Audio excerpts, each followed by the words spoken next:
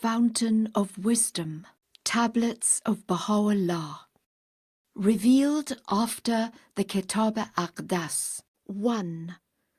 Lawh Carmel, Tablet of Carmel. All glory be to this day, the day in which the fragrances of mercy have been wafted over all created things. A day so blessed that past ages and centuries can never hope to rival it. A day in which the countenance of the Ancient of Days hath turned towards his holy seat. Thereupon the voices of all created things, and beyond them those of the concourse on high, were heard calling aloud, Haste thee, O Carmel, for lo, the light of the countenance of God, the ruler of the kingdom of names and fashioner of the heavens, hath been lifted upon thee. Seized with transports of joy, and raising high her voice, she thus exclaimed, May my life be a sacrifice to thee, inasmuch as thou hast fixed thy gaze upon me, hast bestowed upon me thy bounty, and hast directed towards me thy steps. Separation from thee, O thou source of everlasting life, hath well nigh consumed me, and my remoteness from thy presence hath burned away my soul. All praise be to thee for having enabled me to hearken to thy call, for having honoured me with thy footsteps, and for having quickened my soul through the vitalizing fragrance of thy day and the shrilling voice of thy pen, a voice thou didst ordain as thy trumpet call amidst thy people. And when the hour at which thy resistless faith was to be made manifest did strike, thou didst breathe a breath of thy spirit into thy pen, and lo, the entire creation shook to its very foundations, unveiling to mankind such mysteries as lay hidden within the treasuries of him who is the possessor of all created things. No sooner had her voice reached that most exalted spot than we made reply. Render thanks unto thy Lord, O Carmel. The fire of thy separation from me was fast consuming thee, when the ocean of my presence surged before thy face, cheering thine eyes and those of all creation, and filling with delight all things visible and invisible. Rejoice, for God hath in this day established upon thee his throne, hath made thee the dawning place of his signs, and the dayspring of the evidences of his revelation. Well is it with him that circleth around thee, that proclaimeth the revelation of thy glory, and recounteth that which the bounty of the Lord thy God hath showered upon thee. Seize thou the chalice of immortality in the name of thy Lord, the all-glorious, and give thanks unto him, inasmuch as he, in token of his mercy unto thee, hath turned thy sorrow into gladness, and transmuted thy grief into blissful joy. He verily loveth the spot which hath been made the seat of his throne, which his footsteps have trodden, which hath been honoured by his presence, from which he raised his call, and upon which he shed his tears. Call out to Zion, O Carmel, and announce the joyful tidings. He that was hidden from mortal eyes is come. His all-conquering sovereignty is manifest. His all-encompassing splendour is revealed. Beware lest thou hesitate or halt. Hasten forth and circumambulate the city of God that hath descended from heaven, the celestial Kaaba, round which have circled in adoration the favoured of God, the pure in heart, and the company of the most exalted angels.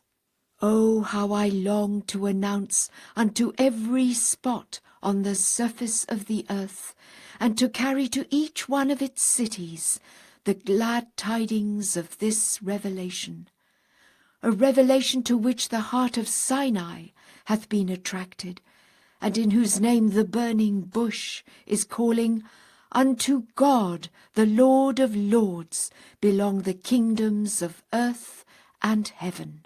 Verily this is the day in which both land and sea rejoice at this announcement, the day for which have been laid up those things which God through a bounty beyond the ken of mortal mind or heart hath destined for revelation.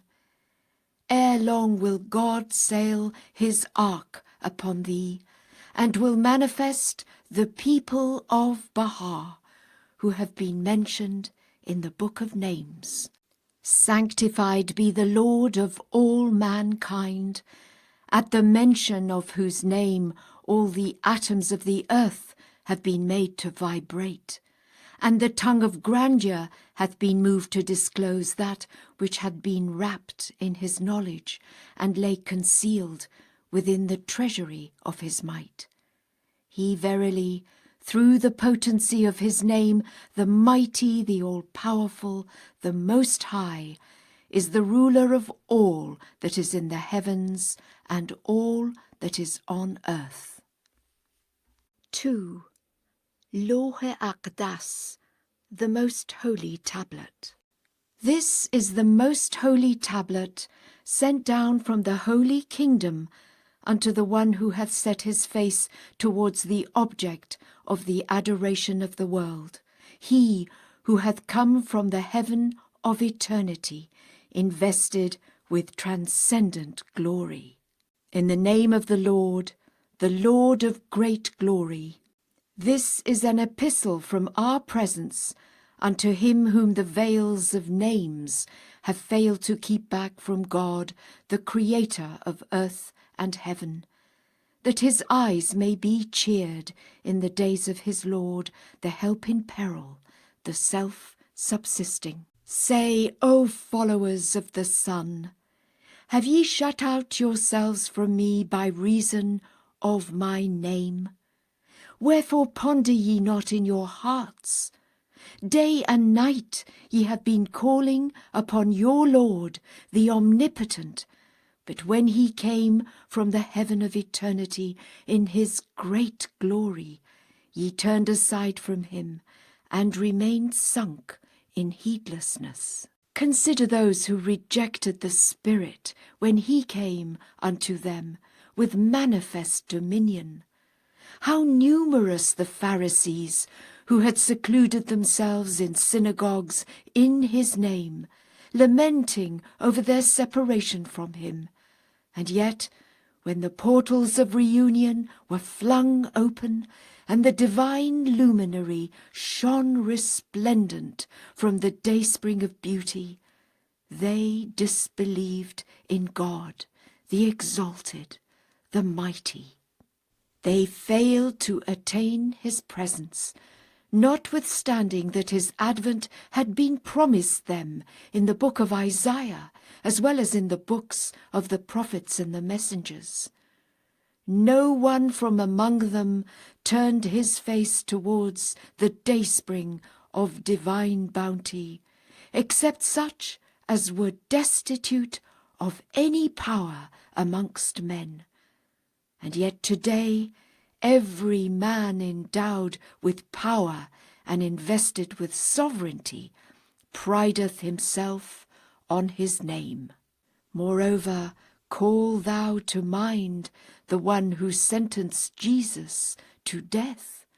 He was the most learned of his age in his own country, whilst he who was only a fisherman believed in him. Take good heed, and be of them that observe the warning. Consider likewise How numerous at this time are the monks who have secluded themselves in their churches, calling upon the Spirit, but when he appeared through the power of truth, they failed to draw nigh unto him, and are numbered with those that have gone far astray. Happy are they that have abandoned them, and set their faces towards him who is the desire of all that are in the heavens and all that are on the earth. They read the Evangel, and yet refuse to acknowledge the all-glorious Lord, notwithstanding that he hath come through the potency of his exalted, his mighty and gracious dominion. We verily have come for your sakes, and have borne the misfortunes of the world for your salvation. Flee ye the one who hath sacrificed his life, that ye may be quickened. Fear God, O followers of the Spirit, and walk not in the footsteps of every divine that hath gone far astray. Do ye imagine that he seeketh his own interests, when he hath at all times been threatened by the swords of the enemies, or that he seeketh the vanities of the world, after he hath been imprisoned in the most desolate of cities? Be fair in your judgment, and follow not the footsteps of the unjust. Open the doors of your hearts. He who is the Spirit verily standeth before them. Wherefore keep ye afar from him who hath purposed to draw you nigh unto a resplendent spot? Say, we in truth have opened unto you the gates of the kingdom.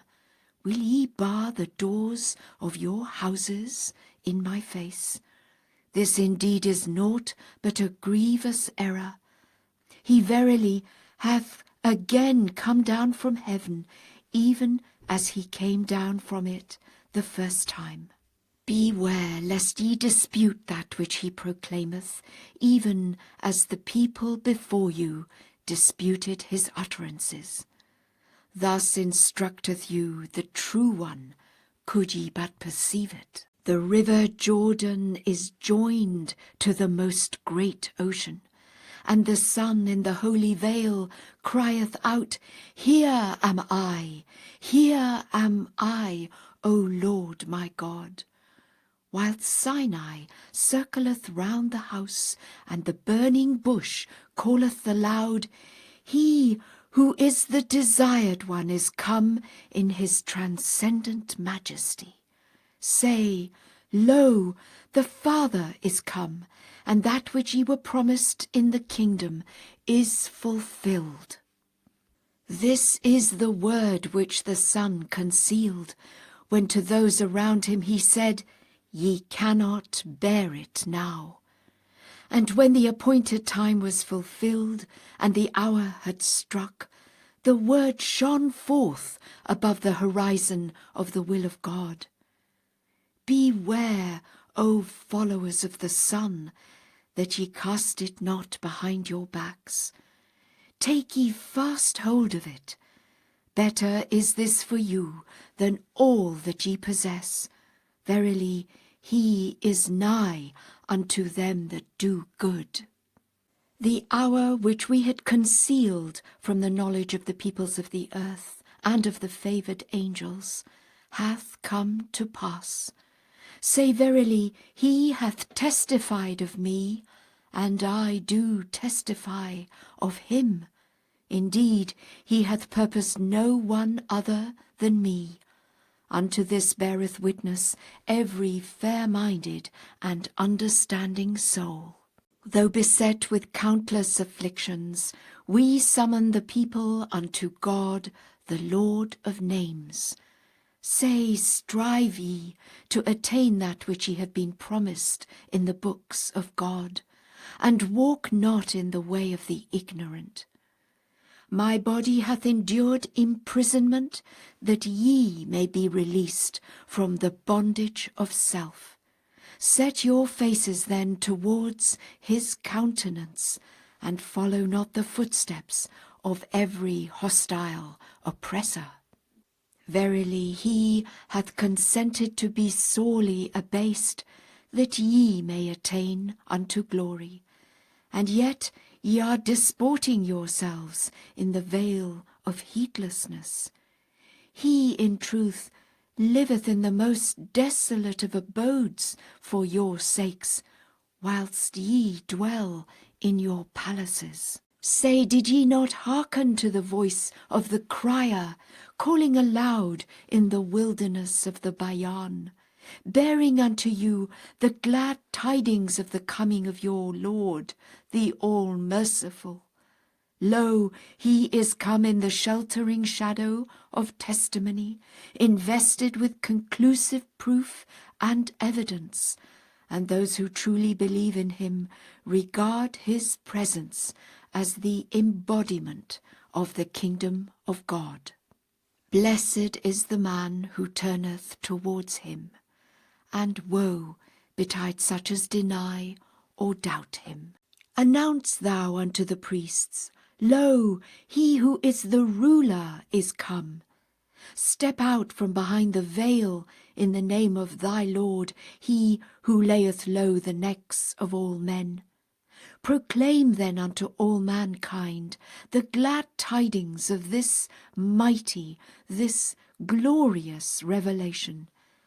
Verily, he who is the Spirit of truth is come to guide you unto all truth. He speaketh not as prompted by his own self, but as bidden by him who is the all-knowing, the all-wise. Say, this is the one who hath glorified the Son, and hath exalted his cause.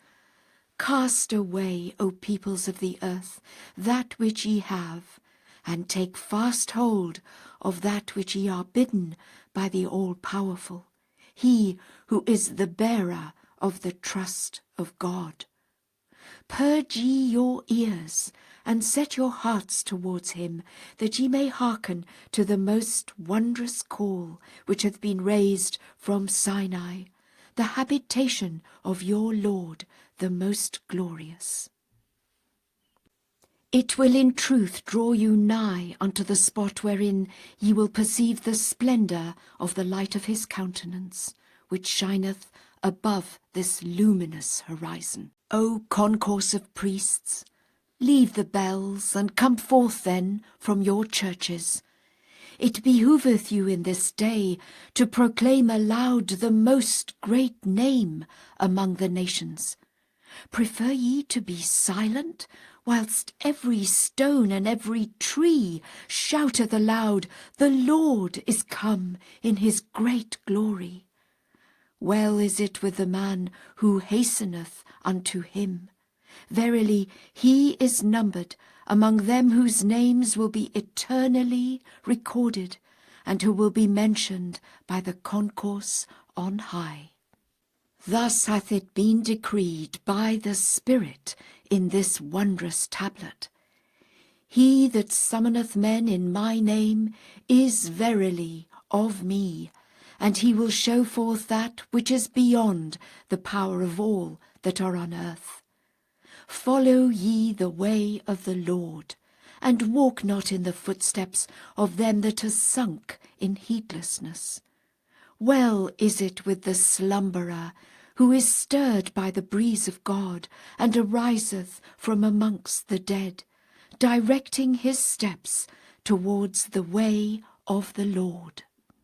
Verily such a man is regarded in the sight of God the True One as a jewel amongst men, and is reckoned with the blissful. Say, in the east the light of his revelation hath broken. In the west have appeared the signs of his dominion. Ponder this in your hearts, O people, and be not of those who have turned a deaf ear to the admonitions of him who is the Almighty, the All-Praised. Let the breeze of God awaken you. Verily, it hath wafted over the world. Well is it with him that hath discovered the fragrance thereof, and been accounted among the well-assured. O concourse of bishops, ye are the stars of the heaven of my knowledge. My mercy desireth not that ye should fall upon the earth. My justice, however, declareth, this is that which the Son hath decreed, and whatsoever hath proceeded out of his blameless, his truth-speaking, trustworthy mouth, can never be altered.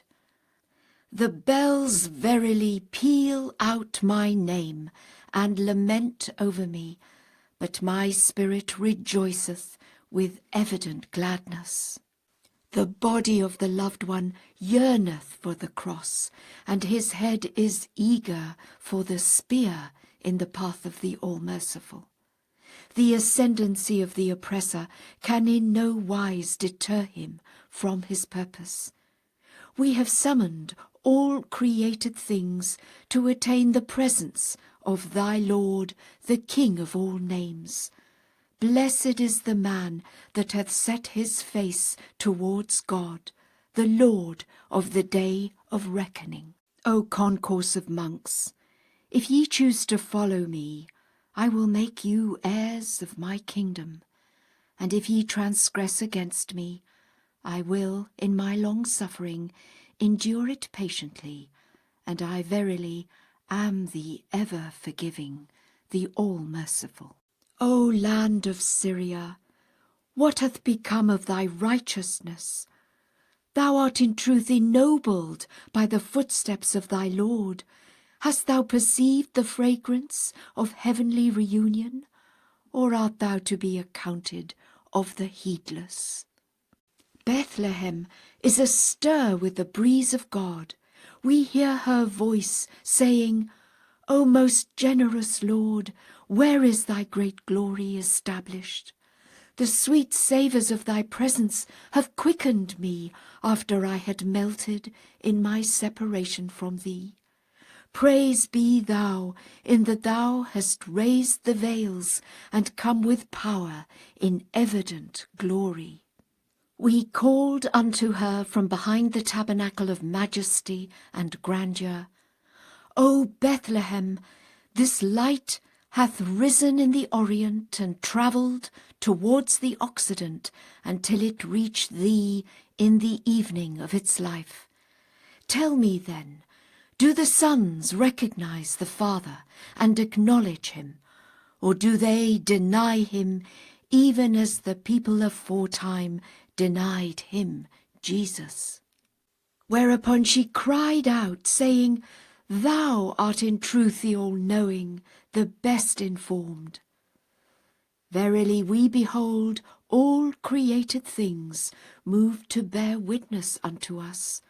Some know us and bear witness, while the majority bear witness, yet know us not. Mount Sinai is astir with the joy of beholding our countenance. She hath lifted her enthralling voice in glorification of her Lord, saying, O Lord, I sense the fragrance of thy garment. Methinks thou art near, invested with the signs of God. Thou hast ennobled these regions with thy footsteps. Great is the blessedness of thy people, could they but know thee and inhale thy sweet savours. And woe betide them that are fast asleep. Happy art thou, who hast turned thy face towards my countenance, inasmuch as thou hast rent the veils asunder, hast shattered the idols, and recognized thine eternal Lord. The people of the Quran have risen up against us without any clear proof or evidence, tormenting us at every moment with a fresh torment. They idly imagine that tribulations can frustrate our purpose. Vain indeed is that which they have imagined. Verily thy Lord is the one who ordaineth whatsoever he pleaseth. I never passed a tree but mine heart addressed it, saying, O would that thou wert cut down in my name, and my body crucified upon thee. We revealed this passage in the epistle to the Shah, that it might serve as a warning to the followers of religions. Verily thy Lord is the all-knowing, the all-wise. Let not the things they have perpetrated grieve thee. Truly they are even as dead, and not living. Leave them unto the dead, then turn thy face towards him who is the life-giver of the world. Beware lest the sayings of the heedless sadden thee. Be thou steadfast in the cause, and teach the people with consummate wisdom. Thus enjoineth thee the ruler of earth and heaven. He is in truth the Almighty, the most generous. Ere long will God exalt thy remembrance, and will inscribe with the pen of glory that which thou didst utter for the sake of his love. He is in truth the protector of the doers of good. Give my remembrance to the one named Murad, and say, Blessed art thou, O Murad, inasmuch as thou didst cast away the promptings of thine own desire, and hast followed him who is the desire of all mankind. Say, Blessed the slumberer who is awakened by my breeze. Blessed the lifeless one who is quickened through my reviving breaths. Blessed the eye that is solaced by gazing at my beauty. Blessed the wayfarer who directeth his steps towards the tabernacle of my glory and majesty. Blessed the distressed one who seeketh refuge beneath the shadow of my canopy. Blessed the sore athirst who hasteneth to the soft flowing waters of my loving kindness. Blessed the insatiate soul who casteth away his selfish desires for love of me, and taketh his place at the banquet table which I have sent down from the heaven of divine bounty for my chosen ones. Blessed the abased one who layeth fast hold on the cord of my glory, and the needy one who entereth beneath the shadow of the tabernacle of my wealth. Blessed the ignorant one who seeketh the fountain of my knowledge, and the heedless one who cleaveth to the cord of my remembrance. Blessed the soul that hath been raised to life through my quickening breath, and hath gained admittance into my heavenly kingdom.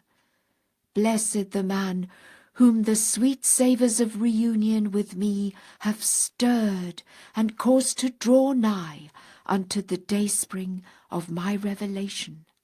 Blessed the ear that hath heard, and the tongue that hath borne witness, and the eye that hath seen and recognized the Lord himself in his great glory and majesty, invested with grandeur and dominion. Blessed are they that have attained his presence. Blessed the man who hath sought enlightenment from the day-star of my word. Blessed he who hath attired his head with the diadem of my love.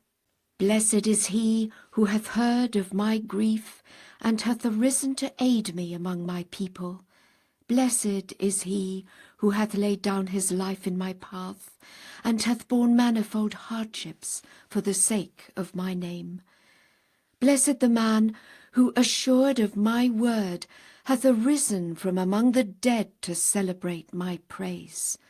Blessed is he that hath been enraptured by my wondrous melodies, and hath rent the veils asunder through the potency of my might. Blessed is he who hath remained faithful to my covenant, and whom the things of the world have not kept back from attaining my court of holiness.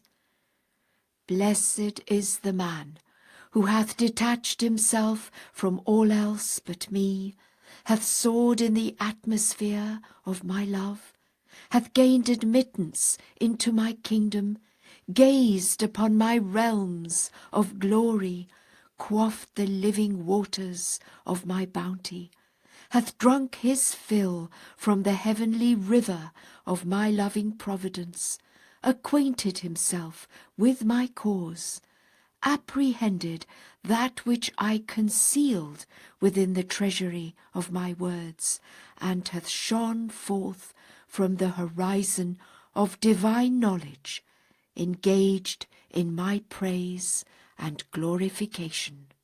Verily he is of me. Upon him rest my mercy, my loving kindness, my bounty, and my glory. 3. Besharat, glad tidings. This is the call of the All-Glorious, which is proclaimed from the supreme horizon in the prison of Akka. He is the expounder, the all-knowing, the all-informed. God the True One testifieth, and the revealers of his names and attributes bear witness, that our sole purpose in raising the call and in proclaiming his sublime word is that the ear of the entire creation may, through the living waters of divine utterance, be purged from lying tales and become attuned to the holy, the glorious and exalted word which hath issued forth from the repository of the knowledge of the Maker of the heavens and the Creator of names. Happy are they that judge with fairness, O people of the earth. The first glad tidings which the Mother Book hath in this most great revelation imparted unto all the peoples of the world is that the law of holy war hath been blotted out from the book. Glorified be the All-Merciful, the Lord of grace abounding, through whom the door of heavenly bounty hath been flung open in the face of all that are in heaven and on earth. The second glad tidings. It is permitted that the peoples and kindreds of the world associate with one another with joy and radiance. O people, consort with the followers of all religions in a spirit of friendliness and fellowship. Thus hath the day-star of his sanction and authority shone forth above the horizon of the decree of God, the Lord of the worlds. The third glad tidings concerneth the study of diverse languages. This decree hath formerly streamed forth from the pen of the Most High. It behoveth the sovereigns of the world, may God assist them, or the ministers of the earth, to take counsel together and to adopt one of the existing languages or a new one to be taught to children in schools throughout the world, and likewise one script. Thus the whole earth will come to be regarded as one country.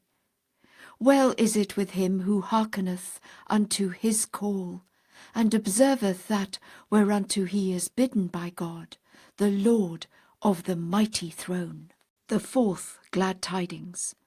Should any of the kings, may God aid them, arise to protect and help this oppressed people, all must vie with one another in loving and in serving him. This matter is incumbent upon everyone. Well is it with them that act accordingly. The fifth glad tidings. In every country where any of this people reside, they must behave towards the government of that country with loyalty, honesty, and truthfulness. This is that which hath been revealed at the behest of him who is the ordainer, the Ancient of Days. It is binding and incumbent upon the peoples of the world, one and all, to extend aid unto this momentous cause, which is come from the heaven of the will of the ever-abiding God, that perchance the fire of animosity which blazeth in the hearts of some of the peoples of the earth may, through the living waters of divine wisdom, and by virtue of heavenly counsels and exhortations, be quenched, and the light of unity and concord may shine forth and shed its radiance upon the world. We cherish the hope that through the earnest endeavours of such as are the exponents of the power of God, exalted be his glory, the weapons of war throughout the world may be converted into instruments of reconstruction, and that strife and conflict may be removed from the midst of men. The sixth glad tidings is the establishment of the lesser peace, details of which have formerly been revealed from our most exalted pen. Great is the blessedness of him who upholdeth it, and observeth whatsoever hath been ordained by God the all-knowing, the all-wise. The seventh glad tidings. The choice of clothing and the cut of the beard and its dressing are left to the discretion of men. But beware, O people, lest ye make yourselves the playthings of the ignorant. The eighth glad tidings. The pious deeds of the monks and priests among the followers of the Spirit, upon him be the peace of God, are remembered in his presence.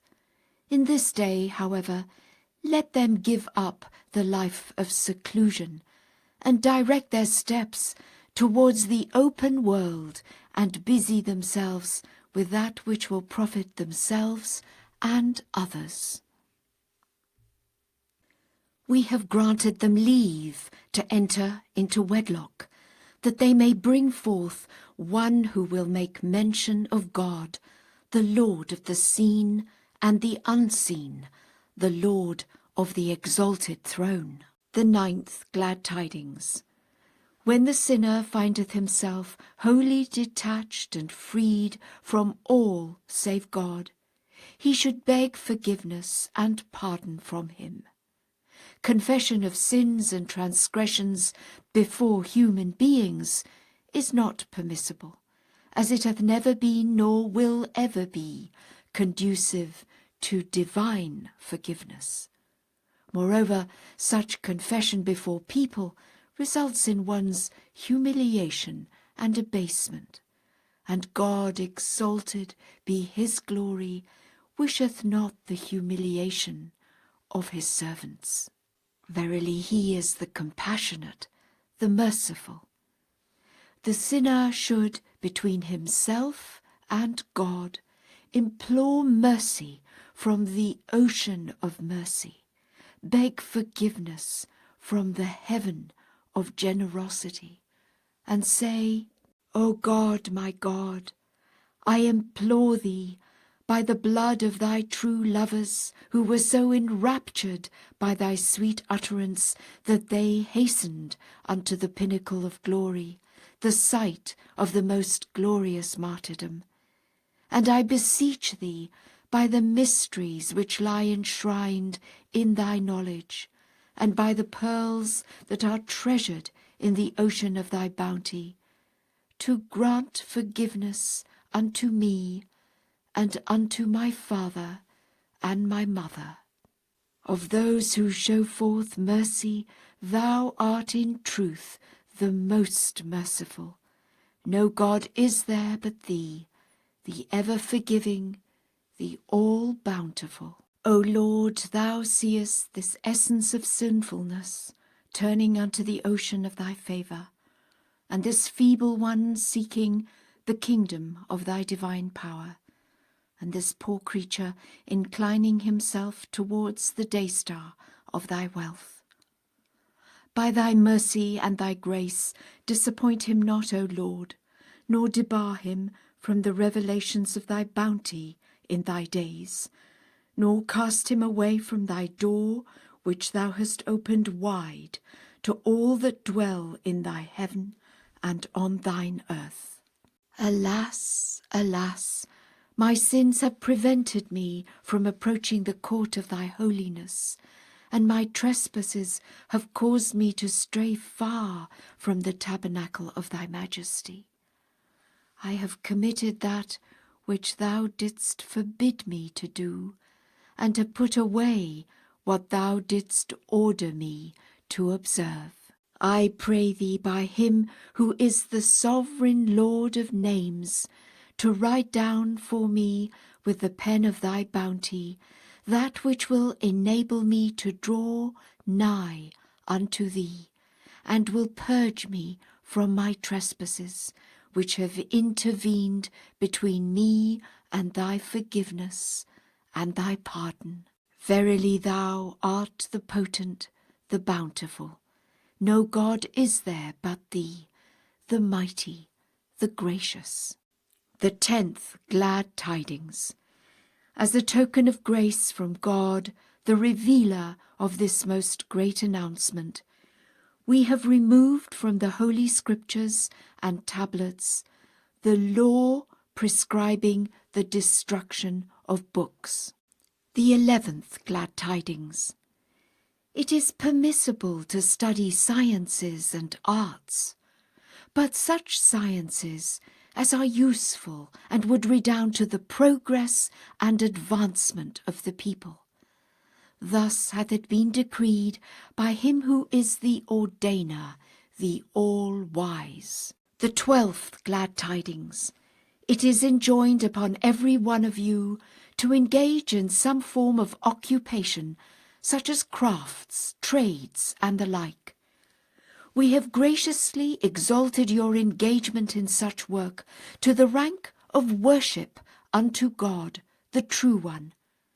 Ponder ye in your hearts the grace and the blessings of God, and render thanks unto him at eventide and at dawn.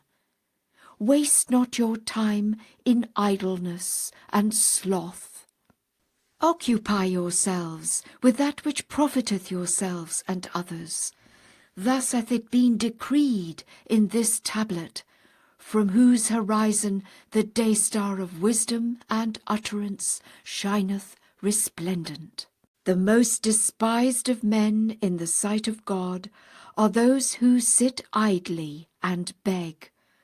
Hold ye fast unto the cord of material means, placing your whole trust in God, the provider of all means. When anyone occupieth himself in a craft or trade, such occupation itself is regarded in the estimation of God as an act of worship, and this is naught but a token of his infinite and all-pervasive bounty. 13th glad tidings.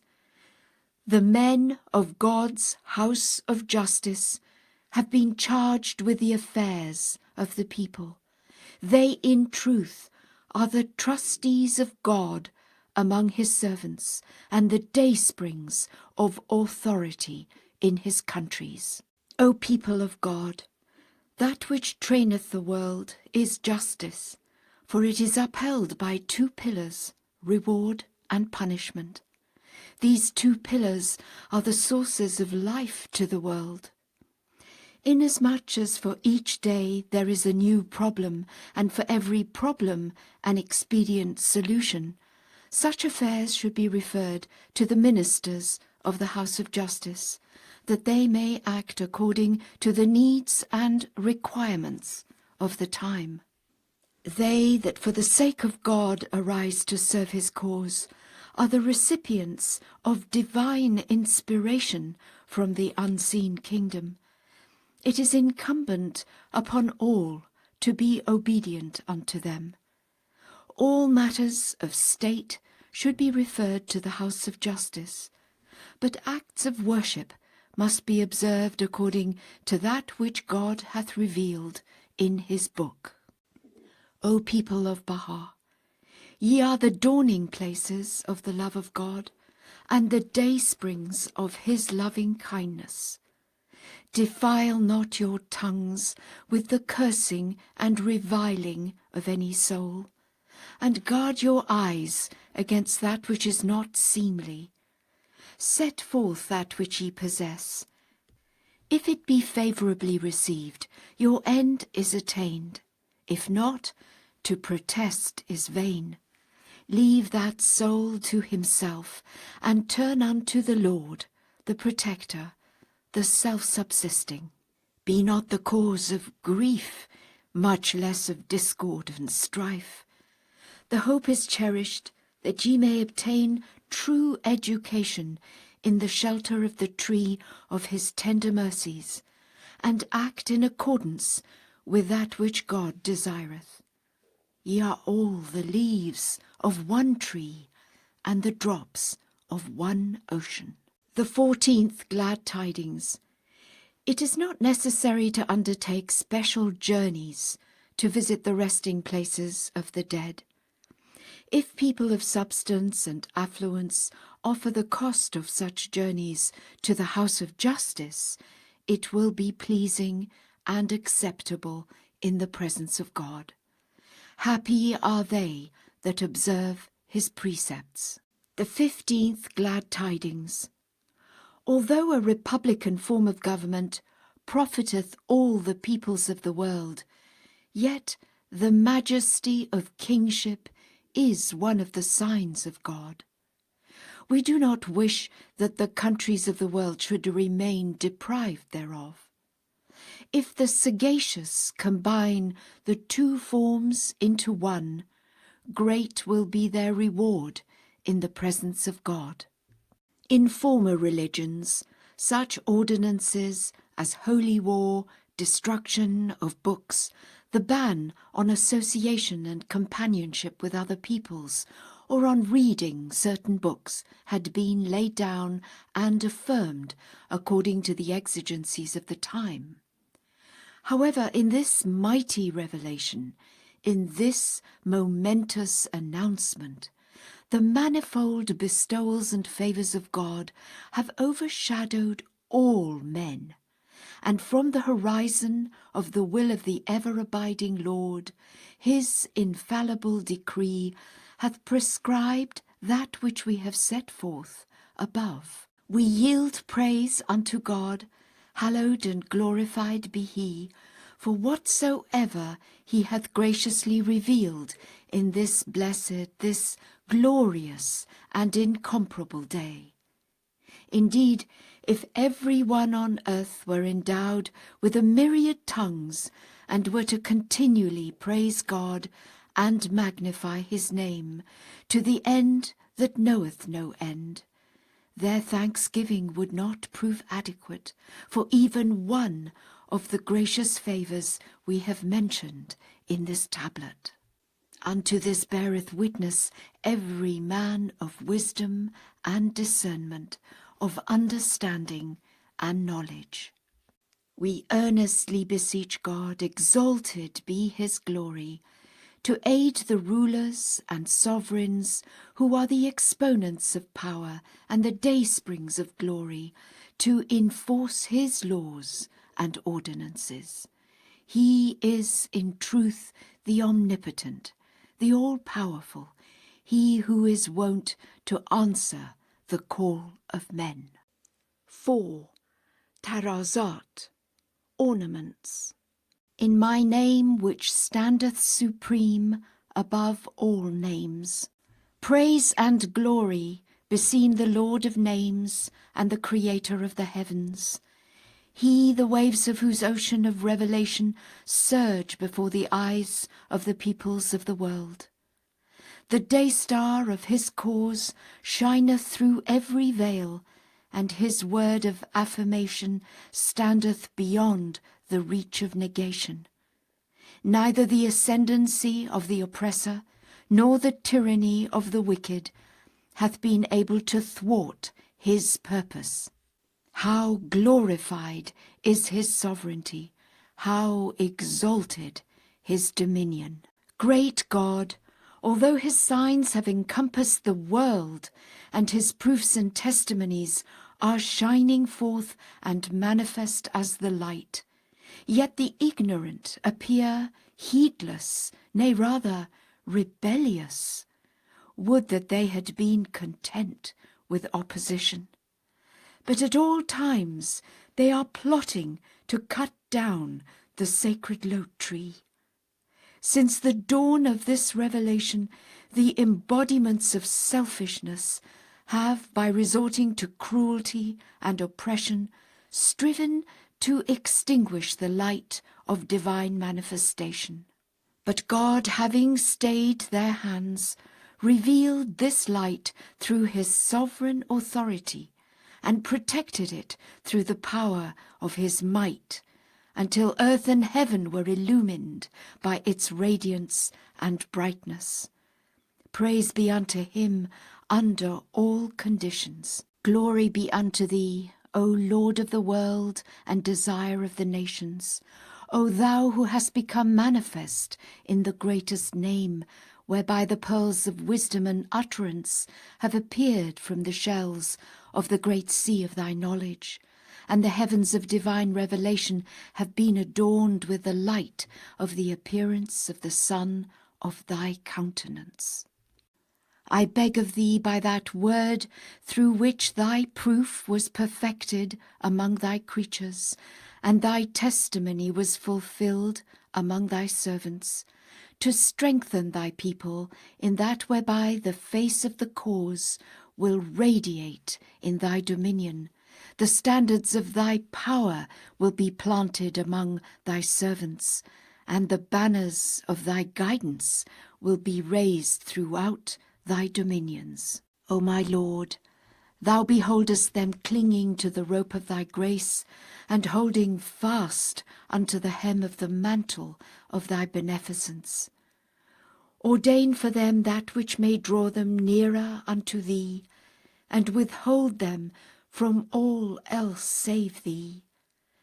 I beg of thee, O thou King of existence, and protector of the seen and the unseen, to make whosoever ariseth to serve thy cause, as a sea moving by thy desire, as one ablaze with the fire of thy sacred tree, shining from the horizon of the heaven of thy will. Verily thou art the mighty one, whom neither the power of all the world nor the strength of nations can weaken.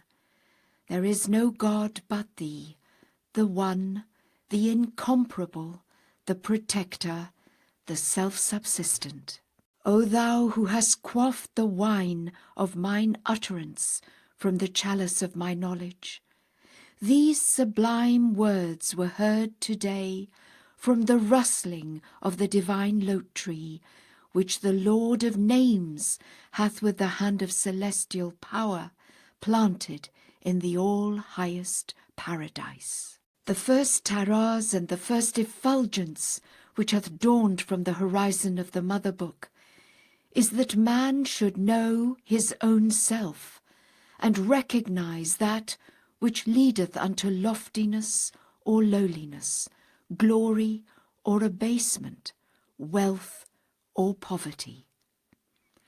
Having attained the stage of fulfillment and reached his maturity, man standeth in need of wealth, and such wealth as he acquireth through crafts or professions is commendable and praiseworthy in the estimation of men of wisdom, and especially in the eyes of servants who dedicate themselves to the education of the world and to the edification of its peoples. They are, in truth, cupbearers of the life-giving water of knowledge, and guides unto the ideal way. They direct the peoples of the world to the straight path, and acquaint them with that which is conducive to human upliftment and exaltation. The straight path is the one which guideth man to the dayspring of perception and to the dawning place of true understanding, and leadeth him to that which will redound to glory, honour, and greatness. We cherish the hope that through the loving kindness of the all-wise, the all-knowing, obscuring dust may be dispelled and the power of perception enhanced, that the people may discover the purpose for which they have been called into being. In this day, whatsoever serveth to reduce blindness and to increase vision is worthy of consideration. This vision acteth as the agent and guide for true knowledge. Indeed, in the estimation of men of wisdom, keenness of understanding is due to keenness of vision.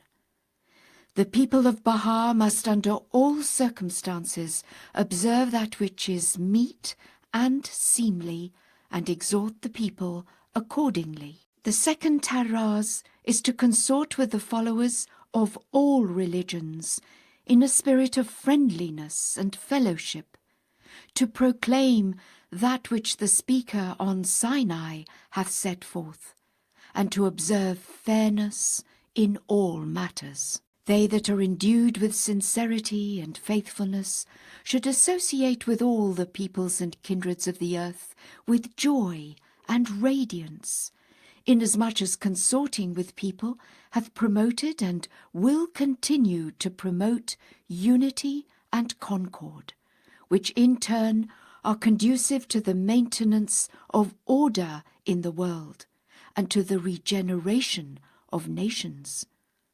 Blessed are such as hold fast to the cord of kindliness and tender mercy, and are free from animosity and hatred. This wronged one exhorteth the peoples of the world to observe tolerance and righteousness, which are two lights amidst the darkness of the world, and two educators for the edification of mankind. Happy are they who have attained thereto, and woe betide the heedless. The third taraz concerneth good character. A good character is verily the best mantle for men from God. With it he adorneth the temples of his loved ones. By my life, the light of a good character surpasseth the light of the sun and the radiance thereof. Whoso attaineth unto it is accounted as a jewel among men. The glory and the upliftment of the world must needs depend upon it.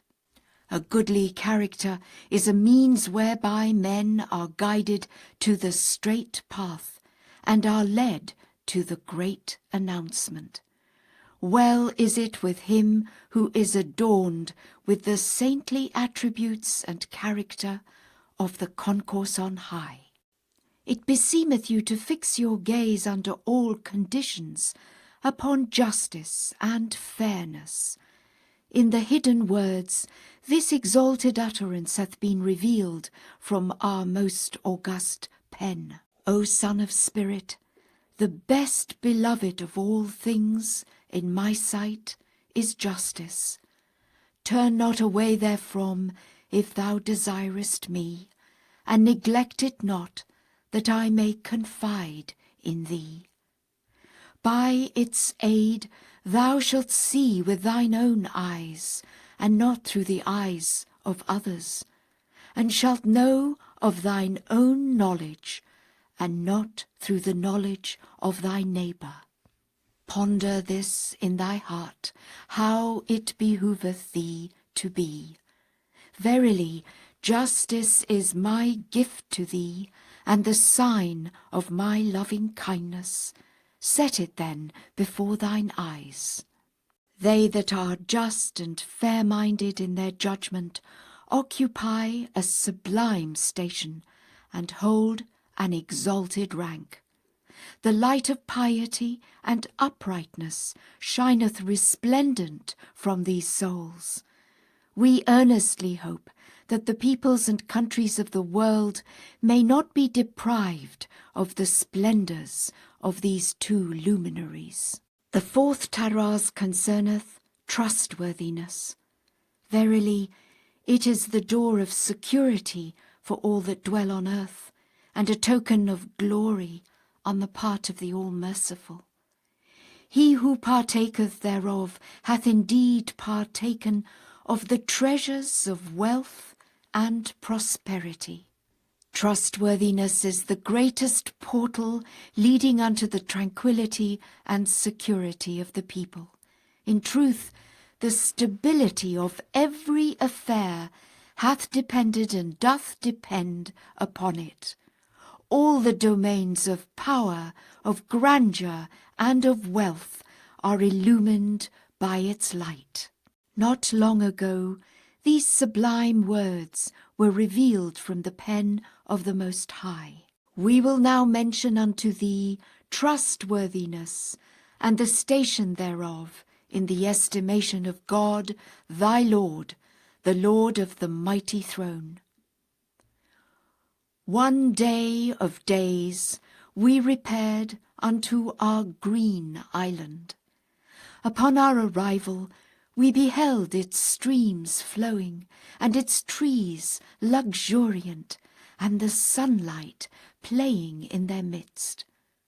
Turning our face to the right, we beheld what the pen is powerless to describe. Nor can it set forth that which the eye of the Lord of mankind witnessed in that most sanctified, that most sublime, that blessed and most exalted spot. Turning then to the left, we gazed on one of the beauties of the most sublime paradise, standing on a pillar of light, and calling aloud, saying, O inmates of earth and heaven, behold ye my beauty, and my radiance, and my revelation, and my effulgence. By God the True One, I am trustworthiness, and the revelation thereof, and the beauty thereof. I will recompense whosoever will cleave unto me, and recognize my rank and station, and hold fast unto my hem. I am the most great ornament of the people of Baha, and the vesture of glory unto all who are in the kingdom of creation. I am the supreme instrument for the prosperity of the world, and the horizon of assurance unto all beings. Thus have we sent down for thee that which will draw men nigh unto the Lord of creation. O people of Baha, trustworthiness is in truth the best of vestures for your temples, and the most glorious crown for your heads. Take ye fast hold of it at the behest of him who is the ordainer, the all-informed. The fifth taraz concerneth the protection and preservation of the stations of God's servants.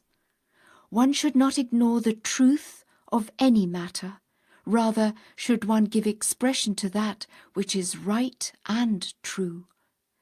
The people of Baha should not deny any soul the reward due to him, should treat craftsmen with deference, and unlike the people aforetime, should not defile their tongues with abuse.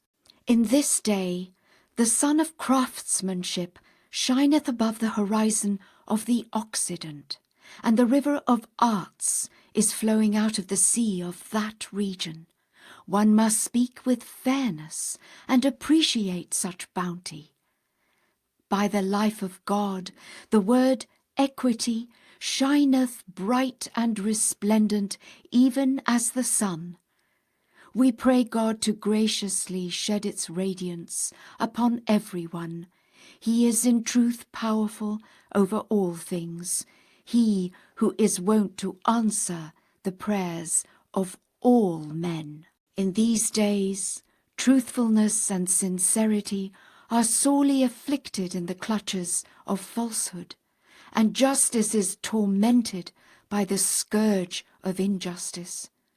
The smoke of corruption hath enveloped the whole world in such wise that naught can be seen in any direction save regiments of soldiers, and nothing is heard from any land but the clashing of swords. We beseech God, the True One, to strengthen the wielders of His power in that which will rehabilitate the world and bring tranquility to the nations. The sixth Taraz. Knowledge is one of the wondrous gifts of God. It is incumbent upon everyone to acquire it.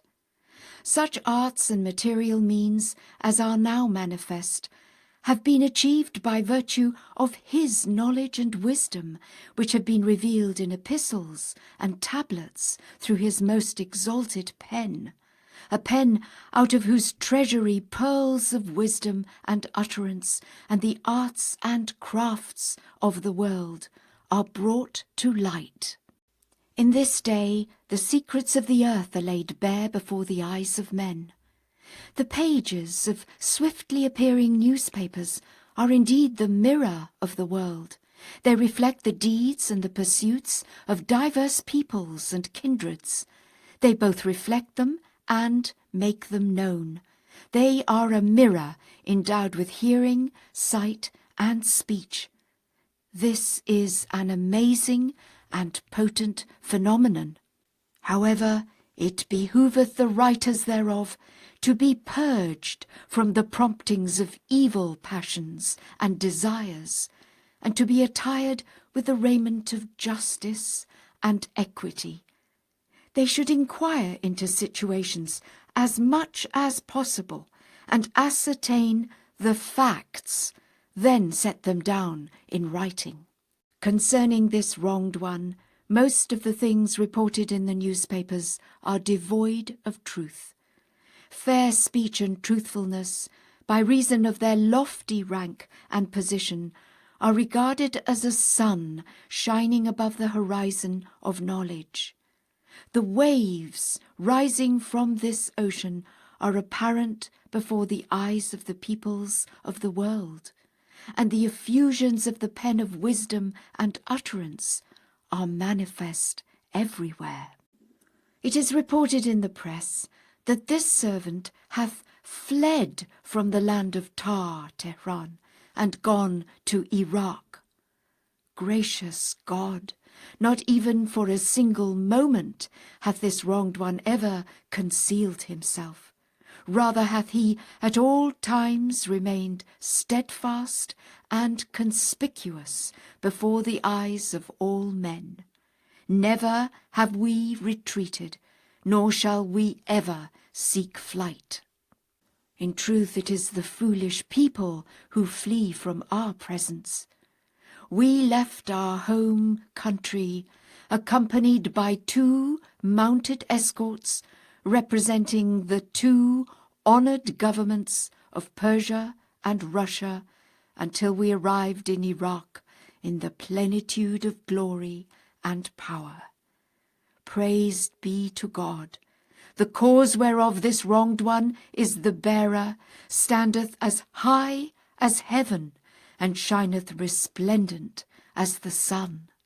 Concealment hath no access unto this station, nor is there any occasion for fear or silence. The mysteries of resurrection and the events of the last hour are openly manifest, but the people are sunk in heedlessness, and have suffered themselves to be wrapped in veils. And when the seas shall boil, and when the scriptures shall be unrolled, by the righteousness of God, the dawn hath truly brightened, and the light hath shone forth, and the night hath receded. Happy are they that comprehend. Happy are they that have attained thereunto. Glorified be God. The pen is perplexed what to write, and the tongue wondereth what to utter. Despite unprecedented hardships, and after enduring years of imprisonment, captivity, and woeful trials, we now perceive that veils thicker than the ones we have already torn asunder have intervened, obstructing the vision and causing the light of understanding to be obscured. Moreover, we observe that the fresh calumnies which are now rife are far more malicious than those of former days. O people of the Bayan, fear ye the merciful Lord. Consider the people of former times. What were their deeds, and what fruit did they gather? Everything they uttered was but imposture, and whatever they wrought hath proved worthless, except for those whom God hath graciously protected through his power. I swear by the life of him who is the desire of the world. Were a man to ponder in his heart, he would, free of all attachment to the world, hasten unto the most great light, and would purge and purify himself from the dust of vain imaginings and the smoke of idle fancy. What could have prompted the people of the past to err, and by whom were they misled? They still reject the truth and have turned towards their own selfish desires. This wronged one calleth aloud for the sake of God. Whosoever wisheth, let him turn thereunto. Whosoever wisheth, let him turn away. Verily God can well afford to dispense with all things, whether of the past or of the future. O people of the Bayan, it is men like unto Hodidolat Abadi, who with turban and staff have been the source of opposition and hindrance, and have so grievously burdened the people with superstitions that even at the present time they still expect the appearance of a fictitious person from a fictitious place. Be ye warned, O men of understanding. O Hadi, give ear unto the voice of this trustworthy counsellor. Direct thy steps from the left unto the right, that is, turn away from idle fancy unto certitude. Lead not the people into error. The divine luminary shineth, his cause is manifest, and his signs are all-embracing. Set thy face towards God, the help in peril, the self-subsisting. Renounce thy leadership for the sake of God, and leave the people unto themselves. Thou art ignorant of the essential truth. Thou art not acquainted therewith. O Hadi, be thou of one face in the path of God. When in company with the infidels, thou art an infidel, and with the pious, thou art pious. Reflect thou upon such souls as offered up their lives and their substance in that land, that haply thou mayest be admonished and roused from slumber. Consider, who is to be preferred? He who preserveth his body, his life, and his possessions, or the one who surrendereth his all in the path of God? Judge thou fairly, and be not of the unjust.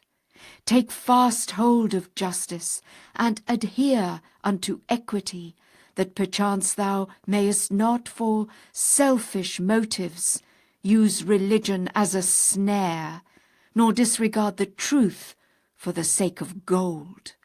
Indeed, thine iniquity and the iniquity of such people as thyself have waxed so grievous that the pen of glory was moved to make such observations. Fear thou God.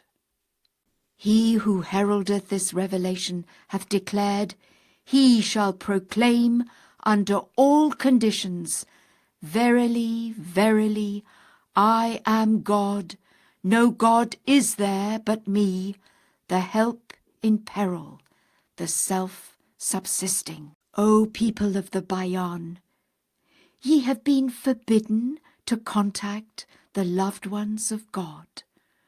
Why hath this ban been imposed, and for what purpose?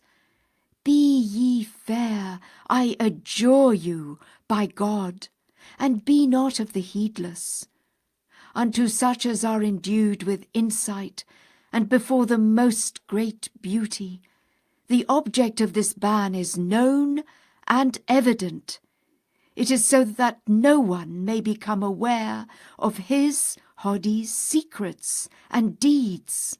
O Shoghi, thou hast not been in our company, thou art therefore ignorant of the cause. Act not according to thine idle imaginings. Aside from these things, scrutinize the writings with thine own eyes, and ponder upon that which hath come to pass. Have pity upon thyself, and upon the servants of God, and be not the cause of waywardness, like unto the people aforetime. The path is unmistakable, and the proof is evident. Change injustice into justice, and inequity into equity. We cherish the hope that the breaths of divine inspiration may strengthen thee, and that thine inner ear may be enabled to hear the blessed words, Say, it is God, then leave them to entertain themselves with their cavillings. Thou hast been there, Cyprus, and hast seen him, Mirza Yahya. Now speak forth with fairness.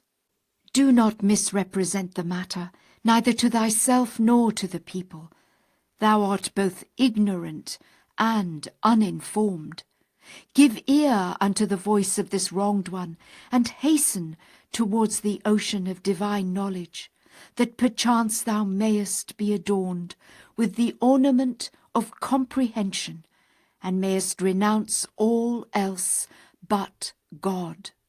Hearken unto the voice of this benevolent counsellor, calling aloud, unveiled and manifest before the faces of kings and their subjects, and summon the people of the world, one and all, unto him who is the Lord of eternity. This is the word from whose horizon the day-star of unfailing grace shineth resplendent. O Shoghi, this wronged one, rid of all attachment to the world, hath striven with utmost endeavour to quench the fire of animosity and hatred which burneth fiercely in the hearts of the peoples of the earth. It behoveth every just and fair-minded person to render thanks unto God, exalted be his glory, and to arise to promote this preeminent cause, that fire may turn into light, and hatred may give way to fellowship and love. I swear by the righteousness of God, this is the sole purpose of this wronged one. Indeed, in proclaiming this momentous cause, and in demonstrating its truth, we have endured manifold sufferings, hardships, and tribulations. Thou thyself wouldst bear witness unto that which we have mentioned, couldst thou but speak with fairness. Verily God speaketh the truth, and leadeth the way. He is the powerful, the mighty, the gracious. May our glory rest upon the people of Baha, whom neither the tyranny of the oppressor nor the ascendancy of the aggressor have been able to withhold from God, the Lord of the worlds. 5. Tajalliyat, effulgences. This is the epistle of God, the help in peril, the self-subsisting. He is the one who heareth from his realm of glory. God testifieth that there is none other God but him, and that he who hath appeared is the hidden mystery, the treasured symbol, the most great book for all peoples, and the heaven of bounty for the whole world. He is the most mighty sign amongst men, and the dayspring of the most august attributes in the realm of creation. Through him hath appeared that which hath been hidden from time immemorial, and been veiled from the eyes of men. He is the one whose manifestation was announced by the heavenly scriptures in former times and more recently. Whoso acknowledgeth belief in him and in his signs and testimonies, hath in truth acknowledged that which the tongue of grandeur uttered, ere the creation of earth and heaven, and the revelation of the kingdom of names. Through him the ocean of knowledge hath surged amidst mankind, and the river of divine wisdom hath gushed out at the behest of God, the Lord of days. Well is it with the man of discernment, who hath recognized and perceived the truth, and the one possessed of a hearing ear, who hath hearkened unto his sweet voice, and the hand that hath received his book with such resolve as is born of God, the Lord of this world and of the next, and the earnest wayfarer, who hath hastened unto his glorious horizon, and the one endued with strength, whom neither the overpowering might of the rulers, nor the tumult raised by the leaders of religion hath been able to shake.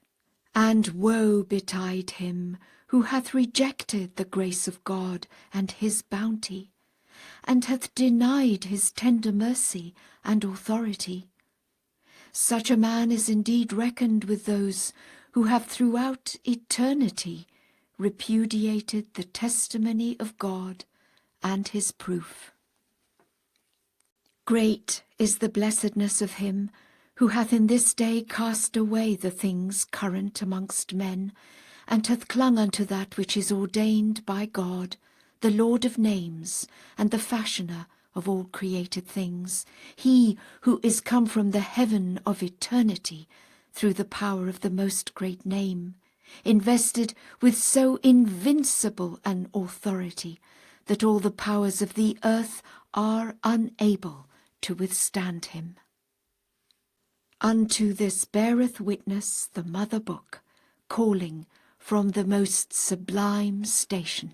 O Ali Akbar, we have repeatedly heard thy voice, and have responded to thee with that which the praise of all mankind can never rival, from which the sincere ones inhale the sweet savours of the sayings of the All-Merciful, and his true lovers perceive the fragrance of heavenly reunion, and the sore athirst discover the murmuring of the water that is life indeed. Blessed the man who hath attained thereto, and hath recognized that which is at this moment being diffused from the pen of God, the help in peril, the Almighty, the All-Bountiful. We testify that thou hast set thy face towards God, and travelled far until thou didst attain his presence, and gavest ear unto the voice of this wronged one, who hath been cast into prison through the misdeeds of those who have disbelieved in the signs and testimonies of God, and have denied this heavenly grace, through which the whole world hath been made to shine. Blessed thy face, for it hath turned unto him, and thine ear, for it hath heard his voice, and thy tongue, for it hath celebrated the praise of God, the Lord of Lords. We pray God to graciously aid thee to become a standard for the promotion of his cause, and to enable thee to draw nigh unto him at all times and under all conditions. The chosen ones of God and his loved ones in that land are remembered by us, and we give them the joyful tidings of that which hath been sent down in their honour from the kingdom of the utterance of their Lord, the sovereign ruler of the day of reckoning. Make mention of me to them, and illumine them with the resplendent glory of mine utterance. Verily thy Lord is the gracious, the bountiful. O thou who dost magnify my praise, give ear unto that which the people of tyranny ascribe unto me in my days. Some of them say, he hath laid claim to divinity. Others say, he hath devised a lie against God. Still others say, he is come to foment sedition. Base and wretched are they. Lo, they are in truth enslaved to idle imaginings.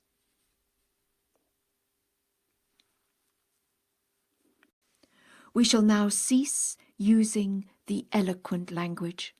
Truly thy Lord is the potent, the unconstrained. We would fain speak in the Persian tongue, that perchance the people of Persia, one and all, may become aware of the utterances of the merciful Lord, and come forth to discover the truth.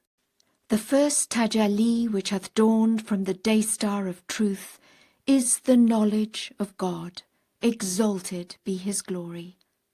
And the knowledge of the King of everlasting days can in no wise be attained, save by recognizing him who is the bearer of the most great name. He is in truth the speaker on Sinai, who is now seated upon the throne of revelation. He is the hidden mystery and the treasured symbol. All the former and latter books of God are adorned with his praise and extol his glory. Through him the standard of knowledge hath been planted in the world, and the ensign of the oneness of God hath been unfurled amidst all peoples. Attainment unto the divine presence can be realized solely by attaining his presence. Through his potency, everything that hath from time immemorial been veiled and hidden is now revealed.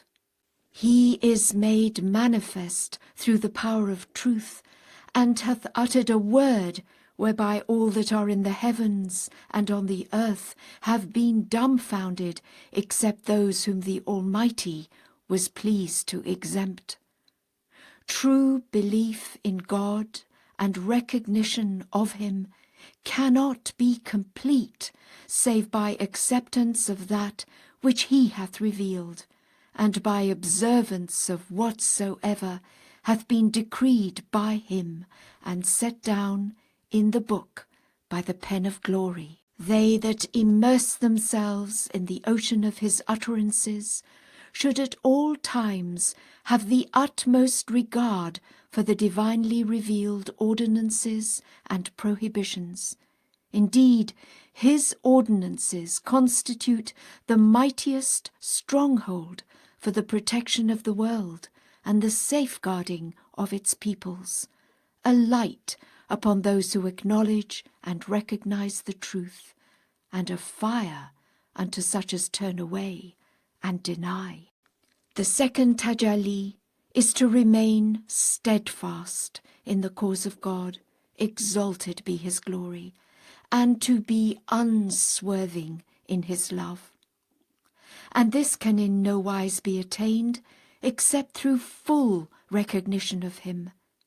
And full recognition cannot be obtained save by faith in the blessed words, he doeth whatsoever he willeth. Whoso tenaciously cleaveth unto this sublime word, and drinketh deep from the living waters of utterance which are inherent therein, will be imbued with such a constancy that all the books of the world will be powerless to deter him from the mother book. Oh, how glorious is this sublime station, this exalted rank, this ultimate purpose. O Ali Akbar, consider how abject is the state of the disbelievers. They all give utterance to the words, "Verily he is to be praised in his deeds, and is to be obeyed in his behest." Nevertheless, if we reveal aught which even to the extent of a needle's eye runneth counter to their selfish ways and desires, they will disdainfully reject it. Say, none can ever fathom the manifold exigencies of God's consummate wisdom. In truth, were he to pronounce the earth to be heaven, no one hath the right to question his authority. This is that whereunto the point of the Bayan hath testified in all that was sent down unto him with truth at the behest of God, he who hath caused the dawn to break. The third tajalli is concerning arts, crafts, and sciences. Knowledge is as wings to man's life and a ladder for his ascent. Its acquisition is incumbent upon everyone. The knowledge of such sciences, however, should be acquired as can profit the peoples of the earth, and not those which begin with words and end with words. Great indeed is the claim of scientists and craftsmen on the peoples of the world. Unto this beareth witness the mother book on the day of his return. Happy are those possessed of a hearing ear. In truth, knowledge is a veritable treasure for man, and a source of glory, of bounty, of joy, of exaltation, of cheer and gladness unto him. Thus hath the tongue of grandeur spoken in this most great prison. The fourth tajalli is concerning divinity, Godhead, and the like. Were a man of insight to direct his gaze towards the blessed, the manifest lote tree and its fruits, he would be so enriched thereby as to be independent of aught else, and to acknowledge his belief in that which the speaker on Sinai hath uttered from the throne of revelation. O Ali Akbar, acquaint the people with the holy verses of thy Lord, and make known unto them his straight path, his mighty announcement. Say, O people, if ye judge fairly and equitably, ye will testify to the truth of whatsoever hath streamed forth from the most exalted pen. If ye be of the people of the Bayan, the Persian Bayan will guide you aright, and will prove a sufficient testimony unto you. And if ye be of the people of the Qur'an, ponder ye upon the revelation on Sinai, and the voice from the bush which came unto the son of Imran, Moses. Gracious God, it was intended that at the time of the manifestation of the one true God, the faculty of recognizing him would have been developed and matured, and would have reached its culmination. However, it is now clearly demonstrated that in the disbelievers this faculty hath remained undeveloped, and hath indeed degenerated. O Ali, that which they accepted from the bush, they now refuse to accept from him who is the tree of the world of existence. Say, O people of the Bayan, Speak not according to the dictates of passion and selfish desire. Most of the peoples of the earth attest the truth of the blessed word which hath come forth from the bush. By the righteousness of God, but for the anthem of praise voiced by him who heralded the divine revelation, this wronged one would never have breathed a word which might have struck terror into the hearts of the ignorant and caused them to perish. Dwelling on the glorification of him whom God shall make manifest, exalted be his manifestation. The Bab in the beginning of the Bayan saith, He is the one who shall proclaim under all conditions, Verily, verily, I am God. No God is there but me, the Lord of all created things. In truth, all others except me are my creatures. O my creatures, me alone do ye worship. Likewise, in another instance, he magnifying the name of him who shall be made manifest, saith, I would be the first to adore him. Now it behoveth one to reflect upon the significance of the adorer and the adored one, that perchance the people of the earth may partake of a dewdrop from the ocean of divine knowledge, and may be enabled to perceive the greatness of this revelation. Verily, he hath appeared and hath unloosed his tongue to proclaim the truth. Well is it with him who doth acknowledge and recognize the truth, and woe betide the froward and the wayward. O kindreds of the earth, incline your ears unto the voice from the divine lote tree which overshadoweth the world, and be not of the people of tyranny on earth, men who have repudiated the manifestation of God and his invincible authority, and have renounced his favours. They in truth are reckoned with the contemptible in the book of God, the Lord of all mankind. The glory which hath dawned above the horizon of my tender mercy rest upon thee, and upon whosoever is with thee, and giveth ear to thy words concerning the cause of God, the Almighty, the All-Praised. 6.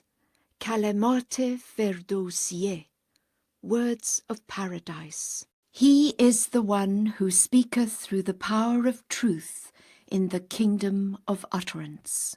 O ye, the embodiments of justice and equity, and the manifestations of uprightness and of heavenly bounties. In tears and lamenting, this wronged one calleth aloud and saith, O God, my God, adorn the heads of thy loved ones with the crown of detachment, and attire their temples with the raiment of righteousness. It behoveth the people of Baha to render the Lord victorious through the power of their utterance, and to admonish the people by their goodly deeds and character, inasmuch as deeds exert greater influence than words.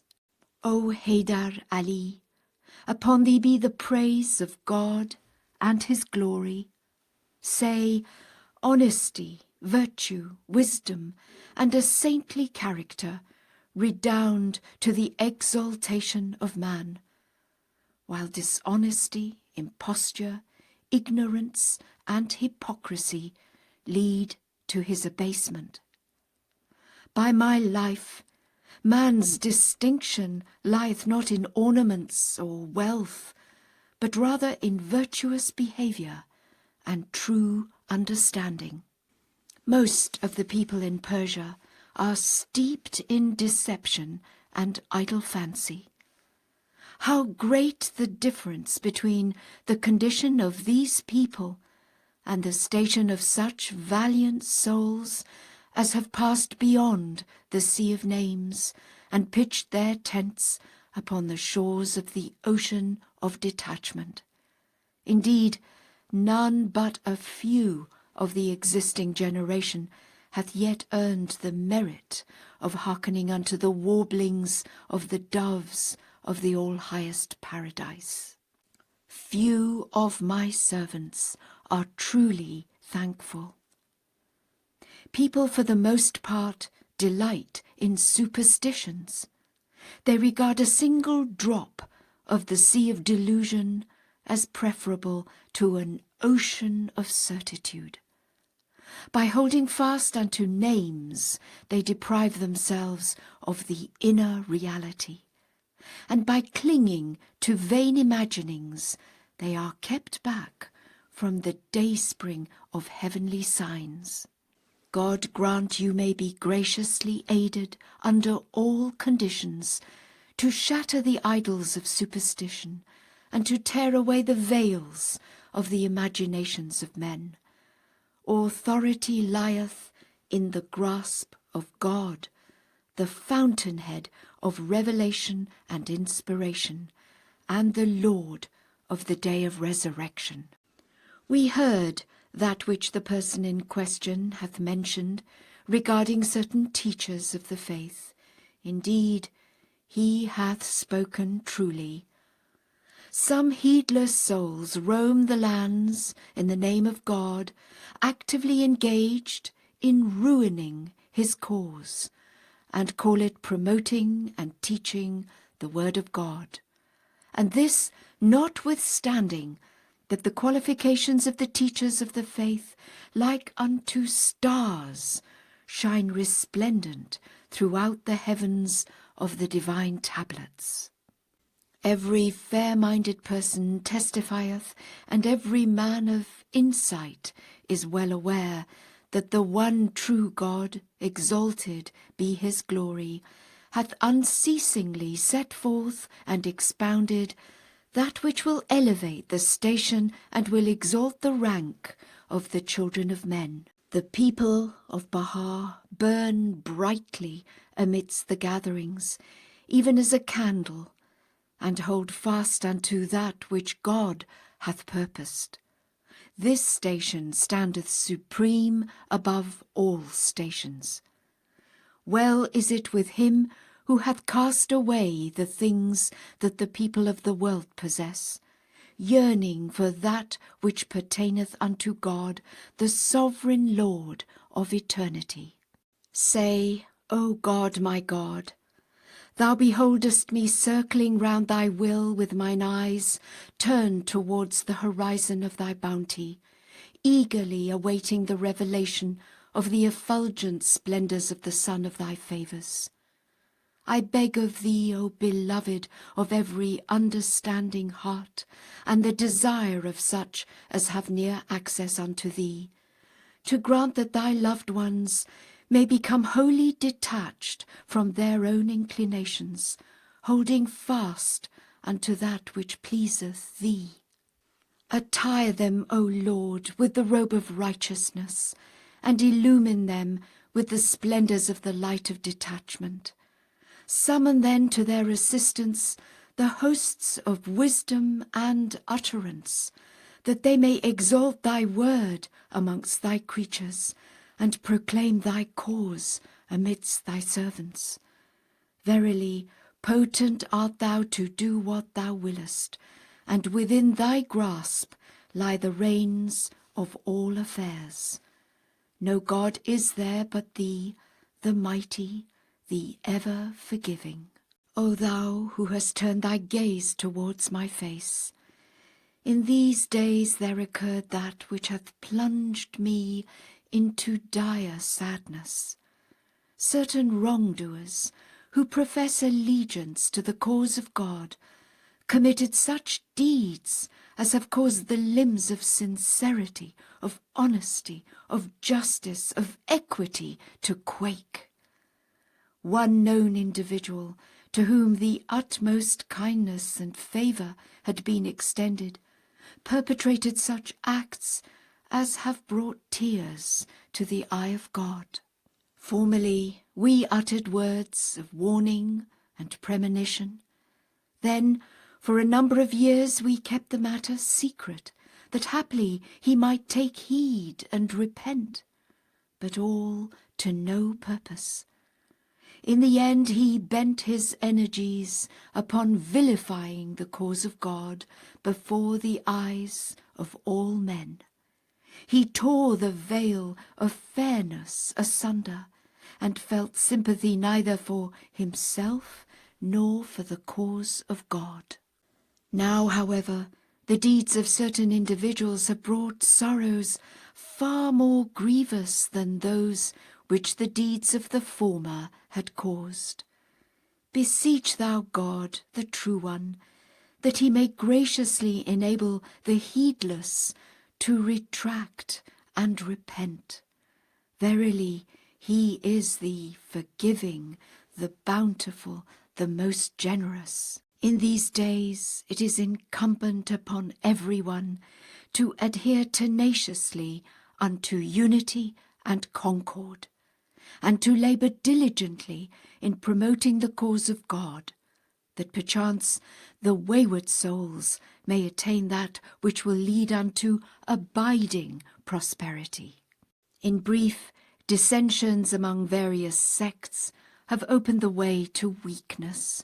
Each sect hath picked out a way for itself, and is clinging to a certain cord. Despite manifest blindness and ignorance, they pride themselves on their insight and knowledge. Among them are mystics who bear allegiance to the faith of Islam, some of whom indulge in that which leadeth to idleness and seclusion. I swear by God, it lowereth man's station, and maketh him swell with pride. Man must bring forth fruit. One who yieldeth no fruit is, in the words of the Spirit, like unto a fruitless tree, and a fruitless tree is fit but for the fire.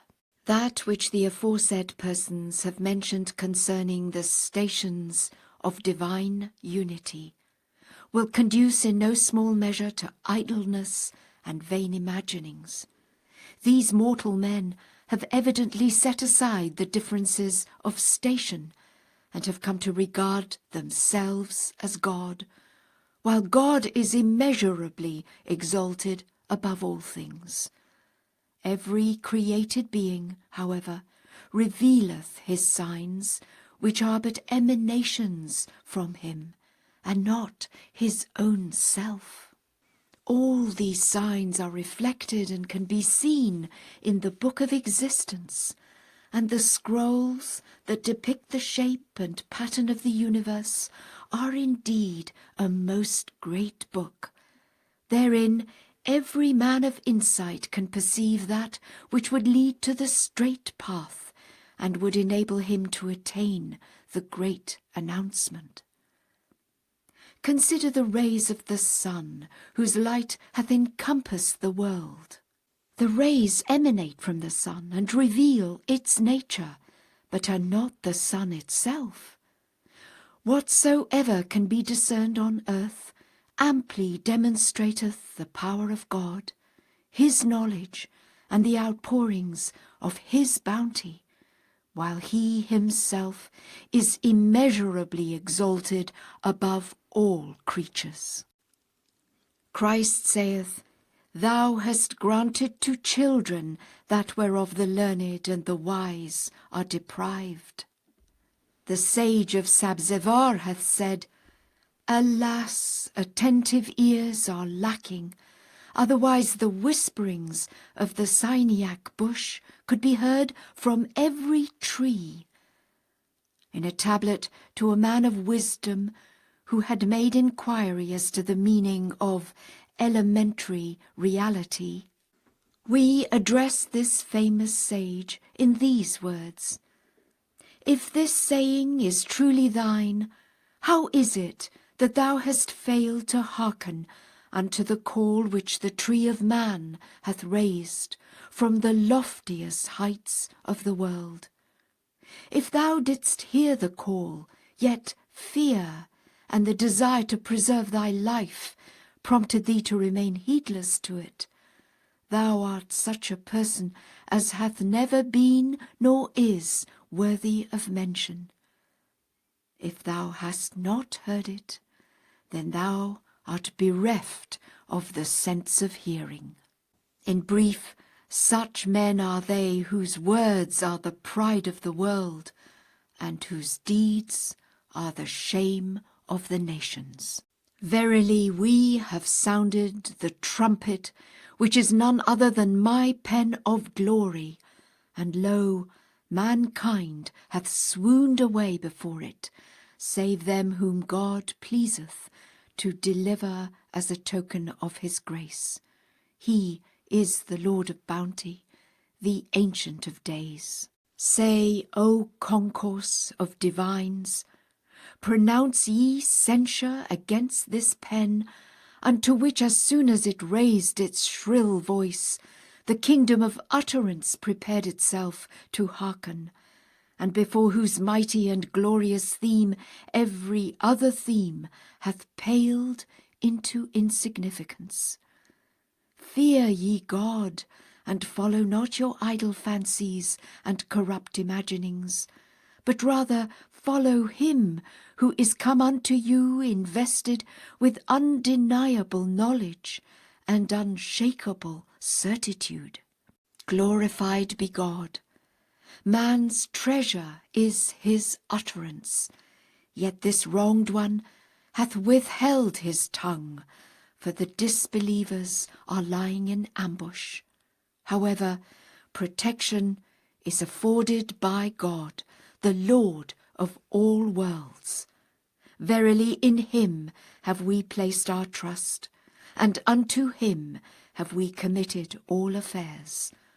All sufficient is he for us, and for all created things.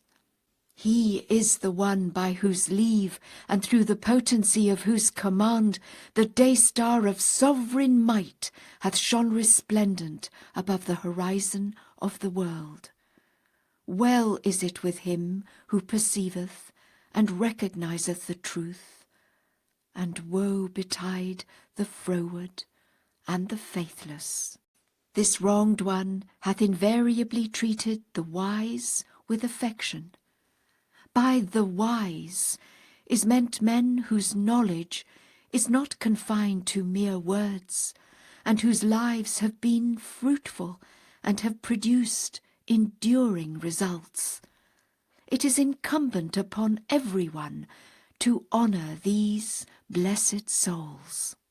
Happy are they that observe God's precepts. Happy are they that have recognized the truth. Happy are they that judge with fairness in all matters and hold fast to the cord of my inviolable justice. The people of Persia have turned away from him who is the protector and the helper. They are clinging to and have enmeshed themselves in the vain imaginings of the foolish.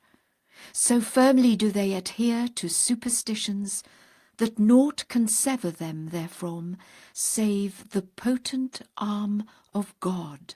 Exalted is his glory.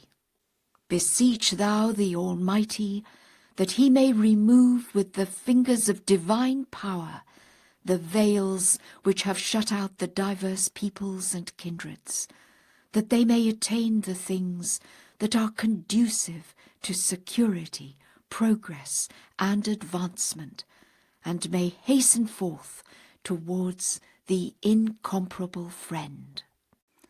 The word of God, which the Abha pen hath revealed and inscribed on the first leaf of the most exalted paradise, is this: Verily, I say, the fear of God hath ever been a sure defence and a safe stronghold for all the peoples of the world. It is the chief cause of the protection of mankind, and the supreme instrument for its preservation.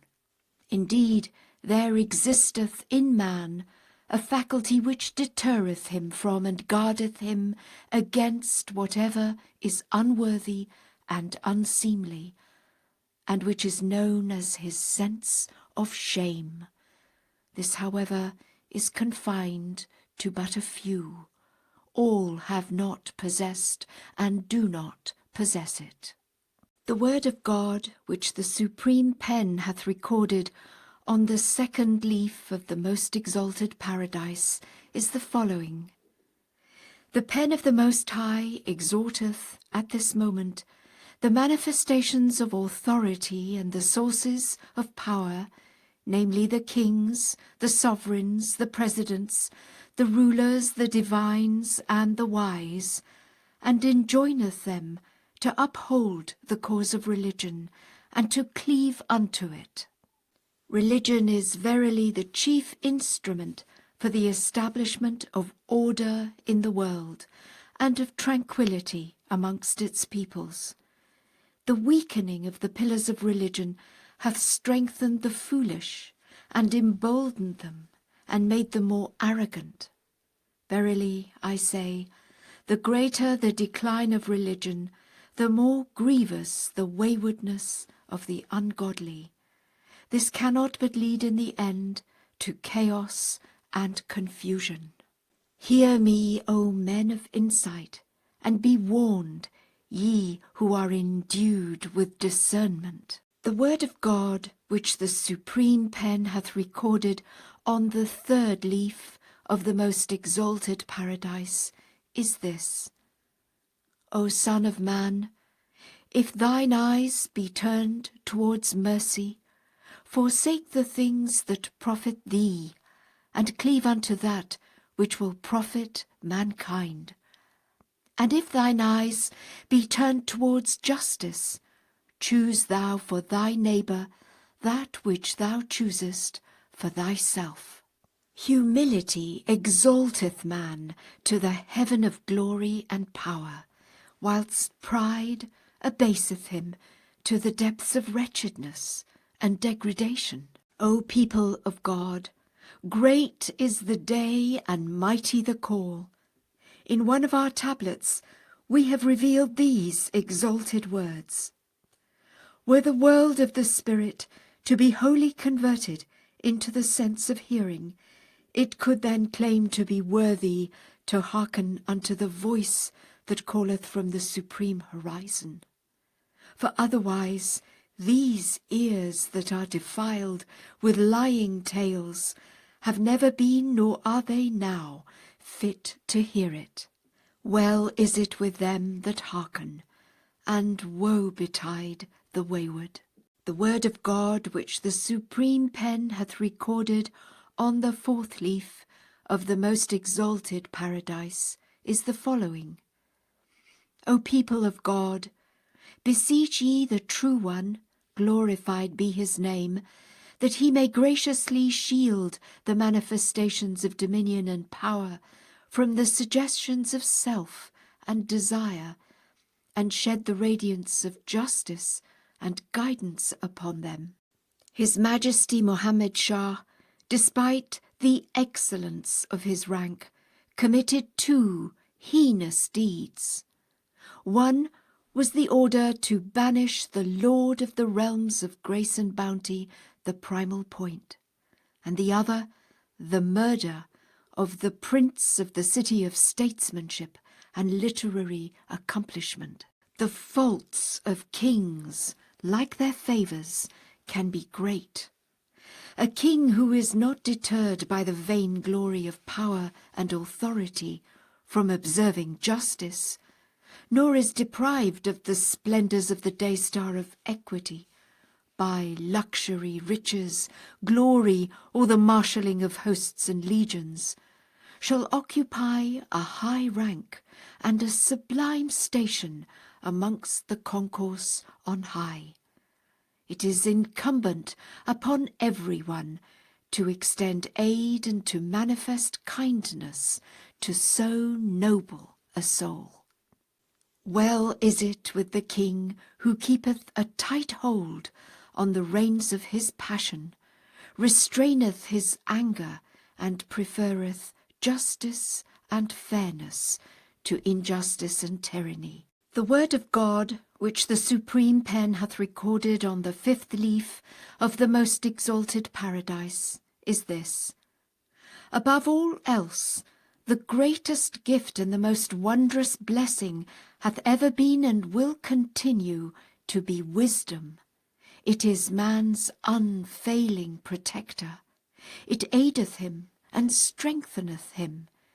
Wisdom is God's emissary and the revealer of his name, the Omniscient.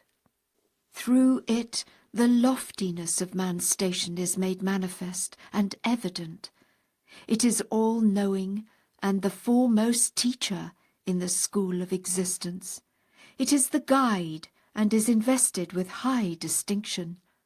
Thanks to its educating influence, earthly beings have become imbued with a gem-like spirit which outshineth the heavens. In the city of justice it is the unrivalled speaker, who in the year 9 illumined the world with the joyful tidings of this revelation. And it was this peerless source of wisdom that at the beginning of the foundation of the world ascended the stair of inner meaning, and when enthroned upon the pulpit of utterance through the operation of the divine will, proclaimed 2 words.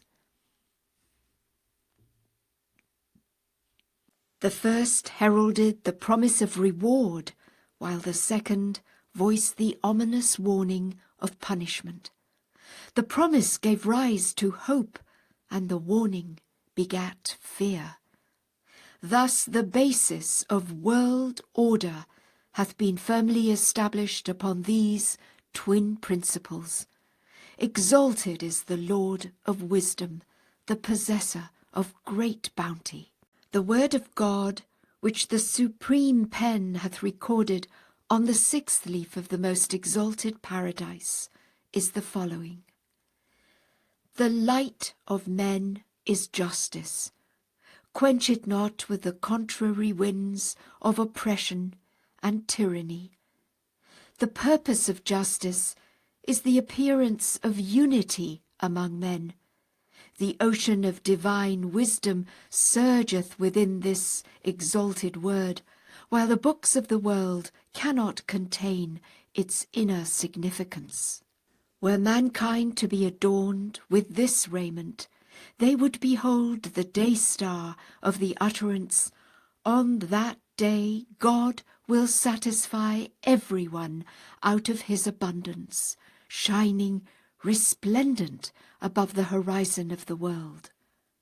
Appreciate ye the value of this utterance. It is a noble fruit that the tree of the pen of glory hath yielded. Happy is the man that giveth ear unto it, and observeth its precepts. Verily I say, whatever is sent down from the heaven of the will of God is the means for the establishment of order in the world, and the instrument for promoting unity and fellowship among its peoples. Thus hath the tongue of this wronged one spoken from his most great prison. The word of God, which the supreme pen hath recorded on the 7th leaf of the most exalted paradise, is this: O ye men of wisdom among nations, shut your eyes to estrangement, then fix your gaze upon unity. Cleave tenaciously unto that which will lead to the well-being and tranquillity of all mankind. This span of earth is but one homeland and one habitation. It behoveth you to abandon vain glory which causeth alienation, and to set your hearts on whatever will ensure harmony. In the estimation of the people of Baha, man's glory lieth in his knowledge, his upright conduct, his praiseworthy character, his wisdom, and not in his nationality or rank. O people of the earth, appreciate the value of this heavenly word. Indeed, it may be likened unto a ship for the ocean of knowledge, and a shining luminary for the realm of perception. The word of God, which the supreme pen hath recorded on the 8th leaf of the most exalted paradise, is the following. Schools must first train the children in the principles of religion, so that the promise and the threat recorded in the books of God may prevent them from the things forbidden, and adorn them with the mantle of the commandments. But this in such a measure that it may not injure the children by resulting in ignorant fanaticism and bigotry. It is incumbent upon the trustees of the House of Justice to take counsel together regarding those things which have not outwardly been revealed in the book, and to enforce that which is agreeable to them. God will verily inspire them with whatsoever he willeth, and he verily is the provider, the omniscient.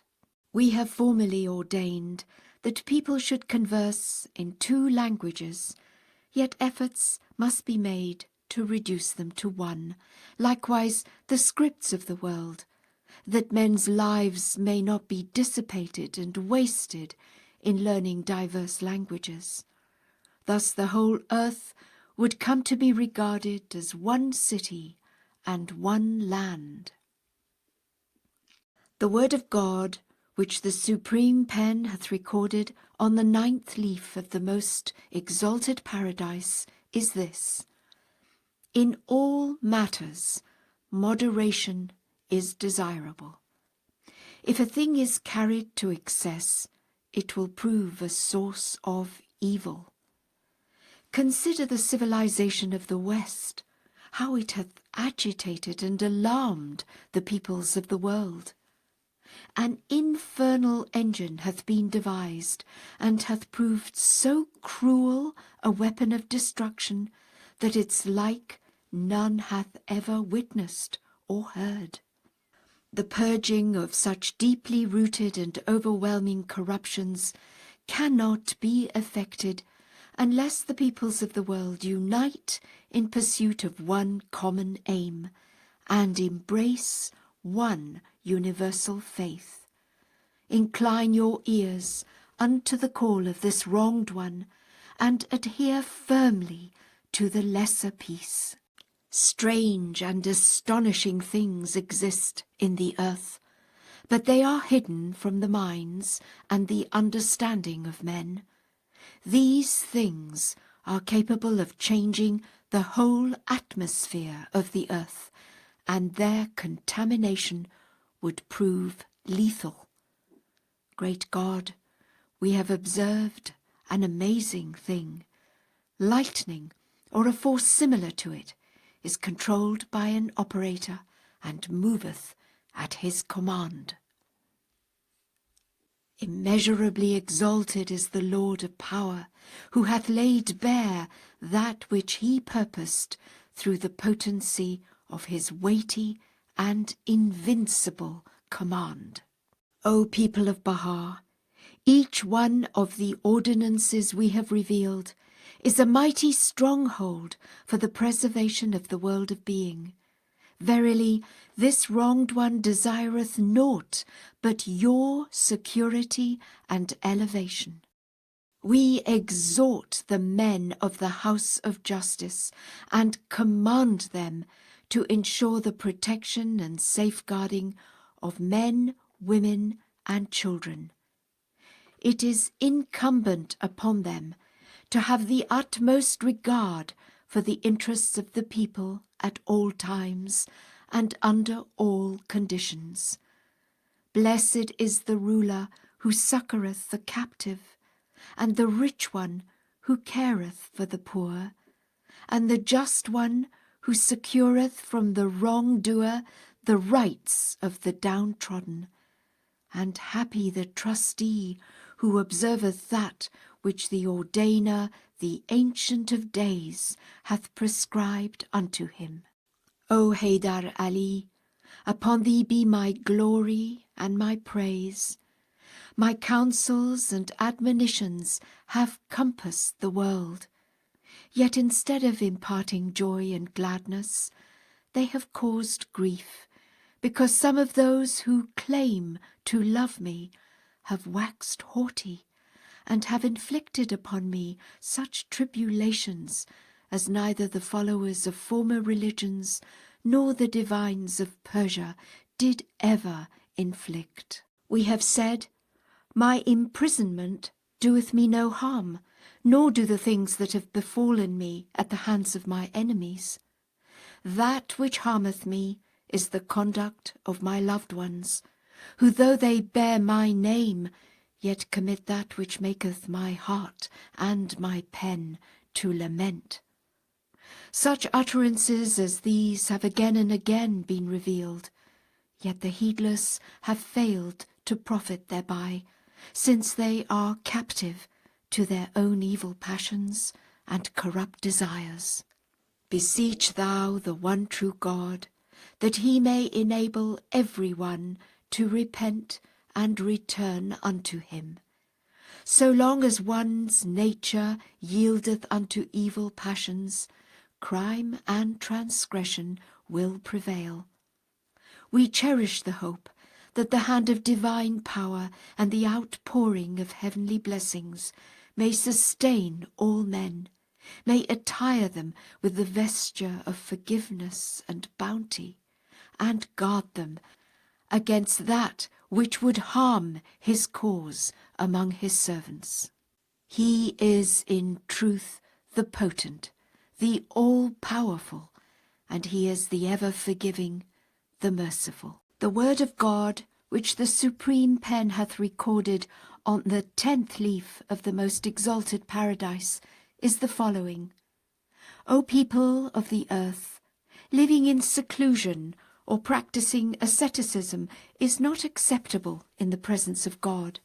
It behoveth them that are endued with insight and understanding to observe that which will cause joy and radiance. Such practices as are sprung from the loins of idle fancy, or are begotten of the womb of superstition, ill beseem men of knowledge. In former times, and more recently, some people have been taking up their abodes in the caves of the mountains, while others have repaired to graveyards at night. Say, give ear unto the counsels of this wronged one, abandon the things current amongst you, and adopt that which the faithful counsellor biddeth you. Deprive not yourselves of the bounties which have been created for your sake. Charity is pleasing and praiseworthy in the sight of God, and is regarded as a prince among goodly deeds. Consider ye and call to mind that which the All-Merciful hath revealed in the Quran. They prefer them before themselves, though poverty be their own lot, and with such as are preserved from their own covetousness shall it be well. Viewed in this light, the blessed utterance above is in truth the day-star of utterances. Blessed is he who preferreth his brother before himself. Verily such a man is reckoned by virtue of the will of God, the all-knowing, the all-wise, with the people of Baha, who dwell in the crimson ark. The word of God, which the supreme pen hath recorded on the 11th leaf of the most exalted paradise, is this. We enjoin upon them that are the emblems of his names and attributes, to firmly adhere henceforth unto that which hath been set forth in this most great revelation, not to allow themselves to become the cause of strife, and until the end that knoweth no end, to keep their eyes directed towards the dayspring of these resplendent words, which have been recorded in this tablet. Strife leads to bloodshed and provokes commotion amongst people. Hearken ye unto the voice of this wronged one, and deviate not therefrom. Were any one to ponder in his heart that which hath in this revelation streamed forth from the pen of glory, he would be assured that whatever this wronged one hath affirmed, he hath had no intention of establishing any position or distinction for himself. The purpose hath rather been to attract the souls through the sublimity of his words unto the summit of transcendent glory, and to endow them with the capacity of perceiving that which will purge and purify the peoples of the world from the strife and dissension which religious differences provoke. Unto this bear witness my heart, my pen, my inner and my outer being. God grant that all men may turn unto the treasuries latent within their own beings. O people of Baha, the source of crafts, sciences, and arts is the power of reflection. Make ye every effort that out of this ideal mine there may gleam forth such pearls of wisdom and utterance as will promote the well-being and harmony of all the kindreds of the earth. Under all conditions, whether in adversity or at ease, whether honoured or afflicted, this wronged one hath directed all men to show forth love, affection, compassion, and harmony. And yet whenever there was any slight evidence of progress and advancement, those concealed behind the veils would sally forth and utter calumnies more wounding than the sword. They cling unto misleading and reprehensible words, and suffer themselves to be deprived of the ocean of verses revealed by God. If these obstructing veils had not intervened, Persia would in some 2 years have been subdued through the power of utterance. The position of both the government and the people would have been raised, and the supreme goal, unveiled and unconcealed, would have appeared in the plenitude of glory. In short, sometimes in explicit language, at other times by allusion, we said whatever had to be said. Thus, once Persia had been rehabilitated, the sweet savours of the word of God would have wafted over all countries, inasmuch as that which hath streamed forth from the most exalted pen is conducive to the glory, the advancement and education of all the peoples and kindreds of the earth. Indeed, it is the sovereign remedy for every disease, could they but comprehend and perceive it. Recently the Afnans and Amin, upon them be my glory and loving kindness, attained our presence and beheld our countenance. Likewise Nabil, the son of Nabil, and the son of Samandar, upon them rest the glory of God and his loving kindness, are present and have drunk the cup of reunion. We entreat God that he may graciously ordain for them the good of this world and of the next, and that the outpouring of his blessings and grace may descend upon them from the heaven of his generosity and the clouds of his tender compassion. Verily, of those who show mercy, he is the most merciful, and he is the gracious, the beneficent. O Haydar Ali, thine other letter, which thou hast forwarded through him who beareth the title of Jude, bounty, hath reached our holy court. Praised be God! It was adorned with the light of divine unity and of detachment, and was ablaze with the fire of love and affection. Pray thou unto God that he may grant keenness to the eyes, and illumine them with a new light. Perchance they may perceive that which hath no parallel nor peer. In this day, the verses of the Mother Book are resplendent and unmistakable even as the sun. They can in no wise be mistaken for any of the past or more recent utterances. Truly, this wronged one desireth not to demonstrate his own cause with proofs produced by others. He is the one who embraceth all things, while all else besides him is circumscribed.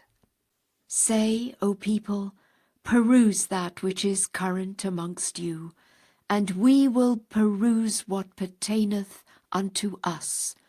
I swear by God, neither the praise of the peoples of the world, nor the things that the kindreds of the earth possess, are worthy of mention before the remembrance of his name. Unto this beareth witness he who under all conditions proclaimeth, Verily he is God, the sovereign ruler of the day of reckoning, and the Lord of the mighty throne. Glorified be God. One wondereth by what proof or reason the disbelievers among the people of the Bayan have turned away from the Lord of Being.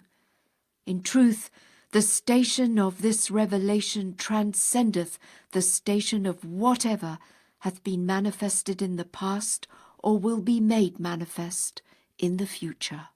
Were the point of the Bayan present in this day, and should he, God forbid, hesitate to acknowledge this cause, then the very blessed words which have streamed forth from the wellspring of his own Bayan would apply to him. He saith, and his word is the truth, lawful is it for him whom God will make manifest to reject him who is the greatest on earth. Say, O ye that are bereft of understanding, today that most exalted being is proclaiming, Verily, verily, I am the first to adore him.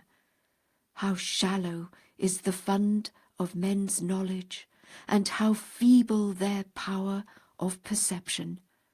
Our pen of glory beareth witness to their abject poverty, and to the wealth of God, the Lord of all worlds.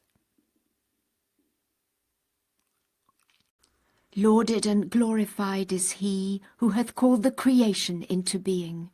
He is the sovereign truth, the knower of things unseen. The Mother Book is revealed, and the Lord of bounty is established upon the most blessed seat of glory. The dawn hath broken, yet the people understand not.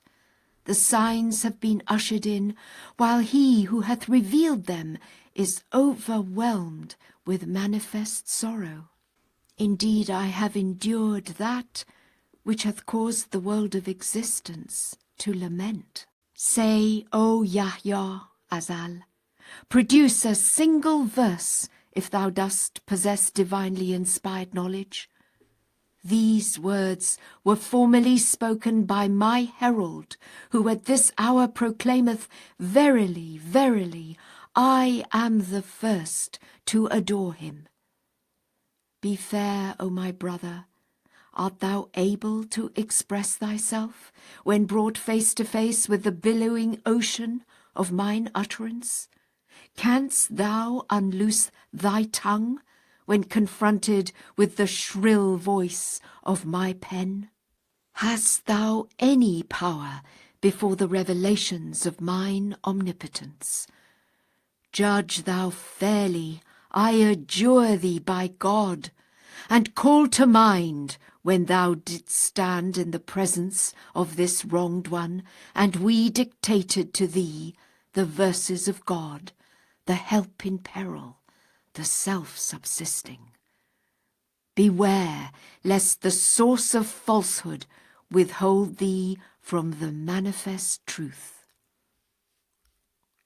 O thou who hast fixed thy gaze upon my countenance, say, O ye heedless ones, by reason of a droplet ye have deprived yourselves of the ocean of heavenly verses, and for the sake of an insignificant atom ye have shut yourselves out from the splendours of the day-star of truth. Who else but Baha hath the power to speak forth before the face of mankind? Judge ye fairly, and be not of the unjust. Through him the oceans have surged, the mysteries have been divulged, and the trees have lifted up their voices exclaiming, the kingdoms of earth and heaven are God's, the revealer of signs, the fountainhead of clear tokens. Peruse ye the Persian Bayan, revealed by him who heralded this revelation, and look at it with the eye of fairness.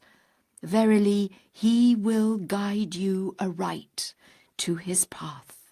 At this moment he proclaimeth that which his tongue had formerly uttered when he was seated upon the throne of his most exalted name. Thou hast made mention of the loved ones in those regions. Praised be God, each one of them attained the honour of being remembered by the True One, exalted is his glory. And the names of them, one and all, flowed from the tongue of grandeur in the kingdom of utterance.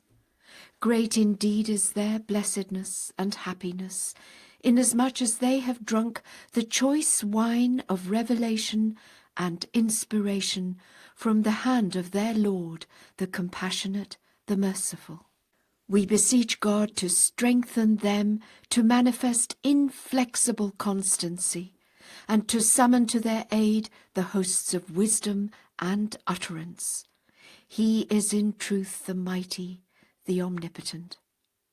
Convey my greetings to them, and give them the joyful tidings that the day-star of remembrance hath dawned, and shed its radiance from above the horizon of the bountiful favours of their Lord, the ever-forgiving, the all-merciful. Thou hast mentioned Hussein. We have attired his temple with the robe of forgiveness, and adorned his head with the crown of pardon. It beseemeth him to pride himself among all men upon this resplendent, this radiant and manifest bounty. Say, be not despondent. After the revelation of this blessed verse, it is as though thou hast been born anew from thy mother's womb.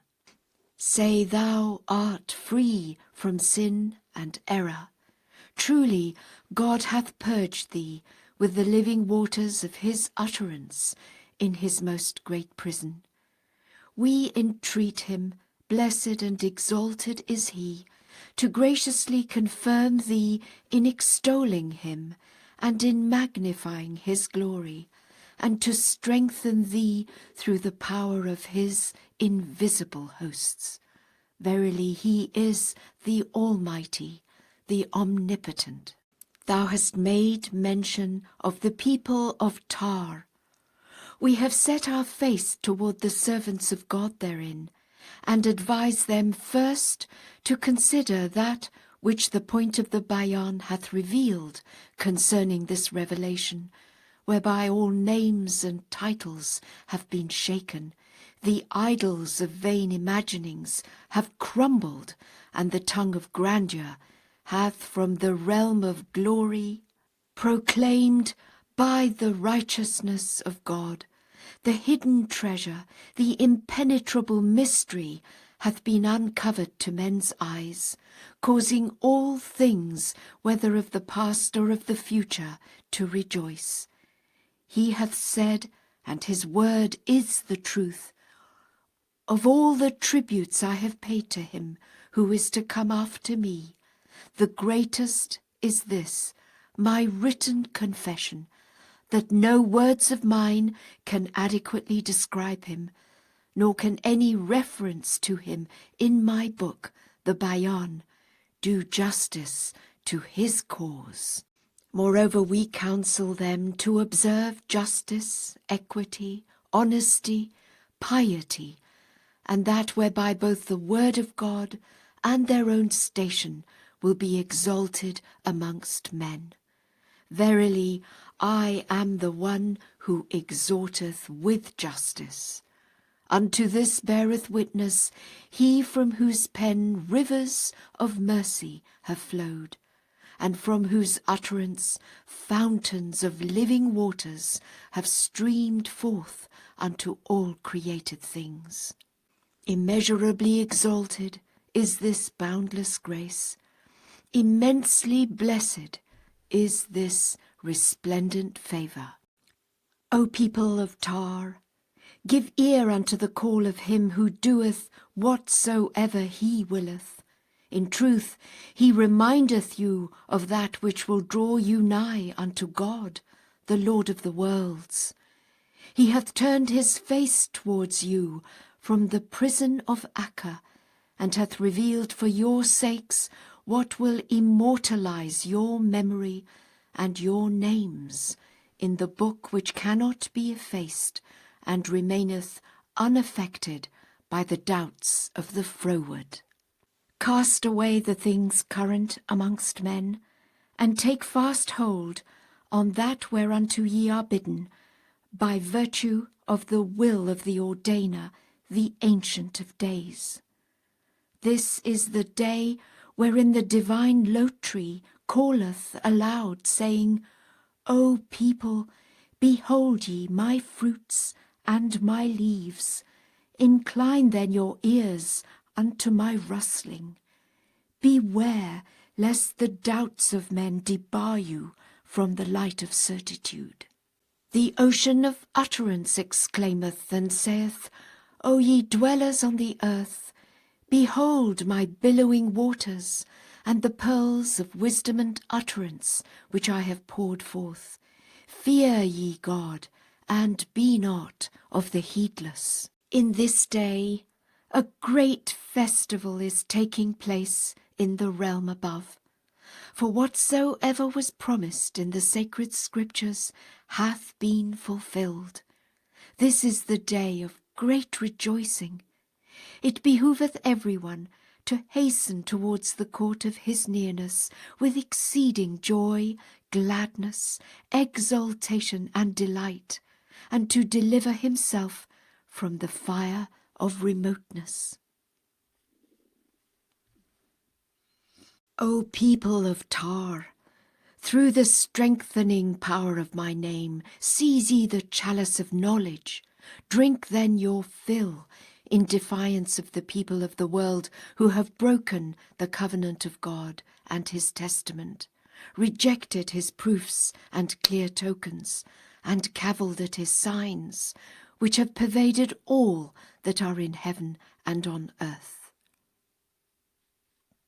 The disbelievers among the people of the Bayan are like the followers of the Shia sect, and walk in their footsteps.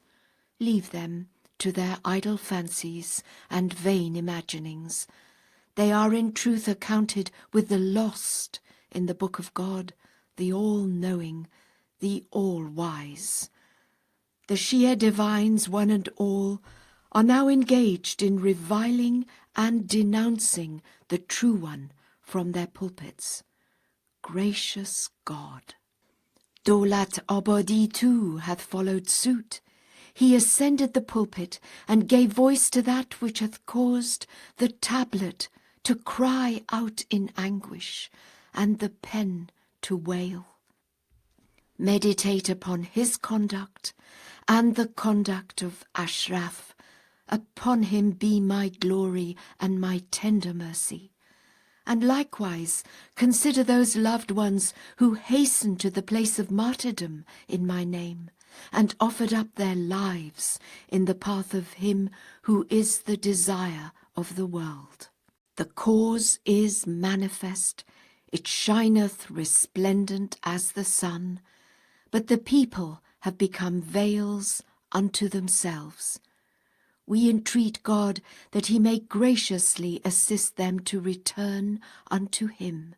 He is, in truth, the forgiving, the merciful. O people of Tar, we send you greetings from this spot, and beseech God, blessed and exalted is he, to give you to drink the choice wine of constancy from the hand of his favour.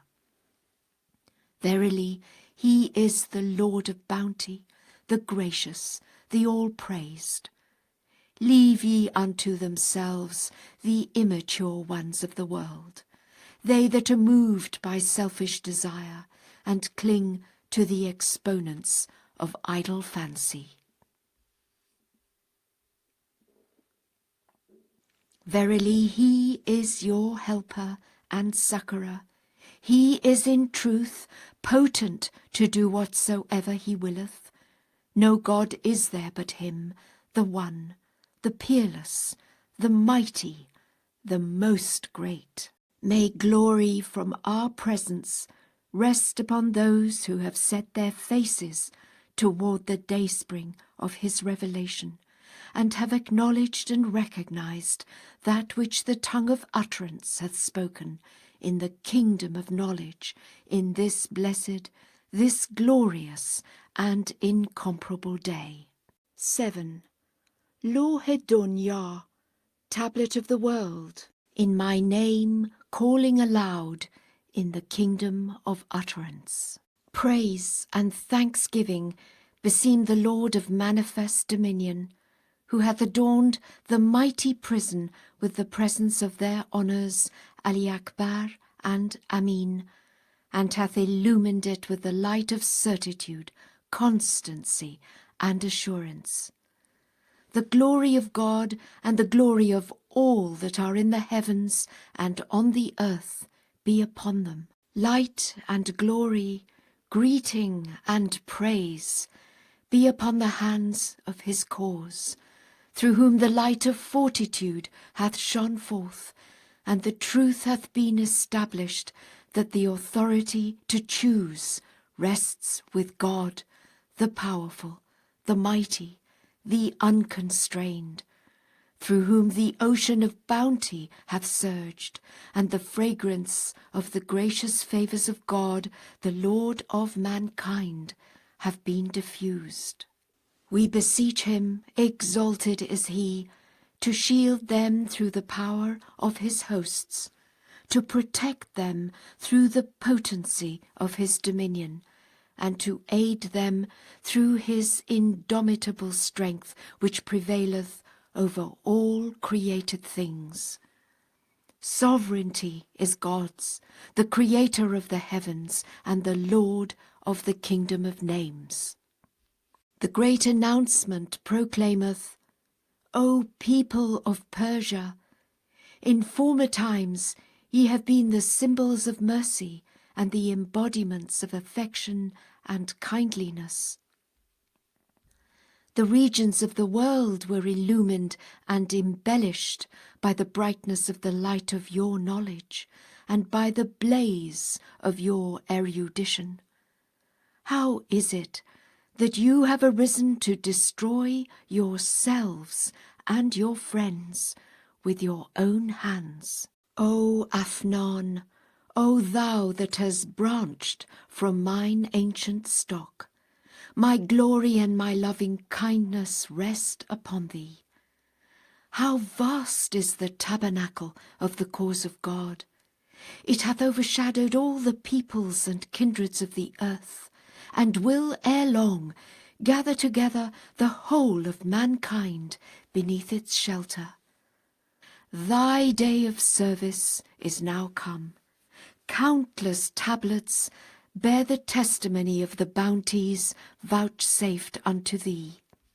Arise for the triumph of my cause, and through the power of thine utterance subdue the hearts of men. Thou must show forth that which will ensure the peace and the well-being of the miserable and the downtrodden. Gird up the loins of thine endeavour, that perchance thou mayest release the captive from his chains, and enable him to attain unto true liberty.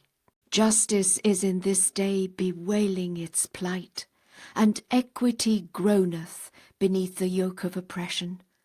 The thick clouds of tyranny have darkened the face of the earth and enveloped its peoples. Through the movement of our pen of glory, we have, at the bidding of the omnipotent ordainer, breathed a new life into every human frame, and instilled into every word a fresh potency. All created things proclaim the evidences of this world-wide regeneration.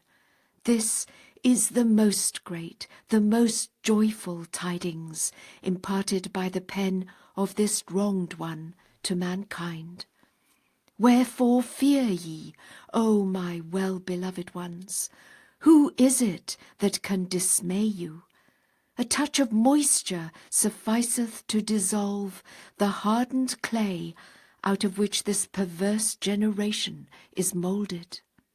The mere act of your gathering together is enough to scatter the forces of these vain and worthless people. Strife and conflict befit the beasts of the wild.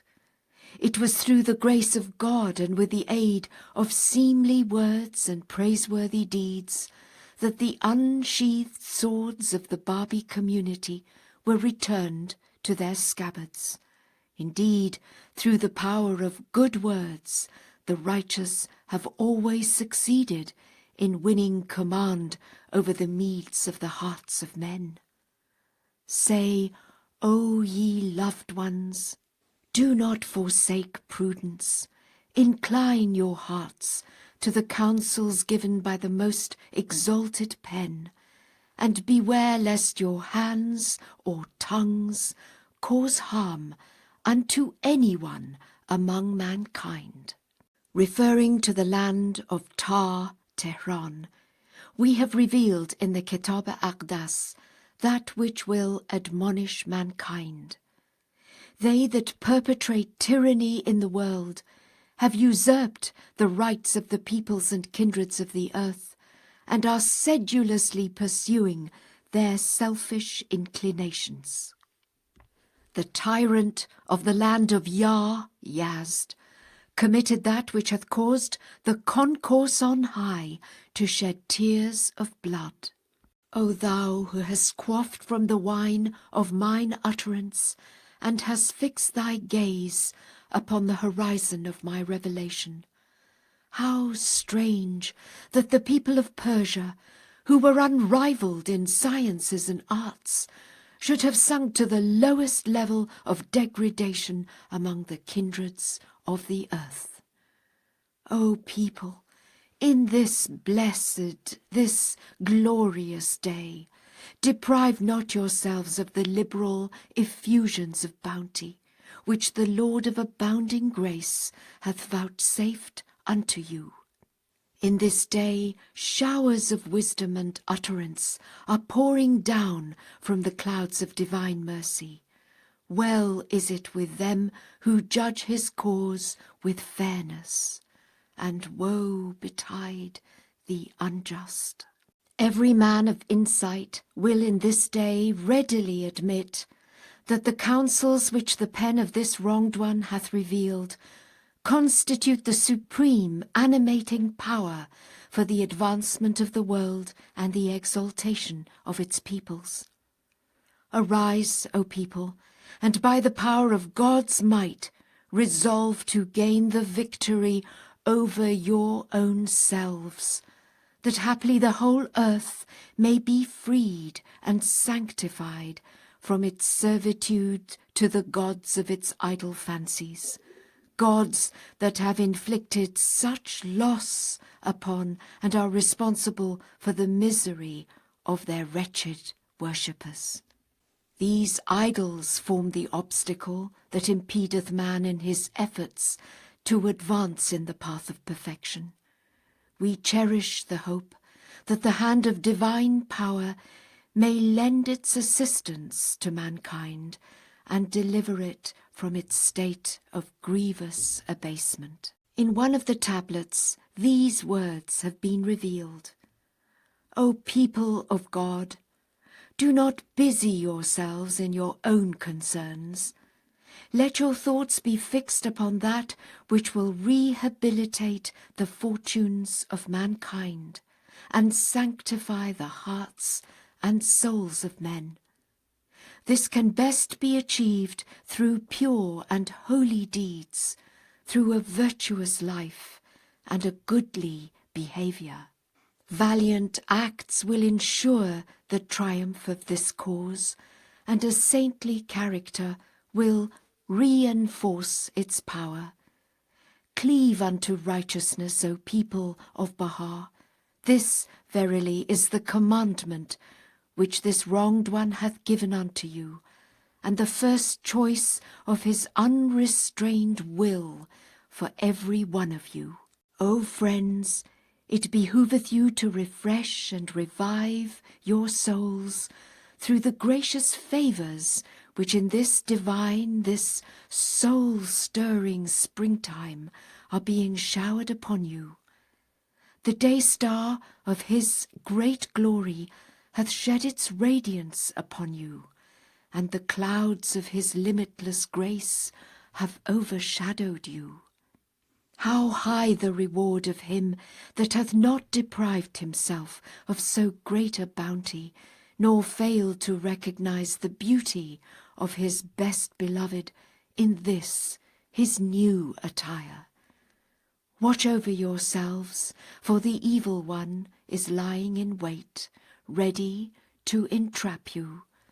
Gird yourselves against his wicked devices, and led by the light of the name of the all-seeing God, make your escape from the darkness that surroundeth you. Let your vision be world-embracing rather than confined to your own self. The evil one is he that hindereth the rise and obstructeth the spiritual progress of the children of men. It is incumbent upon every man in this day to hold fast unto whatsoever will promote the interests and exalt the station of all nations and just governments. Through each and every one of the verses which the pen of the Most High hath revealed, the doors of love and unity have been unlocked and flung open to the face of men. We have erewhile declared, and our word is the truth. Consort with the followers of all religions in a spirit of friendliness and fellowship. Whatsoever hath led the children of men to shun one another, and hath caused dissensions and divisions amongst them, hath through the revelation of these words been nullified and abolished. From the heaven of God's will, and for the purpose of ennobling the world of being and of elevating the minds and souls of men, hath been sent down that which is the most effective instrument for the education of the whole human race. The highest essence and most perfect expression of whatsoever the peoples of old have either said or written hath through this most potent revelation been sent down from the heaven of the will of the all-possessing, the ever-abiding God. Of old it hath been revealed, love of one's country is an element of the faith of God. The tongue of grandeur hath, however, in the day of his manifestation proclaimed, it is not his to boast who loveth his country, but it is his who loveth the world. Through the power released by these exalted words, he hath lent a fresh impulse and set a new direction to the birds of men's hearts, and hath obliterated every trace of restriction and limitation from God's holy book. This wronged one hath forbidden the people of God to engage in contention or conflict, and hath exhorted them to righteous deeds and praiseworthy character. In this day, the hosts that can ensure the victory of the cause are those of goodly conduct and saintly character. Blessed are they who firmly adhere unto them, and woe betide such as turn away therefrom. O people of God, I admonish you to observe courtesy, for above all else it is the prince of virtues. Well is it with him who is illumined with the light of courtesy, and is attired with the vesture of uprightness. Whoso is endued with courtesy hath indeed attained a sublime station. It is hoped that this wronged one and every one else may be enabled to acquire it, hold fast unto it, observe it, and fix our gaze upon it. This is a binding command which hath streamed forth from the pen of the Most Great Name. This is the day when the gems of constancy that lie hid in the mine of men's inner selves should be made manifest. O people of justice, be as brilliant as the light and as splendid as the fire that blazed in the burning bush. The brightness of the fire of your love will no doubt fuse and unify the contending peoples and kindreds of the earth, whilst the fierceness of the flame of enmity and hatred cannot but result in strife and ruin. We beseech God that he may shield his creatures from the evil designs of his enemies. He verily hath power over all things.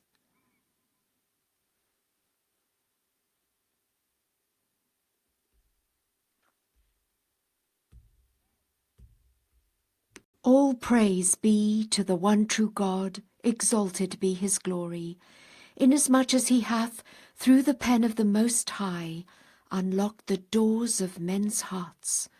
Every verse which this pen hath revealed is a bright and shining portal that discloseth the glories of a saintly and pious life, of pure and stainless deeds.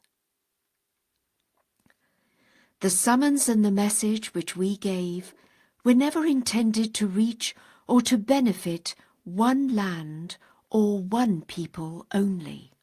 Mankind in its entirety must firmly adhere to whatsoever hath been revealed and vouchsafed unto it. Then and only then will it attain unto true liberty. The whole earth is illuminated with the resplendent glory of God's revelation. In the year 60, he who heralded the light of divine guidance, may all creation be a sacrifice unto him, arose to announce a fresh revelation of the divine Spirit, and was followed 20 years later by him through whose coming the world was made the recipient of this promised glory, this wondrous favour. Behold how the generality of mankind hath been endued with the capacity to hearken unto God's most exalted word, the word upon which must depend the gathering together and spiritual resurrection of all men. Whilst in the prison of Acca, we revealed in the Crimson Book that which is conducive to the advancement of mankind and to the reconstruction of the world. The utterances set forth therein by the pen of the Lord of creation include the following, which constitute the fundamental principles for the administration of the affairs of men. First, it is incumbent upon the ministers of the house of justice to promote the lesser peace, so that the people of the earth may be relieved from the burden of exorbitant expenditures. This matter is imperative and absolutely essential, inasmuch as hostilities and conflict lie at the root of affliction and calamity. Second, languages must be reduced to one common language to be taught in all the schools of the world. Third, it behoveth man to adhere tenaciously unto that which will promote fellowship, kindliness, and unity. Fourth, everyone, whether man or woman, should hand over to a trusted person a portion of what he or she earneth through trade, agriculture, or other occupation, for the training and education of children, to be spent for this purpose with the knowledge of the trustees of the house of justice. Fifth, special regard must be paid to agriculture. Although it hath been mentioned in the fifth place, unquestionably it precedeth the others. Agriculture is highly developed in foreign lands. However, in Persia it hath so far been grievously neglected.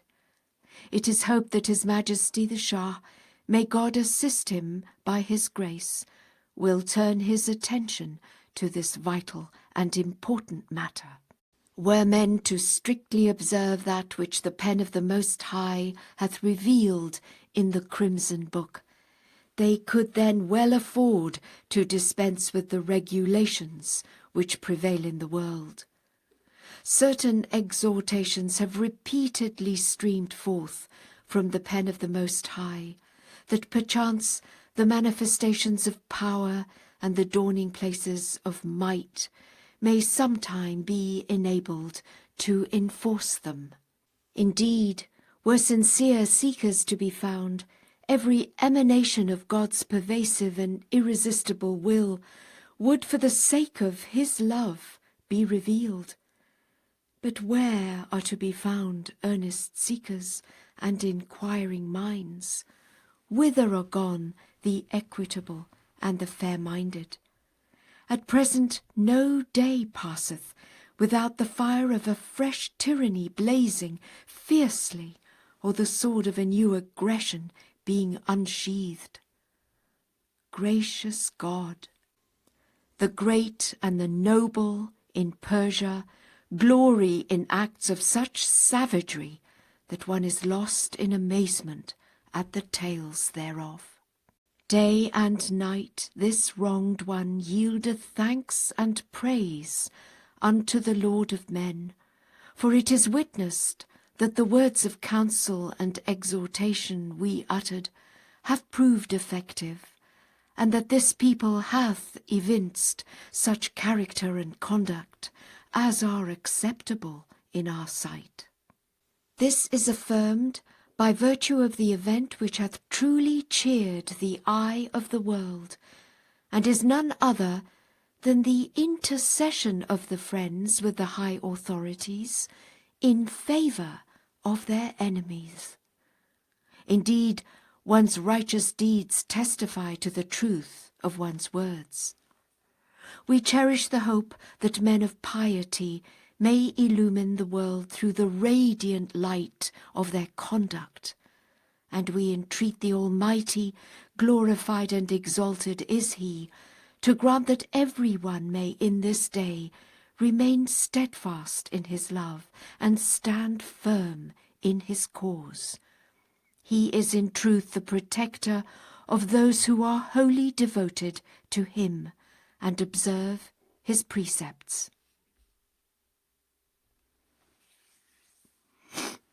O people of God, countless are the realms which our pen of glory hath revealed, and manifold the eyes to which it hath imparted true enlightenment.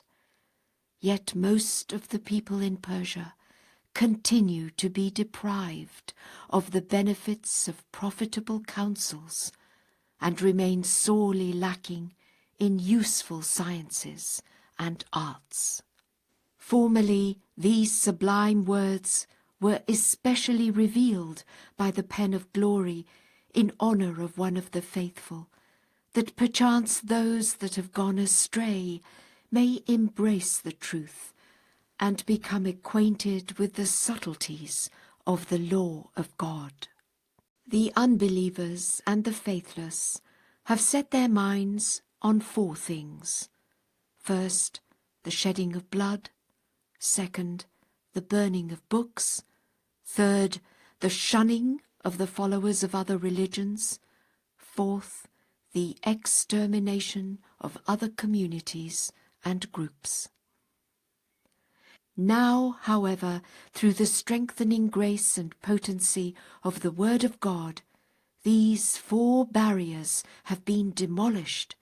These clear injunctions have been obliterated from the tablet, and brutal dispositions have been transmuted into spiritual attributes. Exalted is his purpose, glorified is his power, magnified is his dominion. Now let us beseech God, praised be his glory, to graciously guide aright the followers of the Shia sect, and to purge them of unseemly conduct. From the lips of the members of this sect, foul imprecations fall unceasingly, while they invoke the word ma'al'un, accursed, uttered with a guttural sound of the letter Ain, as their daily relish. O God, my God, thou hearest the sighing of him who is thy light, Baha, hearkenest unto his lamentations in the daytime and in the night season, and knowest that he desireth naught for himself, but rather seeketh to sanctify the souls of thy servants, and to deliver them from the fire with which they are beset at all times. O Lord, the hands of thy well-favoured servants are raised towards the heaven of thy bounty, and those of thy sincere lovers are lifted up to the sublime heights of thy generosity. Disappoint them not, I entreat thee, in that which they seek from the ocean of thy favour, and from the heaven of thy grace, and the day-star of thy bounty. Aid them, O Lord, to acquire such virtues as will exalt their stations among the peoples of the world. Verily thou art the powerful, the mighty, the most generous. O people of God, give ear unto that which, if heeded, will ensure the freedom, well-being, tranquillity, exaltation, and advancement of all men. Certain laws and principles are necessary and indispensable for Persia. However, it is fitting that these measures should be adopted in conformity with the considered views of His Majesty, may God aid him through his grace, and of the learned divines, and of the high-ranking rulers. Subject to their approval, a place should be fixed where they would meet. There they should hold fast to the code of consultation, and adopt and enforce that which is conducive to the security, prosperity, wealth, and tranquillity of the people. For were any measure other than this to be adopted, it could not but result in chaos and commotion. According to the fundamental laws which we have formally revealed in the Kitáb-i-Aqdas and other tablets, all affairs are committed to the care of just kings and presidents, and of the trustees of the House of Justice. Having pondered on that which we have enunciated, every man of equity and discernment will readily perceive with his inner and outer eyes the splendours of the day-star of justice which radiate therefrom. The system of government which the British people have adopted in London appeareth to be good, for it is adorned with the light of both kingship and of the consultation of the people. In formulating the principles and laws, a part hath been devoted to penalties, which form an effective instrument for the security and protection of men. However, dread of the penalties maketh people desist only outwardly from committing vile and contemptible deeds, while that which guardeth and restraineth man both outwardly and inwardly hath been and still is the fear of God. It is man's true protector and his spiritual guardian. It behoveth him to cleave tenaciously unto that which will lead to the appearance of this supreme bounty.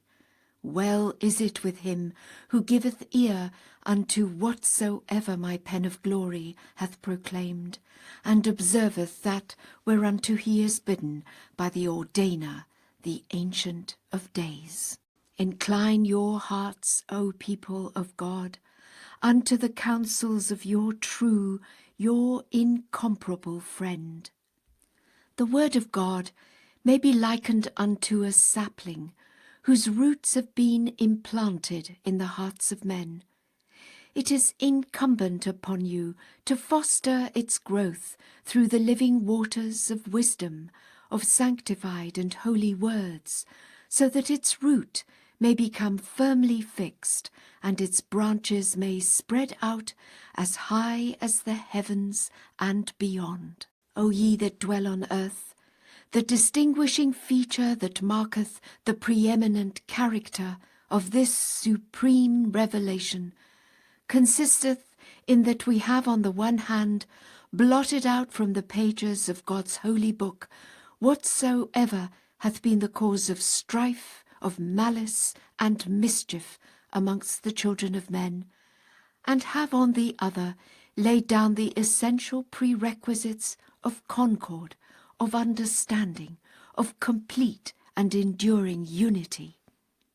Well is it with them that keep my statutes. Time and again have we admonished our beloved ones to avoid, nay, to flee from anything whatsoever from which the odour of mischief can be detected. The world is in great turmoil, and the minds of its people are in a state of utter confusion. We entreat the Almighty that he may graciously illuminate them with the glory of his justice, and enable them to discover that which will be profitable unto them at all times and under all conditions. He verily is the all-possessing, the Most High. We have ere this uttered these sublime words: Let them that bear allegiance to this wronged one be even as a raining cloud in moments of charity and benevolence, and as a blazing fire in restraining their base and appetitive natures. Gracious God, a thing hath recently happened which caused great astonishment. It is reported that a certain person went to the seat of the imperial throne in Persia and succeeded in winning the good graces of some of the nobility by his ingratiating behaviour. How pitiful indeed, how deplorable! One wondereth why those who have been the symbols of highest glory should now stoop to boundless shame. What has become of their high resolve? Whither is gone the sense of dignity and honour? The sun of glory and wisdom hath unceasingly been shining above the horizon of Persia, but nowadays it hath sunk to such a low level that certain dignitaries have allowed themselves to be treated as playthings in the hands of the foolish. The aforesaid person hath written such things concerning this people in the Egyptian press and in the Beirut Encyclopedia that the well-informed and the learned were astonished. He proceeded then to Paris, where he published a newspaper entitled Urwatul Wuthqa, the sure handle, and sent copies thereof to all parts of the world. He also sent a copy to the prison of Akka, and by so doing he meant to show affection and to make amends for his past actions. In short, this wronged one hath observed silence in regard to him. We entreat God, the True One, to protect him and to shed upon him the light of justice and fairness. It behoveth him to say, O God, my God, thou seest me standing before the door of thy forgiveness and benevolence, turning my gaze toward the horizon of thy bountiful favours and manifold blessings. I beg of thee, by thy sweet accents, and by the shrill voice of thy pen, O Lord of all mankind, to graciously aid thy servants as it befitteth thy days, and beseemeth the glory of thy manifestation and thy majesty. Verily potent art thou to do whatsoever thou willest. All they that dwell in the heavens and on the earth bear witness to thy power and thy might, to thy glory and thy bounteousness. Praise be to thee, O Lord of the worlds, and the well-beloved of the heart of every man of understanding. Thou beholdest, O my God, the essence of poverty seeking the ocean of thy wealth, and the substance of iniquity yearning for the waters of thy forgiveness and thy tender mercy. Grant thou, O my God, that which beseemeth thy great glory and befitteth the loftiness of thy boundless grace. Thou art in truth the all-bountiful, the Lord of grace abounding, the ordainer, the all-wise. No God is there but thee, the most powerful, the all-compelling, the omnipotent. O people of God, in this day everyone should fix his eyes upon the horizon of these blessed words. Alone and unaided he doeth whatsoever he pleaseth. Whoso attaineth this station hath verily attained the light of the essential unity of God, and is enlightened thereby, while all others are reckoned in the book of God among the followers of idle fancy and vain imagination. Incline your ears to the voice of this wronged one, and safeguard the integrity of your stations. It is highly necessary and imperative that everyone should observe this matter. Unveiled and unconcealed, this wronged one hath at all times proclaimed before the face of all the peoples of the world that which will serve as the key for unlocking the doors of sciences, of arts, of knowledge, of well-being, of prosperity and wealth.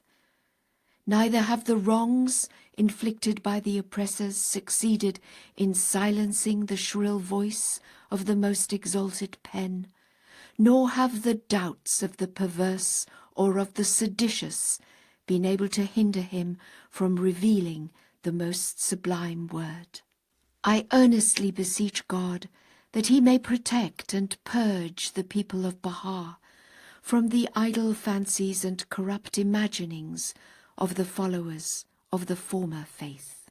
O people of God, righteous men of learning who dedicate themselves to the guidance of others and are freed and well guarded from the promptings of a base and covetous nature, are in the sight of him who is the desire of the world, stars of the heaven of true knowledge.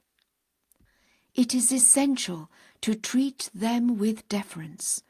They are indeed fountains of soft-flowing water, stars that shine resplendent, fruits of the blessed tree, exponents of celestial power, and oceans of heavenly wisdom.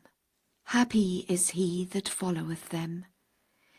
Verily such a soul is numbered in the book of God, the Lord of the mighty throne, among those with whom it shall be well. The glory which proceedeth from God, the Lord of the throne on high and of the earth below, rest upon you, O people of Baha, O ye, the companions of the crimson ark, and upon such as have inclined their ears to your sweet voices, and have observed that whereunto they are bidden in this mighty and wondrous tablet. 8. Ishraqat, splendors. This is the epistle of God, the help in peril, the self-subsisting. He is God, exalted is he, the Lord of wisdom and utterance. Praise be unto God, incomparable in majesty, power, and beauty, peerless in glory, might, and grandeur. Too high is he for human imaginations to comprehend him, or for any peer or equal to be ascribed unto him. He hath clearly set forth his straight path in words and utterances of highest eloquence. Verily he is the all-possessing, the most exalted. When he purposed to call the new creation into being, he sent forth the manifest and luminous point from the horizon of his will. It passed through every sign and manifested itself in every form until it reached the zenith as bidden by God, the Lord of all men. This point is the focal centre of the circle of names and marketh the culmination of the manifestations of letters in the world of creation. Through it have appeared indications of the impenetrable mystery, the adorned symbol, he who standeth revealed in the most great name, a name which is recorded in the luminous tablet and is inscribed in the holy, the blessed, the snow-white scroll. And when the point was joined to the second letter, which appeareth in the beginning of the Masoni, it traversed the heavens of exposition and utterance. Then the eternal light of God shed its radiance, flared up in the midmost heart of the firmament of testimony, and produced two luminaries. Glorified be the merciful one, unto whom no allusion can be made, whom no expression can define, nor any assertion reveal, nor any evidence describe. He is in truth the ordainer, the all-bountiful, both in the beginning and in the end. And he provideth for them protectors and defenders from among the hosts of power and might. Verily he is the help in peril, the mighty, the unconstrained.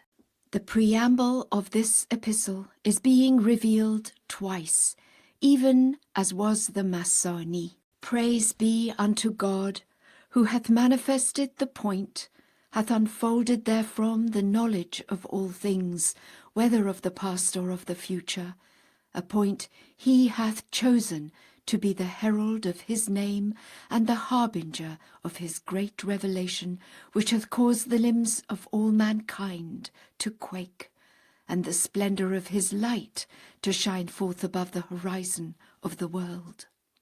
Verily this is the point which God hath ordained to be an ocean of light for the sincere among his servants, and a flame of fire to the froward amidst his creatures, and the impious among his people, they who bartered away the gift of God for unbelief, and the celestial food for hypocrisy, and led their associates to a wretched abode. These are the people who have manifested sedition throughout the world, and have violated his covenant on the day when the immortal being mounted his throne, and the crier raised his voice from the haven of security and peace in the Holy Veil. O followers of the Bayan, fear ye the All-Merciful. This is the one who hath been glorified by Mohammed the Apostle of God, and before him by the Spirit, and yet before him by the one who discoursed with God.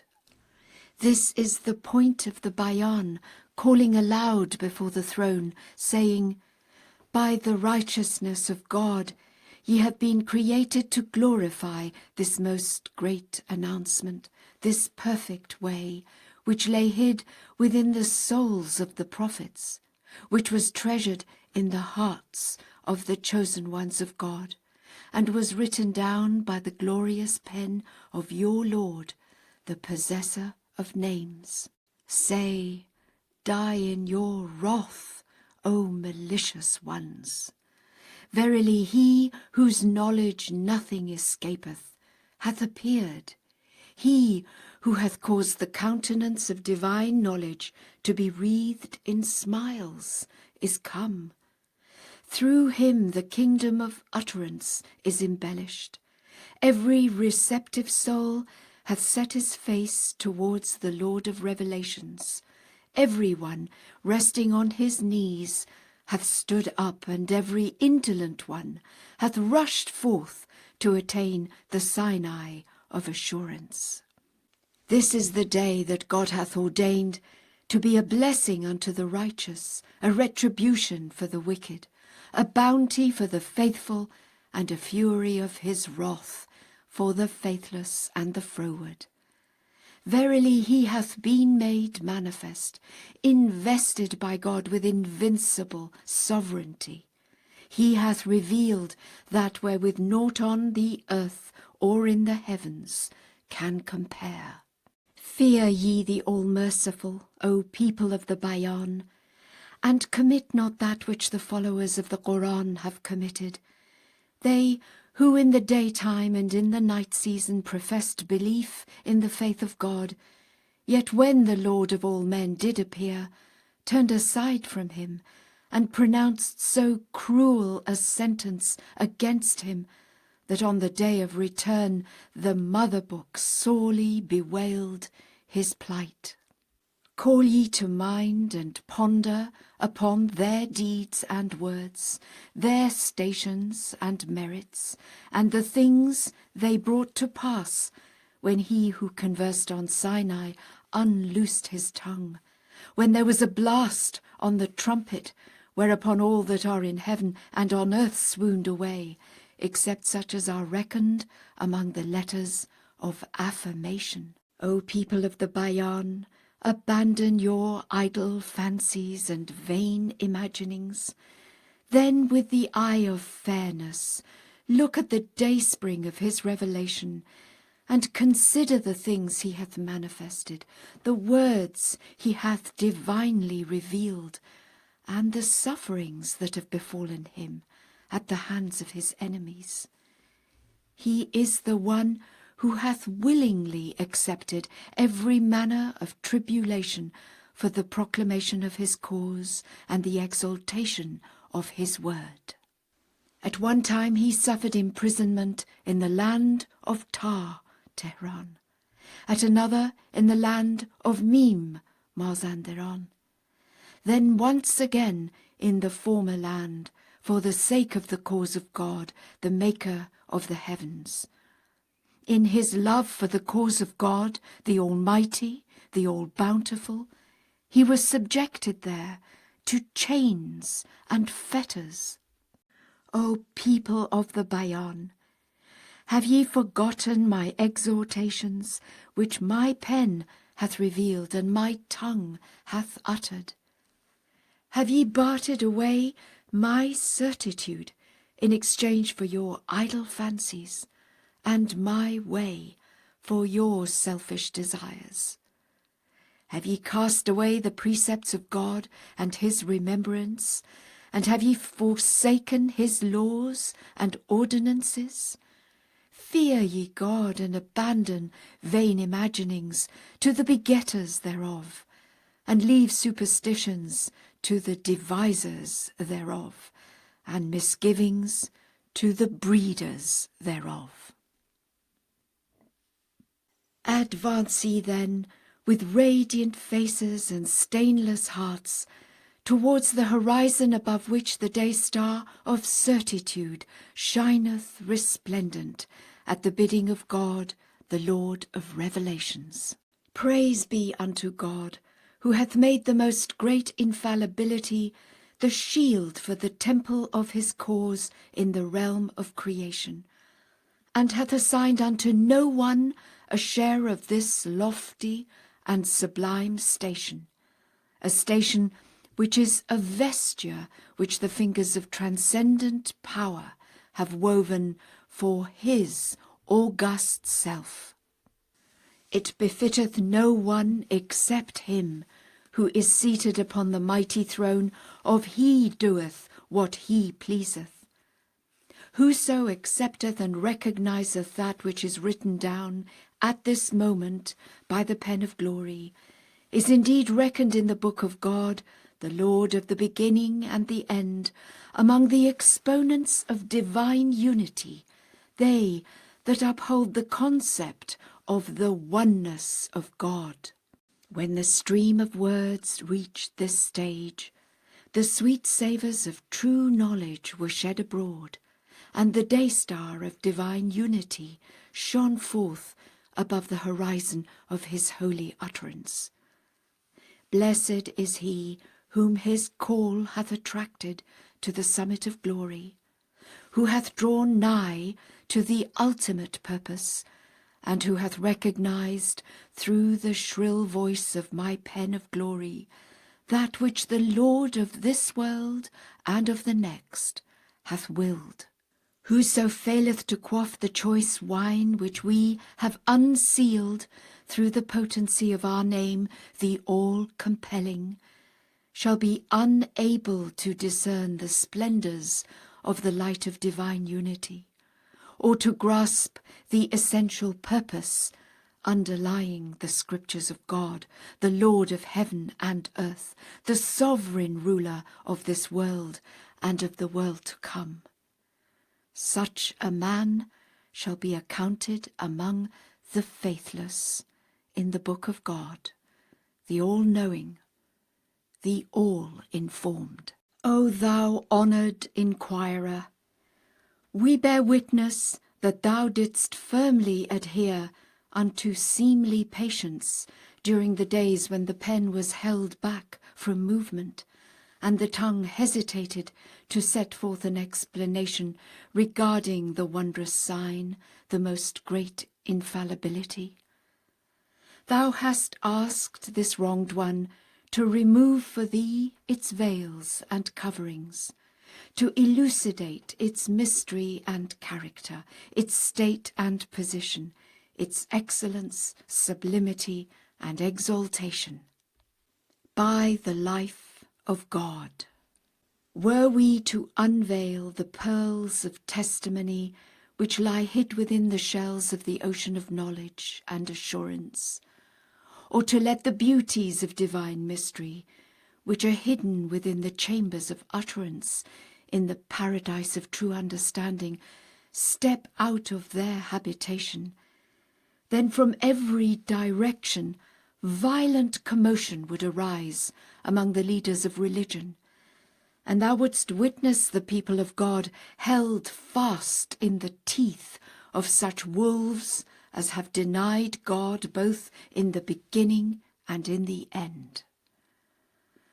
Therefore we restrained the pen for a considerable lapse of time, in accordance with divine wisdom, and for the sake of protecting the faithful from those who have bartered away heavenly blessings for disbelief, and have chosen for their people the abode of perdition. O thou seeker who art gifted with keen insight, I swear by him who attracted the concourse on high through the potency of his most sublime word. Verily, the birds abiding within the domains of my kingdom, and the doves dwelling in the rose garden of my wisdom, utter such melodies and warblings as are inscrutable to all but God, the Lord of the kingdoms of earth and heaven. And were these melodies to be revealed, even to an extent smaller than a needle's eye, the people of tyranny would utter such calumnies as none among former generations hath ever uttered, and would commit such deeds as no one in past ages and centuries hath ever committed.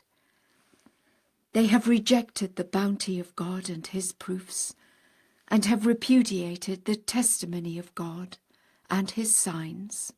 They have gone astray, and have caused the people to go astray, yet perceive it not. They worship vain imaginings, but know it not. They have taken idle fancies for their lords, and have neglected God, yet understand not. They have abandoned the most great ocean, and are hastening towards the pool, but comprehend not. They follow their own idle fancies, while turning aside from God, the help in peril, the self-subsisting. Say, by the righteousness of God, the All-Merciful is come invested with power and sovereignty. Through his power the foundations of religions have quaked, and the nightingale of utterance hath warbled its melody upon the highest branch of true understanding. Verily, he who was hidden in the knowledge of God, and is mentioned in the Holy Scriptures, hath appeared. Say, this is the day when the speaker on Sinai hath mounted the throne of revelation, and the people have stood before the Lord of the worlds. This is the day wherein the earth hath told out her tidings, and hath laid bare her treasures, when the oceans have brought forth their pearls, and the divine lote tree its fruit. When the sun hath shed its radiance, and the moons have diffused their lights, and the heavens have revealed their stars, and the hour its signs, and the resurrection its dreadful majesty. When the pens have unloosed their outpourings, and the spirits have laid bare their mysteries. Blessed is the man who recognizeth him, and attaineth his presence, and woe betide such as deny him, and turn aside from him. I beseech God to aid his servants, to return unto him. Verily he is the pardoner, the forgiving, the merciful. O thou who hast set thy face towards the realm on high, and hast quaffed my sealed wine from the hand of bounteousness, know thou that the term infallibility hath numerous meanings and diverse stations. In one sense, it is applicable to the one whom God hath made immune from error. Similarly, it is applied to every soul whom God hath guarded against sin, transgression, rebellion, impiety, disbelief, and the like.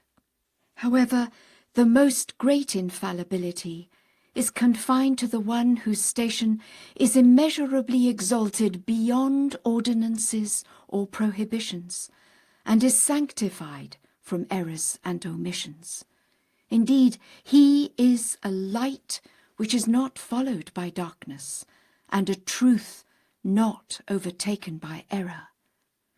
Were he to pronounce water to be wine, or heaven to be earth, or light to be fire, he speaketh the truth, and no doubt would there be about it. And unto no one is given the right to question his authority, or to say why or wherefore. Whosoever raiseth objections will be numbered with the froward in the book of God, the Lord of the worlds. Verily he shall not be asked of his doings, but all others shall be asked of their doings. He is come from the invisible heaven, bearing the banner, He doeth whatsoever He willeth, and is accompanied by hosts of power and authority, while it is the duty of all besides Him to strictly observe whatever laws and ordinances have been enjoined upon them, and should anyone deviate therefrom, even to the extent of a hair's breadth, his work would be brought to naught. Consider thou and call to mind the time when Mohammed appeared. He said, and his word is the truth, pilgrimage to the house is a service due to God, and likewise are the daily prayer, fasting, and the laws which shone forth above the horizon of the book of God, the Lord of the world, and the true educator of the peoples and kindreds of the earth.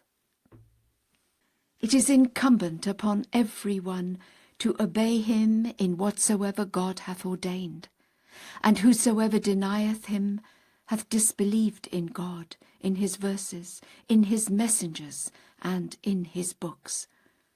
Were he to pronounce right to be wrong, or denial to be belief, he speaketh the truth as bidden by God. This is a station wherein sins or trespasses neither exist nor are mentioned. Consider thou the blessed, the divinely revealed verse in which pilgrimage to the house is enjoined upon everyone. It devolved upon those invested with authority after him to observe whatever had been prescribed unto them in the book. Unto no one is given the right to deviate from the laws and ordinances of God.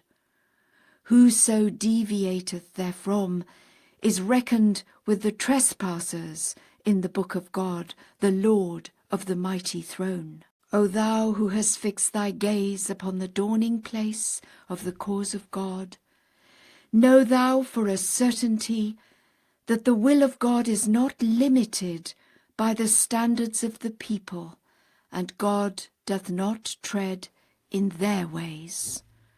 Rather is it incumbent upon everyone to firmly adhere to God's straight path. Were he to pronounce the right to be the left, or the south to be the north, he speaketh the truth, and there is no doubt of it. Verily he is to be praised in his acts, and to be obeyed in his behests. He hath no associate in his judgment, nor any helper in his sovereignty. He doeth whatsoever he willeth, and ordaineth whatsoever he pleaseth. Know thou moreover that all else besides him have been created through the potency of a word from his presence, while of themselves they have no motion nor stillness, except at his bidding and by his leave. O thou who soarest in the atmosphere of love and fellowship, and hast fixed thy gaze upon the light of the countenance of thy Lord, the King of creation, render thanks unto God, inasmuch as he hath unravelled for thee that which was hidden and enshrined in his knowledge, so that every one may become aware that within his realm of supreme infallibility he hath not taken a partner nor a counsellor unto himself. He is in truth the dayspring of divine precepts and commandments, and the fountainhead of knowledge and wisdom, while all else besides him are but his subjects and under his rule, and he is the supreme ruler, the ordainer, the all-knowing, the all-informed. As to thyself, whenever thou art enraptured by the vitalizing breaths of the revealed verses, and art carried away by the pure life-giving water proffered by the hand of the bounty of thy Lord, the sovereign ruler of the day of resurrection, lift up thy voice and say, O my God, O my God, I yield thee thanks that thou hast directed me towards thyself, hast guided me unto thy horizon, hast clearly set forth for me thy path, hast revealed to me thy testimony, and enabled me to set my face towards thee. While most of the doctors and divines among thy servants, together with such as follow them, have without the least proof or evidence from thee, turned away from thee.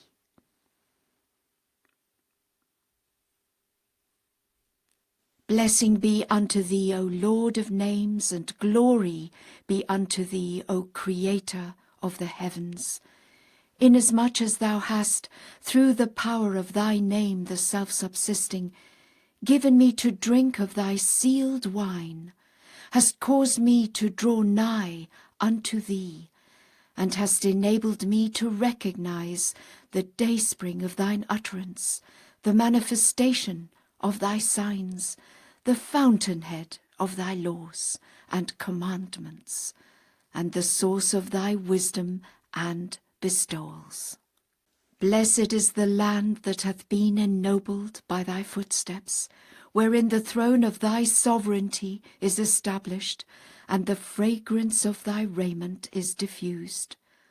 By thy glory and majesty, by thy might and power, I desire not my sight, save to behold thy beauty, nor my hearing, save to hearken to thy call and thy verses. O my God, debar not the eyes from that for which thou hast created them, nor the faces from turning to thy horizon, or from paying homage at the portals of thy majesty, or from appearing in the presence of thy throne, or from bowing down before the splendours of the day-star of thy bounty. I am the one, O Lord, whose heart and soul, whose limbs, whose inner and outer tongue testify to thy unity and thy oneness, and bear witness that thou art God, and that there is no God but thee. Thou didst bring mankind into being to know thee and to serve thy cause, that their station might thereby be elevated upon thine earth, and their souls be uplifted by virtue of the things thou hast revealed in thy scriptures, thy books, and thy tablets. Yet no sooner didst thou manifest thyself and reveal thy signs, than they turned away from thee, and repudiated thee, and rejected that which thou didst unveil before their eyes, through the potency of thy might and thy power. They rose up to inflict harm upon thee, to extinguish thy light, and to put out the flame that blazeth in thy burning bush. Their iniquity waxed so grievous that they conspired to shed thy blood and to violate thy honour. And likewise acted he whom thou hast nurtured with the hand of thy loving kindness, hast protected from the mischief of the rebellious among thy creatures, and the froward amidst thy servants, and whom thou hast set the task of writing thy holy verses before thy throne. Alas, alas for the things he perpetrated in thy days, to such an extent that he violated thy covenant and thy testament, rejected thy holy writ, rose up in rebellion, and committed that which caused the denizens of thy kingdom to lament. Then no sooner had he found his hopes shattered, and had perceived the odour of utter failure, than he raised his voice and gave tongue to that which caused thy chosen ones, who are nigh unto thee, and the inmates of the pavilion of glory, to be lost in bewilderment. Thou seest me, O my God, writhing in anguish upon the dust, like unto a fish. Deliver me, have mercy upon me, O thou whose aid is invoked by all men, O thou within whose grasp lie the reins of power over all men and women. Whenever I ponder my grievous shortcomings and my great trespasses, despair assaileth me from every direction.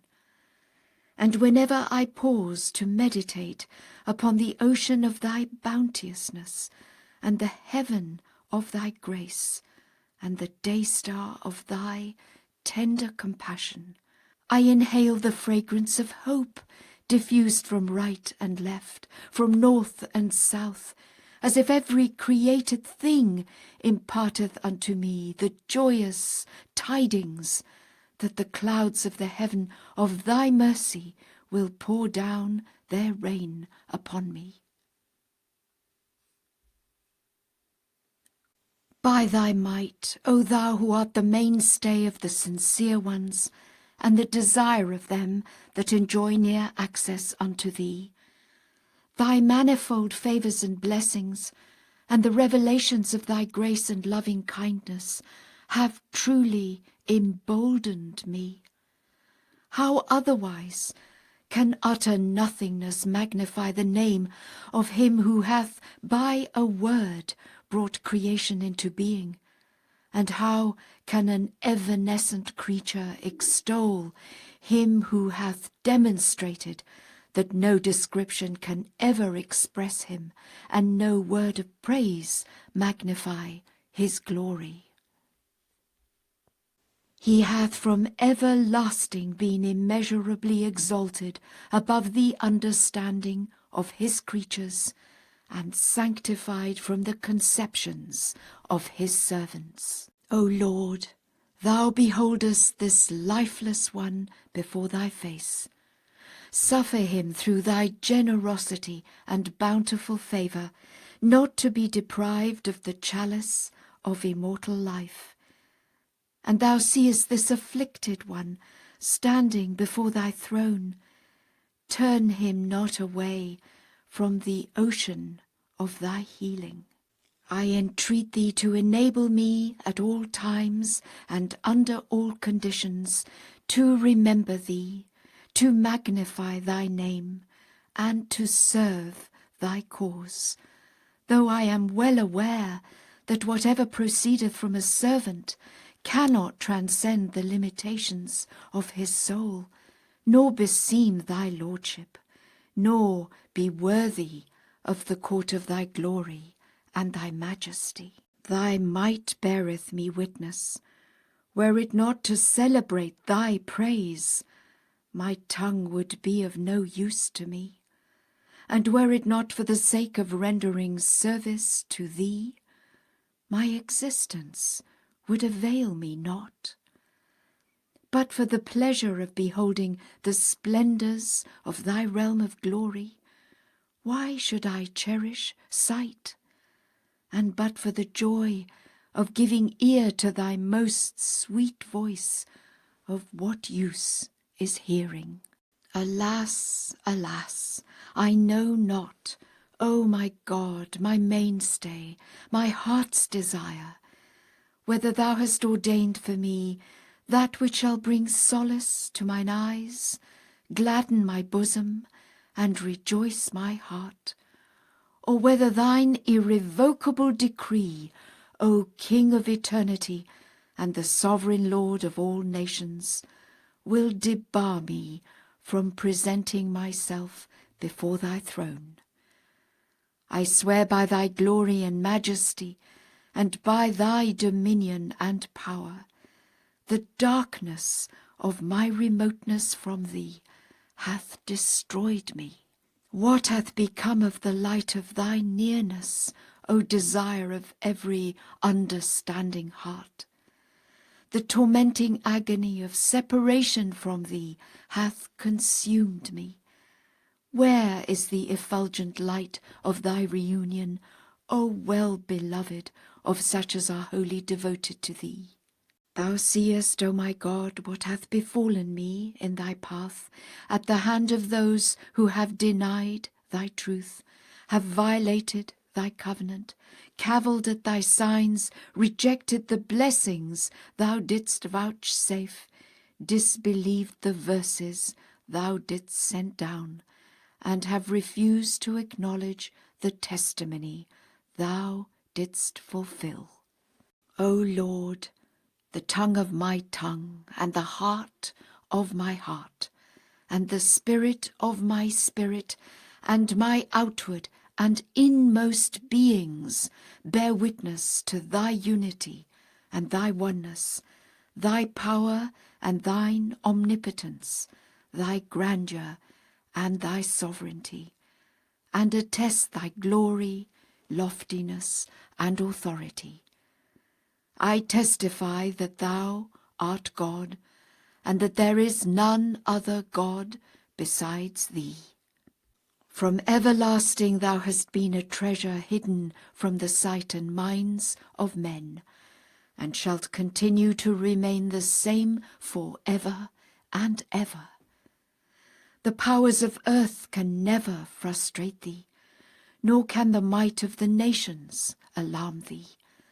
Thou art the one who hath unlocked the door of knowledge before the faces of thy servants, that they may recognize him who is the day-star of thy revelation, the dawning place of thy signs, the heaven of thy manifestation, and the sun of thy divine beauty.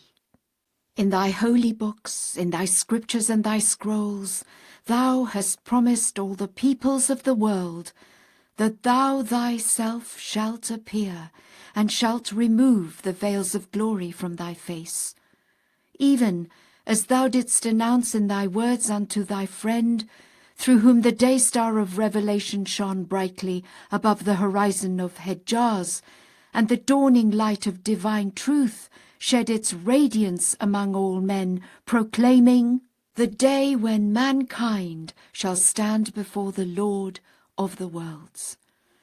And before Mohammed thou didst impart this glad tiding unto him who conversed with thee, saying, Bring forth thy people from the darkness into the light, and remind them of the days of God. Moreover, thou didst proclaim this truth unto the Spirit, and unto thy prophets and thy messengers, whether of the remote or more recent past. If all that which thou hast sent down in glorification of this most great remembrance, this great announcement, were to stream forth from the wellspring of thy most august pen, the inmates of the cities of knowledge and understanding would be dumbfounded, except such as thou wouldst deliver through the potency of thy might, and wouldst protect as a token of thy bountiful favour and thy grace. I bear witness that thou hast in truth fulfilled thy pledge, and hast made manifest the one whose advent was foretold by thy prophets, thy chosen ones, and by them that serve thee. He hath come from the heaven of glory and power, bearing the banners of thy signs and the standards of thy testimonies. Through the potency of thine indomitable power and strength, he stood up before the faces of all men, and summoned all mankind to the summit of transcendent glory and unto the all-highest horizon, in such wise that neither the oppression of the ecclesiastics nor the onslaught of the rulers was able to deter him. He arose with inflexible resolve, and unloosing his tongue, proclaimed in ringing tones, He who is the all-bountiful is come, riding aloft on the clouds. Advance, O people of the earth, with shining faces, and radiant hearts.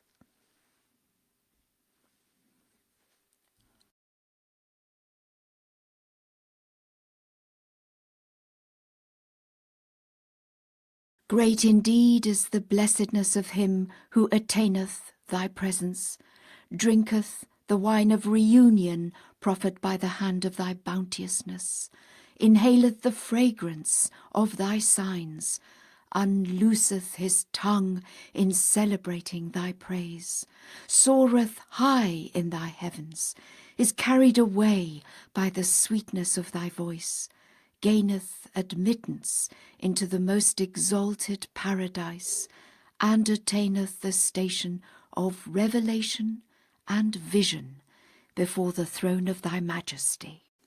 I beg of thee, by the most great infallibility which thou hast chosen to be the dayspring of thy revelation, and by thy most sublime word, through whose potency thou didst call the creation into being, and didst reveal thy cause, and by this name, which hath caused all other names to groan aloud, and the limbs of the sages to quake, I beg of thee to make me detached from all else save thee, in such wise that I may move not but in conformity with the good pleasure of thy will, and speak not except at the bidding of thy purpose, and hear naught save the words of thy praise and thy glorification.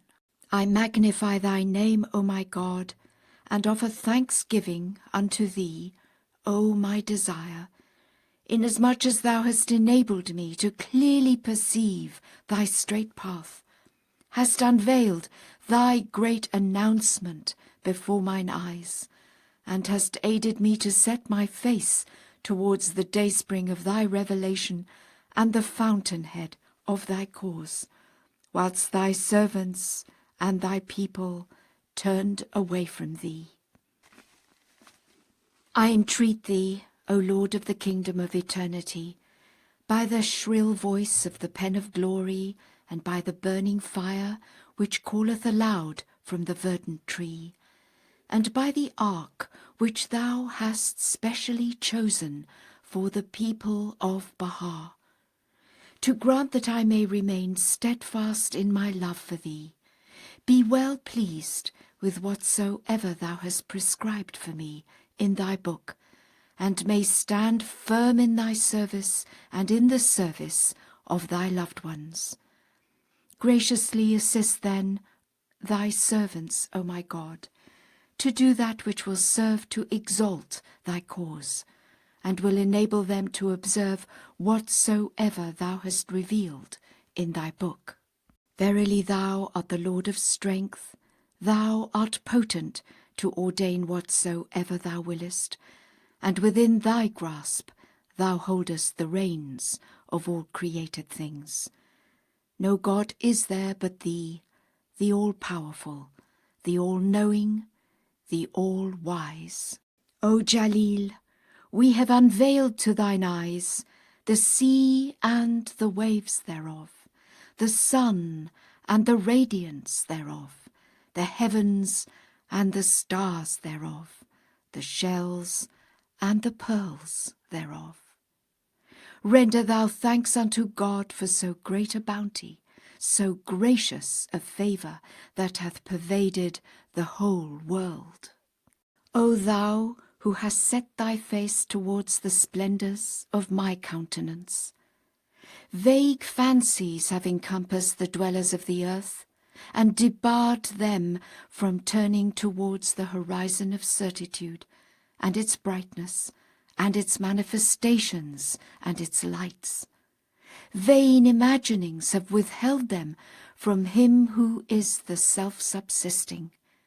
They speak as prompted by their own caprices, and understand not. Among them are those who have said, Have the verses been sent down? Say, Yea, by him who is the Lord of the heavens. Hath the hour come? Nay, more, it hath passed by him who is the revealer of clear tokens. Verily, the inevitable is come, and he, the true one, hath appeared with proof and testimony. The plain is disclosed, and mankind is sore vexed and fearful. Earthquakes have broken loose, and the tribes have lamented for fear of God, the Lord of strength, the all-compelling. Say, the stunning trumpet blast hath been loudly raised, and the day is God's, the one, the unconstrained. And they say, hath the catastrophe come to pass? Say, yea, by the Lord of Lords. Is the resurrection come? Nay, more, he who is the self-subsisting hath appeared with the kingdom of his signs. Seest thou men laid low? Yea, by my Lord, the Most High, the most glorious. Have the tree stumps been uprooted? Yea, more, the mountains have been scattered in dust by him, the Lord of attributes. They say, where is paradise, and where is hell? Say, the one is reunion with me, the other thine own self, O thou who dost associate a partner with God, and doubtest. They say, we see not the balance. Say, surely by my Lord, the God of mercy, none can see it except such as are endued with insight. They say, have the stars fallen? Say, yea, when he who is the self-subsisting dwelt in the land of mystery. Take heed, ye who are endued with discernment. All the signs appeared when we drew forth the hand of power from the bosom of majesty and might. Verily the crier hath cried out when the promised time came, and they that have recognized the splendors of Sinai have swooned away in the wilderness of hesitation before the awful majesty of thy Lord, the Lord of creation. The trumpet asketh, hath the bugle been sounded? Say, yea, by the King of revelation, when he mounted the throne of his name, the all-merciful. Darkness hath been chased away by the dawning light of the mercy of thy Lord, the source of all light. The breeze of the all-merciful hath wafted, and the souls have been quickened in the tombs of their bodies. Thus hath the decree been fulfilled by God the mighty, the beneficent. They who reject the truth have said, when were the heavens cleft asunder? Say, while ye lay in the graves of waywardness and error.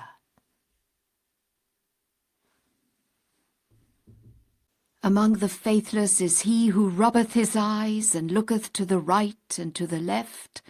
Say, blinded art thou, no refuge hast thou to flee to. And among them is he who saith, have men been gathered together? Say, yea, by my Lord, whilst thou didst lie in the cradle of idle fancies.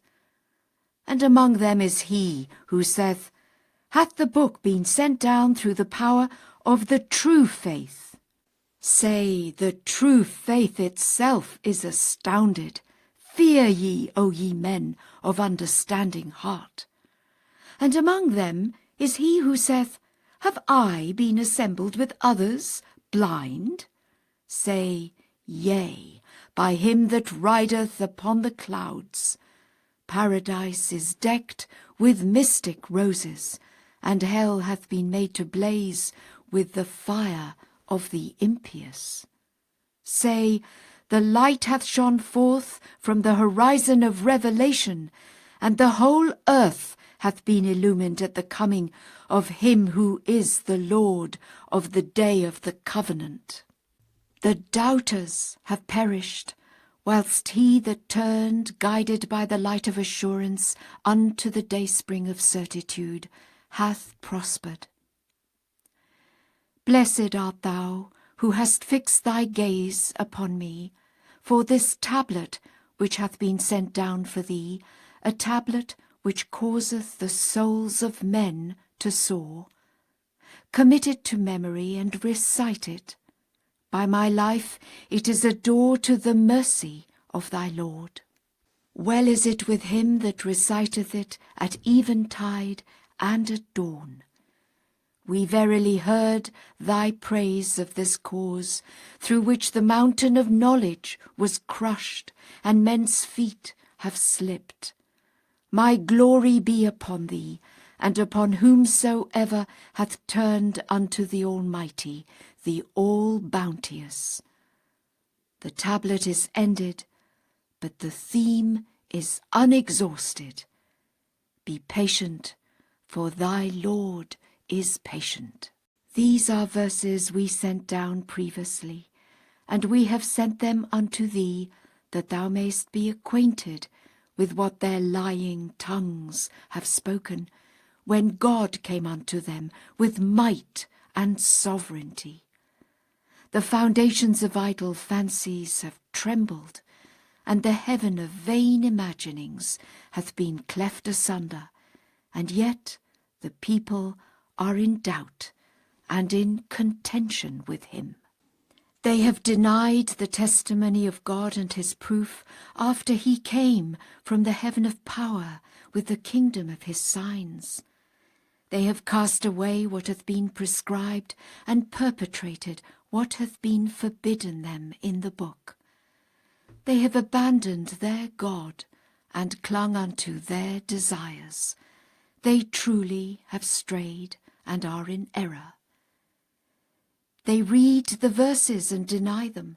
They behold the clear tokens and turn aside. They truly are lost in strange doubt. We have admonished our loved ones to fear God, a fear which is the fountainhead of all goodly deeds and virtues. It is the commander of the hosts of justice in the city of Baha. Happy the man that hath entered the shadow of its luminous standard, and laid fast hold thereon. He verily is of the companions of the crimson ark, which hath been mentioned in the Qayyumul-Asma. Say, O people of God, adorn your temples with the adornment of trustworthiness and piety. Help then your Lord with the hosts of goodly deeds and a praiseworthy character. We have forbidden you dissension and conflict in my books and my scriptures and my scrolls and my tablets, and have wished thereby naught else save your exaltation and advancement. Unto this testify the heavens and the stars thereof, and the sun and the radiance thereof, and the trees and the leaves thereof, and the seas and the waves thereof, and the earth and the treasures thereof. We pray God to assist his loved ones, and aid them in that which beseemeth them in this blessed, this mighty and wondrous station. Moreover, we beseech him to graciously enable those who surround me to observe that which my pen of glory hath enjoined upon them. O Jalil, upon thee be my glory and my loving providence. Verily, we have enjoined the people to do what is meet and seemly, and yet they have committed such things as have caused my heart and my pen to lament. Incline thine ear to that which is sent down from the heaven of my will and the realm of my good pleasure. I sorrow not for my captivity, nor for the things that have befallen me at the hand of mine enemies. Nay, my sorrows are occasioned by those who claim to be related to me, and yet commit that which causeth the voice of my lamentations to be lifted up, and my tears to flow. We have exhorted them at length in various tablets, and beseech God to graciously assist them, to enable them to draw nigh unto him, and to confirm them in that which would bring peace to the hearts and tranquillity to the souls, and would stay their hands from whatsoever ill beseemeth his days. Say, O my loved ones in my lands, give ye ear unto the counsels of him who admonisheth you for the sake of God. He hath in truth created you, hath revealed before your eyes that which exalteth you and promoteth your interests. He hath made known unto you his straight path, and hath acquainted you with his great announcement. O Jalil, admonish men to fear God. By God, this fear is the chief commander of the army of thy Lord. Its hosts are a praiseworthy character and goodly deeds. Through it have the cities of men's hearts been opened throughout the ages and centuries, and the standards of ascendancy and triumph raised above all other standards. We will now mention unto thee trustworthiness, and the station thereof in the estimation of God thy Lord, the Lord of the mighty throne. One day of days we repaired unto our green island. Upon our arrival we beheld its streams flowing, and its trees luxuriant, and the sunlight playing in their midst. Turning our face to the right, we beheld what the pen is powerless to describe. Nor can it set forth that which the eye of the Lord of mankind witnessed in that most sanctified, that most sublime, that blessed and most exalted spot. Turning then to the left, we gazed on one of the beauties of the most sublime paradise, standing on a pillar of light, and calling aloud, saying, O inmates of earth and heaven, behold ye my beauty, and my radiance, and my revelation, and my effulgence. By God the True One, I am trustworthiness, and the revelation thereof, and the beauty thereof. I will recompense whosoever will cleave unto me, and recognize my rank and station, and hold fast unto my hem. I am the most great ornament of the people of Baha, and the vesture of glory unto all who are in the kingdom of creation. I am the supreme instrument for the prosperity of the world, and the horizon of assurance unto all beings. Thus have we sent down for thee that which will draw men nigh unto the Lord of creation. The pen of the Most High turneth from the eloquent language to the luminous one, that thou, O Jalil, mayest appreciate the tender mercy of thy Lord, the incomparable one, and mayest be of them that are truly grateful. O thou who hast fixed thy gaze upon the all-glorious horizon, the call is raised, but hearing ears are numbered, nay, non-existent. This wronged one findeth himself in the maw of the serpent, yet he faileth not to make mention of the loved ones of God. So grievous have been our sufferings in these days that the concourse on high are moved to tears and to lamentation. Neither the adversities of the world nor the harm inflicted by its nations could deter him who is the King of eternity from voicing his summons or frustrate his purpose. When those who had for years been hiding behind the veils perceived that the horizon of the cause was resplendent and that the word of God was all pervasive, they rushed forth and with swords of malice inflicted such harm as no pen can portray nor any tongue describe. They that judge with fairness testify that since the early days of the cause this wronged one hath arisen, unveiled and resplendent, before the faces of kings and commoners, before the rulers and the divines, and hath in ringing tones summoned all men unto the straight path.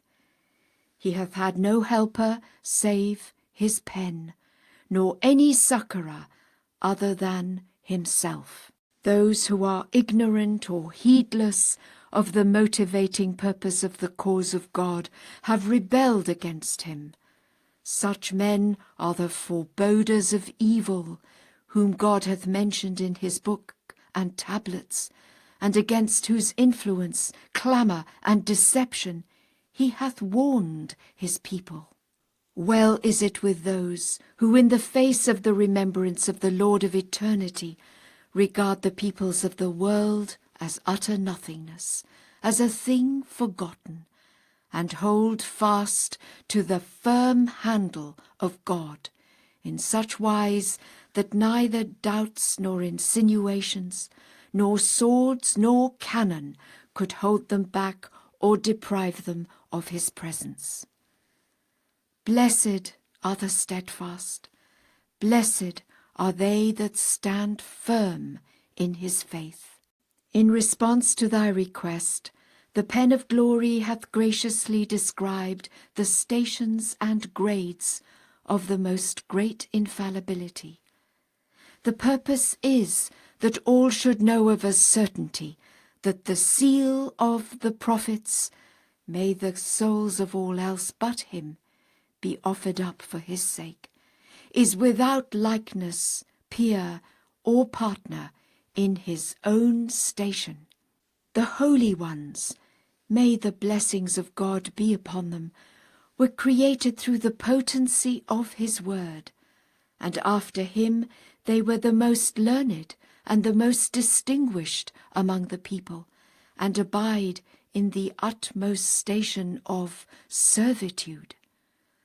The divine essence, sanctified from every comparison and likeness, is established in the prophet, and God's inmost reality, exalted above any peer or partner, is manifest in him. This is the station of true unity and of veritable singleness. The followers of the previous dispensation grievously failed to acquire an adequate understanding of this station. The primal point, may the life of all else but him be offered up for his sake, saith, if the seal of the prophets had not uttered the word successorship, such a station would not have been created. The people aforetime joined partners with God, though they professed belief in his unity. And although they were the most ignorant amongst men, they considered themselves the most accomplished. But as a token of divine retribution upon those heedless ones, their erroneous beliefs and pursuits have in this day of judgment been made clear and evident to every man of discernment and understanding. Beseech thou God, the true one, that he may graciously shield the followers of this revelation from the idle fancies and corrupt imaginings of such as belong to the former faith, and may not deprive them of the effulgent splendours of the day-star of true unity. O Jalil, he whom the world hath wronged now proclaimeth, the light of justice is dimmed, and the sun of equity veiled from sight. The robber occupieth the seat of the protector and guard, and the position of the faithful is seized by the traitor. A year ago, an oppressor ruled over this city, and at every instant caused fresh harm. By the righteousness of the Lord he wrought that which cast terror into the hearts of men. But to the pen of glory the tyranny of the world hath never been, nor will it ever be, a hindrance. In the abundance of our grace and loving kindness, we have revealed specially for the rulers and ministers of the world that which is conducive to safety and protection, tranquility and peace. Haply the children of men may rest secure from the evils of oppression. He verily is the protector, the helper, the giver of victory.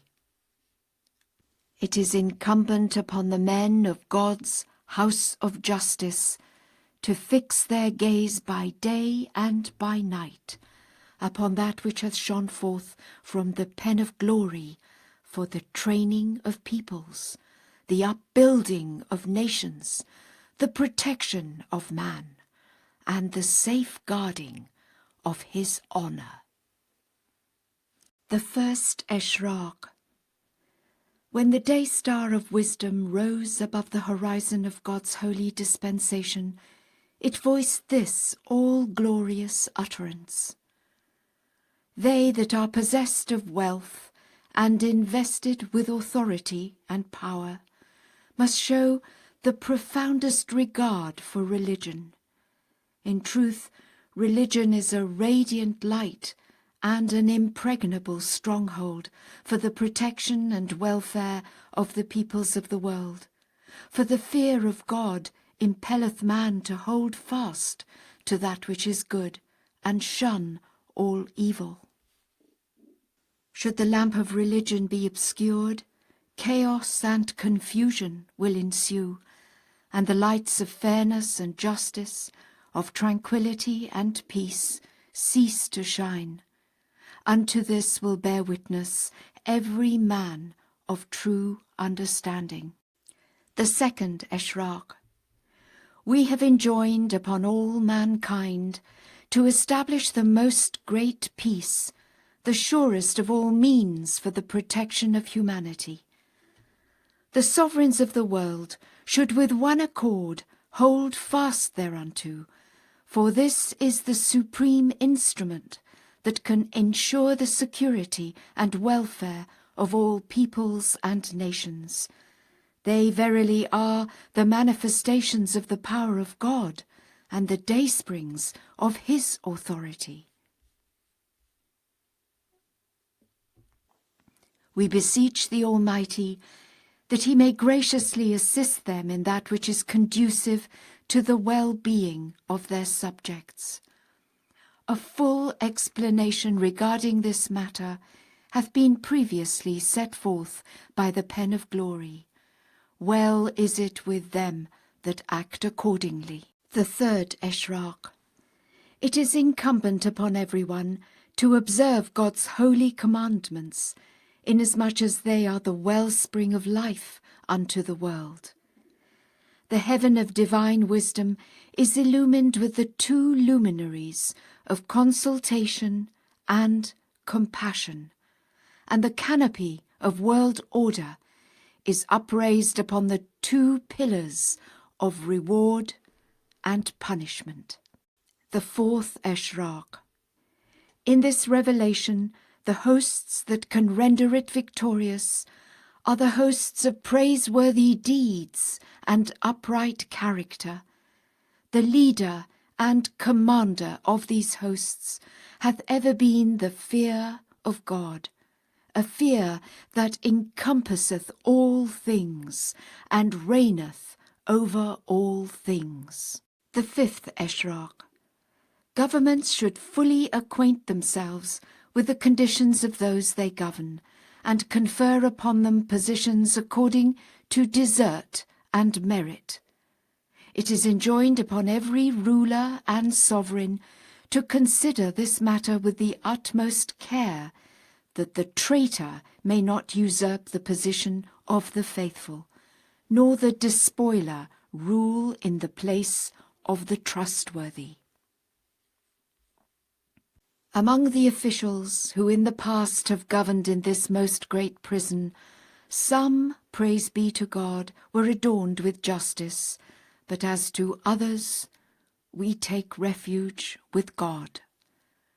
We beseech the one true God to guide them one and all, that haply they may not be deprived of the fruit of faith and trustworthiness, nor be withheld from the light of equity and justice. The sixth Eshraq is union and concord amongst the children of men. From the beginning of time, the light of unity hath shed its divine radiance upon the world, and the greatest means for the promotion of that unity is for the peoples of the world to understand one another's writing and speech. In former epistles, we have enjoined upon the trustees of the House of Justice either to choose one language from among those now existing, or to adopt a new one, and in like manner to select a common script, both of which should be taught in all the schools of the world. Thus will the earth be regarded as one country and one home. The most glorious fruit of the tree of knowledge is this exalted word: of one tree are all ye the fruit, and of one bough the leaves. Let not man glory in this, that he loveth his country. Let him rather glory in this, that he loveth his kind. Concerning this we have previously revealed that which is the means of the reconstruction of the world and the unity of nations. Blessed are they that attain thereunto. Blessed are they that act accordingly. The seventh Eshraq. The pen of glory counselleth every one regarding the instruction and education of children. Behold that which the will of God hath revealed upon our arrival in the prison city, and recorded in the most holy book. Unto every father hath been enjoined the instruction of his son and daughter in the art of reading and writing, and in all that hath been laid down in the holy tablet. He that putteth away that which is commanded unto him, the trustees are then to take from him that which is required for their instruction, if he be wealthy, and if not, the matter devolveth upon the house of justice. Verily have we made it a shelter for the poor and needy. He that bringeth up his son, or the son of another, it is as though he hath brought up a son of mine. Upon him rest my glory, my loving kindness, my mercy, that have compassed the world. The eighth Eshraq. This passage, now written by the pen of glory, is accounted as part of the most holy book. The men of God's house of justice have been charged with the affairs of the people. They, in truth, are the trustees of God among his servants, and the daysprings of authority in his countries.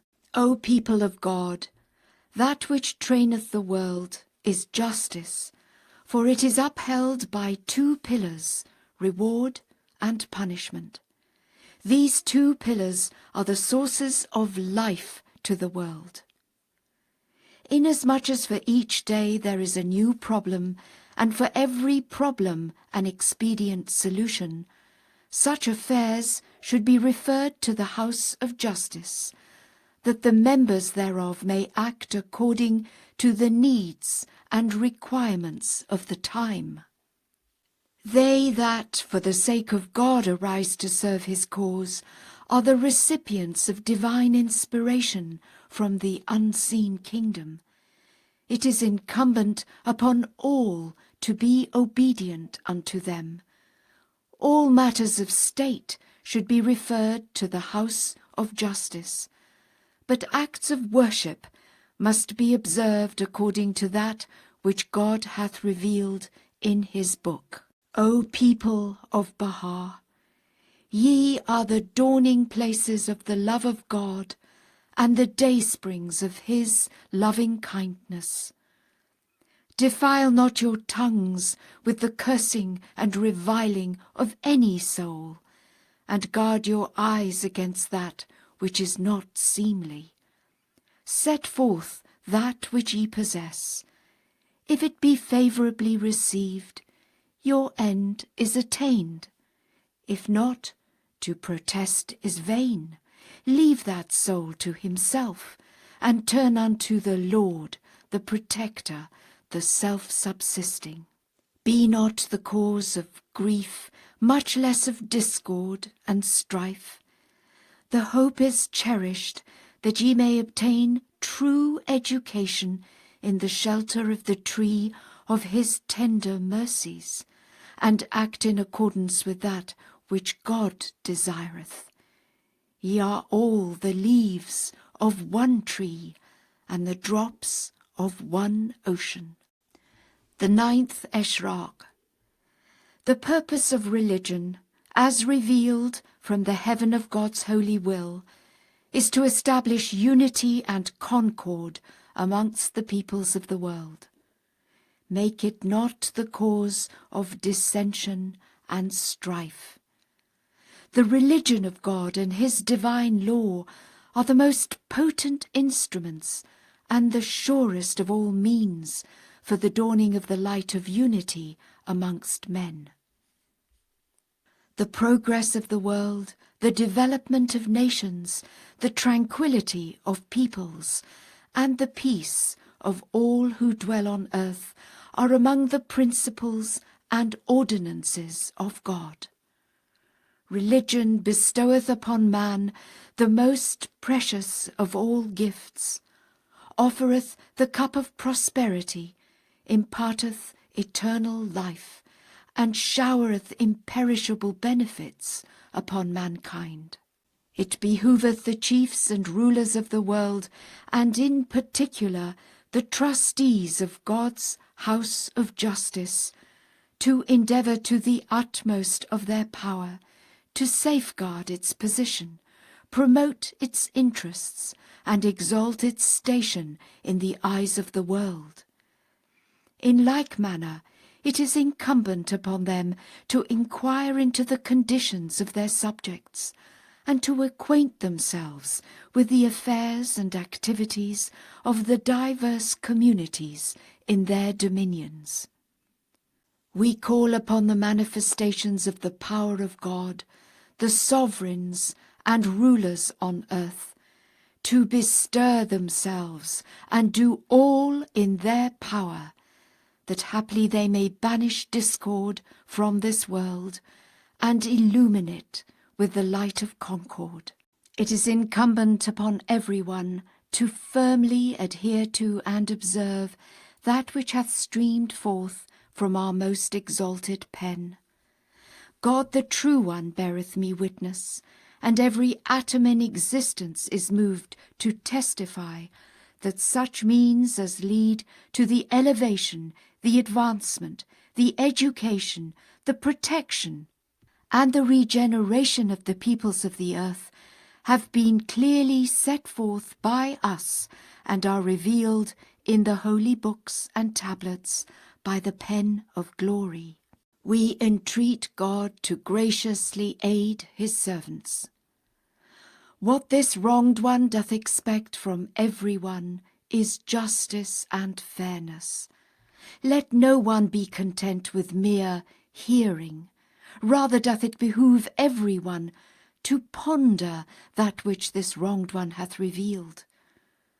I swear by the day-star of utterance, shining above the horizon of the kingdom of the All-Merciful, had there been any expounder or speaker discernible, we would not have made ourself the object of the censure, ridicule, and slander of the people. Upon our arrival in Iraq, we found the cause of God sunk in deep apathy, and the breeze of divine revelation stilled. Most of the believers were faint and dispirited, nay, utterly lost and dead. Hence there was a second blast on the trumpet, whereupon the tongue of grandeur uttered these blessed words, "We have sounded the trumpet for the second time." Thus the whole world was quickened through the vitalizing breaths of divine revelation and inspiration. Certain souls have now sallied forth from behind the veils, intent on inflicting harm upon this wronged one. They have hindered and denied the outpouring of this priceless bounty. O ye that judge with fairness, if this cause is to be denied, then what other cause in this world can be vindicated or deemed worthy of acceptance? Such as have turned away from the cause of God are diligently seeking to collect the holy writings of this revelation, and they have already, through gestures of friendship, managed to secure certain of these writings from those who held them in their possession. Moreover, when they meet the followers of any religion, they hold themselves out as believers therein. Say, die ye in your wrath. Verily he hath appeared with so great an authority, that no man of vision, of hearing, of insight, of justice, or of equity can ever deny him. Unto this beareth witness in this resplendent hour the pen of him who is the Ancient of Days. O Jalil, upon thee be my glory.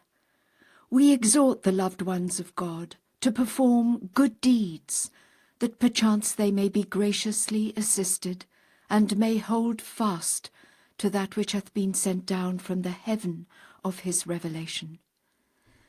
The benefits arising from this divine utterance shall fall upon such as observe his precepts.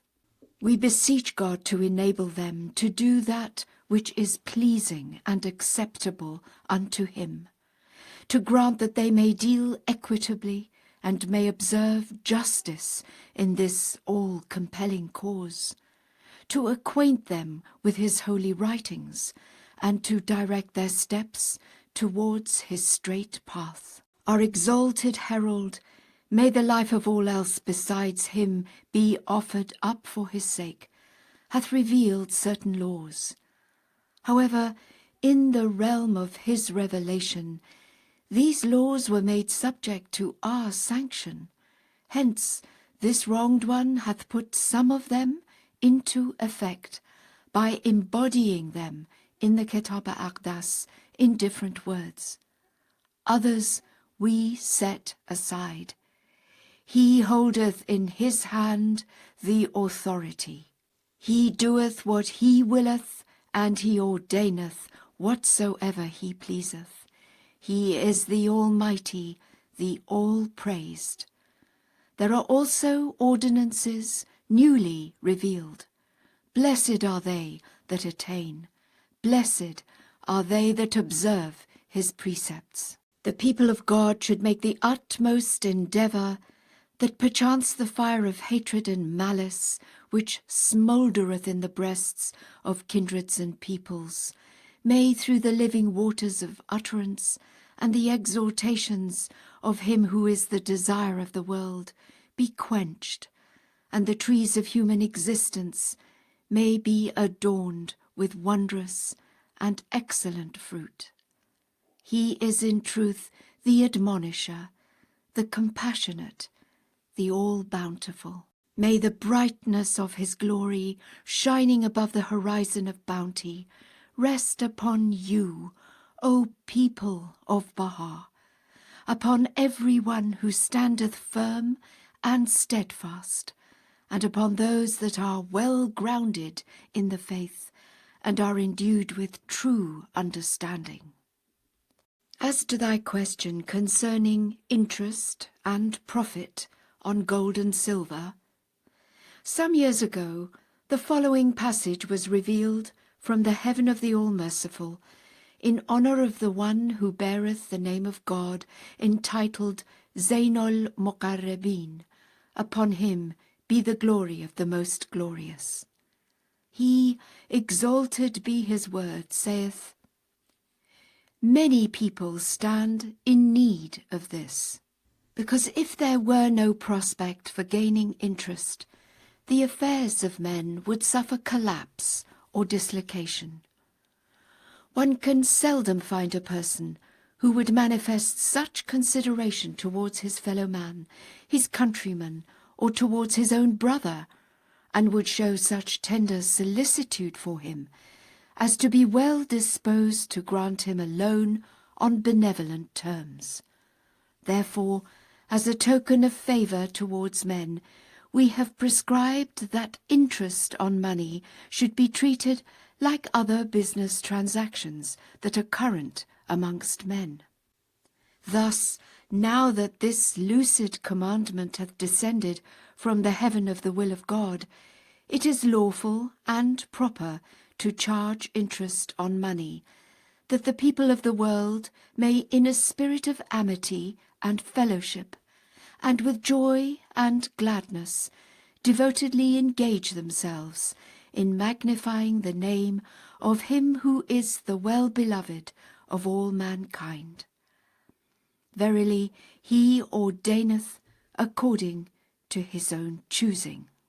He hath now made interest on money lawful, even as he had made it unlawful in the past. Within his grasp he holdeth the kingdom of authority. He doeth and ordaineth. He is in truth the ordainer, the all-knowing. Render thou thanks unto thy Lord, O Zainul Muqarrabin, for this manifest bounty. Many ecclesiastics in Persia have, through innumerable designs and devices, been feeding on illicit gains obtained by usury. They have contrived ways to give its outward form a fair semblance of lawfulness. They make a plaything of the laws and ordinances of God, but they understand not. However, this is a matter that should be practiced with moderation and fairness. Our pen of glory hath, as a token of wisdom and for the convenience of the people, desisted from laying down its limit. Nevertheless, we exhort the loved ones of God to observe justice and fairness, and to do that which would prompt the friends of God to evince tender mercy and compassion towards each other.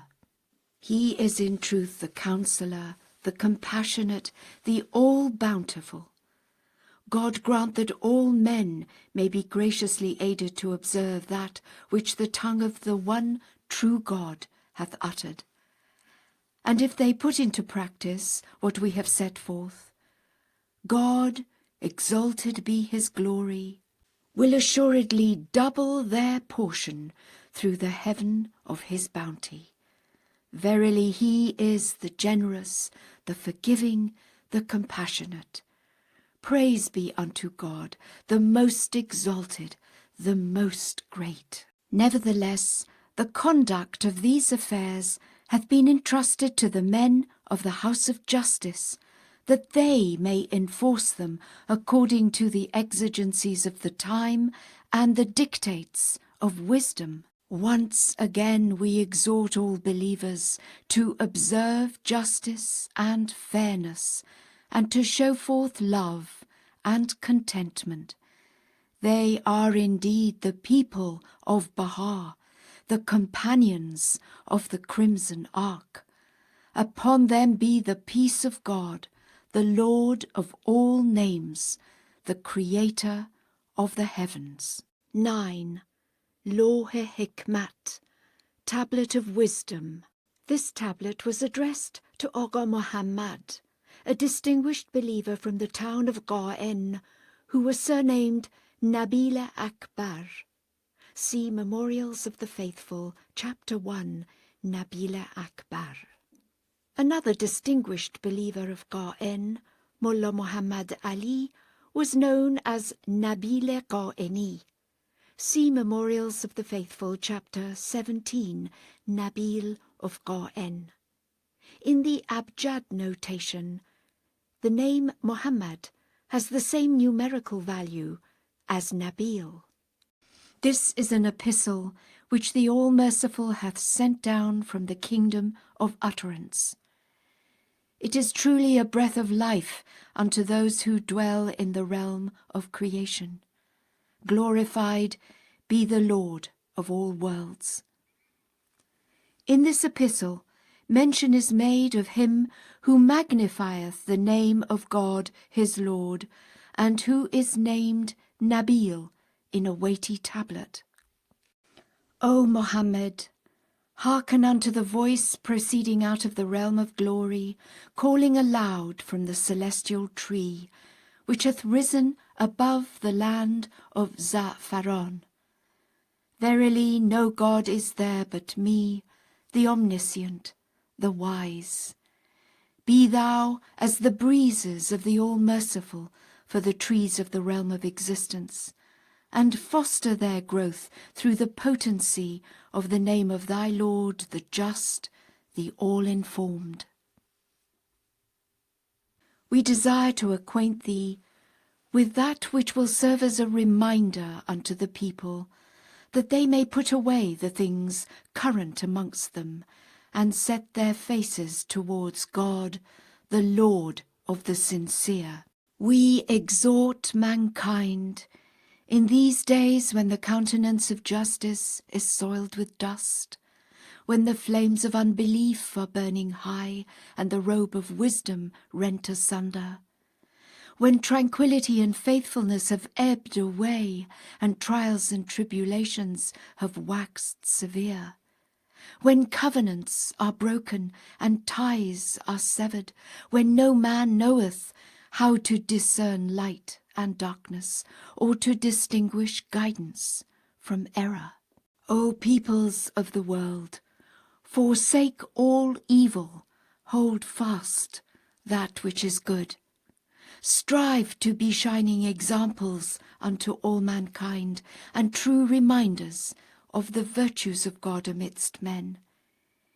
He that riseth to serve my cause should manifest my wisdom, and bend every effort to banish ignorance from the earth.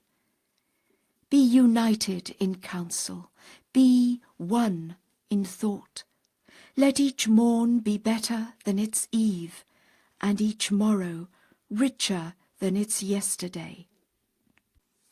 Man's merit lieth in service and virtue, and not in the pageantry of wealth and riches.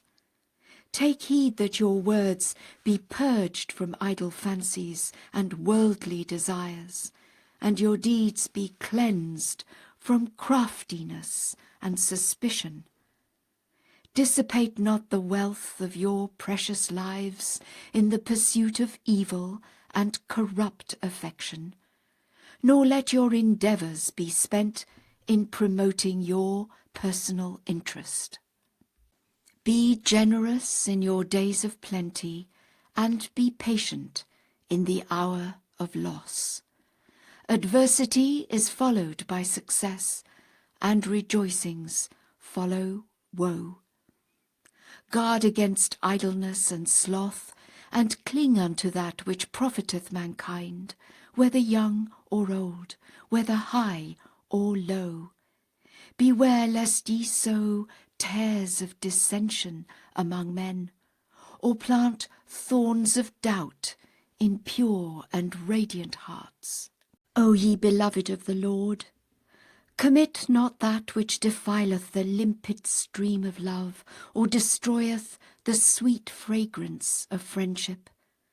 By the righteousness of the Lord ye were created to show love one to another, and not perversity and rancour.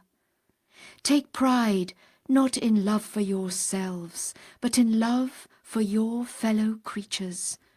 Glory not in love for your country, but in love for all mankind. Let your eye be chaste, your hand faithful, your tongue truthful, and your heart enlightened. Abase not the station of the learned in Baha, and belittle not the rank of such rulers as administer justice amidst you. Set your reliance on the army of justice. Put on the armour of wisdom. Let your adorning be forgiveness and mercy, and that which cheereth the hearts of the well-favoured of God. By my life, thy grievances have plunged me into sorrow. Regard not the children of the world and all their doings, but fix thy gaze upon God and his never-ending dominion. Verily, he calleth to thy remembrance that which is the source of delight for all mankind. Drink thou the life-giving water of blissful joy from the chalice of utterance, proffered by the fountainhead of divine revelation, he who hath made mention of thee in this mighty stronghold. Endeavour to the utmost of thy powers to establish the word of truth with eloquence and wisdom, and to dispel falsehood from the face of the earth. Thus directeth thee the dayspring of divine knowledge from this luminous horizon. O thou who speakest in my name, consider the people and the things they have wrought in my days. We revealed unto one of the rulers that which overpowereth all the dwellers of the earth, and requested him to bring us face to face with the learned men of this age, that we might set forth for him the testimony of God, his proofs, his glory, and his majesty. And naught did we intend thereby but the highest good. However, he committed that which hath caused the inmates of the cities of justice and equity to lament. Thus hath judgment been given between me and him. Verily thy Lord is the ordainer, the all-informed. In such circumstances as thou seest, how can the celestial bird soar into the atmosphere of divine mysteries, when its wings have been battered with the stones of idle fancy and bitter hatred, and it is cast into a prison built of unyielding stone? By the righteousness of God, the people have perpetrated a grievous injustice. As regards thine assertions about the beginning of creation, this is a matter on which conceptions vary by reason of the divergences in men's thoughts and opinions. Wert thou to assert that it hath ever existed and shall continue to exist, it would be true. Or wert thou to affirm the same concept as is mentioned in the sacred scriptures, no doubt would there be about it, for it hath been revealed by God, the Lord of the worlds. Indeed, he was a hidden treasure. This is a station that can never be described, nor even alluded to. And in the station of, I did wish to make myself known, God was, and his creation had ever existed beneath his shelter from the beginning that hath no beginning, apart from its being preceded by a firstness which cannot be regarded as firstness, and originated by a cause inscrutable even unto all men of learning. That which hath been in existence had existed before, but not in the form thou seest today. The world of existence came into being through the heat generated from the interaction between the active force and that which is its recipient. These two are the same, yet they are different. Thus doth the great announcement inform thee about this glorious structure. Such as communicate the generating influence, and such as receive its impact, are indeed created through the irresistible Word of God, which is the cause of the entire creation, while all else besides his Word are but the creatures and the effects thereof. Verily, thy Lord is the expounder, the all-wise. Know thou, moreover, that the Word of God, exalted be his glory, is higher and far superior to that which the senses can perceive, for it is sanctified from any property or substance. It transcendeth the limitations of known elements, and is exalted above all the essential and recognized substances. It became manifest without any syllable or sound, and is none but the command of God, which pervadeth all created things. It hath never been withheld from the world of being. It is God's all-pervasive grace, from which all grace doth emanate. It is an entity far removed above all that hath been and shall be. We are loath to enlarge on this subject, inasmuch as the unbelievers have inclined their ears towards us in order to hear that which might enable them to cavil against God, the help in peril, the self-subsisting. And since they are unable to attain to mysteries of knowledge and wisdom from what hath been unravelled by the source of divine splendour, they rise in protest and burst into clamour. But it is true to say that they object to that which they comprehend, not to the expositions given by the expounder, nor the truths imparted by the one true God, the knower of things unseen. Their objections, one and all, turn upon themselves, and I swear by thy life that they are devoid of understanding. Everything must needs have an origin, and every building a builder.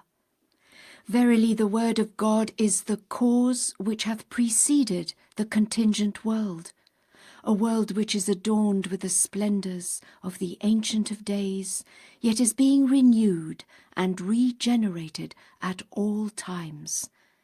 Immeasurably exalted is the God of wisdom, who hath raised this sublime structure.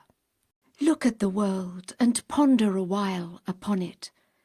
It unveileth the book of its own self before thine eyes, and revealeth that which the pen of thy Lord, the fashioner, the all-informed, hath inscribed therein. It will acquaint thee with that which is within it and upon it, and will give thee such clear explanations as to make thee independent of every eloquent expounder.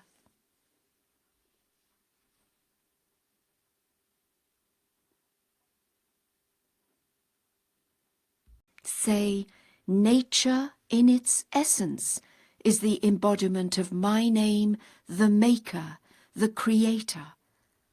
Its manifestations are diversified by varying causes, and in this diversity there are signs for men of discernment.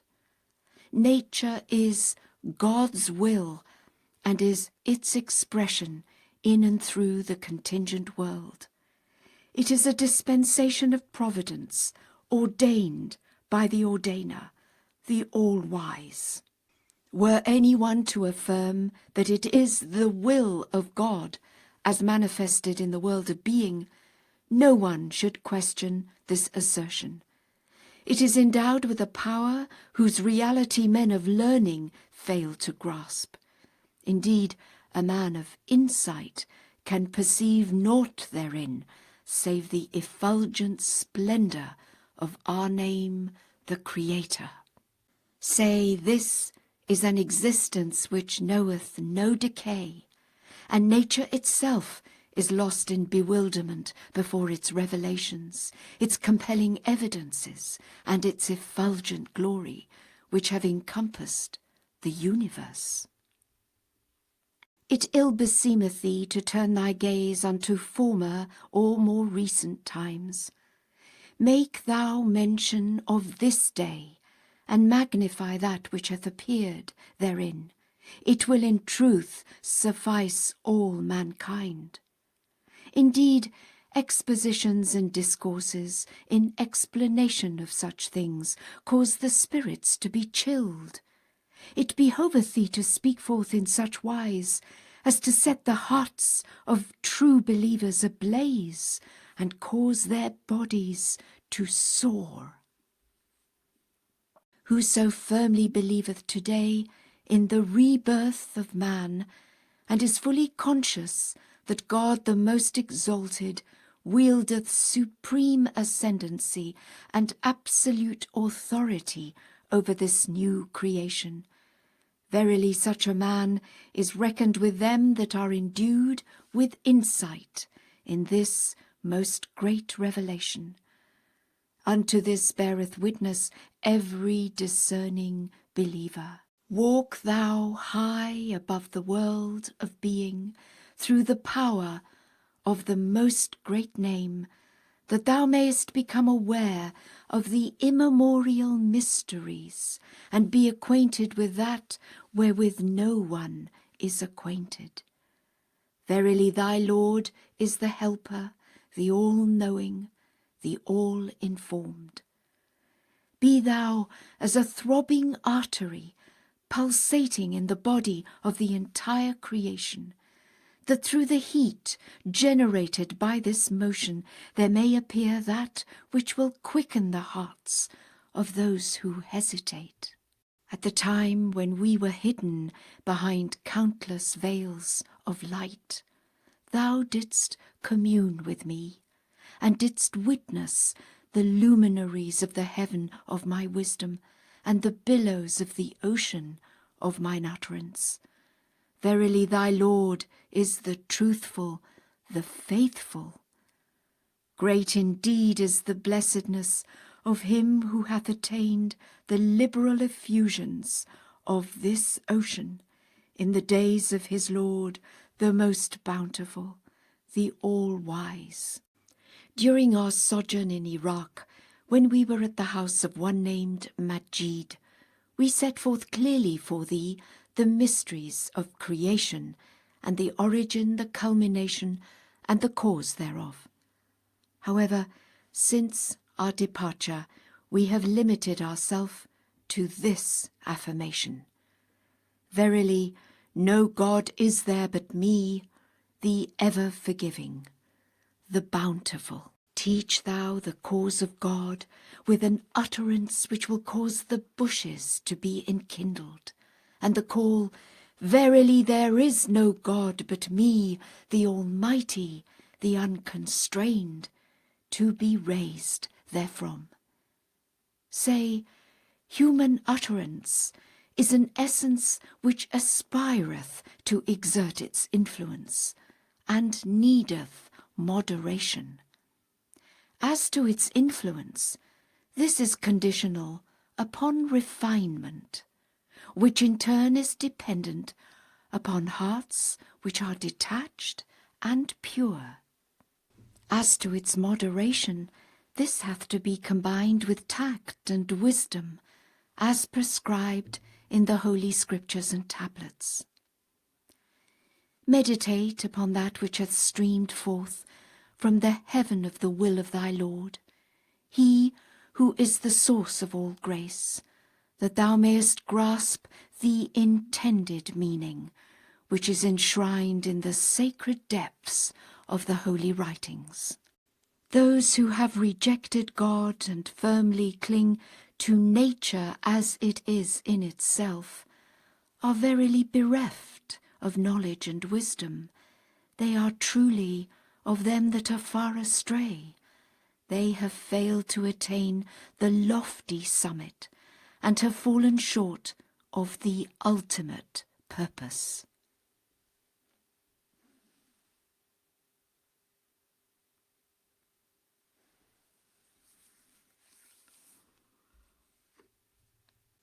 Therefore their eyes were shut and their thoughts differed, while the leaders among them have believed in God and in his invincible sovereignty.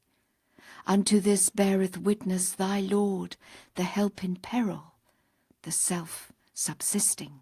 When the eyes of the people of the East were captivated by the arts and wonders of the West, they roved distraught in the wilderness of material causes, oblivious of the one who is the causer of causes and the sustainer thereof, while such men as were the source and the wellspring of wisdom never denied the moving impulse behind these causes, nor the creator or the origin thereof.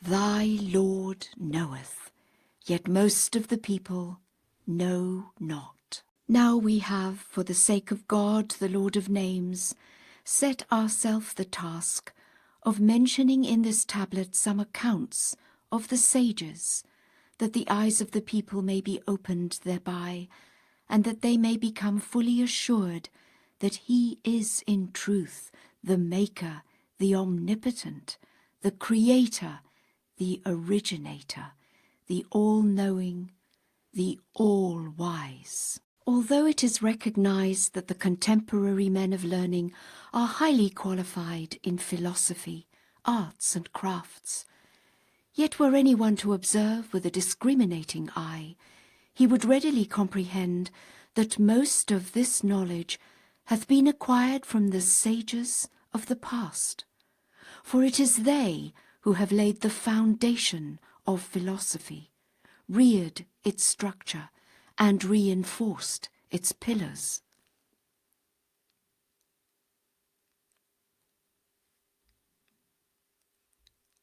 Thus doth thy Lord, the Ancient of Days, inform thee. The sages aforetime acquired their knowledge from the prophets, inasmuch as the latter were the exponents of divine philosophy and the revealers of heavenly mysteries. Men quaffed the crystal living waters of their utterance, while others satisfied themselves with the dregs. Every one received a portion according to his measure. Verily he is the equitable, the wise. Empedocles, who distinguished himself in philosophy, was a contemporary of David, while Pythagoras lived in the days of Solomon, son of David, and acquired wisdom from the treasury of prophethood. It is he who claimed to have heard the whispering sound of the heavens, and to have attained the station of the angels. In truth, thy Lord will clearly set forth all things, if he pleaseth. Verily he is the wise, the all-pervading. The essence and the fundamentals of philosophy have emanated from the prophets. That the people differ concerning the inner meanings and mysteries thereof is to be attributed to the divergence of their views and minds. We would fain recount to thee the following. One of the prophets once, was communicating to his people that with which the omnipotent Lord had inspired him. Truly thy Lord is the inspirer, the gracious, the exalted.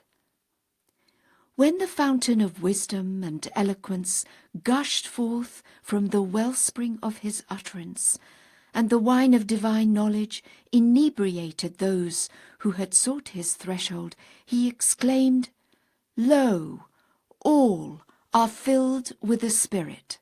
From among the people there was he who held fast unto this statement, and actuated by his own fancies, conceived the idea that the Spirit literally penetrateth or entereth into the body, and through lengthy expositions he advanced proofs to vindicate this concept, and groups of people followed in his footsteps. To mention their names at this point, or to give thee a detailed account thereof, would lead to prolixity, and would depart from the main theme. Verily thy Lord is the all-wise, the all-knowing. There was also he who partook of the choice wine, whose seal had been removed by the key of the tongue of him who is the revealer of the verses of thy Lord, the gracious, the most generous. Verily the philosophers have not denied the Ancient of Days. Most of them passed away, deploring their failure to fathom his mystery, even as some of them have testified. Verily thy Lord is the adviser, the all-informed. Consider Hippocrates, the physician. He was one of the eminent philosophers who believed in God and acknowledged his sovereignty. After him came Socrates, who was indeed wise, accomplished, and righteous. He practiced self-denial, repressed his appetites for selfish desires, and turned away from material pleasures. He withdrew to the mountains, where he dwelt in a cave. He dissuaded men from worshipping idols, and taught them the way of God, the Lord of mercy, until the ignorant rose up against him. They arrested him and put him to death in prison. Thus relateth to thee this swift-moving pen. What a penetrating vision into philosophy this eminent man had. He is the most distinguished of all philosophers, and was highly versed in wisdom. We testify that he is one of the heroes in this field, and an outstanding champion dedicated unto it. He had a profound knowledge of such sciences as were current amongst men, as well as of those which were veiled from their minds. Methinks he drank one draught when the most great ocean overflowed with gleaming and life-giving waters. He it is who perceived a unique, a tempered, and a pervasive nature in things, bearing the closest likeness to the human spirit, and he discovered this nature to be distinct from the substance of things in their refined form. He hath a special pronouncement on this weighty theme. Wert thou to ask from the worldly wise of this generation about this exposition, thou wouldst witness their incapacity to grasp it. Verily thy Lord speaketh the truth, but most people comprehend not. After Socrates came the divine Plato, who was a pupil of the former and occupied the chair of philosophy as his successor. He acknowledged his belief in God and in his signs, which pervade all that hath been and shall be. Then came Aristotle, the well-known man of knowledge. He it is who discovered the power of gaseous matter. These men who stand out as leaders of the people and are preeminent among them, one and all acknowledge their belief in the immortal being who holdeth in his grasp the reins of all sciences. I will also mention for thee the invocation voiced by Balinus, who was familiar with the theories put forward by the father of philosophy regarding the mysteries of creation as given in his chrysolite tablets, that everyone may be fully assured of the things we have elucidated for thee in this manifest tablet, which, if pressed with the hand of fairness and knowledge, will yield the spirit of life for the quickening of all created things. Great is the blessedness of him who swimmeth in this ocean and celebrateth the praise of his Lord the gracious, the best beloved. Indeed, the breezes of divine revelation are diffused from the verses of thy Lord in such wise that no one can dispute its truth, except those who are bereft of hearing, of vision, of understanding, and of every human faculty. Verily, thy Lord beareth witness unto this, yet the people understand not. This man hath said, I am Balinus, the wise one, the performer of wonders, the producer of talismans. He surpassed everyone else in the diffusion of arts and sciences, and soared unto the loftiest heights of humility and supplication. Give ear unto that which he hath said, entreating the all-possessing, the most exalted. I stand in the presence of my Lord, extolling his gifts and bounties, and praising him with that wherewith he praiseth his own self, that I may become a source of blessing and guidance unto such men as acknowledge my words. And further he saith, O Lord, thou art God, and no God is there but thee. Thou art the Creator, and no Creator is there except thee. Assist me by thy grace, and strengthen me. My heart is seized with alarm, my limbs tremble. I have lost my reason, and my mind hath failed me. Bestow upon me strength, and enable my tongue to speak forth with wisdom.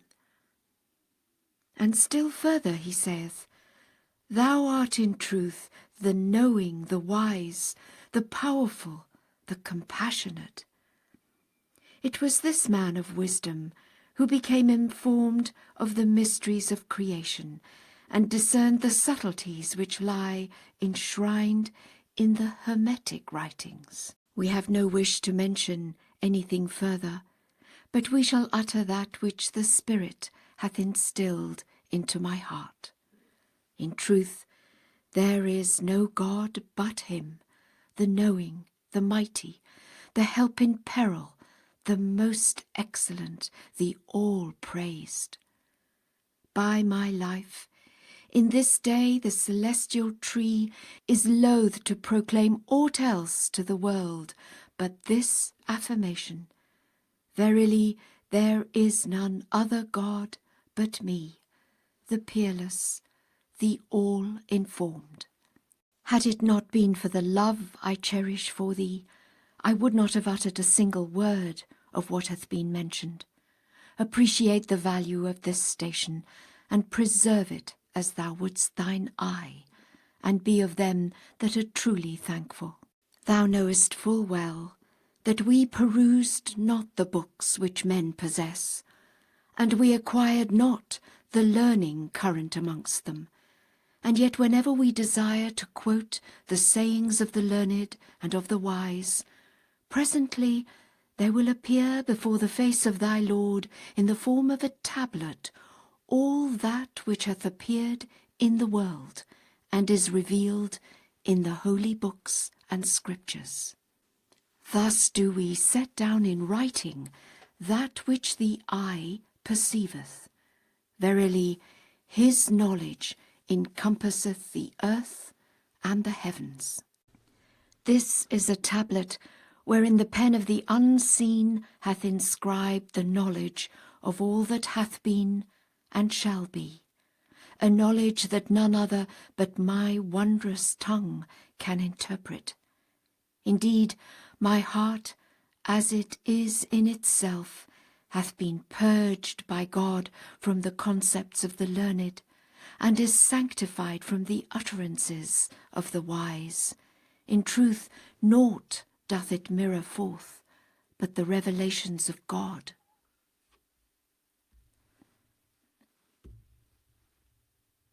Unto this beareth witness the tongue of grandeur in this perspicuous book.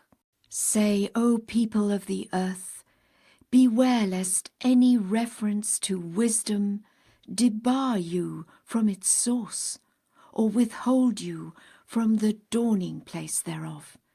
Fix your hearts upon your Lord, the Educator, the All-Wise. For every land we have prescribed a portion, for every occasion an allotted share, for every pronouncement an appointed time, and for every situation an apt remark. Consider Greece. We made it a seat of wisdom for a prolonged period. However, when the appointed hour struck, its throne was subverted, its tongue ceased to speak, its light grew dim, and its banner was hauled down. Thus do we bestow and withdraw. Verily thy Lord is he who giveth and divesteth, the mighty, the powerful.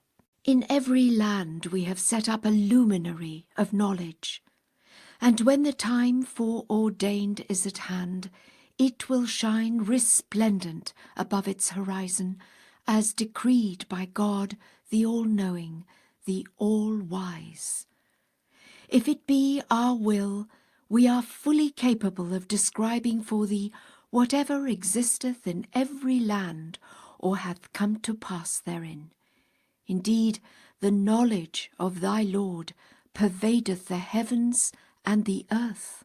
Know thou, moreover, that the people of foretime have produced things which the contemporary men of knowledge have been unable to produce. We recall unto thee Mortus, who was one of the learned. He invented an apparatus which transmitted sound over a distance of 60 miles. Others besides him have also discovered things which no one in this age hath beheld. Verily thy Lord revealeth in every epoch whatsoever he pleaseth, as a token of wisdom on his part. He is in truth the supreme ordainer, the all-wise. A true philosopher would never deny God nor his evidences. Rather would he acknowledge his glory and overpowering majesty, which overshadow all created things. Verily we love those men of knowledge who have brought to light such things as promote the best interests of humanity, and we aided them through the potency of our behest, for well are we able to achieve our purpose. Beware, O my loved ones, lest ye despise the merits of my learned servants, whom God hath graciously chosen to be the exponents of his name, the fashioner amidst mankind. Exert your utmost endeavour, that ye may develop such crafts and undertakings that every one, whether young or old, may benefit therefrom. We are quit of those ignorant ones, who fondly imagine that wisdom is to give vent to one's idle imaginings, and to repudiate God, the Lord of all men, even as we hear some of the heedless voicing such assertions today. Say, the beginning of wisdom and the origin thereof is to acknowledge whatsoever God hath clearly set forth. For through its potency, the foundation of statesmanship, which is a shield for the preservation of the body of mankind, hath been firmly established. Ponder a while, that ye may perceive what my most exalted pen hath proclaimed in this wondrous tablet. Say, every matter related to state affairs which ye raise for discussion falls under the shadow of one of the words sent down from the heaven of his glorious and exalted utterance. Thus have we recounted unto thee that which will exhilarate thy heart, will bring solace to thine eyes, and will enable thee to arise for the promotion of his cause amidst all peoples. O my Nabil, let nothing grieve thee, rather rejoice with exceeding gladness, inasmuch as I have mentioned thy name, have turned my heart and my face towards thee, and have conversed with thee through this irrefutable and weighty exposition. Ponder in thy heart upon the tribulations I have sustained, the imprisonment and the captivity I have endured, the sufferings that have befallen me, and the accusations that the people have levelled against me. Behold, they are truly wrapped in a grievous veil. When the discourse reached this stage, the dawn of divine mysteries appeared, and the light of utterance was quenched. May his glory rest upon the people of wisdom, as bidden by one who is the Almighty, the All-Praised. Say, magnified be thy name, O Lord my God. I beseech thee by thy name, through which the splendour of the light of wisdom shone resplendent when the heavens of divine utterance were set in motion amidst mankind, to graciously aid me by thy heavenly confirmations, and enable me to extol thy name amongst thy servants. O Lord, unto thee have I turned my face, detached from all save thee, and holding fast to the hem of the robe of thy manifold blessings. Unloose my tongue, therefore, to proclaim that which will captivate the minds of men, and will rejoice their souls and spirits. Strengthen me then in thy cause in such wise that I may not be hindered by the ascendancy of the oppressors among thy creatures, nor withheld by the onslaught of the disbelievers amidst those who dwell in thy realm. Make me as a lamp shining throughout thy lands, that those in whose hearts the light of thy knowledge gloweth, and the yearning for thy love lingereth, may be guided by its radiance. Verily potent art thou to do whatsoever thou willest, and in thy grasp thou holdest the kingdom of creation. There is none other God but thee, the Almighty, the All-Wise. 10. Asle kullul khair, words of wisdom. In the name of God, the Exalted, the Most High. The source of all good is trust in God, submission unto his command, and contentment with his holy will and pleasure. The essence of wisdom is the fear of God, the dread of his scourge and punishment, and the apprehension of his justice and decree. The essence of religion is to testify unto that which the Lord hath revealed, and follow that which he hath ordained in his mighty book. The source of all glory is acceptance of whatsoever the Lord hath bestowed, and contentment with that which God hath ordained. The essence of love is for man to turn his heart to the Beloved One, and sever himself from all else but him, and desire naught save that which is the desire of his Lord. True remembrance is to make mention of the Lord, the All-Praised, and forget aught else beside him. True reliance is for the servant to pursue his profession and calling in this world, to hold fast unto the Lord, to seek naught but his grace, inasmuch as in his hands is the destiny of all his servants. The essence of detachment is for man to turn his face towards the courts of the Lord, to enter his presence, behold his countenance, and stand as witness before him. The essence of understanding is to testify to one's poverty and submit to the will of the Lord, the sovereign, the gracious, the all-powerful. The source of courage and power is the promotion of the word of God and steadfastness in his love. The essence of charity is for the servant to recount the blessings of his Lord and to render thanks unto him at all times and under all conditions. The essence of faith is fewness of words and abundance of deeds. He whose words exceed his deeds, know verily his death is better than his life.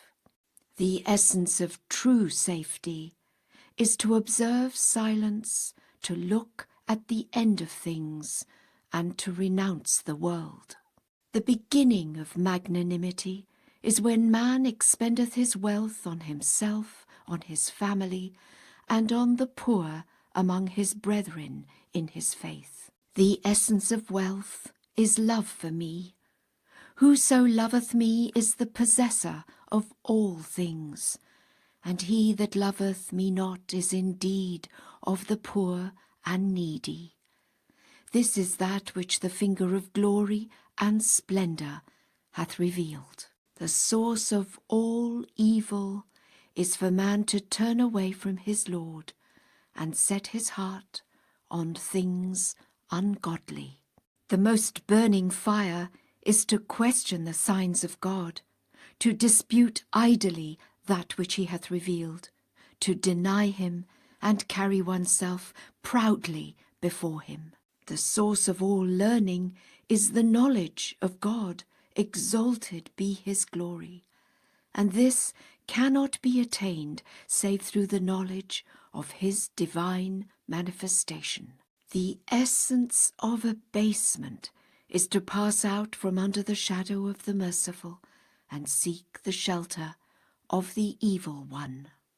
The source of error is to disbelieve in the one true God, rely upon aught else but him, and flee from his decree.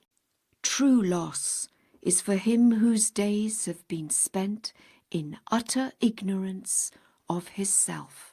The essence of all that we have revealed for thee is justice, is for man to free himself from idle fancy and imitation, discern with the eye of oneness his glorious handiwork, and look into all things with a searching eye.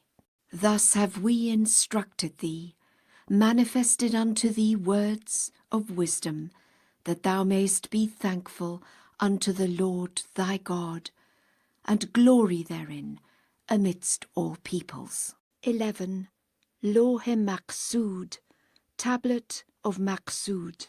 Out of respect, the Baha'is, rather than addressing Bahá'u'lláh directly, would write to his amanuensis, Mirza Agha Jan, surnamed Servant of God and Servant in Attendance.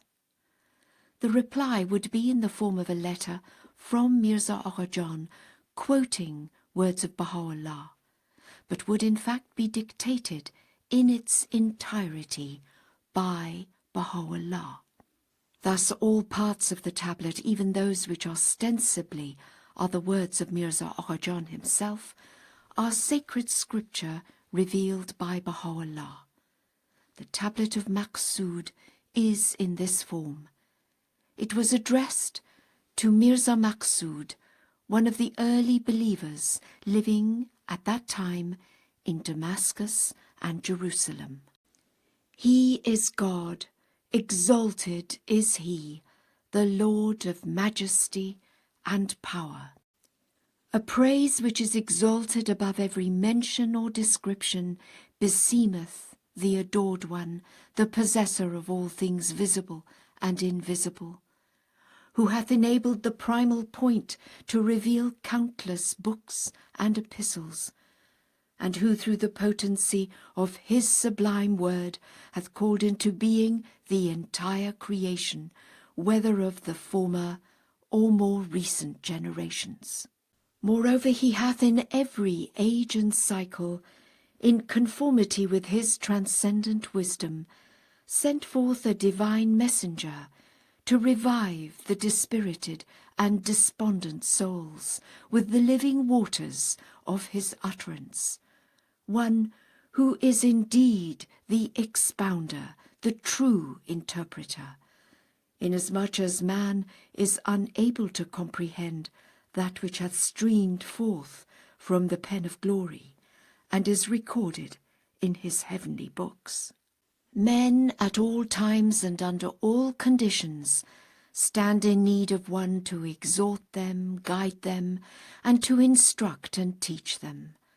Therefore he hath sent forth his messengers, his prophets, and chosen ones, that they might acquaint the people with the divine purpose underlying the revelation of books and the raising up of messengers, and that every one may become aware of the trust of God, which is latent in the reality of every soul.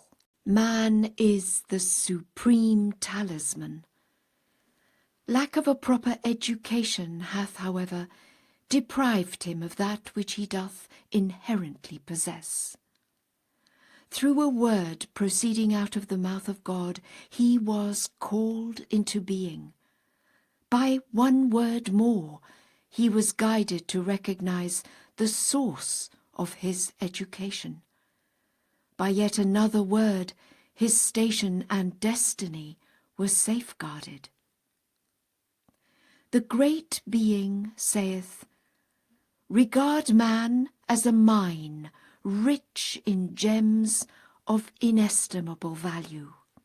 Education can alone cause it to reveal its treasures and enable mankind to benefit therefrom. If any man were to meditate on that which the Scriptures, sent down from the heaven of God's holy will, have revealed, he would readily recognize that their purpose is that all men shall be regarded as one soul, so that the seal bearing the words, 'The kingdom shall be God's,' may be stamped on every heart, and the light of divine bounty, of grace and mercy, may envelop all mankind. The one true God, exalted be his glory, hath wished nothing for himself. The allegiance of mankind profiteth him not, neither doth its perversity harm him.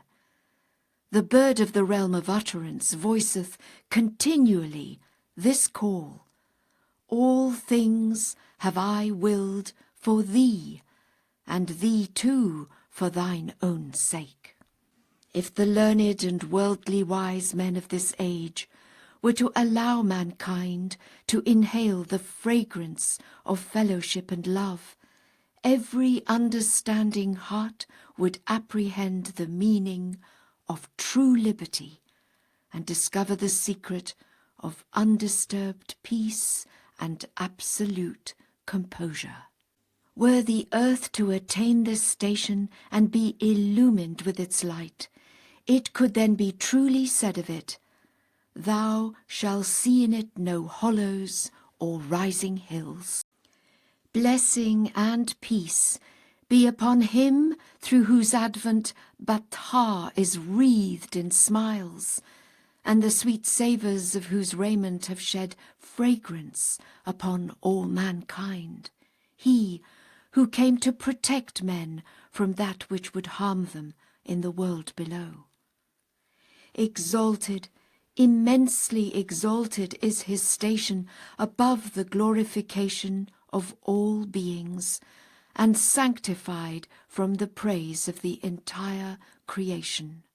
Through his advent, the tabernacle of stability and order was raised throughout the world, and the ensign of knowledge hoisted among the nations.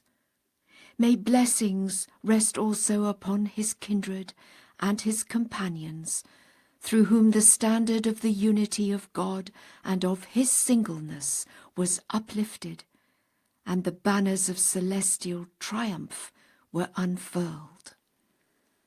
Through them the religion of God was firmly established among his creatures, and his name magnified amidst his servants. I entreat him, exalted is he, to shield his faith from the mischief of his enemies, who tore away the veils, rent them asunder, and finally caused the banner of Islam to be reversed amongst all peoples. Thy letter, from which the fragrance of reunion was inhaled, hath been received. Praise be God, that following the firm decree of separation, the breeze of nearness and communion hath been stirred, and the soil of the heart is refreshed with the waters of joy and gladness. We offer thanksgiving unto God in all circumstances, and cherish the hope that he, exalted be his glory, may through his gracious providence guide all who dwell on earth towards that which is acceptable and pleasing unto him. Behold the disturbances which for many a long year have afflicted the earth, and the perturbation that hath seized its peoples. It hath either been ravaged by war, or tormented by sudden and unforeseen calamities. Though the world is encompassed with misery and distress, yet no man hath paused to reflect what the cause or source of that may be. Whenever the true counsellor uttered a word in admonishment, lo, they all denounced him as a mover of mischief, and rejected his claim. How bewildering, how confusing is such behaviour! No two men can be found who may be said to be outwardly and inwardly united. The evidences of discord and malice are apparent everywhere, though all were made for harmony and union. The great being saith, O well-beloved ones, the tabernacle of unity hath been raised. Regard ye not one another as strangers. Ye are the fruits of one tree, and the leaves of one branch. We cherish the hope that the light of justice may shine upon the world, and sanctify it from tyranny. If the rulers and kings of the earth, the symbols of the power of God, exalted be his glory, arise and resolve to dedicate themselves to whatever will promote the highest interests of the whole of humanity, the reign of justice will assuredly be established amongst the children of men, and the effulgence of its light will envelop the whole earth.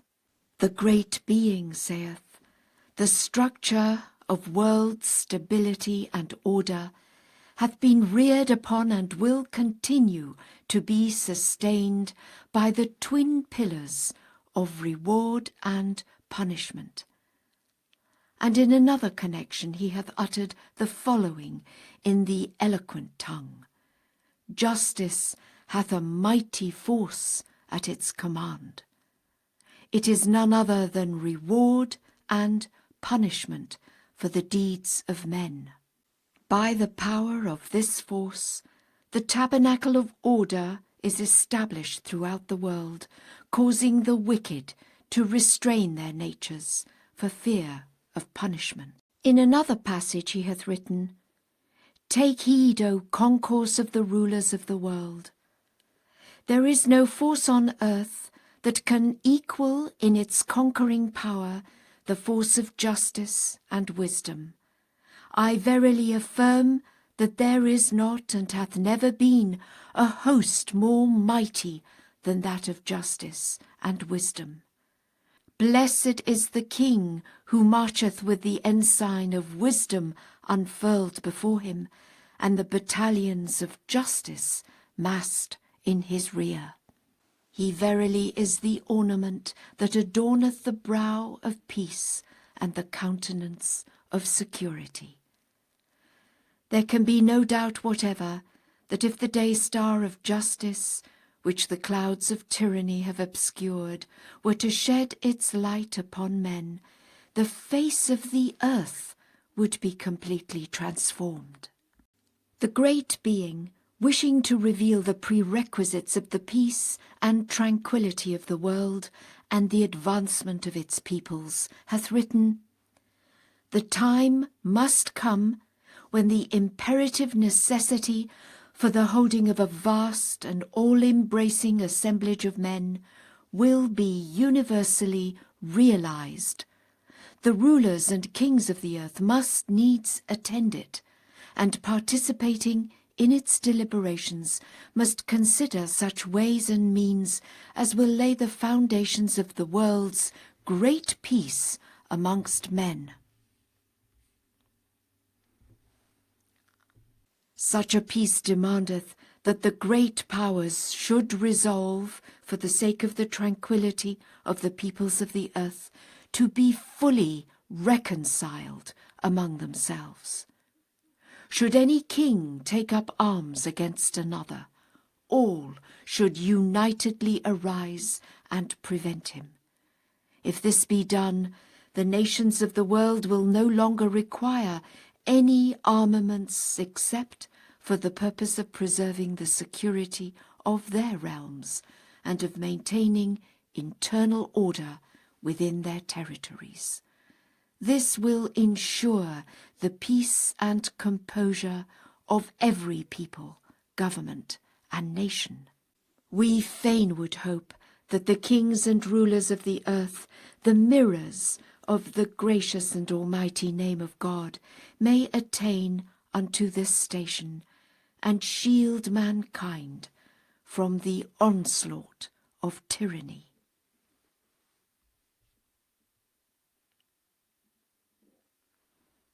Likewise, he saith, among the things which are conducive to unity and concord, and will cause the whole earth to be regarded as one country, is that the diverse languages be reduced to one language, and in like manner the scripts used in the world be confined to a single script.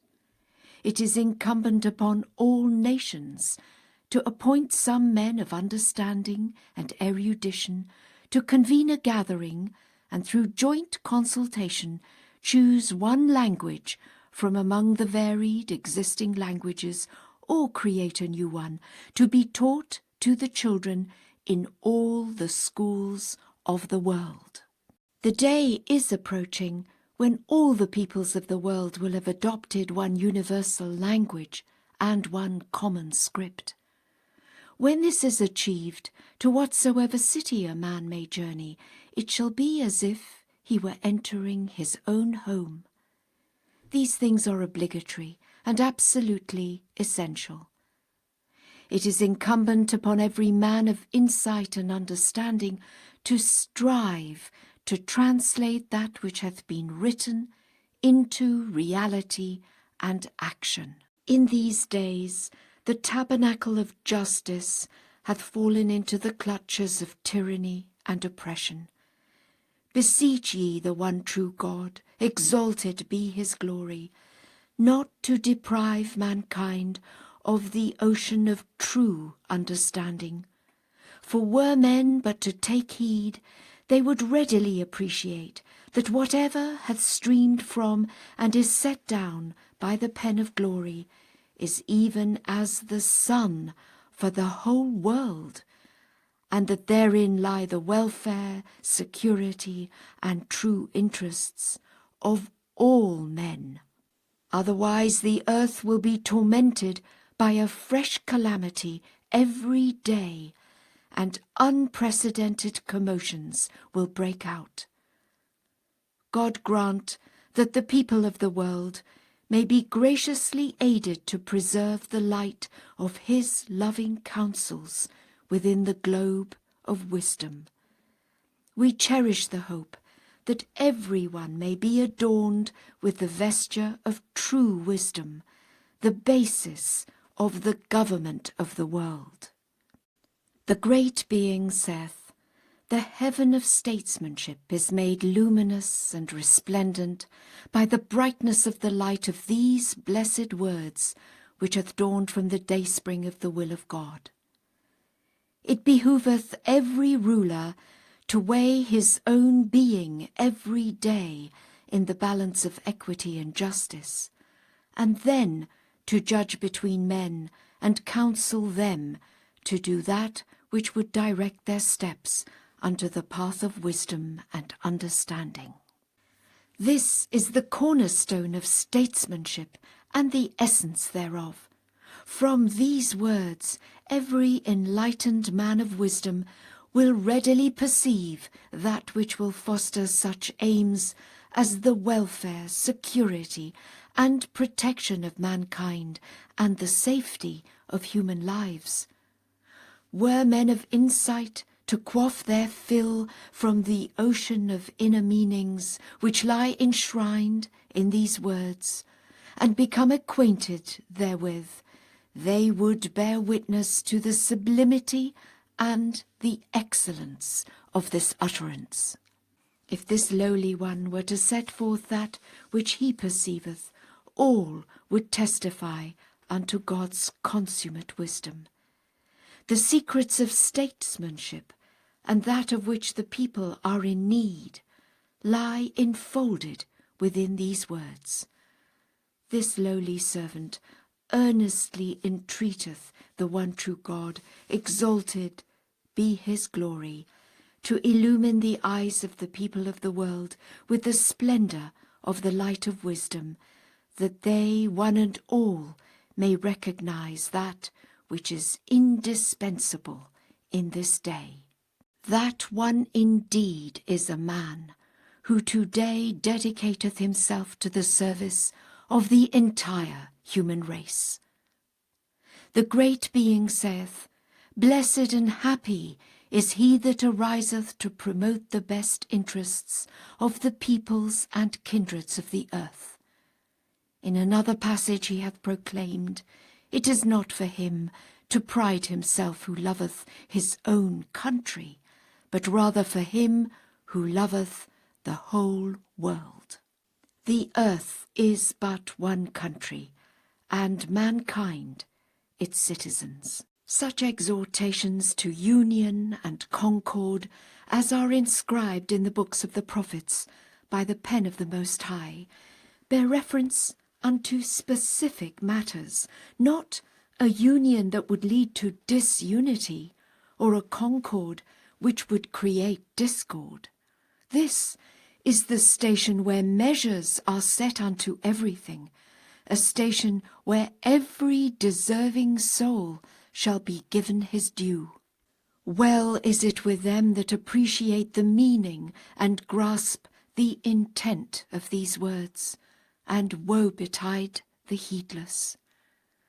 Unto this all the evidences of nature in their very essences bear ample testimony.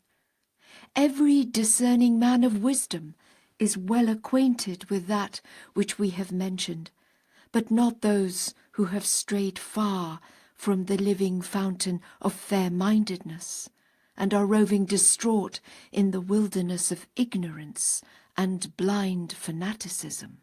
The great being saith, "O ye children of men, the fundamental purpose animating the faith of God and his religion is to safeguard the interests and promote the unity of the human race, and to foster the spirit of love and fellowship amongst men. Suffer it not to become a source of dissension and discord, of hate and enmity. This is the straight path, the fixed and immovable foundation. Whatsoever is raised on this foundation, the changes and chances of the world can never impair its strength, nor will the revolution of countless centuries undermine its structure. Our hope is that the world's religious leaders and the rulers thereof will unitedly arise for the reformation of this age and the rehabilitation of its fortunes. Let them, after meditating on its needs, take counsel together, and through anxious and full deliberation administer to a diseased and sorely afflicted world the remedy it requireth. The great being saith, "The heaven of divine wisdom is illumined with the two luminaries of consultation and compassion. Take ye counsel together in all matters, inasmuch as consultation is the lamp of guidance which leadeth the way, and is the bestower of understanding." At the outset of every endeavour, it is incumbent to look to the end of it. Of all the arts and sciences, set the children to studying those which will result in advantage to man, will ensure his progress, and elevate his rank. Thus the noisome odours of lawlessness will be dispelled, and thus through the high endeavours of the nation's leaders, all will live cradled, secure, and in peace. The great being saith, "The learned of the day must direct the people to acquire those branches of knowledge which are of use, that both the learned themselves and the generality of mankind may derive benefits therefrom. Such academic pursuits as begin and end in words alone have never been and will never be of any worth. The majority of Persia's learned doctors devote all their lives to the study of a philosophy the ultimate yield of which is nothing but words. It is incumbent upon them who are in authority to exercise moderation in all things.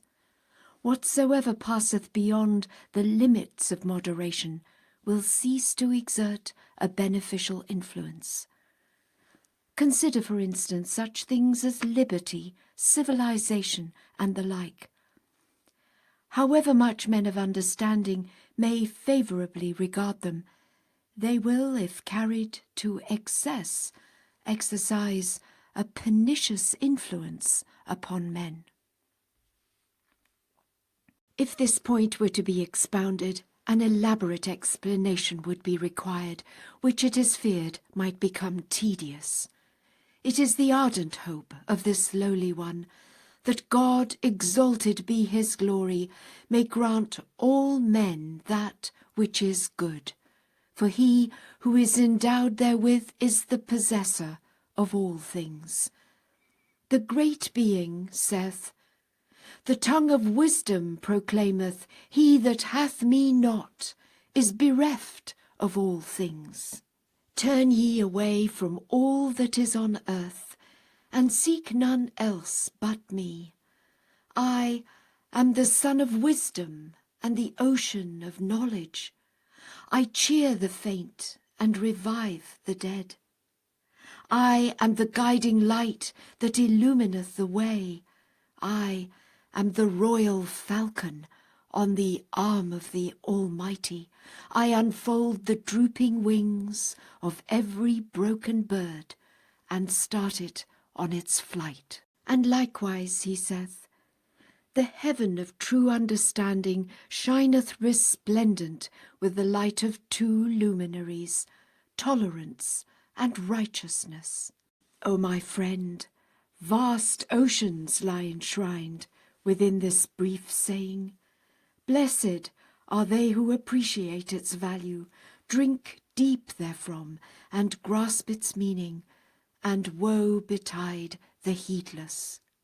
This lowly one entreateth the people of the world to observe fairness, that their tender, their delicate and precious hearing, which hath been created to hearken unto the words of wisdom, may be freed from impediments and from such illusions, idle fancies, or vain imaginings as cannot fatten nor appease the hunger, so that the true counsellor may be graciously inclined to set forth that which is the source of blessing for mankind, and of the highest good for all nations. At present, the light of reconciliation is dimmed in most countries, and its radiance extinguished, while the fire of strife and disorder hath been kindled and is blazing fiercely.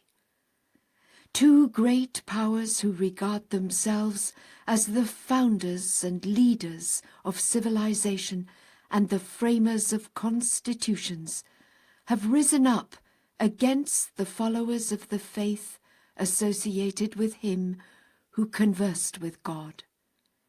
Be ye warned, O men of understanding. It ill beseemeth the station of man to commit tyranny. Rather, it behoveth him to observe equity, and be attired with the raiment of justice under all conditions. Beseech ye the one true God, that he may, through the power of the hand of loving kindness and spiritual education, purge and purify certain souls from the defilement of evil passions and corrupt desires, that they may arise and unloose their tongues for the sake of God, that perchance the evidences of injustice may be blotted out, and the splendour of the light of justice may shed its radiance upon the whole world. The people are ignorant, and they stand in need of those who will expound the truth. The great being saith, the man of consummate learning and the sage endowed with penetrating wisdom are the two eyes to the body of mankind. God willing, the earth shall never be deprived of these two greatest gifts. That which hath been set forth and will be revealed in the future is but a token of this servant's ardent desire to dedicate himself to the service of all the kindreds of the earth. O my friend, in all circumstances one should seize upon every means which will promote security and tranquillity among the peoples of the world. The great being saith, in this glorious day, whatever will purge you from corruption and will lead you towards peace and composure is indeed the straight path. Please God, the peoples of the world may be led as the result of the high endeavours exerted by their rulers and the wise and learned amongst men to recognize their best interests. How long will humanity persist in its waywardness? How long will injustice continue? How long is chaos and confusion to reign amongst men? How long will discord agitate the face of society? This humble servant is filled with wonder, inasmuch as all men are endowed with the capacity to see and hear, yet we find them deprived of the privilege of using these faculties. This servant hath been prompted to pen these lines by virtue of the tender love he cherisheth for thee. The winds of despair are, alas, blowing from every direction, and the strife that divideth and afflicteth the human race is daily increasing. The signs of impending convulsions and chaos can now be discerned, inasmuch as the prevailing order appeareth to be lamentably defective. I beseech God, exalted be his glory, that he may graciously awaken the peoples of the earth, may grant that the end of their conduct may be profitable unto them, and aid them to accomplish that which beseemeth their station.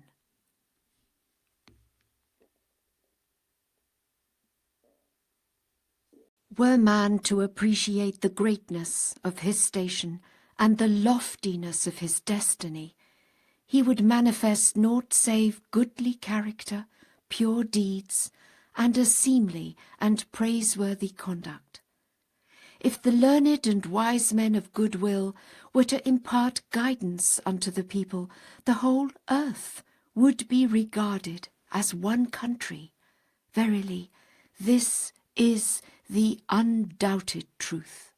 This servant appealeth to every diligent and enterprising soul to exert his utmost endeavour and arise to rehabilitate the conditions in all regions, and to quicken the dead with the living waters of wisdom and utterance, by virtue of the love he cherisheth for God, the One, the Peerless, the Almighty, the Beneficent. No man of wisdom can demonstrate his knowledge, save by means of words. This showeth the significance of the Word, as is affirmed in all the Scriptures, whether of former times or more recently, for it is through its potency and animating spirit that the people of the world have attained so eminent a position. Moreover, words and utterances should be both impressive and penetrating. However, no word will be infused with these two qualities unless it be uttered wholly for the sake of God, and with due regard unto the exigencies of the occasion and the people. The great being saith, human utterance is an essence which aspireth to exert its influence, and needeth moderation.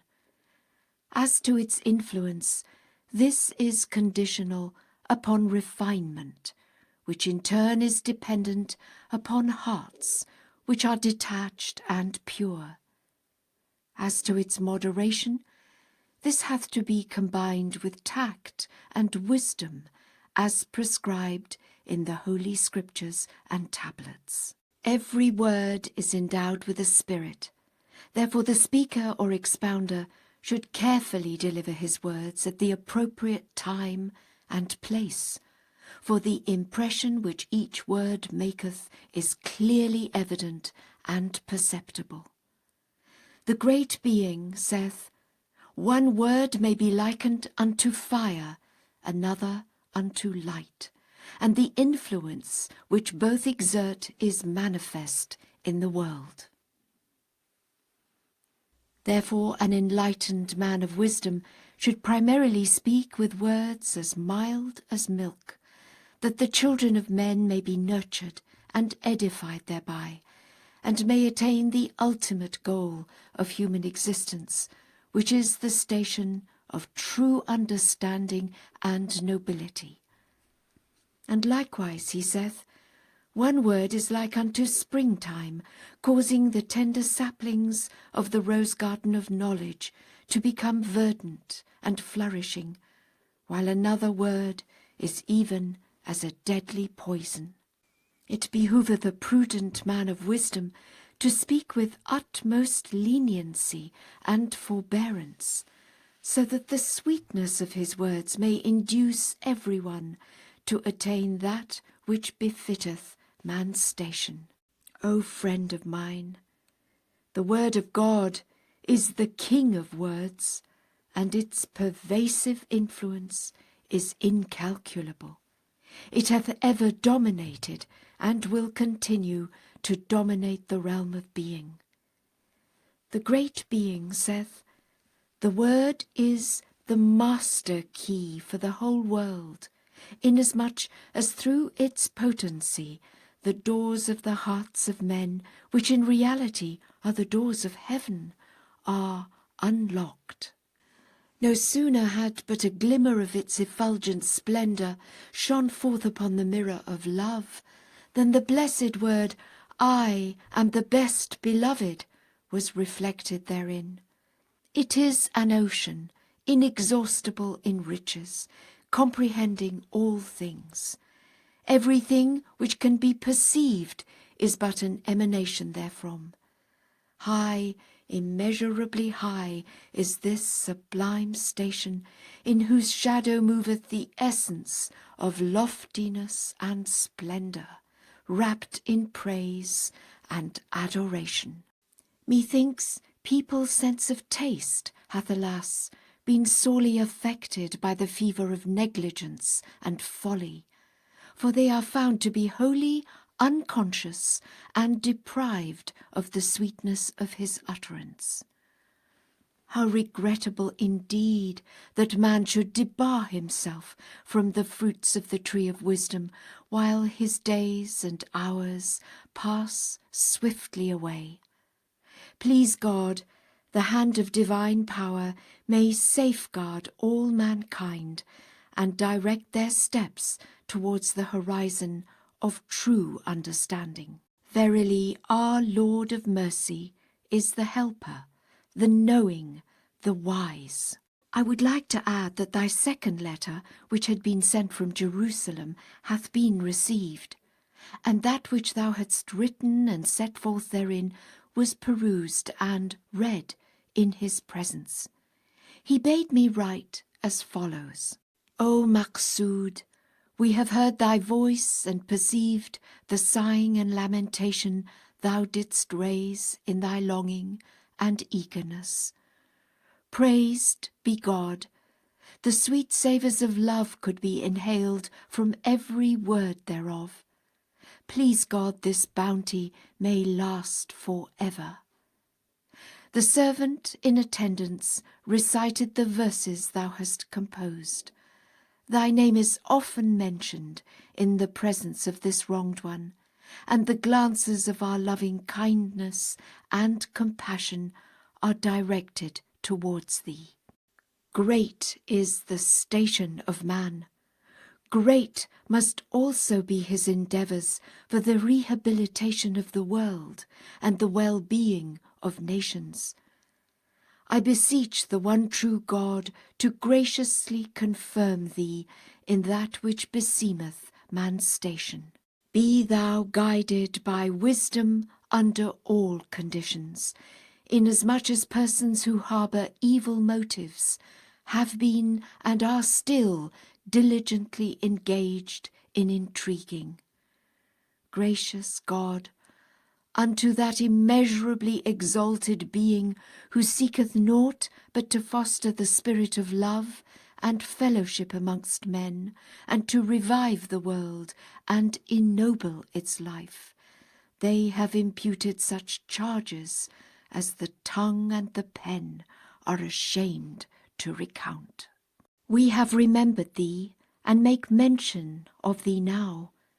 We entreat him, exalted is his glory, to protect thee with the hands of might and power, and enable thee to recognize that which will serve thy best interests both in this world and in the next.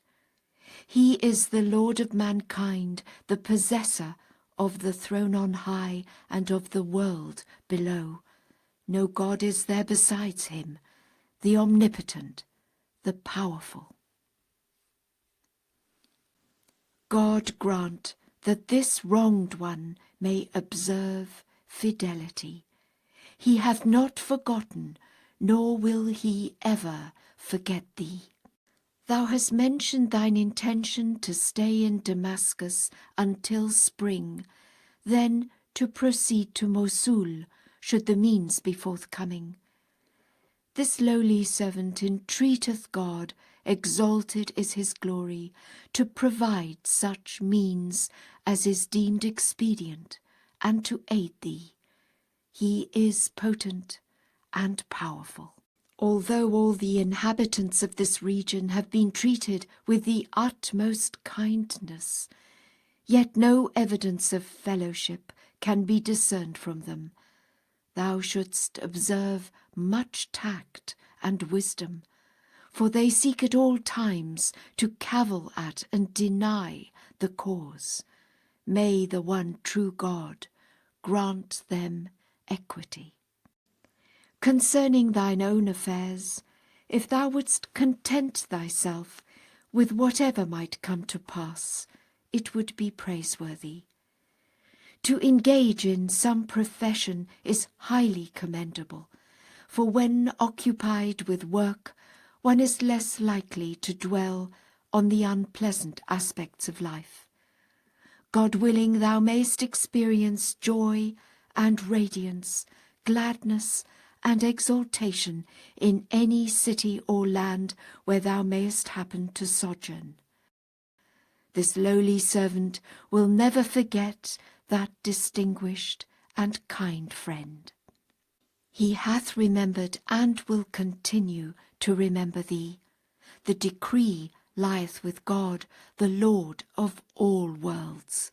I fain would hope he may vouchsafe divine assistance and grant confirmation in that which is pleasing and acceptable unto him. Every word of thy poetry is indeed like unto a mirror, in which the evidences of the devotion and love thou cherishest for God and his chosen ones are reflected.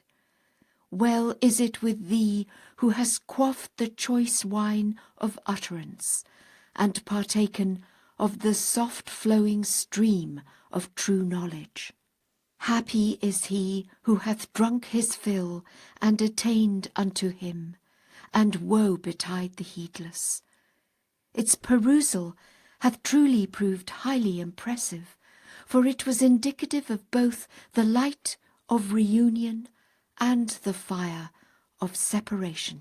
Far be it from us to despair at any time of the incalculable favours of God, for if it were his wish, he could cause a mere atom to be transformed into a sun, and a single drop into an ocean. He unlocketh thousands of doors, while man is incapable of conceiving even a single one. So heedless is this servant, that with words such as these he seeketh to vindicate the supreme power of God. Exalted be his glory. I implore pardon of God the most great for these assertions, and affirm that this servant at all times recognizeth his grievous trespasses and misdeeds. He entreateth remission of his sins from the ocean of the forgiveness of his Lord, the most exalted, and beggeth for that which will make him wholly devoted to God, and enable him to utter his praise, turn himself toward him, and to put his whole trust in him. Verily, he is the potent, the forgiving, the merciful. Praised be God, the Almighty, the all-knowing. This lowly one hath read the descriptions of the dialogue with the traveller, which thou hast recounted in thy letter. To my Lord, may my life be offered up for his sake. The explanations which were set forth awaken the people from the slumber of heedlessness. Indeed, the actions of man himself breed a profusion of satanic power. For were men to abide by and observe the divine teachings, every trace of evil would be banished from the face of the earth. However, the widespread differences that exist among mankind, and the prevalence of sedition, contention, conflict, and the like, are the primary factors which provoke the appearance of the satanic spirit. Yet the Holy Spirit hath ever shunned such matters. A world in which naught can be perceived save strife, quarrels, and corruption is bound to become the seat of the throne, the very metropolis of Satan. How vast the number of the loved and chosen ones of God, who have lamented and moaned by day and by night, that haply a sweet and fragrant breeze might blow from the court of his good pleasure, and dispel altogether the loathsome and foul-smelling odours from the world. However, this ultimate goal could not be attained, and men were deprived thereof by virtue of their evil deeds, which brought upon them the retribution of God, in accordance with the basic principles of his divine rule. Ours is the duty to remain patient in these circumstances until relief be forthcoming from God, the forgiving, the bountiful. Magnified be thy name, O Lord of all beings, and desire of all created things. I beseech thee, by the word which hath caused the burning bush to lift up its voice, and the rock to cry out, whereby the well-favoured have hastened to attain the court of thy presence, and the pure in heart, the dayspring of the light of thy countenance. And by the sighing of thy true lovers in their separation from thy chosen ones, and by the lamentation of them that long to behold thy face before the dawning splendour of the light of thy revelation, to graciously enable thy servants to recognize what thou hast ordained for them by thy bounty and thy grace. Prescribe for them, then, through thy pen of glory, that which will direct their steps to the ocean of thy generosity, and will lead them unto the living waters of thy heavenly reunion. O Lord, look not at the things they have wrought, rather look unto the loftiness of thy celestial bounty, which hath preceded all created things, visible and invisible. O Lord, illumine their hearts with the effulgent light of thy knowledge, and brighten their eyes with the shining splendour of the day-star of thy favours. I entreat thee, O Lord of names and Creator of the heavens, by the blood spilt in thy path, and by the heads carried aloft on spears for the sake of thy love, and by the souls that have melted in their separation from thy loved ones, and by the hearts broken for the exaltation of thy word, to grant that the dwellers of thy realm may unite together in their allegiance to thine incomparable word, so that they may all acknowledge thy unity and thy oneness.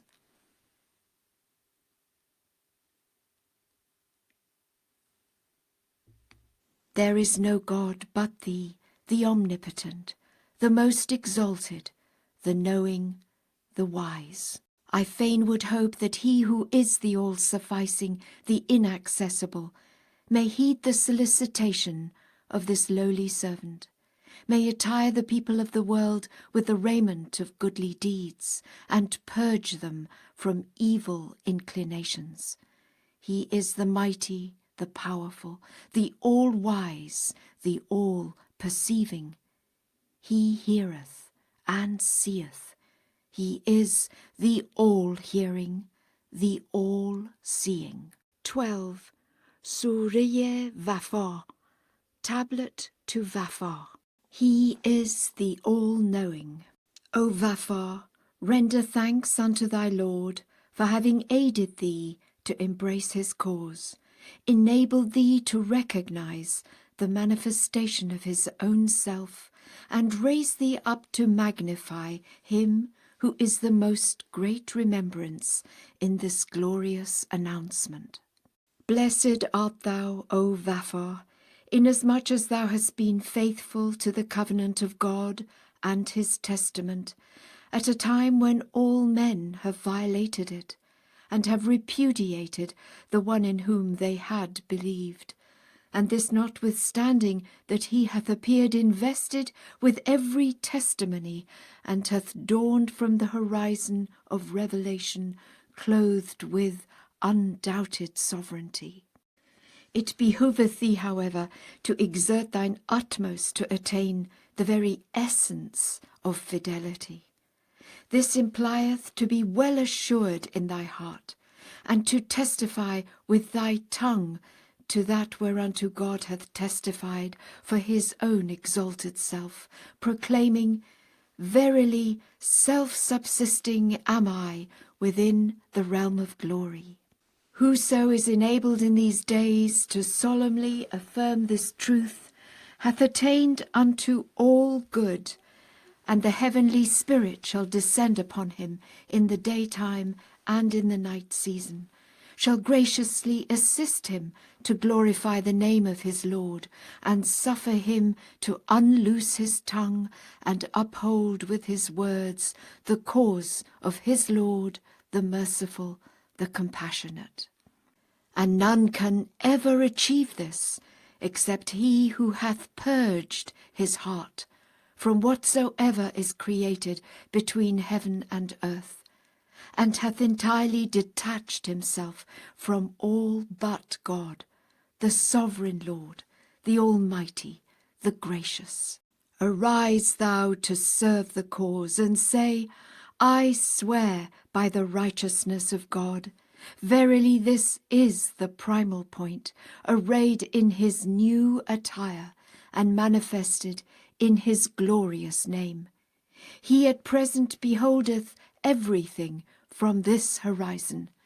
Indeed, he is supreme over all things. Amongst the concourse on high, he is known as the most great announcement, and in the realms of eternity as the ancient beauty, and before the throne by this name, which hath caused the footsteps of them that are endued with understanding to slip. Say, I swear by God, in this revelation, even before a single verse was sent down from the realm of holiness and sublimity, the supreme testimony of God had been fulfilled for all the inmates of heaven and the dwellers on earth. Moreover, we have revealed the equivalent of whatsoever was sent down in the dispensation of the Bayan. Fear ye God, and suffer not your deeds to be rendered vain, and be not of them that are sunk in heedlessness. Open your eyes, that ye may behold the ancient beauty from this shining and luminous station. Say, God is my witness. The promised one himself hath come down from heaven, seated upon the crimson cloud, with the hosts of revelation on his right, and the angels of inspiration on his left. And the decree hath been fulfilled at the behest of God, the omnipotent, the almighty. Thereupon the footsteps of every one have slipped, except such as God hath protected through his tender mercy, and numbered with those who have recognized him through his own self, and detached themselves from all that pertaineth to the world. Hearken thou unto the words of thy Lord, and purify thy heart from every illusion, so that the effulgent light of the remembrance of thy Lord may shed its radiance upon it, and it may attain the station of certitude. Know thou, moreover, that thy letter reached our presence, and we perceived and perused its contents. We noted the questions thou hast asked, and will readily answer thee. It behoveth every one in this day to ask God that which he desireth, and thy Lord will heed his petition with wondrous and undeniable verses. Thou hast asked regarding the subject of the return. Know thou that the end is like unto the beginning. Even as thou dost consider the beginning, similarly shouldst thou consider the end, and be of them that truly perceive. Nay, rather, consider the beginning as the end itself, and so conversely that thou mayest acquire a clear perception. Know thou, moreover, that every created thing is continually brought forth and returned at the bidding of thy Lord, the God of power and might. As to the return, as God hath purposed in his sacred and exalted tablets, wherein he hath made this theme known unto his servants, by this is meant the return of all created things in the day of resurrection. And this is indeed the essence of the return, as thou hast witnessed in God's own days, and thou art of them that testify to this truth. Verily God is fully capable of causing all names to appear in one name, and all souls in one soul. Surely powerful and mighty is he. And this return is realized at his behest in whatever form he willeth. Indeed, he is the one who doeth and ordaineth all things. Moreover, thou shouldst not perceive the fulfillment of the return and the resurrection, save in the word of thy Lord, the Almighty, the All-Knowing. For instance, were he to take a handful of earth and declare it to be the one whom ye have been following in the past, it would undoubtedly be just and true, even as his real person, and to none is given the right to question his authority. He doeth what he willeth, and ordaineth whatsoever he pleaseth. Moreover, in this station take thou heed not to turn thy gaze unto limitations and illusions, but rather unto that whereby the revelation itself hath been fulfilled, and be of them that are discerning. Thus do we explain for thee in a lucid and explicit language, that thou mayest comprehend that which thou didst seek from thine ancient Lord. Consider thou the day of resurrection. Were God to pronounce the lowliest of creatures among the faithful to be the first one to believe in the Bayan, thou shouldst have no misgivings about it, and must be of them that truly believe.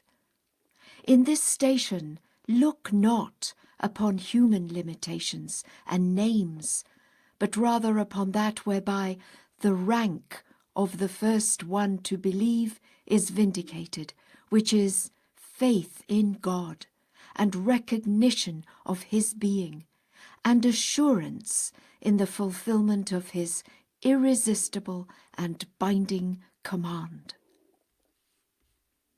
Consider thou the revelation of the point of the Bayan, exalted is his glory. He pronounced the first one to believe in him to be Mohammed, the messenger of God. Doth it beseem a man to dispute with him by saying that this man is from Persia, the other from Arabia, or this one was called Hussein while the other bore the name of Mohammed? Nay, I swear by God's holy being, the exalted, the most great. Surely no man of intelligence and insight would ever pay attention unto limitations or names, but rather unto that with which Mohammed was invested, which was none other than the cause of God.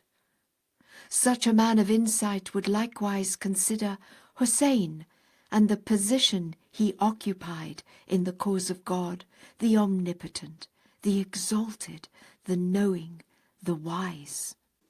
And since the first one to believe in God in the dispensation of the Bayan was invested with command, similar to that with which Mohammed, the messenger of God, was invested, Therefore the Bab pronounced him to be the latter, namely his return and resurrection. This station is sanctified from every limitation or name, and naught can be seen therein but God, the One, the Peerless, the All-Knowing. Know thou, moreover, that in the day of revelation, were he to pronounce one of the leaves to be the manifestation of all his excellent titles, unto no one is given the right to utter why or wherefore. And should one do so, he would be regarded as a disbeliever in God, and be numbered with such as have repudiated his truth. Beware, beware, lest thou behave like unto the people of the Bayan. For indeed they erred grievously, misguided the people, ignored the covenant of God and his testament, and joined partners with him, the One, the Incomparable, the All-Knowing. Verily they failed to recognize the point of the Bayan, for had they recognized him, they would not have rejected his manifestation in this luminous and resplendent being.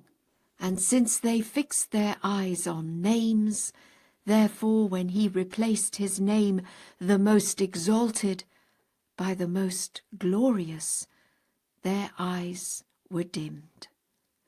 They have failed to recognize him in these days, and are reckoned with those that perish.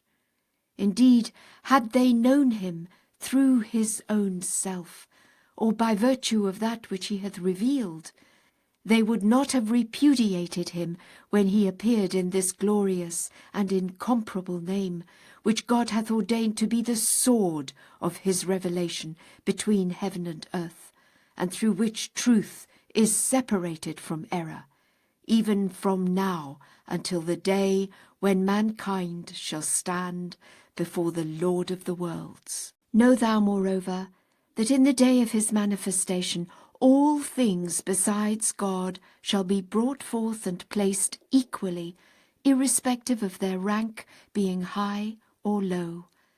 The day of return is inscrutable unto all men until after the divine revelation hath been fulfilled. He is in truth the one who ordaineth whatsoever he willeth. When the word of God is revealed unto all created things, whoso then giveth ear and heedeth the call is indeed reckoned among the most distinguished souls, though he be a carrier of ashes. And he who turneth away is accounted as the lowliest of his servants, though he be a ruler amongst men, and the possessor of all the books that are in the heavens and on earth. It behoveth thee to look with divine insight upon the things we have revealed and sent unto thee, and not towards the people and that which is current amongst them. They are in this day like unto a blind man, who while moving in the sunshine demandeth, Where is the sun? Is it shining? He would deny and dispute the truth, and would not be of them that perceive. Never shall he be able to discern the sun, or to understand that which hath intervened between him and it. He would object within himself, voice protests, and would be among the rebellious. Such is the state of this people.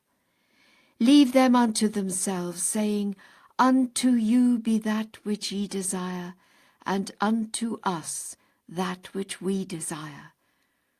Wretched indeed is the plight of the ungodly. Know thou, moreover, that the former manifestation affirmed that the return and rising of the spirits would occur on the day of resurrection, while in truth there is a return and resurrection for every created thing.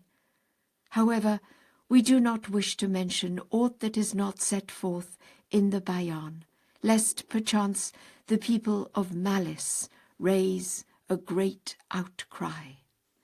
O would that that which interveneth between the children of men and their Creator were dispelled, that they might be enabled to behold God's invincible sovereignty and dominion, quaff from the wellspring of his heavenly streams, be sprinkled with the outpourings of the ocean of true understanding, and be purged from the defilements of the ungodly and the suspicious. As to thy question concerning the worlds of God, know thou of a truth that the worlds of God are countless in their number and infinite in their range. None can reckon or comprehend them except God, the all-knowing, the all-wise. Consider thy state when asleep. Verily I say, this phenomenon is the most mysterious of the signs of God amongst men, were they to ponder it in their hearts. Behold, how the thing which thou hast seen in thy dream is after a considerable lapse of time fully realized. Had the world in which thou didst find thyself in thy dream been identical with the world in which thou livest, it would have been necessary for the event occurring in that dream to have transpired in this world at the very moment of its occurrence. Were it so, you yourself would have borne witness unto it. This being not the case, however, it must necessarily follow that the world in which thou livest is different and apart from that which thou hast experienced in thy dream. This latter world hath neither beginning nor end. It would be true if thou wert to contend that this same world is, as decreed by the all-glorious and almighty God, within thy proper self, and is wrapped up within thee. It would equally be true to maintain that thy spirit, having transcended the limitations of sleep, and having stripped itself of all earthly attachment, hath by the act of God been made to traverse a realm which lieth hidden in the innermost reality of this world. Verily I say, the creation of God embraceth worlds besides this world, and creatures apart from these creatures. In each of these worlds he hath ordained things which none can search except himself, the all-searching, the all-wise. Do thou meditate on that which we have revealed unto thee, that thou mayst discover the purpose of God thy Lord, and the Lord of all worlds. In these words the mysteries of divine wisdom have been treasured. We have refrained from dwelling upon this theme, owing to the sorrow that hath encompassed us, from the actions of them that have been created through our words, if ye be of them that will hearken unto our voice. Where is the one who can help me and shield me from the swords of these faithless souls? Where is the man of insight who will behold the words of God with his own eyes, and rid himself of the opinions and notions of the peoples of the earth? O servant, warn thou the servants of God not to reject that which they do not comprehend. Say, implore God to open to your hearts the portals of true understanding, that ye may be apprised of that of which no one is apprised. Verily, he is the giver, the forgiving, the compassionate. Thou hast moreover asked me concerning the ordinances of God. Know thou of a truth that whatsoever hath been prescribed in the book is indeed the truth, no doubt is there about it, and it is incumbent upon everyone to observe that which hath been sent down by him who is the revealer, the all-knowing. Were a man to put them away despite his being aware thereof, God would truly be clear of such a one, and we too would be clear of him, inasmuch as his ordinances constitute the fruits of the divine tree, and none other than the heedless and the wayward will deviate therefrom. As to paradise, it is a reality, and there can be no doubt about it, and now in this world it is realized through love of me and my good pleasure. Whosoever attaineth unto it, God will aid him in this world below, and after death he will enable him to gain admittance into paradise, whose vastness is as that of heaven and earth. Therein the maids of glory and holiness will wait upon him in the daytime and in the night season, while the day star of the unfading beauty of his Lord will at all times shed its radiance upon him, and he will shine so brightly that no one shall bear to gaze at him. Such is the dispensation of providence, yet the people are shut out by a grievous veil. Likewise apprehend thou the nature of hell fire, and be of them that truly believe. For every act performed there shall be a recompense according to the estimate of God, and unto this the very ordinances and prohibitions prescribed by the Almighty amply bear witness. For surely, if deeds were not rewarded and yielded no fruit, then the cause of God, exalted is he, would prove futile. Immeasurably high is he exalted above such blasphemies.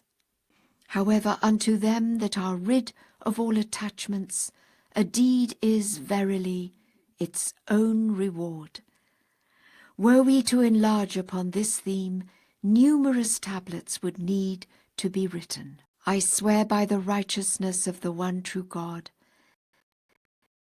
the pen is unable to move by reason of that which hath befallen its Lord, and it weepeth sore, and so do I weep, and likewise weepeth the eye of him who is the essence of grandeur behind the tabernacle of names, while seated on the throne of his glorious name. Purge thou thy heart, that we may cause fountains of wisdom and utterance to gush out therefrom, thus enabling thee to raise thy voice among all mankind. Unloose thy tongue, and proclaim the truth for the sake of the remembrance of thy merciful Lord. Be not afraid of anyone. Place thy whole trust in God, the Almighty, the All-Knowing. Say, O people, fulfill whatever ye understand of the Persian Bayan, and whatever ye understand not. Ask this unerring remembrance, that he may set forth clearly that which God hath intended in his book. For in truth he knoweth that which is enshrined in the Bayan, by virtue of the will of him who is the omnipotent, the powerful. Thou hast inquired about the warning we gave to the people at the time of our departure from Iraq, to the effect that when the sun disappeareth from sight, birds of darkness will be in motion, and the standards of Samiri will be reared high. I swear by God, those birds have stirred in these days, and Samiri hath raised his clamour. Well is it with him who recognizeth and is numbered with men of understanding. We have also warned them against the appearance of the calf. God is my witness.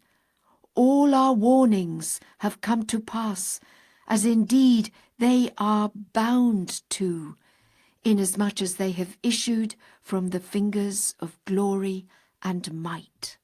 Beseech thou God to protect thee from the mischief of these men, and to purify thee from the insinuations of the froward.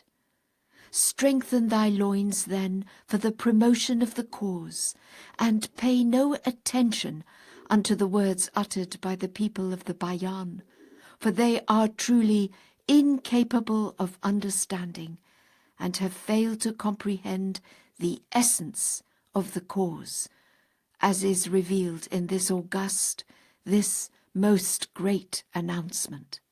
Thus have we inspired thee, and infused into thy heart that which will make thee independent of the illusions of mankind. The glory of God be upon thee, and upon them that give ear unto the words thou dost utter for the love of God, thy Lord, and remain steadfast in his cause. All praise be unto God, the Lord of the worlds. 13. Lawh Sayyid Mehdi Dahaji. Tablet to Sayyid Mehdi Dahaji. He is the most holy, the most great, the most exalted, the most high.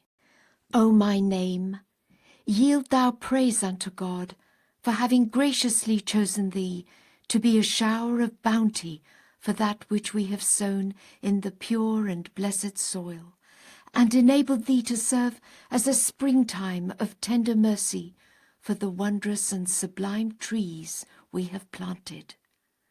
Indeed, so great is this favour that of all created things in the world of existence, none can ever hope to rival it.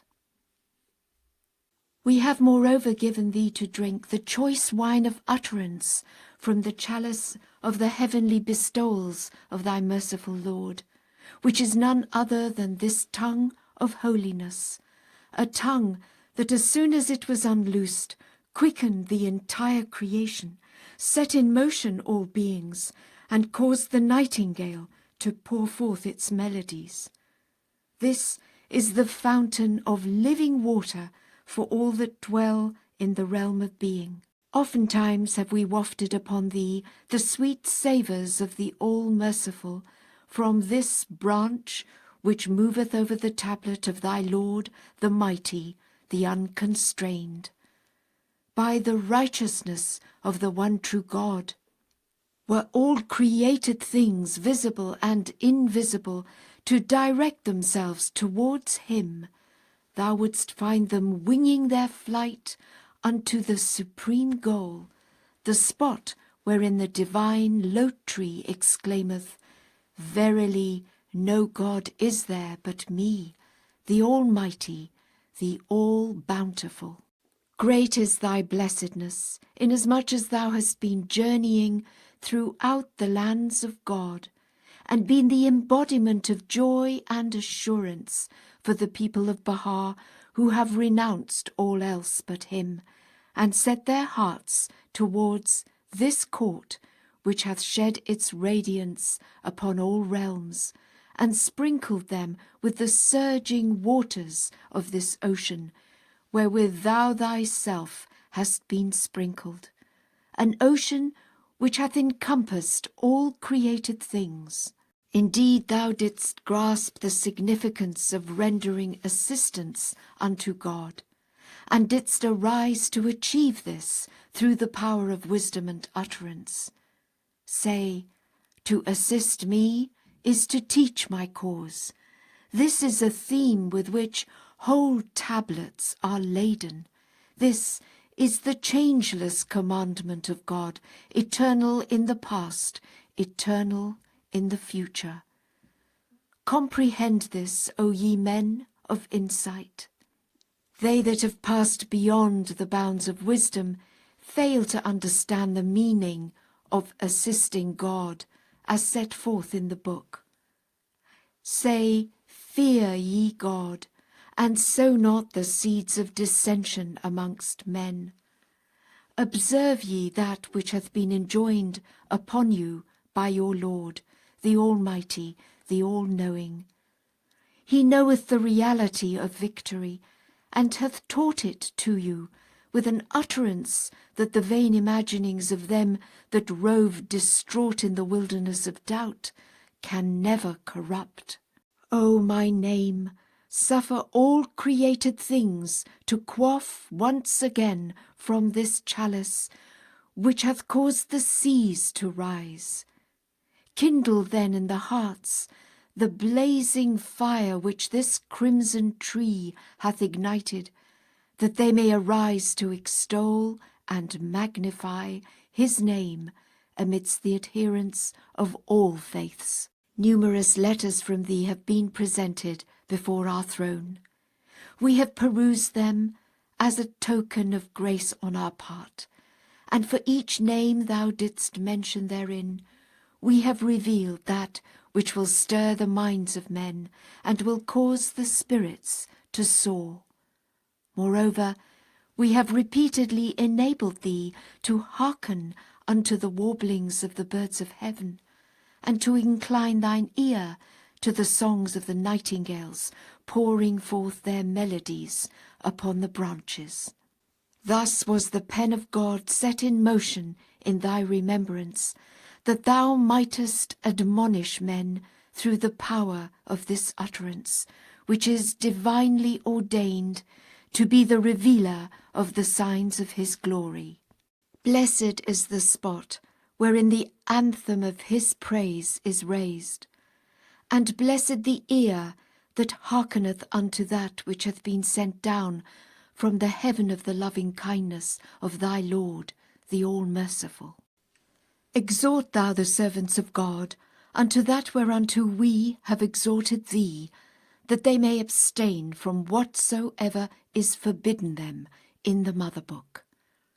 Those who perpetrate deeds that would create turmoil among the people have indeed strayed far from helping God and his cause, and are numbered with the mischief makers in the tablet which God hath designated to be the dawning place of all tablets.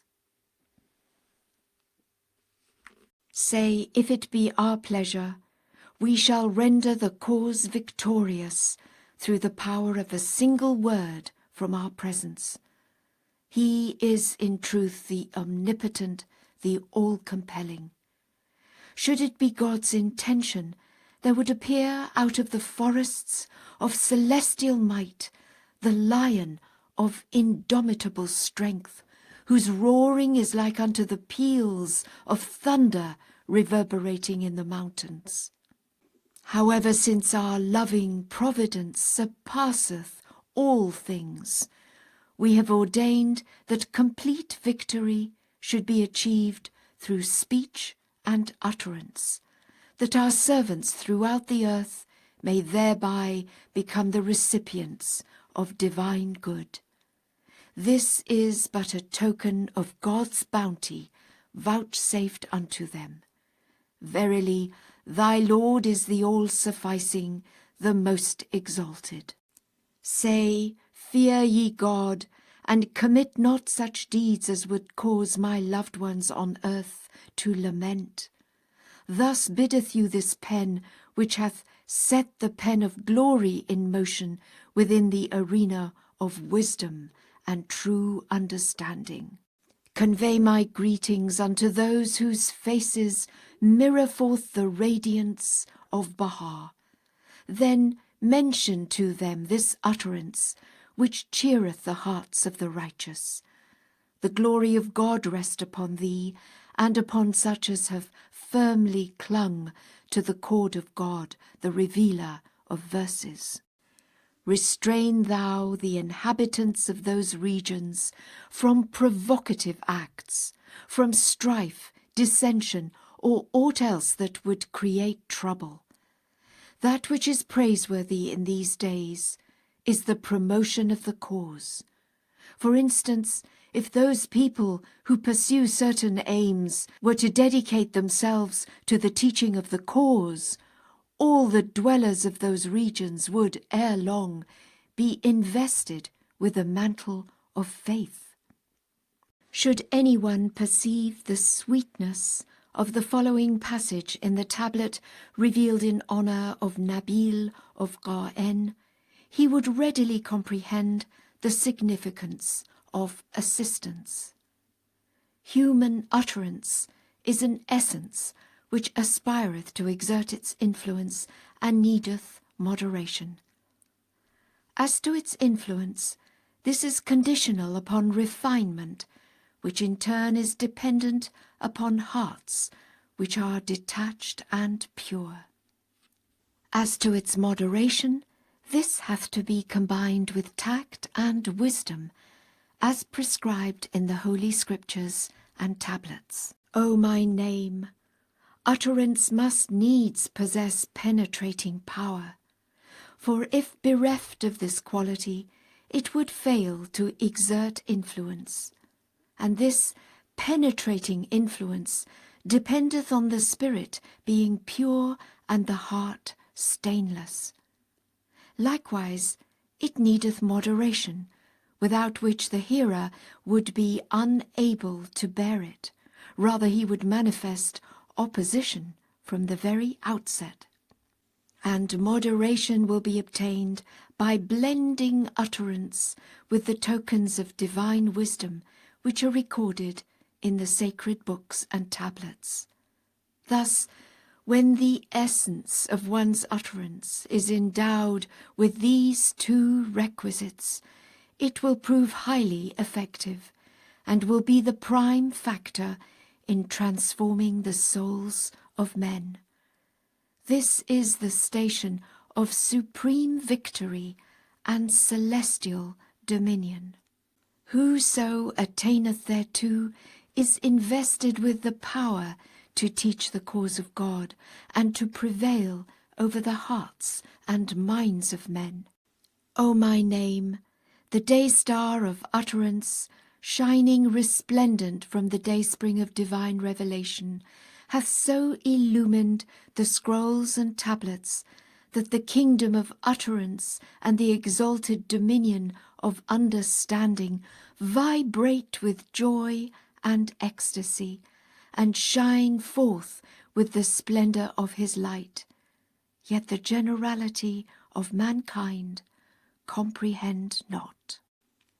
The reason why the subject of aid and assistance hath time and again streamed and will continue to stream from the pen of Providence is to warn the friends of God lest they engage in activities that would give rise to strife and turmoil.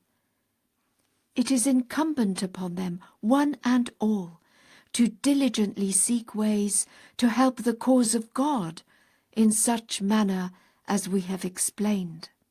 This is but a token of his grace, especially conferred upon his loved ones, that every one of them may attain the station characterized by the words, "Whoso quickeneth a soul hath verily quickened all mankind." Temporal ascendancy hath been and will continue to be under the shadow of this station. Its appointed hour is preordained in the book of God. He is truly cognizant thereof, and it will be manifested through the potency of his might.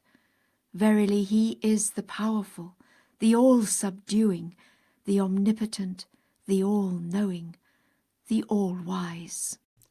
The sanctified souls should ponder and meditate in their hearts regarding the methods of teaching. From the texts of the wondrous heavenly scriptures, they should memorize phrases and passages bearing on various instances, so that in the course of their speech they may recite divine verses whenever the occasion demandeth it, inasmuch as these holy verses are the most potent elixir, the greatest and mightiest talisman. So potent is their influence that the hearer will have no cause for vacillation. I swear by my life, this revelation is endowed with such a power that it will act as the lodestone for all nations and kindreds of the earth, Should one pause to meditate attentively, he would recognize that no place is there, nor can there be, for anyone to flee to. In such manner hath the Kitáb-i-Aqdas been revealed, that it attracteth and embraceth all the divinely appointed dispensations. Blessed those who peruse it, blessed those who apprehend it, blessed those who meditate upon it, blessed those who ponder its meaning. So vast is its range that it hath encompassed all men ere their recognition of it. Ere long will its sovereign power, its pervasive influence, and the greatness of its might be manifested on earth.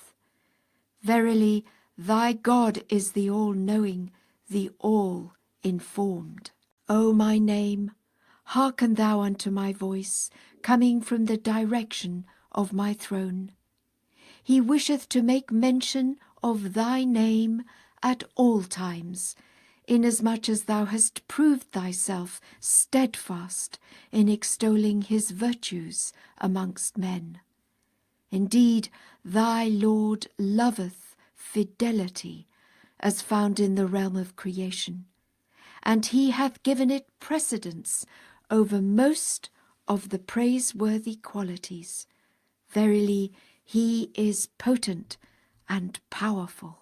Know thou, moreover, that we have heard the praise thou hast uttered in thy communion with God, thy Lord, the exalted, the gracious. Great indeed is the blessedness awaiting thee, inasmuch as thou hast curtailed thine own affairs in favour of this inviolable, this mighty and enlightened cause. We entreat God to make thy call a magnet which will attract the embodiments of names in the world of existence, that all beings may spontaneously hasten to heed it. No God is there besides him, the exalted, the preeminent, the ever-blessed, the sublime, the most august, the most glorious, the most bountiful, the all-knowing, the all-informed. 14. Lawh-e-Burhan, Tablet of the Proof. This tablet was revealed after the martyrdom of the King of Martyrs and the Beloved of Martyrs. See God Passes By, Chapter 8, paragraph beginning, In Esfahan, Mullah Kazem was beheaded, and was addressed to Sheikh Muhammad Baqir, denounced by Bahá'u'lláh as the wolf. In this tablet, Baha'u'lláh refers to Mir Muhammad Hussein, the Imam Jum'eh of Esfahan, surnamed the She-Serpent, who was Sheikh Muhammad Baqir's accomplice in the persecution of the Baha'is. See God Passes By, Chapter 12, paragraph beginning, Nasiruddin Shah stigmatized by Baha'u'lláh, paragraph beginning, In Esfahan, Mullah Kazem was beheaded, and paragraph beginning, Nor should a review of the outstanding features of Baha'u'llah's writings. The Epistle to the Son of the Wolf was addressed to Sheikh Muhammad Taqiyye Najafi, the son of Sheikh Muhammad Baqir. He is the Almighty, the All-Knowing, the All-Wise. The winds of hatred have encompassed the ark of Batha by reason of that which the hands of the oppressors have wrought. O Baqir, thou hast pronounced sentence against them for whom the books of the world have wept, and in whose favour the scriptures of all religions have testified. Thou who art gone far astray art indeed wrapped in a thick veil. by God himself, thou hast pronounced judgment against them through whom the horizon of faith hath been illumined. Unto this bear witness they who are the dawning places of revelation and the manifestations of the cause of thy Lord, the most merciful, who have sacrificed their souls and all that they possessed in his straight path. The faith of God hath cried everywhere by reason of thy tyranny, and yet thou disportest thyself, and art of them that exalt. There is no hatred in mine heart for thee, nor for anyone. Every man of learning beholdeth thee, and such as are like thee, engulfed in evident folly. Hadst thou realized that which thou hast done, thou wouldst have cast thyself into the fire, or abandoned thine home and fled into the mountains, or wouldst have groaned until thou hadst returned unto the place destined for thee, by him who is the Lord of strength and of might.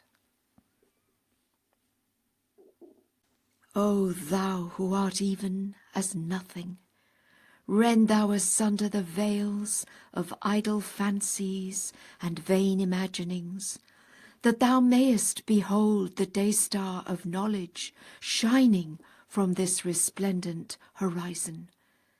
Thou hast torn in pieces a remnant of the prophet himself, and imagined that thou hast helped the faith of God. Thus hath thy soul prompted thee, and thou art truly one of the heedless. Thine act hath consumed the hearts of the concourse on high, and those of such as have circled round the cause of God, the Lord of the worlds.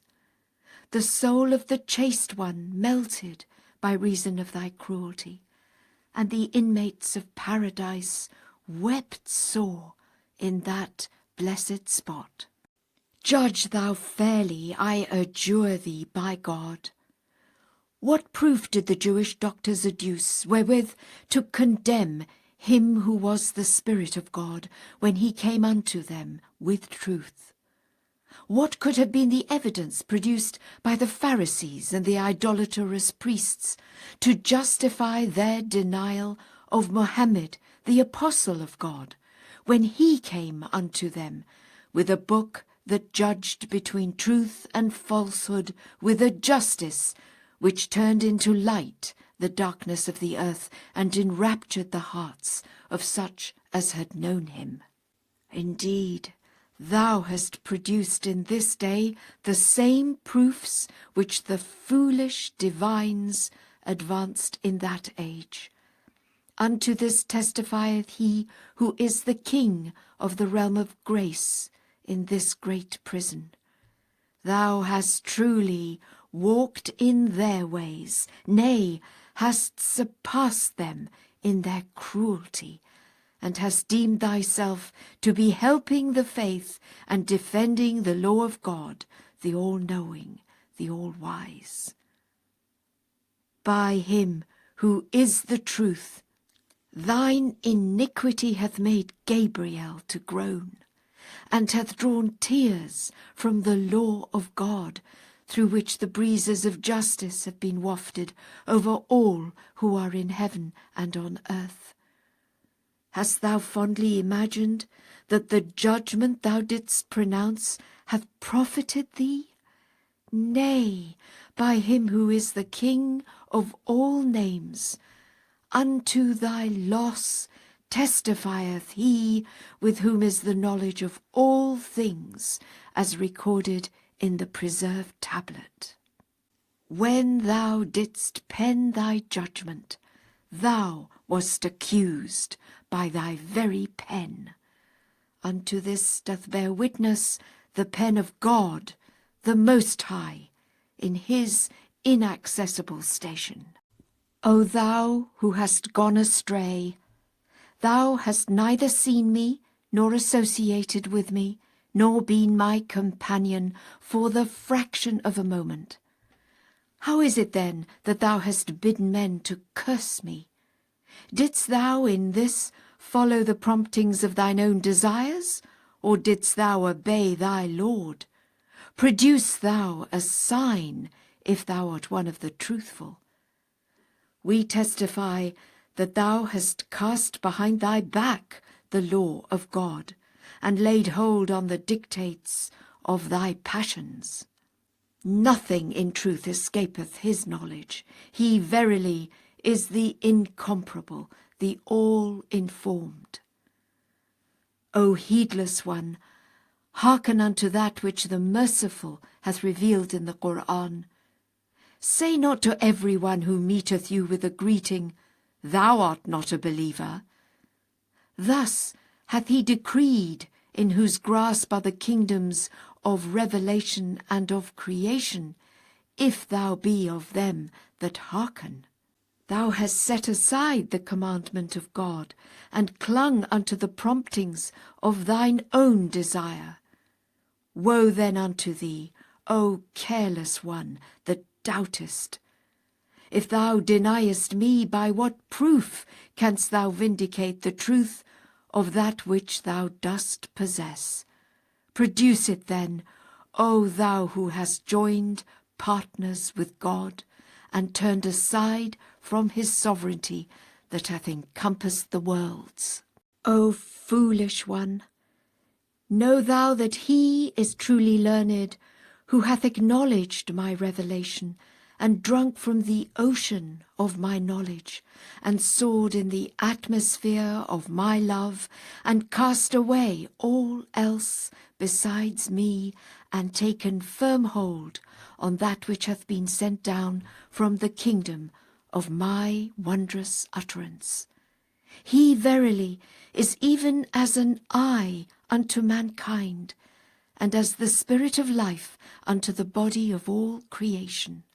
Glorified be the All-Merciful, who hath enlightened him, and caused him to arise and serve his great and mighty cause. Verily such a man is blessed by the concourse on high, and by them who dwell within the tabernacle of grandeur, who have quaffed my sealed wine in my name, the Omnipotent, the All-Powerful.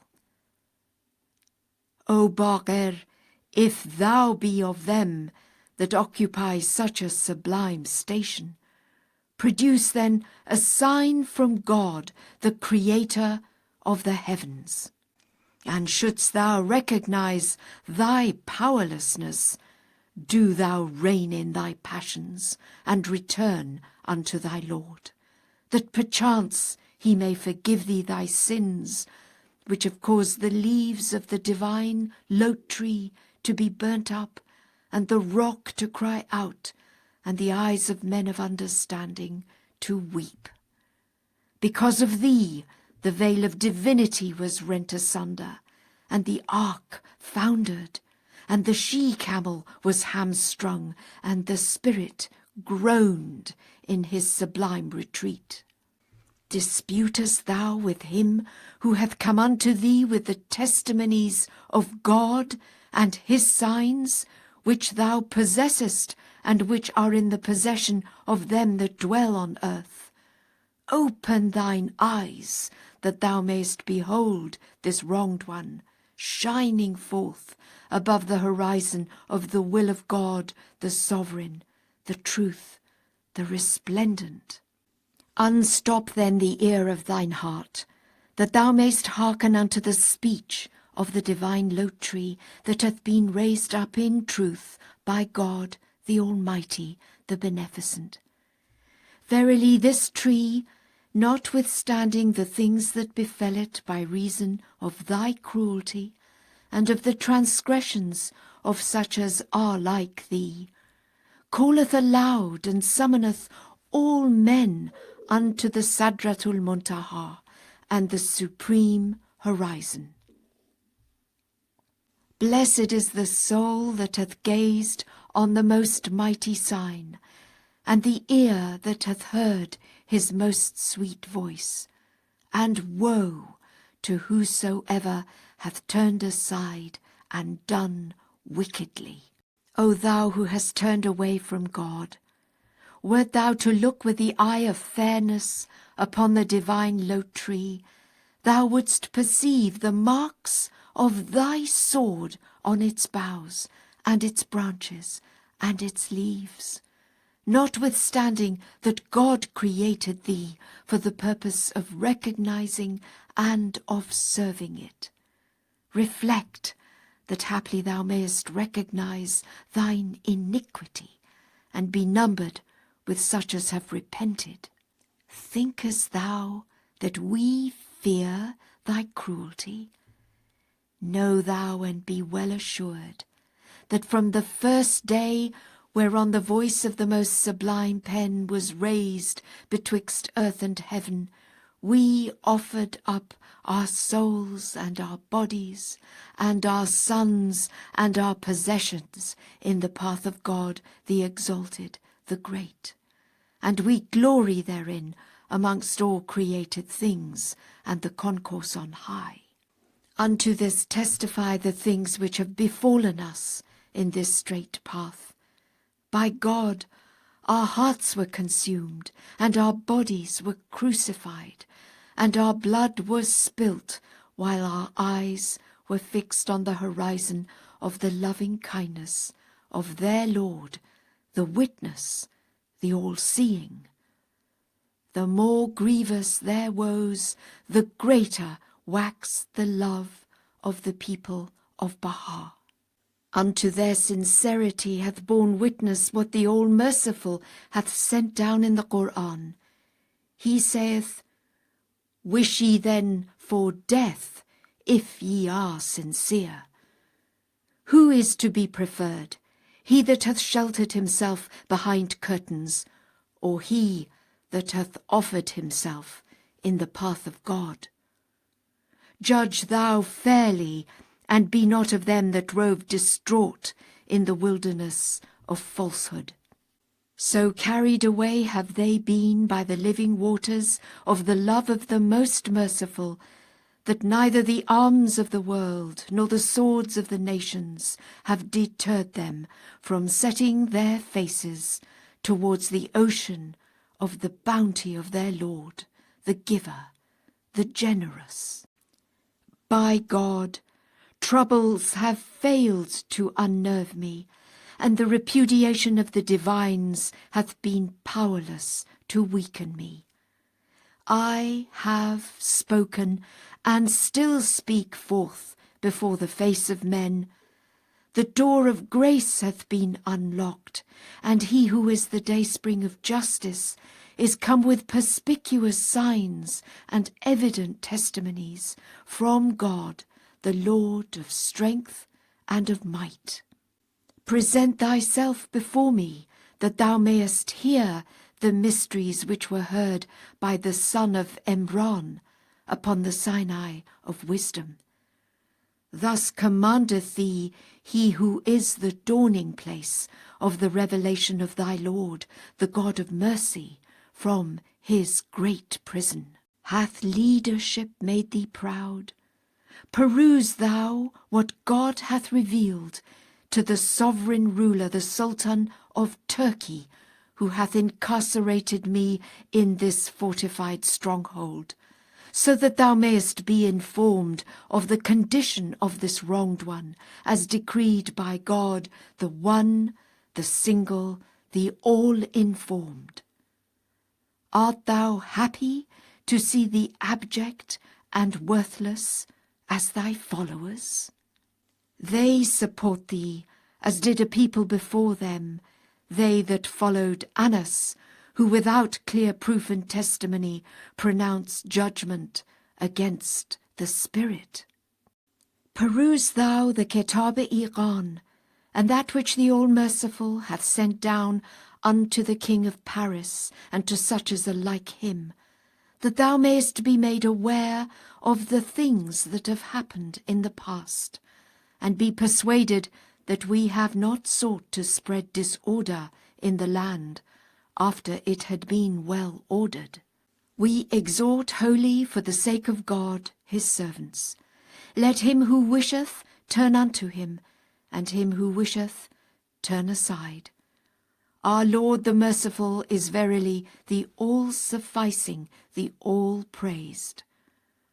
O concourse of divines, this is the day whereon nothing amongst all things, nor any name amongst all names, can profit you, save through this name, which God hath made the manifestation of his cause, and the dayspring of his most excellent titles unto all who are in the kingdom of creation. Blessed is that man that hath recognized the fragrance of the All-Merciful, and been numbered with the steadfast. Your sciences shall not profit you in this day, nor your arts, nor your treasures, nor your glory. Cast them all behind your backs, and set your faces towards the most sublime word, through which the scriptures and the books and this lucid tablet have been distinctly set forth. Cast away, O concourse of divines, the things ye have composed with the pens of your idle fancies and vain imaginings. By God, the day-star of knowledge hath shone forth above the horizon of certitude. O Baqir, read and call thou to mind that which was said of old by a believer of thy stock. Will ye slay a man because he saith, My Lord is God, when he hath already come to you with signs from your Lord? If he be a liar, on him will be his lie. But if he be a man of truth, part of what he threateneth will fall upon you. In truth, God guideth not him who is a transgressor, a liar. O thou who art gone astray, if thou hast any doubt concerning our conduct, know thou that we bear witness unto that whereunto God hath himself borne witness ere the creation of the heavens and of the earth, that there is none other God but him, the Almighty, the All-Bounteous. We testify that he is one in his essence, one in his attributes. He hath none to equal him in the whole universe, nor any partner in all creation. He hath sent forth his messengers, and sent down his books, that they may announce unto his creatures the straight path. Hath the Shah been informed, and chosen to close his eyes to thine acts? Or hath he been seized with fear at the howling of a pack of wolves, who have cast the path of God behind their backs, and followed in thy way, without any clear proof or book? We have heard that the provinces of Persia had been adorned with the adornment of justice. When we observed closely, however, we found them to be the dawning places of tyranny and the daysprings of injustice. We behold justice in the clutches of tyranny. We beseech God to set it free through the power of his might and his sovereignty. He verily overshadoweth all that is in the heavens and on earth. To none is given the right to protest against anyone concerning that which hath befallen the cause of God. It behoveth whosoever hath set his face towards the most sublime horizon to cleave tenaciously unto the cord of patience, and to put his reliance in God, the help in peril, the unconstrained. O ye loved ones of God, drink your fill from the wellspring of wisdom, and walk ye in the garden of wisdom, and soar ye in the atmosphere of wisdom, and speak forth with wisdom and eloquence.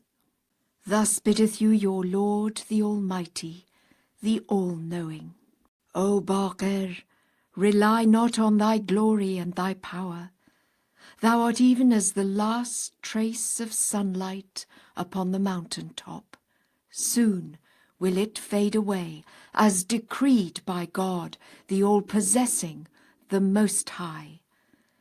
Thy glory and the glory of such as are like thee have been taken away, and this verily is what hath been ordained by the one with whom is the mother tablet. Where is he to be found who contended with God? And whither is gone he that gainsaid his signs and turned aside from his sovereignty? Where are they who have slain his chosen ones and spilt the blood of his holy ones? Reflect, that haply thou mayest perceive the breadths of thine acts, O foolish doubter. Because of you the apostle lamented, and the chaste one cried out, and the countries were laid waste, and darkness fell upon all regions. O concourse of divines, because of you the people were abased, and the banner of Islam was hauled down, and its mighty throne subverted.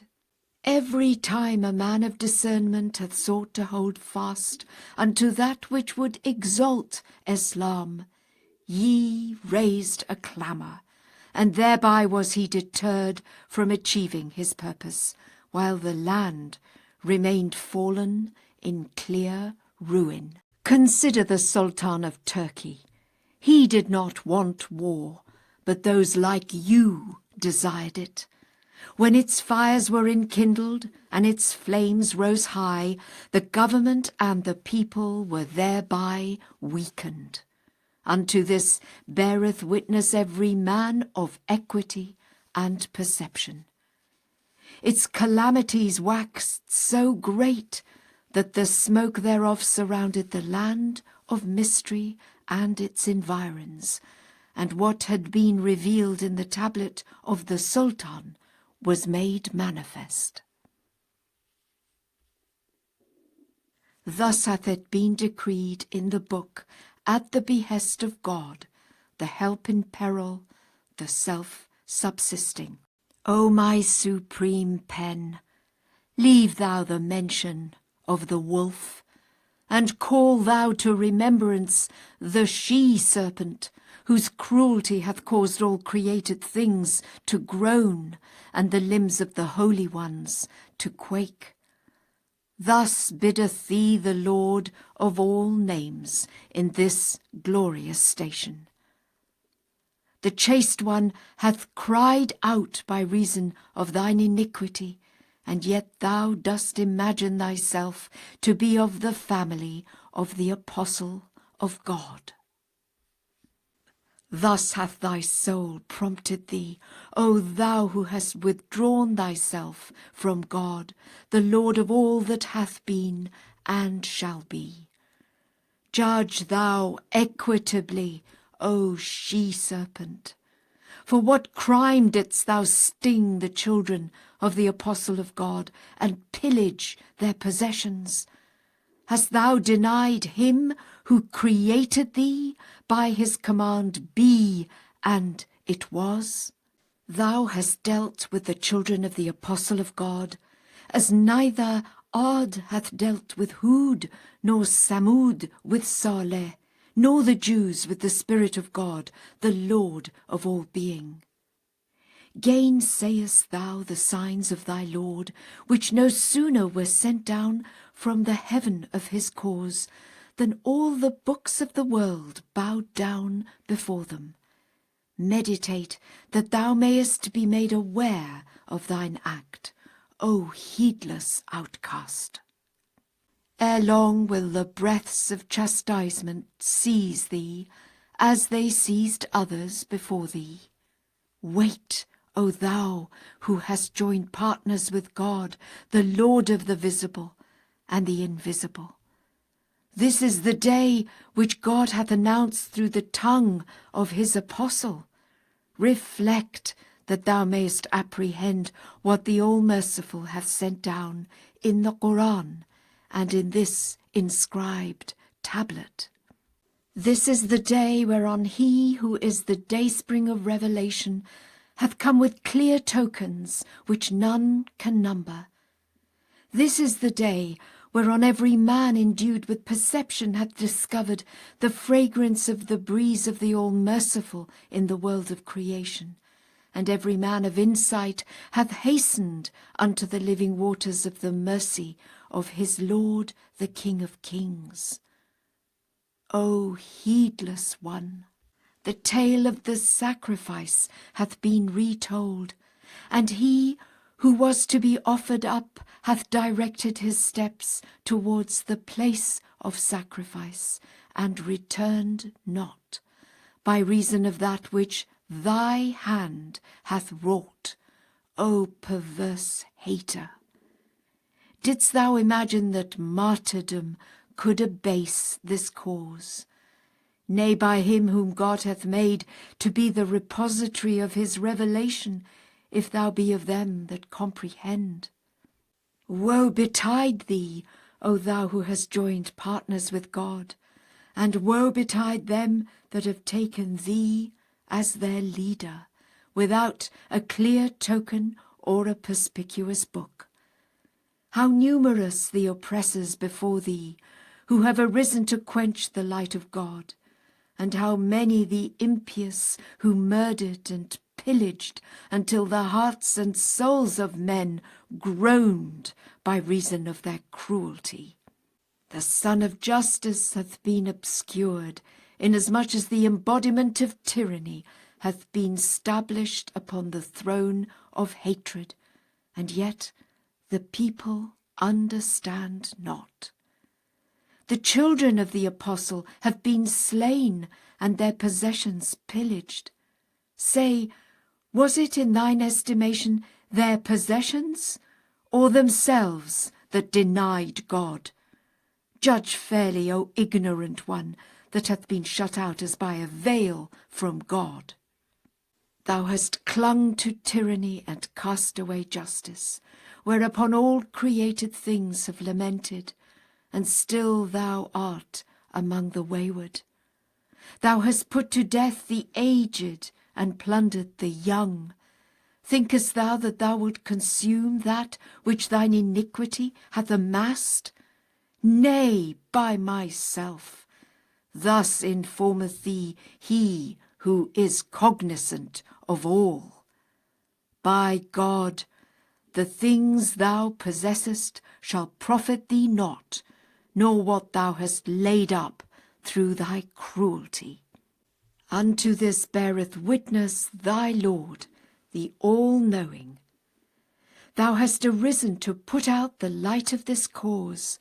Ere long will thine own fire be quenched at his behest. He verily is the Lord of strength and of might.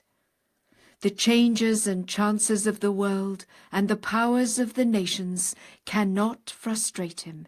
He doeth what he pleaseth, and ordaineth what he willeth, through the power of his sovereignty. Consider the she-camel.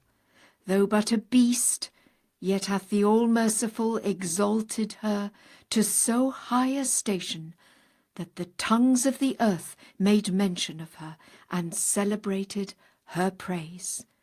He verily overshadoweth all that is in the heavens and on earth. No God is there but him, the Almighty, the Great.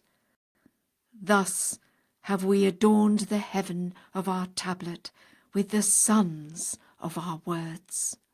Blessed the man that hath attained thereunto, and been illumined with their light.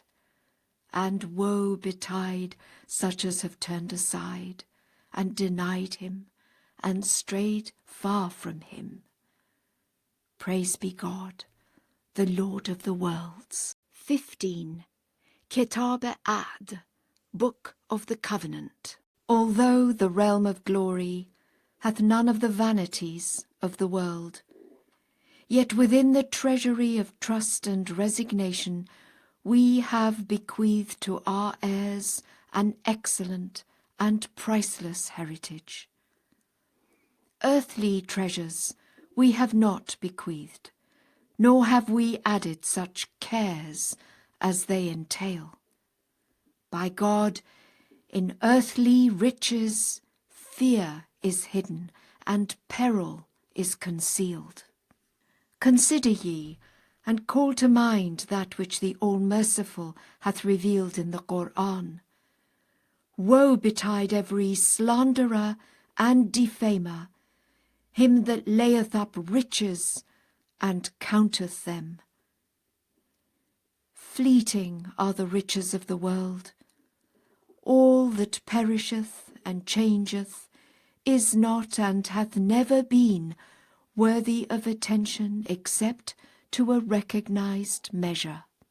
The aim of this wronged one in sustaining woes and tribulations, in revealing the holy verses and in demonstrating proofs, hath been naught but to quench the flame of hate and enmity, that the horizon of the hearts of men may be illumined with the light of concord, and attain real peace and tranquillity. From the dawning place of the divine tablet, the day-star of this utterance shineth resplendent, and it behoveth every one to fix his gaze upon it. We exhort you, O peoples of the world, to observe that which will elevate your station. Hold fast to the fear of God, and firmly adhere to what is right. Verily I say, the tongue is for mentioning what is good. Defile it not with unseemly talk. God hath forgiven what is past. Henceforward every one should utter that which is meet and seemly, and should refrain from slander, abuse, and whatever causeth sadness in men. Lofty is the station of man. Not long ago this exalted word streamed forth from the treasury of our pen of glory. Great and blessed is this day, the day in which all that lay latent in man hath been and will be made manifest. Lofty is the station of man, were he to hold fast to righteousness and truth, and to remain firm and steadfast in the cause. In the eyes of the All-Merciful, a true man appeareth even as a firmament. Its sun and moon are his sight and hearing, and his shining and resplendent character its stars. His is the loftiest station, and his influence educateth the world of being. Every receptive soul who hath in this day inhaled the fragrance of his garment, and hath with a pure heart set his face towards the all-glorious horizon, is reckoned among the people of Baha in the Crimson Book. Grasp ye in my name the chalice of my loving kindness. Drink then your fill in my glorious and wondrous remembrance. O ye that dwell on earth, the religion of God is for love and unity.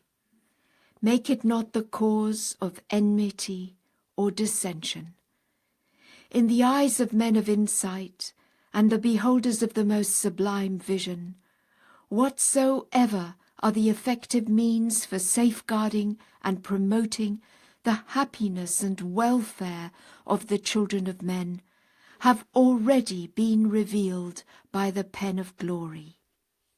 But the foolish ones of the earth, being nurtured in evil passions and desires, have remained heedless of the consummate wisdom of him who is in truth the all-wise, while their words and deeds are prompted by idle fancies and vain imaginings.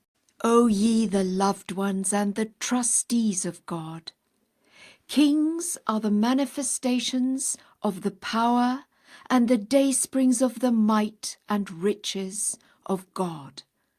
Pray ye on their behalf. He hath invested them with the rulership of the earth, and hath singled out the hearts of men as his own domain. Conflict and contention are categorically forbidden in his book. This is a decree of God in this most great revelation. It is divinely preserved from annulment and is invested by him with the splendor of his confirmation. Verily, he is the all-knowing, the all-wise. It is incumbent upon everyone to aid those daysprings of authority and sources of command who are adorned with the ornament of equity and justice. Blessed are the rulers and the learned among the people of Baha. They are my trustees among my servants, and the manifestations of my commandments amidst my people. Upon them rest my glory, my blessings, and my grace, which have pervaded the world of being. In this connection, the utterances revealed in the Kitáb-i-Aqdas are such that from the horizon of their words the light of divine grace shineth luminous and resplendent. O ye my branches, a mighty force, a consummate power, lieth concealed in the world of being. Fix your gaze upon it and upon its unifying influence, and not upon the differences which appear from it. The will of the divine testator is this: it is incumbent upon the Aqsan, the Afnan, and my kindred to turn one and all their faces towards the most mighty branch. Consider that which we have revealed in our most holy book. When the ocean of my presence hath ebbed, and the book of my revelation is ended, turn your faces toward him whom God hath purposed, who hath branched from this ancient root.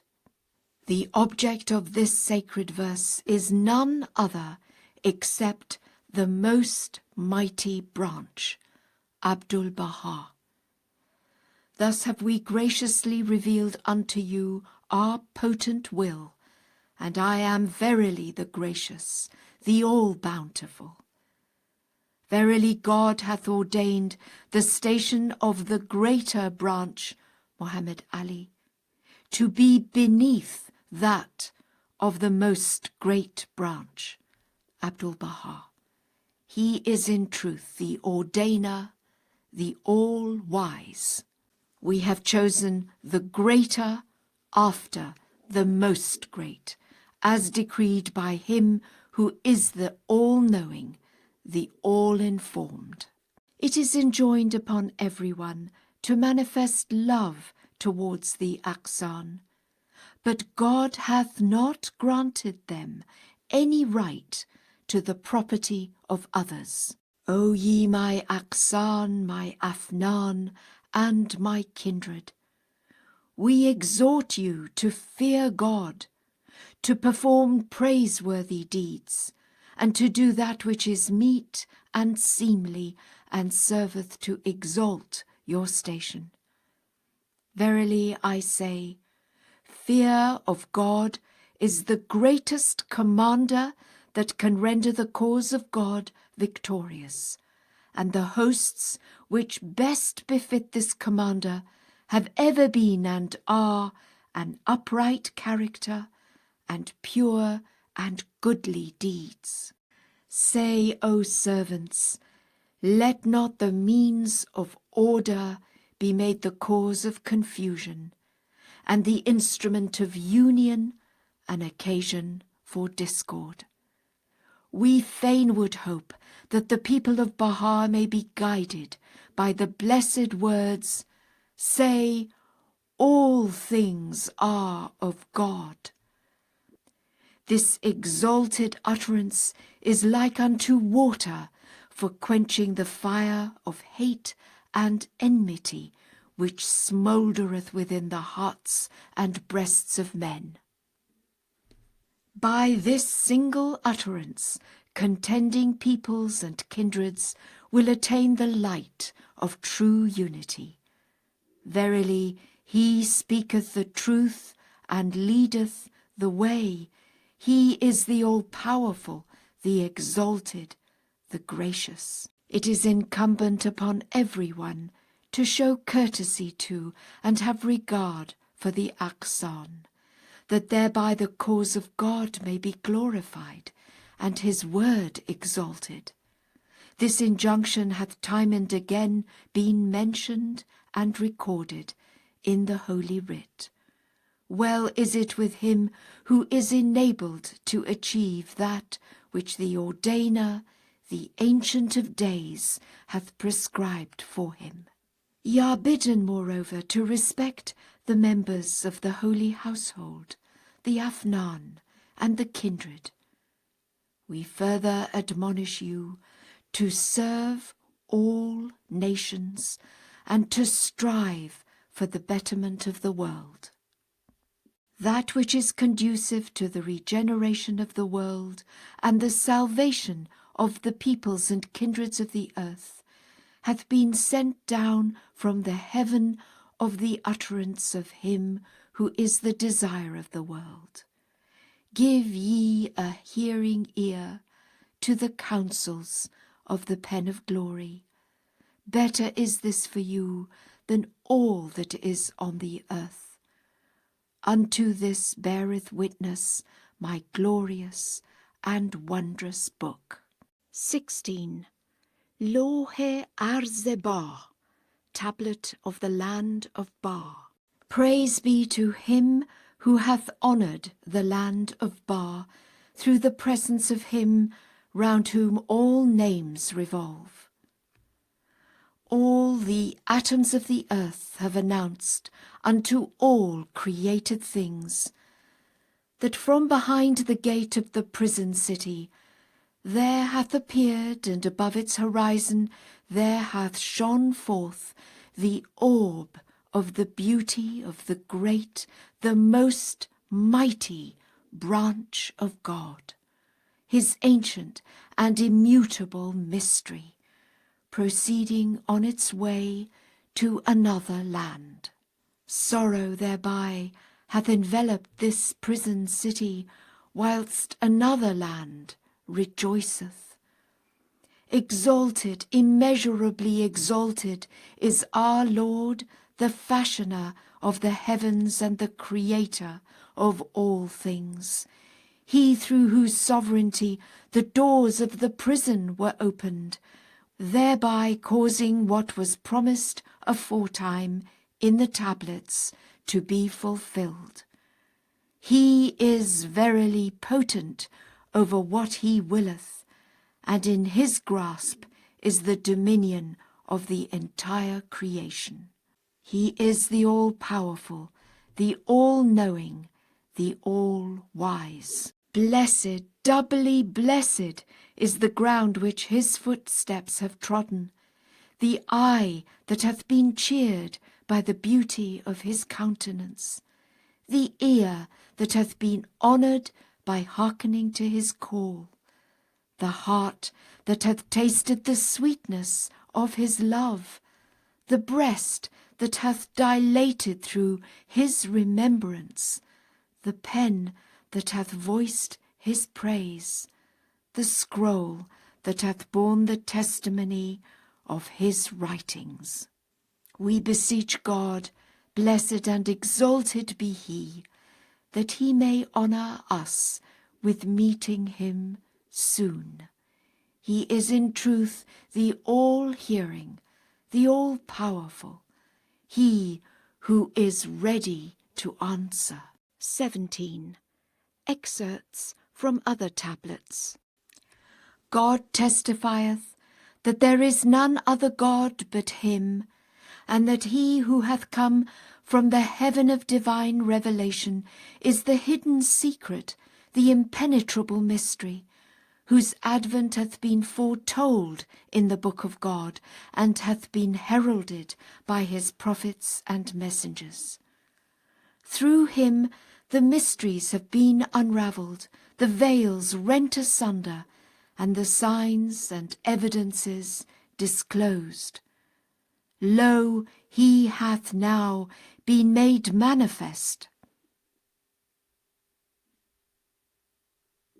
He bringeth to light whatsoever he willeth, and treadeth upon the high places of the earth, invested with transcendent majesty and power. Blessed is that strong one who will shatter the gods of vain imaginings through the potency of the name of his Lord, he who ruleth over all men. O my Afnan, we would fain mention thy name as a token of grace on our part, that the sweet savours of my remembrance may attract thee unto my kingdom, and draw thee nigh unto the tabernacle of my majesty, which hath been hoisted through the power of this name, a name which hath caused every foundation to tremble. Say, O peoples of the earth, by the righteousness of God, whatever ye have been promised in the books of your Lord, the ruler of the day of return, hath appeared and been made manifest. Beware lest the changes and chances of the world hold you back from him who is the sovereign truth. Ere long will everything visible perish, and only that which hath been revealed by God, the Lord of Lords, shall endure. Say, this is the day of meritorious deeds, did ye but know it? This is the day of the glorification of God, and of the exposition of his word, could ye but perceive it. Abandon the things current amongst men, and hold fast unto that which God, the help in peril, the self-subsisting, hath enjoined upon you. The day is fast approaching, when all the treasures of the earth shall be of no profit to you.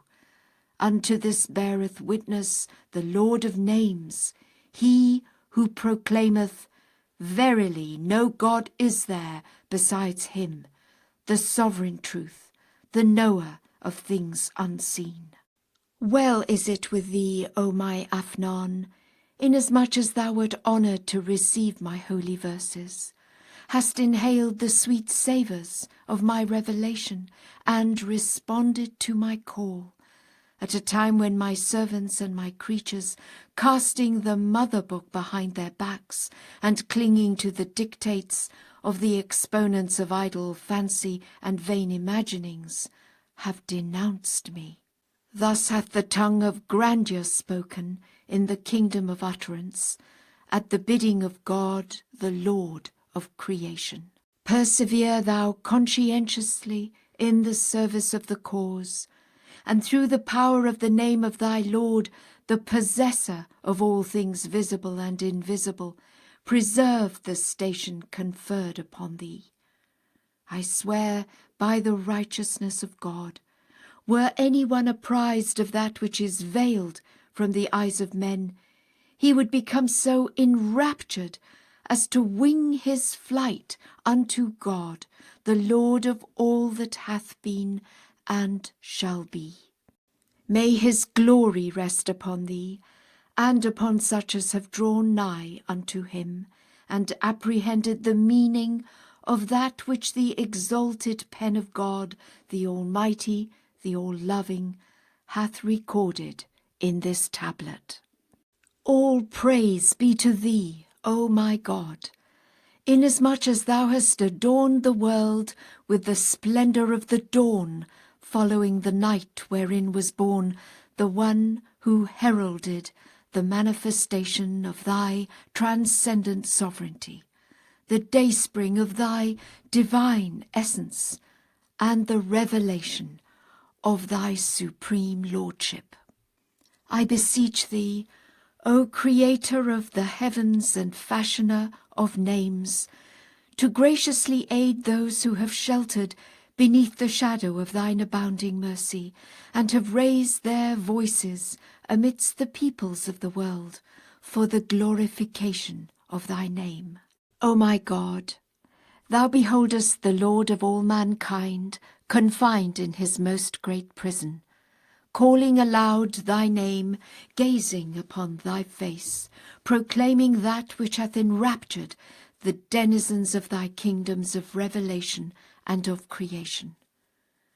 O my God, I behold mine own self captive in the hands of thy servants, yet the light of thy sovereignty and the revelations of thine invincible power shine resplendent from his face, enabling all to know of a certainty that thou art God, and that there is none other God but thee. Neither can the power of the powerful frustrate thee, nor the ascendancy of the rulers prevail against thee. Thou doest whatsoever thou willest, by virtue of thy sovereignty, which encompasseth all created things, and ordainest that which thou pleasest through the potency of thy behest, which pervadeth the entire creation. I implore thee, by the glory of thy manifestation, and by the power of thy might, thy sovereignty, and thine exaltation, to render victorious those who have arisen to serve thee, who have aided thy cause, and humbled themselves before the splendour of the light of thy face. Make them then, O my God, triumphant over thine enemies, and cause them to be steadfast in thy service, that through them the evidences of thy dominion may be established throughout thy realms, and the tokens of thine indomitable power be manifested in thy lands. Verily thou art potent to do what thou willest. No God is there but thee, the help in peril, the self-subsisting. This glorious tablet hath been revealed on the anniversary of the birth of the Bab, that thou mayest recite it in a spirit of humility and supplication, and give thanks unto thy Lord, the all-knowing, the all-informed. Make thou every effort to render service unto God, that from thee may appear that which will immortalize thy memory in his glorious and exalted heaven. Say, glorified art thou, O my God. I implore thee, by the dawning place of thy signs, and by the revealer of thy clear tokens, to grant that I may, under all conditions, hold fast the cord of thy loving providence, and cling tenaciously to the hem of thy generosity. Reckon me then with those whom the changes and chances of the world have failed to deter from serving thee, and from bearing allegiance unto thee, whom the onslaught of the people hath been powerless to hinder from magnifying thy name and celebrating thy praise. Graciously assist me, O my Lord, to do whatever thou lovest and desirest. Enable me then to fulfill that which will exalt thy name, and will set ablaze the fire of thy love.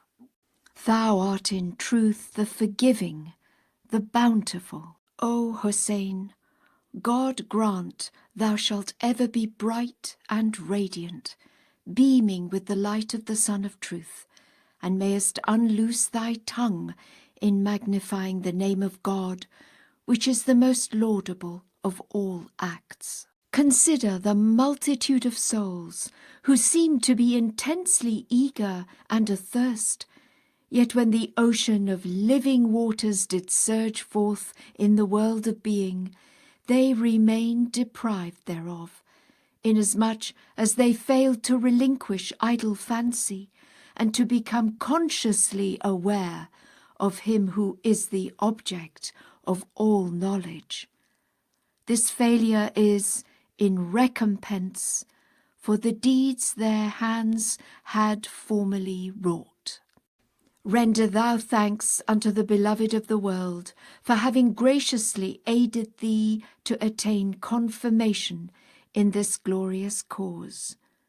Entreat him, moreover, to make his loved ones steadfast therein, for the inflammatory writings of the mischief-makers are widespread, and the clamour of the foreboders of evil is raised high.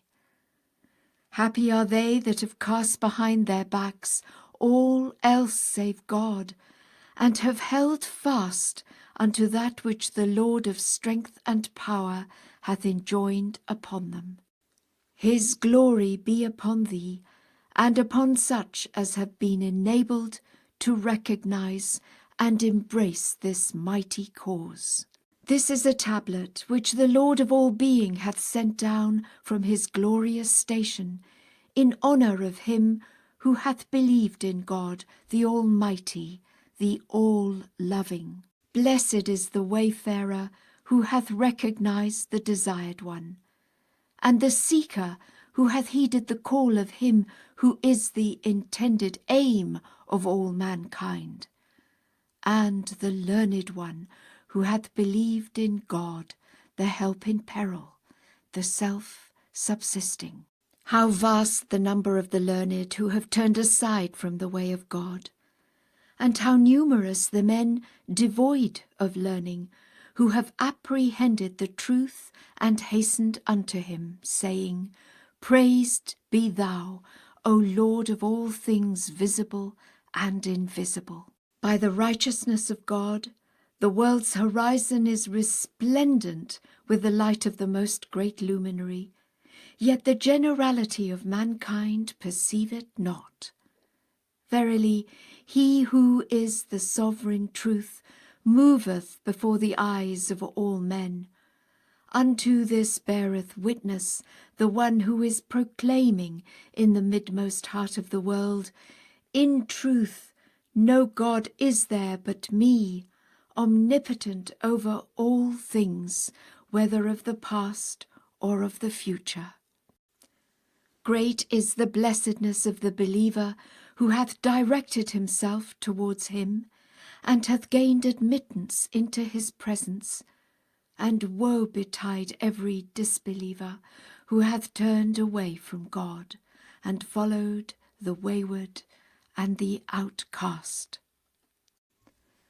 O friend, in the Bayan we directed everyone in this most great revelation to see with his own eyes and hear with his own ears. However, when the horizon of the world was illumined with the resplendent light of this revelation, many people forgot this divine commandment, lost sight of this heavenly exhortation, and immersed themselves in the vain imaginings which their minds had devised. Indeed, the face of the Sun of Justice and Fairness is hidden behind the clouds of idle fancy which the foolish ones have conceived. Therefore, it is not to be wondered at that the movements of the birds of darkness attract attention. Through the potency of the name of the Best Beloved, invite thou the receptive souls unto God's holy court, that perchance they may not remain deprived of the heavenly fountain of living water. He is in truth the gracious, the forgiving. The gaze of the loving kindness of God, exalted and glorified is he, hath everlastingly been directed towards his beloved friends. Verily, he is the one who knoweth and remembereth. O Javad, such is the greatness of this day that the hour itself is seized with perturbation, and all heavenly scriptures bear evidence to its overpowering majesty. In this day the book solemnly testifieth to his glory, and the balance is moved to lift up its voice. This is the day wherein the Serrat calleth aloud, I am the straight path, and Mount Sinai exclaimeth, Verily, the Lord of revelation is come. Being overcome by the drunkenness of corrupt inclinations, the people of the earth find themselves in a state of stupor. They are therefore debarred from the wondrous signs of God, are prevented from attaining the ultimate goal, and are deprived of the liberal effusions of divine grace. It behoveth the people of God to be forbearing. They should impart the word of God according to the hearer's particular measure of understanding and capacity, that perchance the children of men may be roused from heedlessness, and set their faces towards this horizon which is immeasurably exalted above every horizon. O Javad, the manifold bounties of God have ever been and will continue to be vouchsafed unto thee. Praised be God, thou hast been shielded from the most great terror, and hast succeeded in drawing nigh unto the most great bounty, at a time when all men were prevented from recognizing the eternal King, by the interposition of the veils of outward glory, namely the divines of this day. Cherish thou as dearly as thine own life this testimony pronounced by the all-glorious pen, and strive with all thy might to preserve it by the potency of the name of him who is the beloved one of the entire creation, that this sublime honour may be proof against the eyes and the hands of robbers. Verily thy Lord is the expounder, the all-knowing. Convey the greetings of this wronged one unto all the beloved friends in that region, and call to their minds our wondrous and exalted remembrances, that haply they may forsake the things current amongst them, may set their hearts on that which pertaineth unto God, and remain purged from unseemly deeds and pursuits. May the glory of the Almighty, the All-Wise, be upon thee, and upon such as are related unto thee. We make mention of him who hath been attracted by our call when it was raised from the summit of transcendent glory, and hath set his face towards God the Lord of creation. He is numbered with such as have heard and responded to the summons of their Lord, at a time when the peoples of the world are wrapped in palpable veils. He testifieth unto that whereunto God hath testified, and acknowledgeth his belief in that which the tongue of grandeur hath uttered. Unto this beareth witness the Lord of names in this wondrous tablet.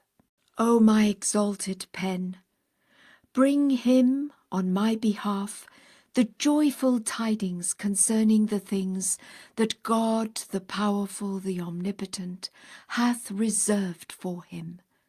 Indeed, He hath for most of the time been hemmed in by manifold sorrows, and verily his merciful Lord is the one who seeth and knoweth all things. Rejoice thou with exceeding gladness, inasmuch as this wronged one hath turned his face towards thee, hath mentioned thy name aforetime, and doth mention it at this very moment. Unto my loved friends give thou remembrances in my name, and convey to them the tidings of the gracious bounties of their Lord, the Giver, the All-Generous. From this exalted station we send our greetings unto such believers as have taken fast hold on the sure handle, and quaffed the choice wine of constancy from the hand of favour of their Lord, the Almighty, the All-Praised. In this day the faculty of hearing exclaimeth, This is my day, wherein I hearken unto the wondrous voice coming from the precincts of the prison of my Lord, the perspicuous, the hearing. And the faculty of sight calleth aloud, Verily, this is my day, for I behold the dayspring of glory shining resplendent at the bidding of him who is the ordainer, the all-powerful. Blessed the ear that hath heard the call, Behold, and thou shalt see me, and happy the eye that hath gazed upon the most wondrous sign dawning from this luminous horizon.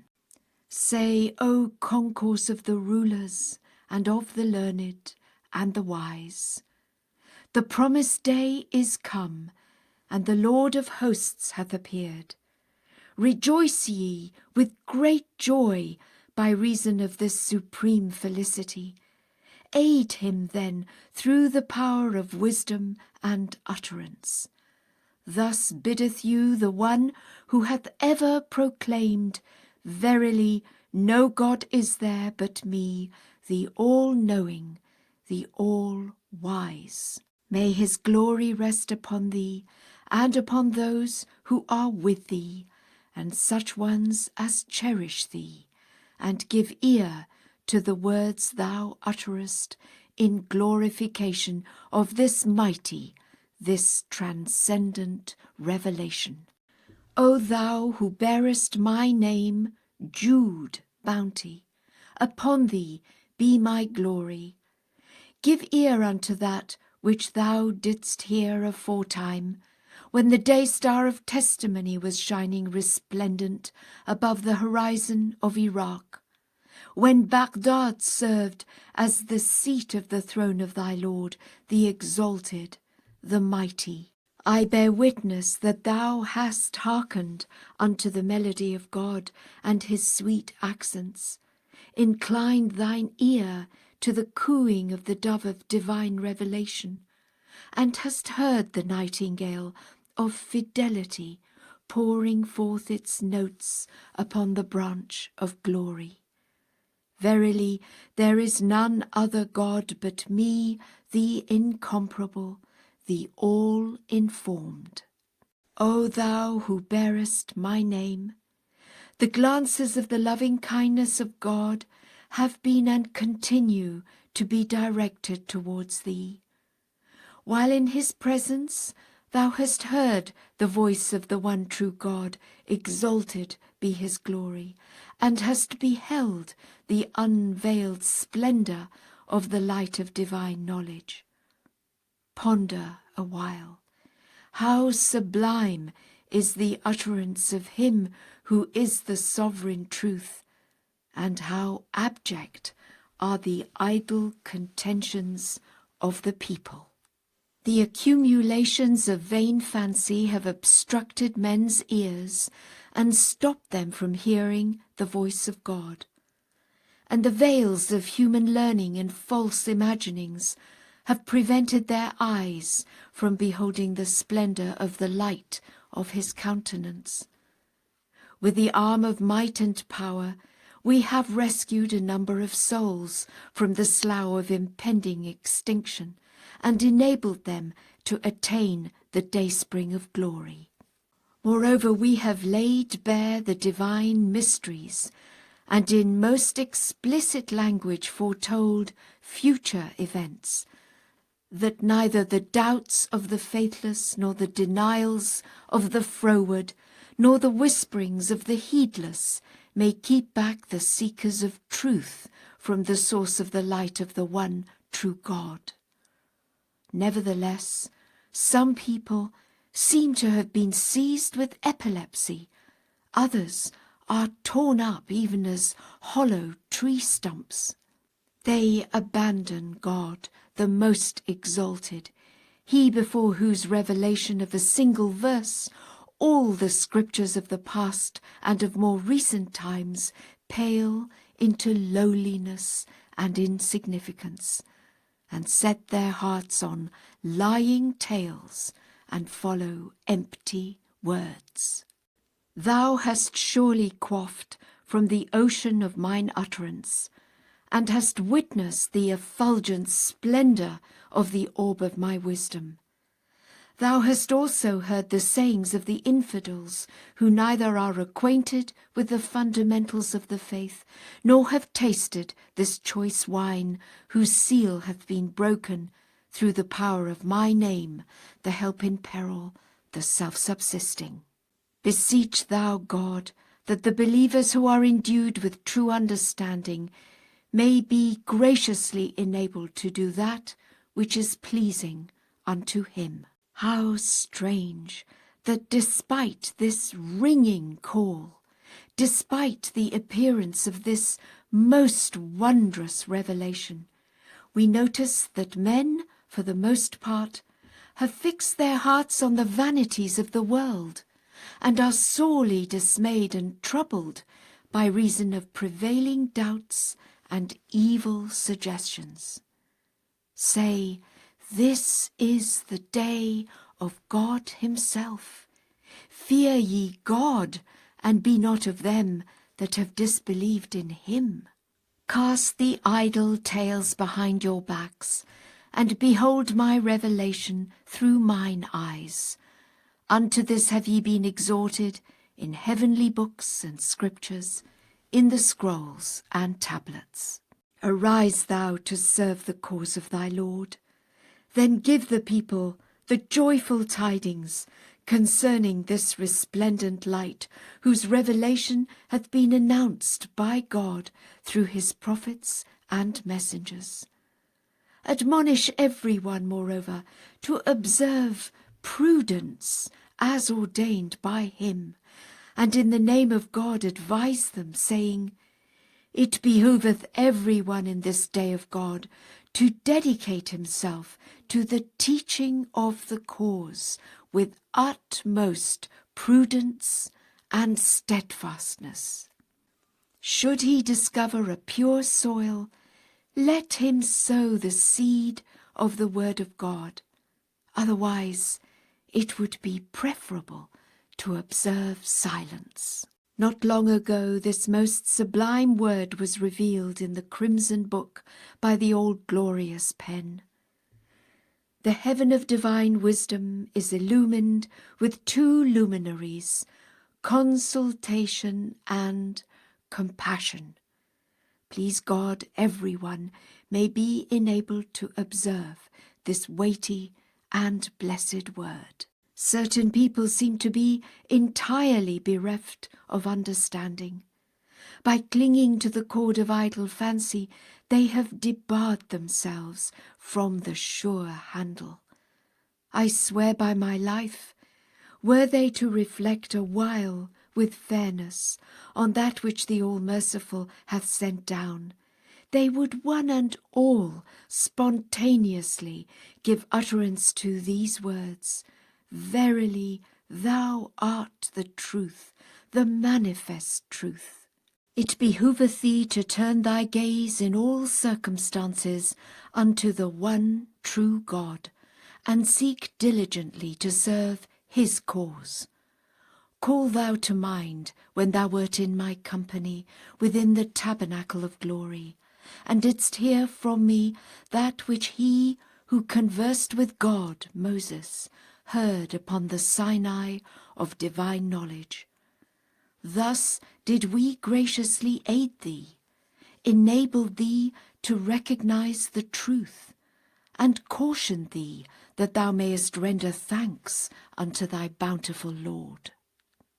Thou shouldst safeguard this sublime station through the potency of my name, the Omnipotent, the Faithful. Convey greetings on my behalf to my loved ones, and suffer them to hearken unto my sweet voice. Thus biddeth thee the one who hath bidden thee in the past. I am in truth the ordainer, the all-informed. Glory be upon thee, and upon those who give ear to thy words concerning this momentous cause, and who love thee for the sake of God, the Lord of the worlds. O Haydar, this wronged one hath heard thy voice raised in the service of the cause of God, and is well aware of the feeling of joy which his love hath roused in thy heart, and of thy pangs of anguish at that which hath befallen his loved ones. I swear by the Lord of mercy, the whole world is overwhelmed with sorrow, whilst mankind is perplexed with doubts and dissensions.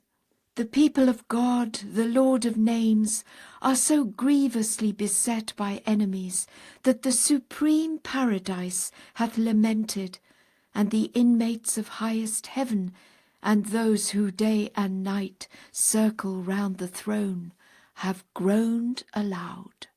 O Ali, woes and sorrows are powerless to restrain thy Lord, the All-Merciful. Indeed, he hath risen to champion the cause of God in such wise that neither the overpowering might of the world nor the tyranny of the nations can ever alarm him. He calleth aloud betwixt earth and heaven, saying, The promised day is come. The Lord of creation proclaimeth, Verily, there is no God besides me, the Almighty, the All-Bountiful. O Ali, the immature wish to put out the light of God with their mouths, and to extinguish by their acts the flame in the burning bush. Say, wretched indeed is your plight, O ye embodiments of delusion! Fear ye God, and reject not the heavenly grace which hath shed radiance upon all regions. Say, he who is the exponent of the hidden name hath appeared, did ye but know it.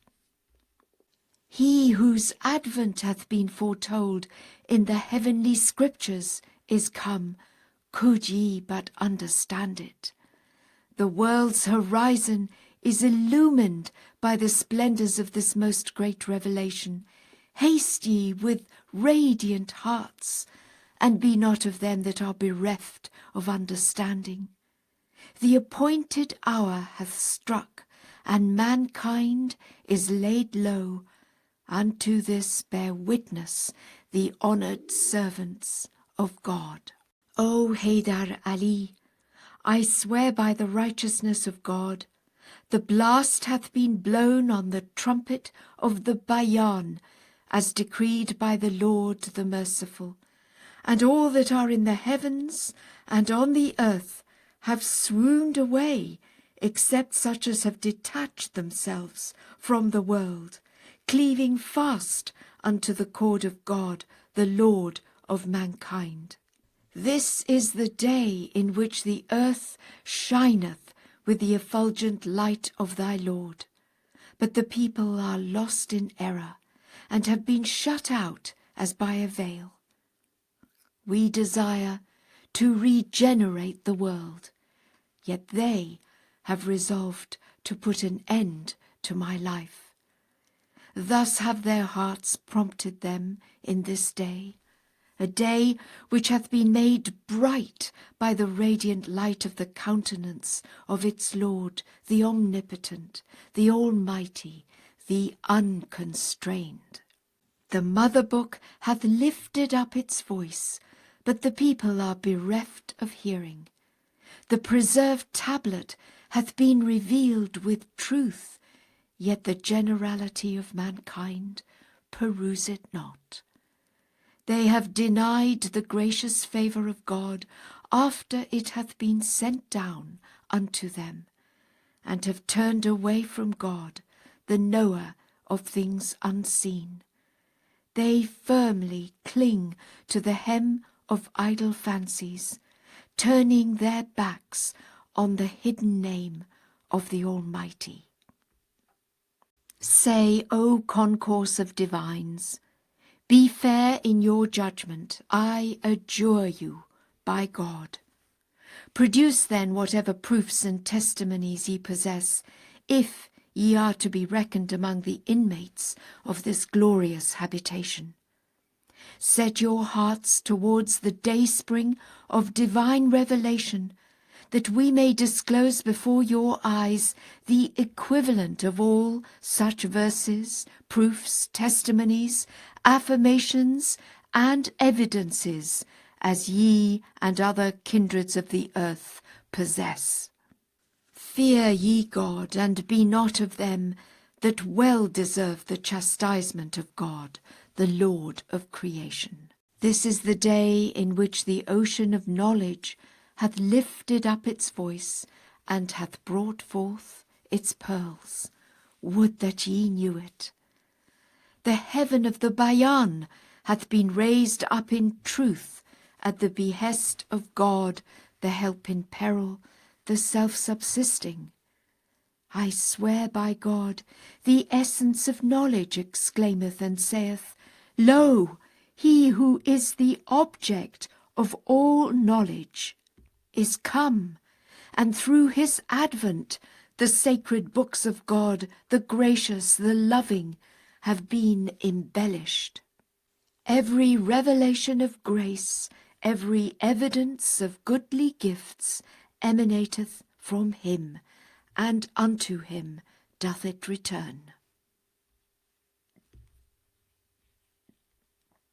Fear ye God, O concourse of the foolish, and do not inflict tribulations upon those who have willed naught but that which God hath willed. Moreover, if ye heed my call, follow not your selfish desires. The day is approaching when everything now discernible will have faded away, and ye shall weep for having failed in your duty towards God. Unto this testifieth this inscribed tablet. Rejoice thou with great joy that we have remembered thee both now and in the past.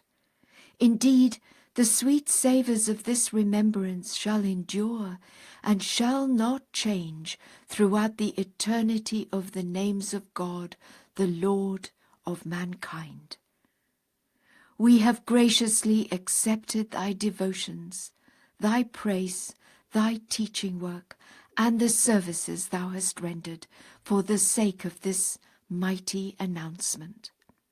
We have also hearkened unto that which thy tongue hath uttered at the meetings and gatherings. Verily thy Lord heareth and observeth all things.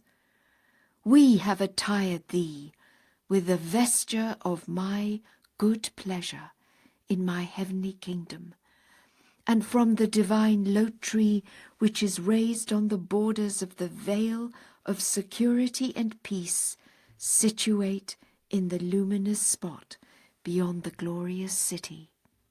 We call aloud unto thee, saying, In truth there is no God but me, the all-knowing, the all-wise. We have brought thee into being to serve me, to glorify my word, and to proclaim my cause. Centre thine energies upon that wherefore thou hast been created, by virtue of the will of the Supreme Ordainer, the Ancient of Days. At this moment we call to remembrance our loved ones and bring them the joyous tidings of God's unfailing grace and of the things that have been provided for them in my lucid book. Ye have tolerated the censure of the enemies for the sake of my love, and have steadfastly endured in my path the grievous cruelties which the ungodly have inflicted upon you. Unto this I myself bear witness, and I am the all-knowing.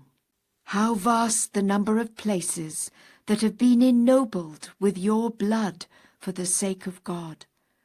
How numerous the cities wherein the voice of your lamentation hath been raised, and the wailing of your anguish uplifted! How many the prisons into which ye have been cast by the hosts of tyranny! Know ye of a certainty that he will render you victorious, will exalt you among the peoples of the world, and will demonstrate your high rank before the gaze of all nations. Surely he will not suffer the reward of his favoured ones to be lost.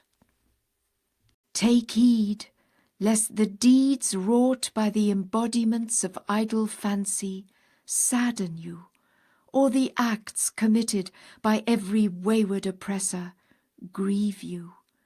Seize ye the chalice of constancy through the power of his name. Quaff then therefrom, by virtue of the sovereignty of God, the powerful, the omnipotent.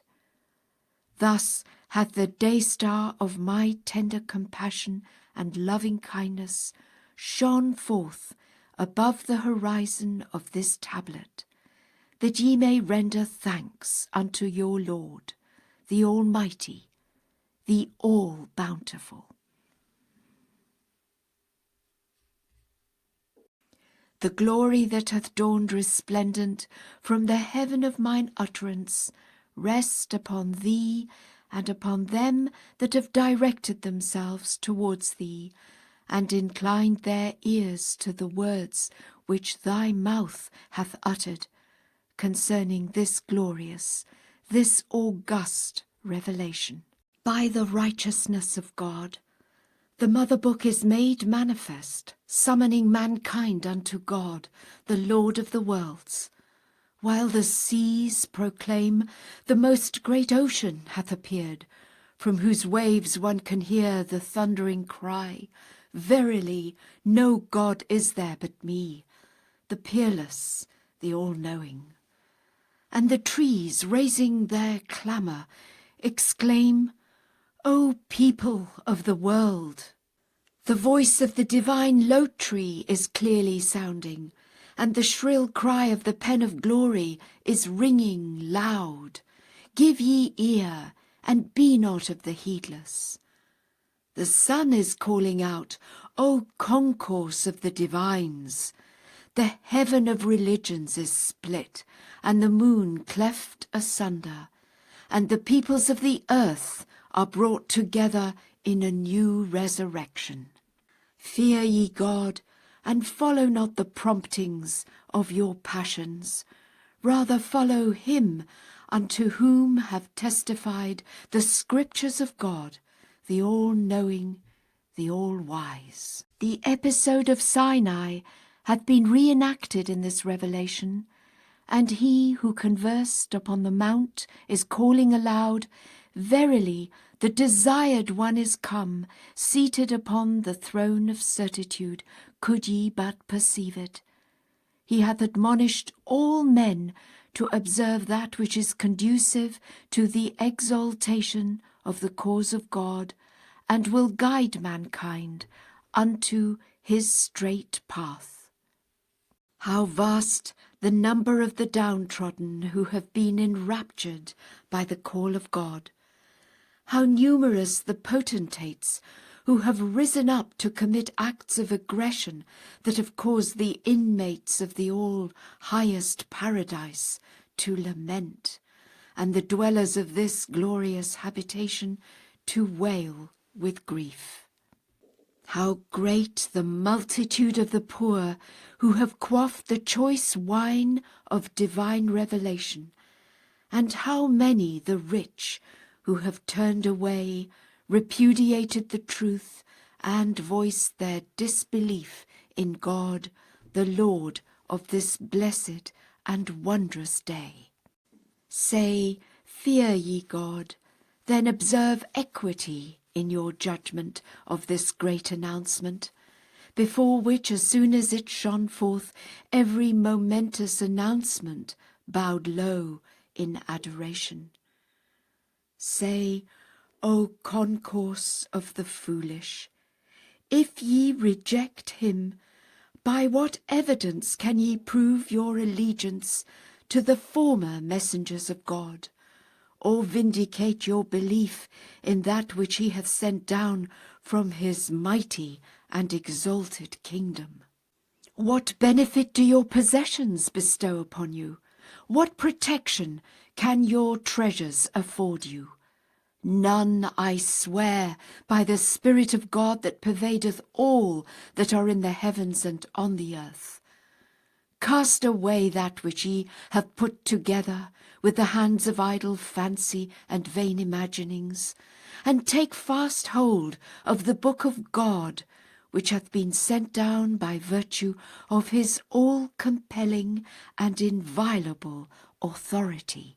Thy letter was presented before this wronged one, and in thine honour have we revealed this tablet, from which the fragrance of the gracious favour of thy Lord, the compassionate, the bountiful, is diffused. We beseech God to make thee as a banner upraised in the city of his remembrance, and to exalt thy station in this cause, a cause beneath whose shadow the sincere ones of God shall behold the peoples and kindreds of the earth seeking shelter. Verily thy Lord knoweth and informeth. Moreover, we entreat him to nourish thee with the best of what hath been treasured in his book. He is in truth the one who doth hear and answer the call. Persevere thou in helping his cause through the strengthening power of the hosts of wisdom and utterance. Thus hath it been decreed by God, the gracious, the all-praised. Blessed is the believer who hath in this day embraced the truth, and the man of fixed resolve whom the hosts of tyranny have been powerless to affright. The glory which hath shone forth above the horizon of utterance be upon thee, and upon such believers as have seized the chalice of his sealed wine through the power of his name, the self-subsisting, and drunk deep, despite those that have rejected the one in whom they had formerly professed belief, they that have disputed the truth of this great announcement, whereunto God hath testified in his precious and ancient book. O Mohammed Hussein, be thou prepared to receive the outpourings of the loving kindness of God, the Lord of the worlds. The All-Merciful hath deigned to bestow upon thee pearls of knowledge from the ocean of the grace of God the Almighty, the most exalted. Where is the man of insight who will recognize and perceive the truth? Where is to be found the man of hearing who will hearken unto my wondrous voice calling from the realm of glory? Where is the soul who will set his face towards the divine low-tree, in such wise that neither the overpowering might of the kings nor the violent commotions of their subjects may frustrate him, lifting up his voice amidst the entire creation through the power of wisdom and utterance, and testifying unto that whereunto hath testified God, that verily no God is there besides him, the powerful, the invincible, the omnipotent, the knowing, the wise. O Hussein, thy name hath been mentioned in the most great prison before this wronged one, and we have revealed for thee that with which none of the books of the world can compare. Unto this beareth witness the King of eternity, yet the generality of mankind are numbered among the heedless. From the dawning place of testimony we have raised the call unto all that dwell in the realm of creation. Amongst men there are those who have been carried away by the fragrance of the utterance of their Lord in such manner that they have forsaken everything which pertaineth unto men, in their eagerness to attain the court of the presence of God, the Lord of the mighty throne. There are also those who are sore perplexed and wavering. Others have made haste, winged their way to answer the call of their Lord, the Ancient of Days. Still others have turned aside, rejected the truth, and eventually disbelieved in God, the Almighty, the All-Praised. And there are yet others who have pronounced judgment against him with such cruelty that every wise and discerning soul hath been moved to lament. We have graciously summoned them unto the river that is life indeed, while they have with manifest injustice decreed the shedding of my blood.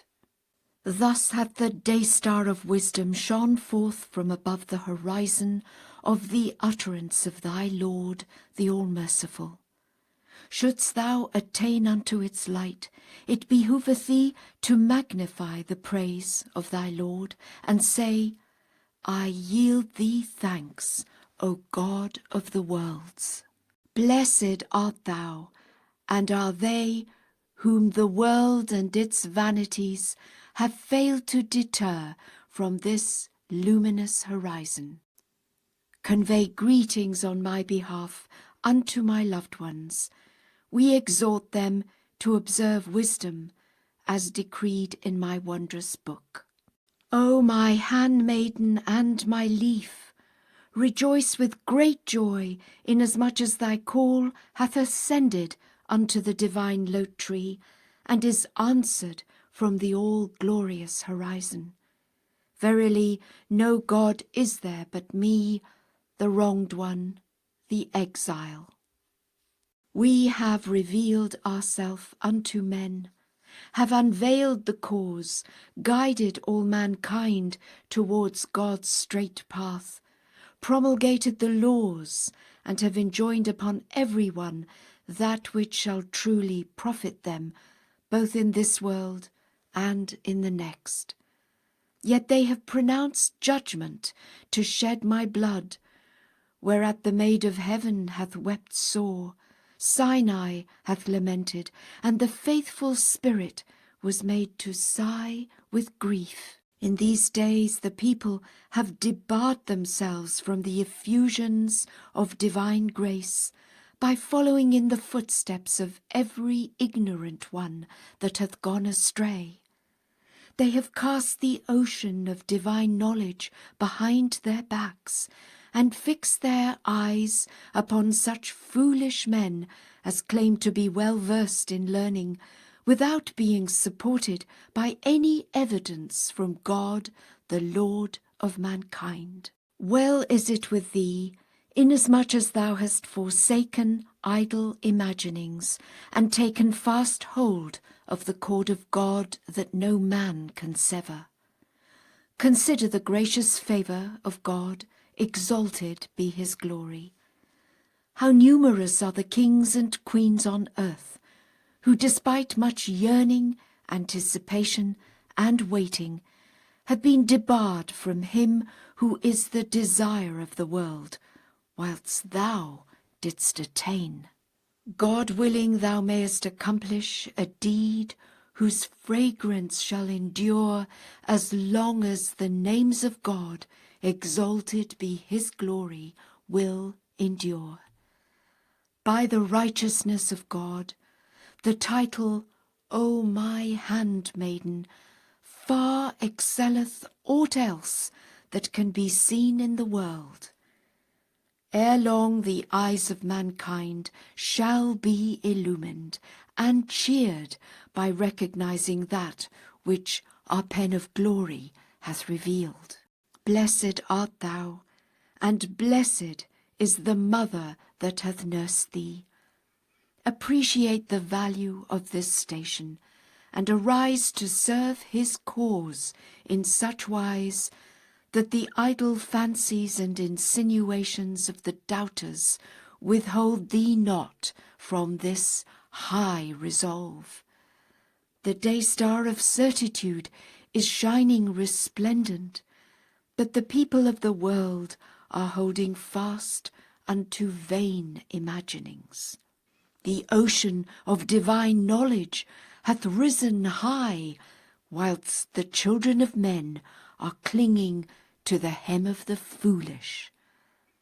But for the unfailing grace of God, exalted be his glory, no antidote could ever cure these inveterate diseases. Convey my greetings unto the handmaidens of God in that region, and give them the joyful tidings that his tender mercy and grace are vouchsafed unto them. High indeed is the station we have destined for thee. It behoveth thee to yield praise and thanksgiving unto thy Lord, the bountiful, the most generous. Glorified be God, the exalted, the great. At one time, this sublime word was heard from the tongue of him who is the possessor of all being and the Lord of the throne on high and of earth below. Exalted is the glory of his utterance. Piety and detachment are even as two most great luminaries of the heaven of teaching. Blessed the one who hath attained unto this supreme station, this habitation of transcendent holiness and sublimity. This is a tablet sent down by the All-Merciful from the kingdom of utterance unto all that dwell on earth. Happy is the man who hearkeneth and heedeth, and woe betide him who hath erred and doubted. This is the day that hath been illumined by the effulgent light of the countenance of God, the day when the tongue of grandeur is calling aloud, the kingdom is God's, the Lord of the day of resurrection. Thy name hath been mentioned in our presence, and we have deigned to reveal for thee that which the tongue of no one among the peoples of the world can recount. Rejoice with exceeding joy, inasmuch as thou hast been remembered in the most great prison, and the countenance of the Ancient of Days hath turned towards thee from this exalted habitation. We have truly revealed the signs, demonstrated the irrefutable testimonies, and have summoned all men unto the straight path. Among the people there are those who have turned away and repudiated the truth. Others have pronounced judgment against us without any proof or evidence. The first to turn away from us have been the world's spiritual leaders in this age, they that call upon us in the daytime and in the night season, and mention my name while resting on their lofty thrones. However, when I revealed myself unto men, they rose against me in such wise that even the stones groaned and lamented bitterly. Great is thy blessedness, inasmuch as thou hast hearkened unto his voice, set thy face towards him, and heeded the call of thy Lord, when he came invested with invincible power and sovereignty. O my handmaiden, O my leaf, render thou thanks unto the best beloved of the world, for having attained this boundless grace at a time when the world's learned and most distinguished men have remained deprived thereof. We have designated thee a leaf, that thou mayest, like unto leaves, be stirred by the gentle wind of the will of God. Exalted be his glory, even as the leaves of the trees are stirred by onrushing winds. Yield thou thanks unto thy Lord by virtue of this brilliant utterance. Wert thou to perceive the sweetness of the title, O my handmaiden, thou wouldst find thyself detached from all mankind, devoutly engaged day and night in communion with him who is the sole desire of the world. In words of incomparable beauty, we have made fitting mention of such leaves and handmaidens as have quaffed from the living waters of heavenly grace, and have kept their eyes directed towards God. Happy and blessed are they indeed. Ere long shall God reveal their station, whose loftiness no word can befittingly express, nor any description adequately describe. We admonish thee to do that which will serve to promote the interests of the cause of God amongst men and women. He doth hear the call of the friends, and beholdeth their actions. Verily, he is the hearing and the seeing. Upon thee and upon them be the glory of God, the powerful, the all-knowing, the all-wise. O handmaid of God, hearken unto the voice of the Lord of names, who from his prison hath directed his gaze towards thee, and is making mention of thee.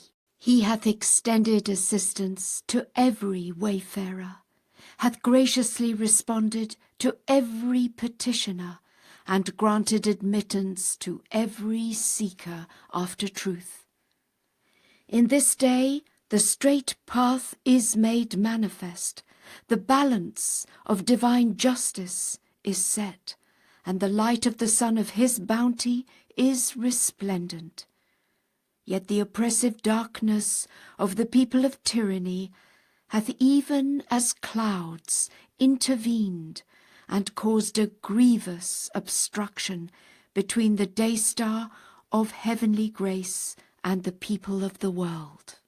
Blessed is he who hath rent the intervening veils asunder, and is illumined by the radiant light of divine revelation. Consider how numerous were those who accounted themselves among the wise and the learned, yet in the day of God were deprived of the outpourings of heavenly bounties. O my leaf, O my handmaid, appreciate the value of this blessing and of this tender mercy which hath encompassed thee and guided thy steps unto the dayspring of glory. Convey greetings on behalf of this wronged one to such handmaidens as worship God, and cheer their hearts with the assurance of his loving providence. Fix your gaze upon wisdom in all things, for it is an unfailing antidote. How often hath it turned a disbeliever into a believer, or a foe into a friend?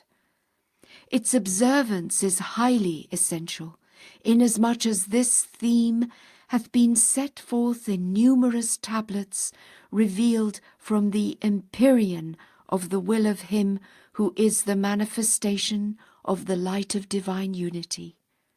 Well is it with them that act accordingly.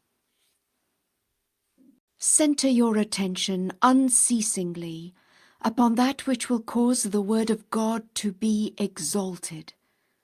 In this most great revelation, goodly deeds and a praiseworthy character are regarded as the hosts of God.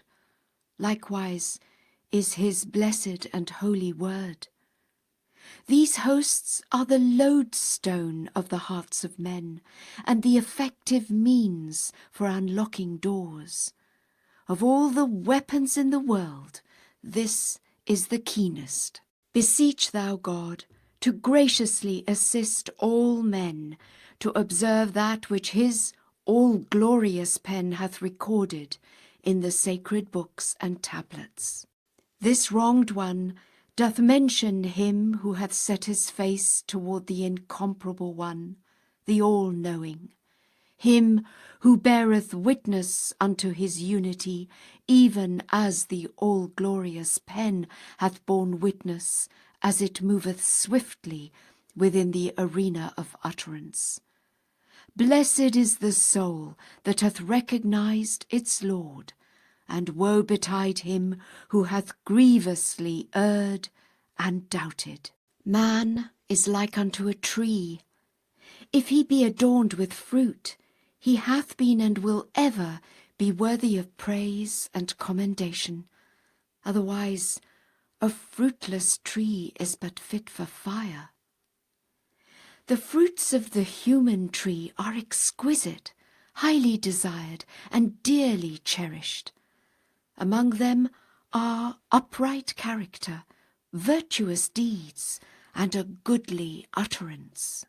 The springtime for earthly trees occurreth once every year, while the one for human trees appeareth in the days of God, exalted be his glory.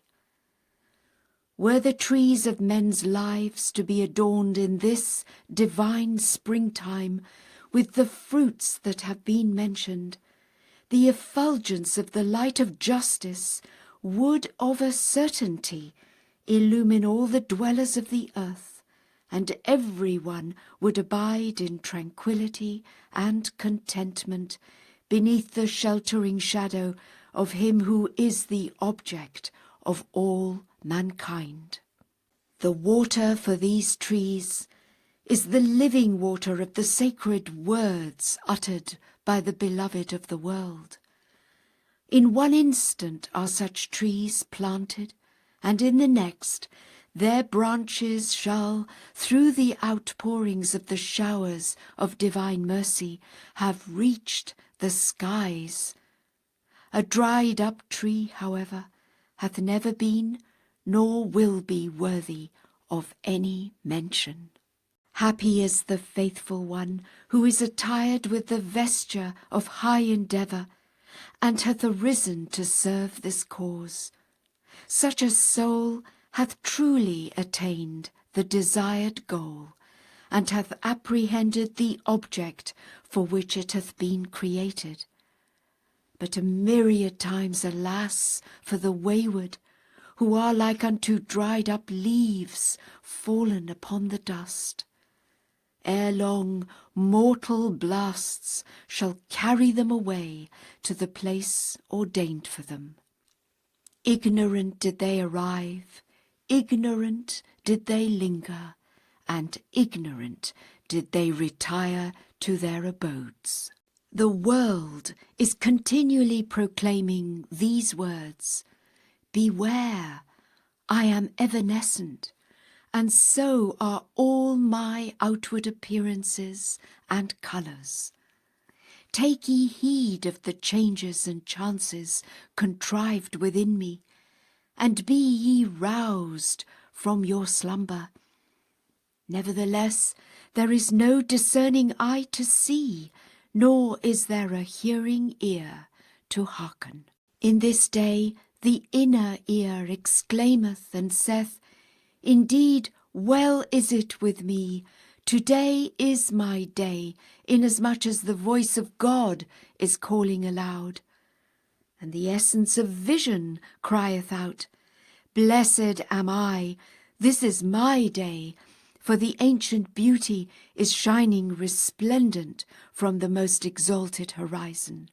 It behoveth the people of Baha to invoke and entreat the Lord of Names, that perchance the people of the world may not be deprived of the effusions of grace in his days.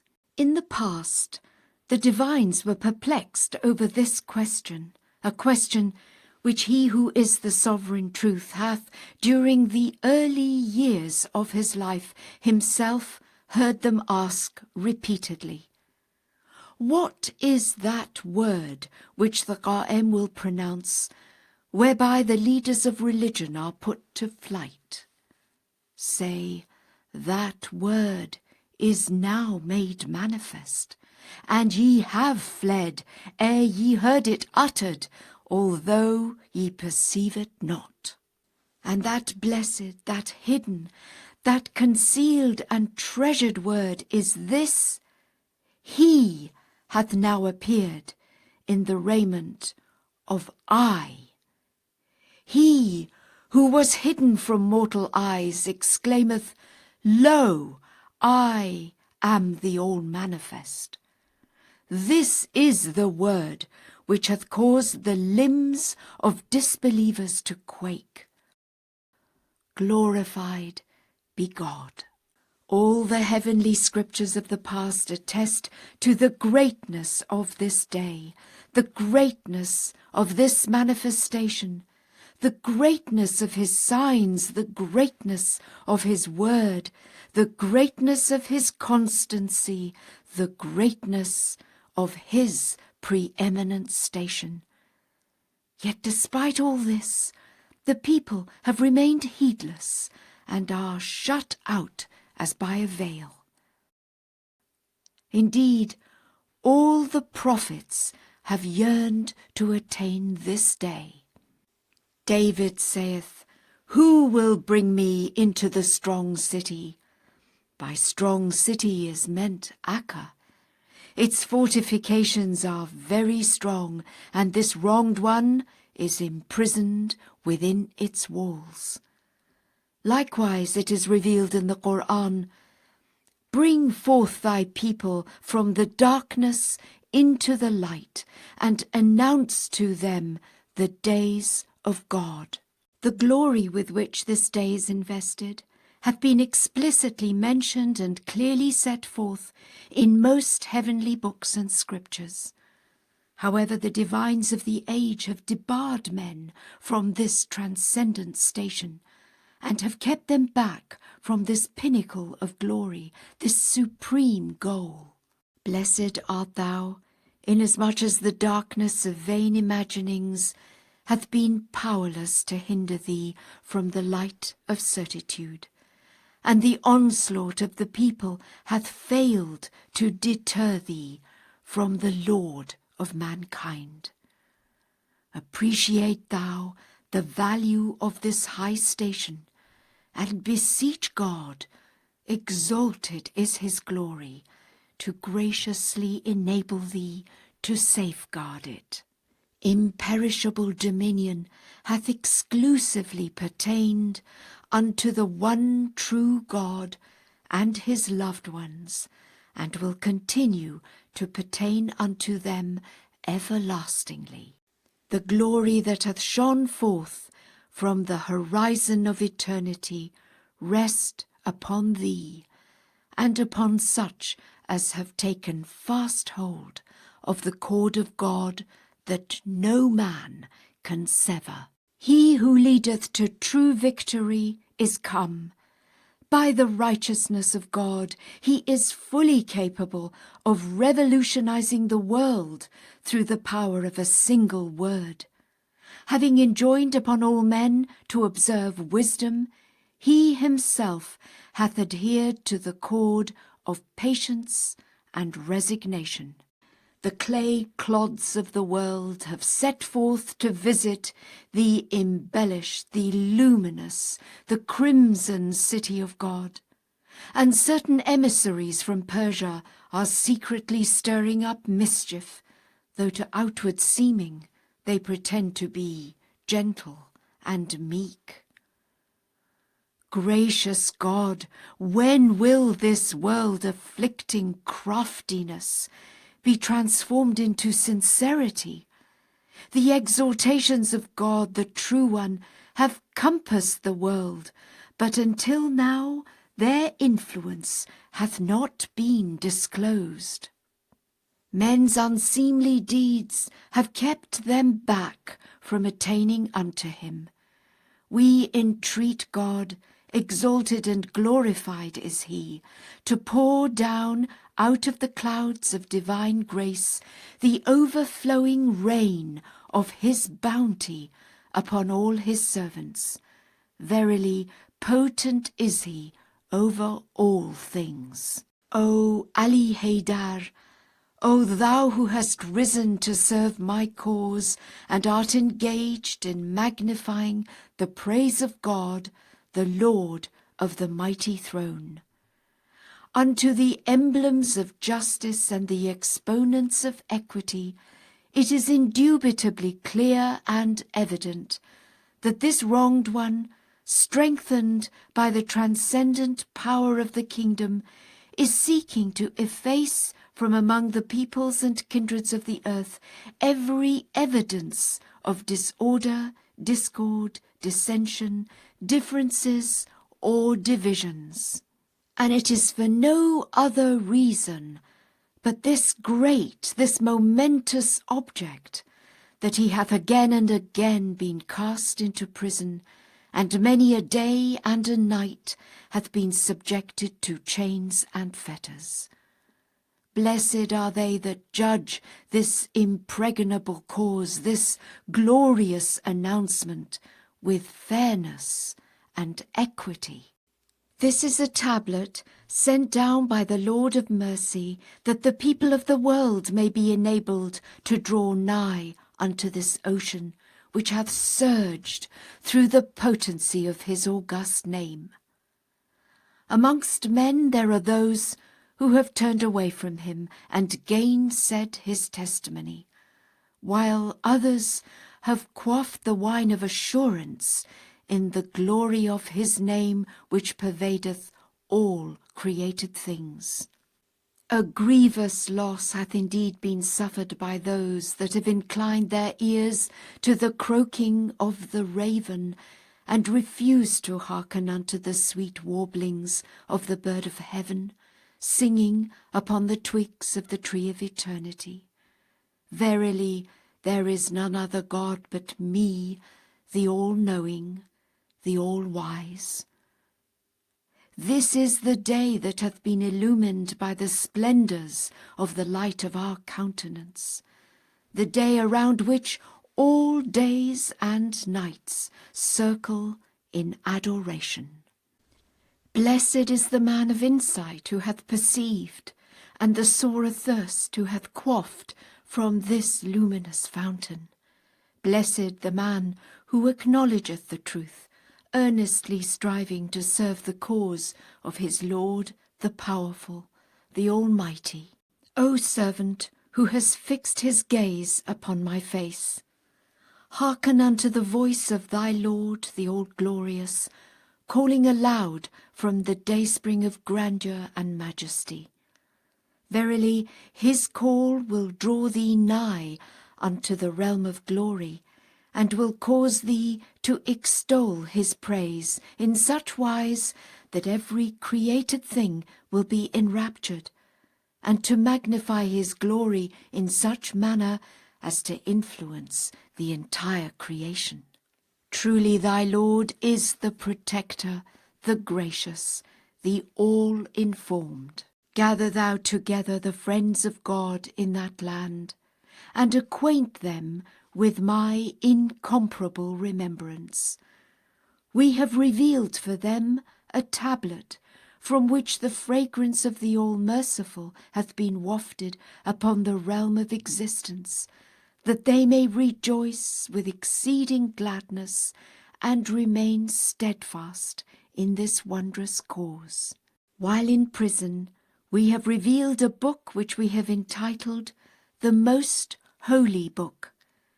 We have enacted laws therein, and adorned it with the commandments of thy Lord, who exerciseth authority over all that are in the heavens and on the earth. Say, take hold of it, O people, and observe that which hath been sent down in it, of the wondrous precepts of your Lord, the forgiving, the bountiful. It will truly prosper you, both in this world and in the next, and will purge you of whatsoever ill beseemeth you. He is indeed the ordainer, the expounder, the giver, the generous, the gracious, the all-praised. Great is thy blessedness, inasmuch as thou hast been faithful to the covenant of God and his testament, and for thy being honoured with this tablet, through which thy name is recorded in my preserved tablet. Dedicate thyself to the service of the cause of thy Lord. Cherish his remembrance in thy heart, and celebrate his praise in such wise that every wayward and heedless soul may thereby be roused from slumber.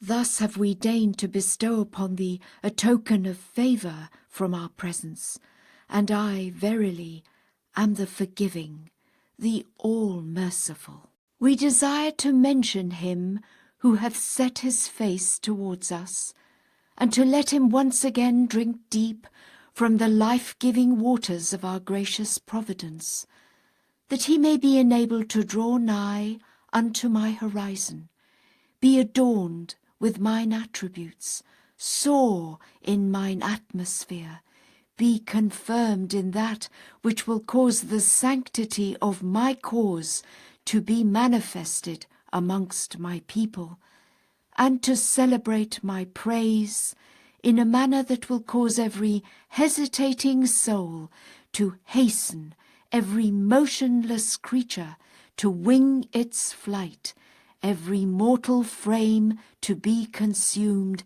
every chilled heart to be stirred with life, and every dejected spirit to surge with delight.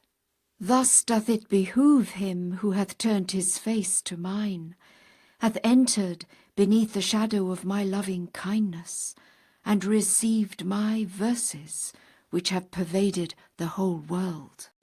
O Ali, he who is the dayspring of divine revelation is calling unto thee through this most wondrous utterance. By the righteousness of God, if thou wert present before my throne, and didst hearken unto the tongue of might and grandeur, thou wouldst sacrifice thy body, thy soul, thine entire being, as a token of thy love for God, the Sovereign, the Protector, the All-Knowing, the All-Wise, and wouldst so thrill to the fascination of his voice that every pen would be powerless to recount thy station, and every eloquent speaker would be confounded in his attempt to describe it. Ponder a while concerning this revelation and its invincible sovereignty. Aid it then as it beseemeth thy Lord, the gracious, the all-bountiful. Direct thou the people unto the dayspring of glory. Verily it is he himself who is established upon his mighty throne. Through him hath the horizon of this prison been made to shine, and by him have all that are in the heavens and on the earth been illumined. We have deigned to mention thy name in the past, as well as in this gracious tablet, that thou mayest once again inhale the sweet fragrance of the All-Merciful. This is but a token of my favour unto thee.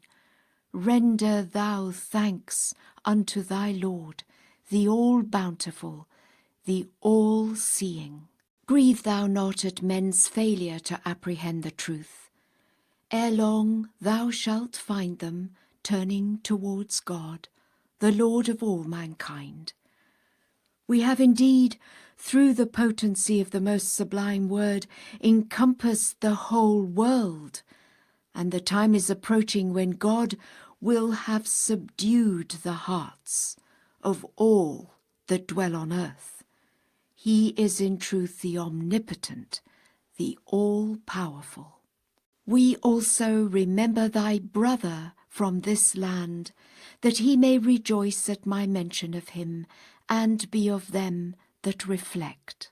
O friend, the best beloved is calling thee from his most great prison, and exhorteth thee to observe that which mine exalted pen hath revealed in my most holy book, that thou mayest hold fast unto it with such resolve and power as is born of me. And I verily am the ordainer, the all-wise. Great is indeed your blessedness, inasmuch as his unfailing grace hath been vouchsafed unto you, and ye have been aided to recognize this cause, a cause through whose potency the heavens have been folded together, and every lofty and towering mountain hath been scattered in dust. Moreover, through our boundless grace, we make mention of your mother, who hath been privileged to recognize God. We send her our greetings from this glorious station. We remember every one of you, men and women, and from this spot, the scene of incomparable glory, regard you all as one soul, and send you the joyous tidings of divine blessings which have preceded all created things, and of my remembrance that pervadeth every one, whether young or old. The glory of God rest upon you, O people of Baha. Rejoice with exceeding gladness through my remembrance, for he is indeed with you at all times. Give ear unto that which the Spirit imparteth unto thee from the verses of God, the help in peril, the self-subsisting, that his call may attract thee to the summit of transcendent glory, and draw thee nigh unto the station where thou shalt behold thine entire being set ablaze with the fire of the love of God, in such wise that neither the ascendancy of the rulers nor the whisperings of their vassals can quench it. And thou wilt arise amidst the peoples of the world to celebrate the praise of thy Lord, the possessor of names. This is that which well beseemeth thee in this day. We will recount for thee the thing that hath happened in the past, that thou mayest perceive the sweetness of this utterance, and become aware of such events as have transpired in former times. Verily, thy Lord is the admonisher, the gracious, the best beloved. Call thou to mind the days when he who conversed with God tended in the wilderness the sheep of Jethro, his father-in-law. He hearkened unto the voice of the Lord of mankind, coming from the burning bush, which hath been raised above the Holy Land, exclaiming, O Moses, verily I am God, thy Lord, and the Lord of thy forefathers, Abraham, Isaac, and Jacob. He was so carried away by the captivating accent of the voice that he detached himself from the world and set out in the direction of Pharaoh and his people, invested with the power of thy Lord, who exerciseth sovereignty over all that hath been and shall be. The people of the world are now hearing that which Moses did hear, but they understand not. Say, I swear by the righteousness of God, ere long the pomp of the ministers of state and the ascendancy of the rulers shall pass away. The palaces of the potentates shall be laid waste, and the imposing buildings of the emperors reduced to dust. But what shall endure is that which we have ordained for you in the kingdom. It behoveth you, O people, to make the utmost endeavour that your names may be mentioned before the throne, and ye may bring forth that which will immortalize your memories throughout the eternity of God, the Lord of all being. Remember thou on my behalf the loved ones in that land. Convey my greetings to them, and gladden their hearts with the tidings of that which hath been revealed for them from this glorious station. Say, take heed, lest the overpowering might of the oppressors alarm you. The day is approaching when every emblem of vain glory will have been reduced to nothingness. Then shall ye behold the invincible sovereignty of your Lord, ruling over all things visible and invisible. Beware lest the veils deter you from the outpourings of his bounty in this day. Cast away the things that keep you back from God, and persevere on this far-stretching way. We desire naught for you but that which profiteth you, as hath been recorded in his preserved tablet. We often remember our loved ones. However, we have found them wanting in that which becometh them at the court of the favour of their Lord, the gracious, the forgiving, save those whom God desireth to exempt. Verily potent is he to do what he willeth. He giveth and withholdeth. He is indeed the eternal truth, the knower of things unseen. Seize ye, O loved ones of the All-Merciful, the chalice of eternal life, proffered by the hand of the bountiful favours of your Lord, the possessor of the entire creation. Then drink ye deep therefrom. I swear by God, it will so enrapture you that ye shall arise to magnify his name and proclaim his utterances amidst the peoples of the earth, and shall conquer the cities of the hearts of men in the name of your Lord, the Almighty, the All-Praised. Moreover, we announce unto everyone the joyful tidings concerning that which we have revealed in our most holy book, a book from above whose horizon the day-star of my commandments shineth upon every observer and every observed one. Hold ye fast unto it, and fulfill that which is revealed therein. Indeed, better is this for you than whatsoever hath been created in the world, did ye but know it. Beware lest the transitory things of human life withhold you from turning unto God, the true one. Ponder ye in your hearts the world and its conflicts and changes, so that ye may discern its merit, and the station of those who have set their hearts upon it, and have turned away from that which hath been sent down in our preserved tablet. Thus have we revealed these holy verses, and sent them unto thee, that thou mayest arise to glorify the name of God, the help in peril, the self-subsisting. The glory of God be upon thee, and upon such as have partaken of this choice sealed wine. This wronged one hath perused thy letter in the most great prison, and is apprised of thine inquiry concerning the commandments of God on the subjects of resurrection and the means of livelihood. Thou hast done well to ask these questions, for the benefit thereof will be gained by thyself as well as other servants of God, both outwardly and inwardly.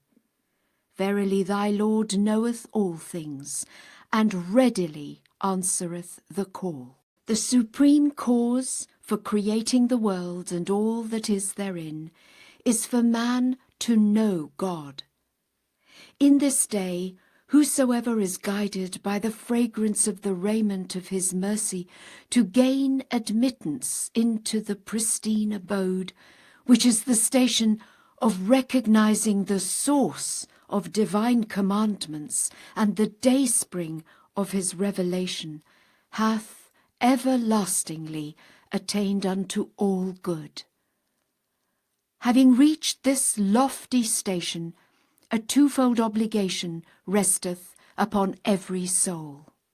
One is to be steadfast in the cause, with such steadfastness that were all the peoples of the world to attempt to prevent him from turning to the source of revelation, they would be powerless to do so. The other is observance of the divine ordinances which have streamed forth from the wellspring of his heavenly propelled pen. For man's knowledge of God cannot develop fully and adequately, save by observing whatsoever hath been ordained by him and is set forth in his heavenly book. A year ago, the most holy book was sent down from the heaven of the bounty of the Lord of Names. God willing, thou mayest be graciously enabled to fulfill that which hath been revealed therein. Concerning the means of livelihood, thou shouldst, while placing thy whole trust in God, engage in some occupation. He will assuredly send down upon thee from the heaven of his favour that which is destined for thee. He is in truth the God of might and power. Yield thou thanks unto God that thy letter hath reached the presence of this prisoner, and from the seat of divine authority the answer hath been revealed and is being sent to thee. This is an incalculable blessing vouchsafed by God. Although it is not evident at present, it soon shall be. It behoveth thee to say, Magnified be thy name, O Lord my God. I am the one who hath turned his face towards thee, and hath placed his whole reliance in thee. I implore thee, by thy name whereby the ocean of thine utterance hath surged, and the breezes of thy knowledge have stirred, to grant that I may be graciously aided to serve thy cause, and be inspired to remember thee and praise thee.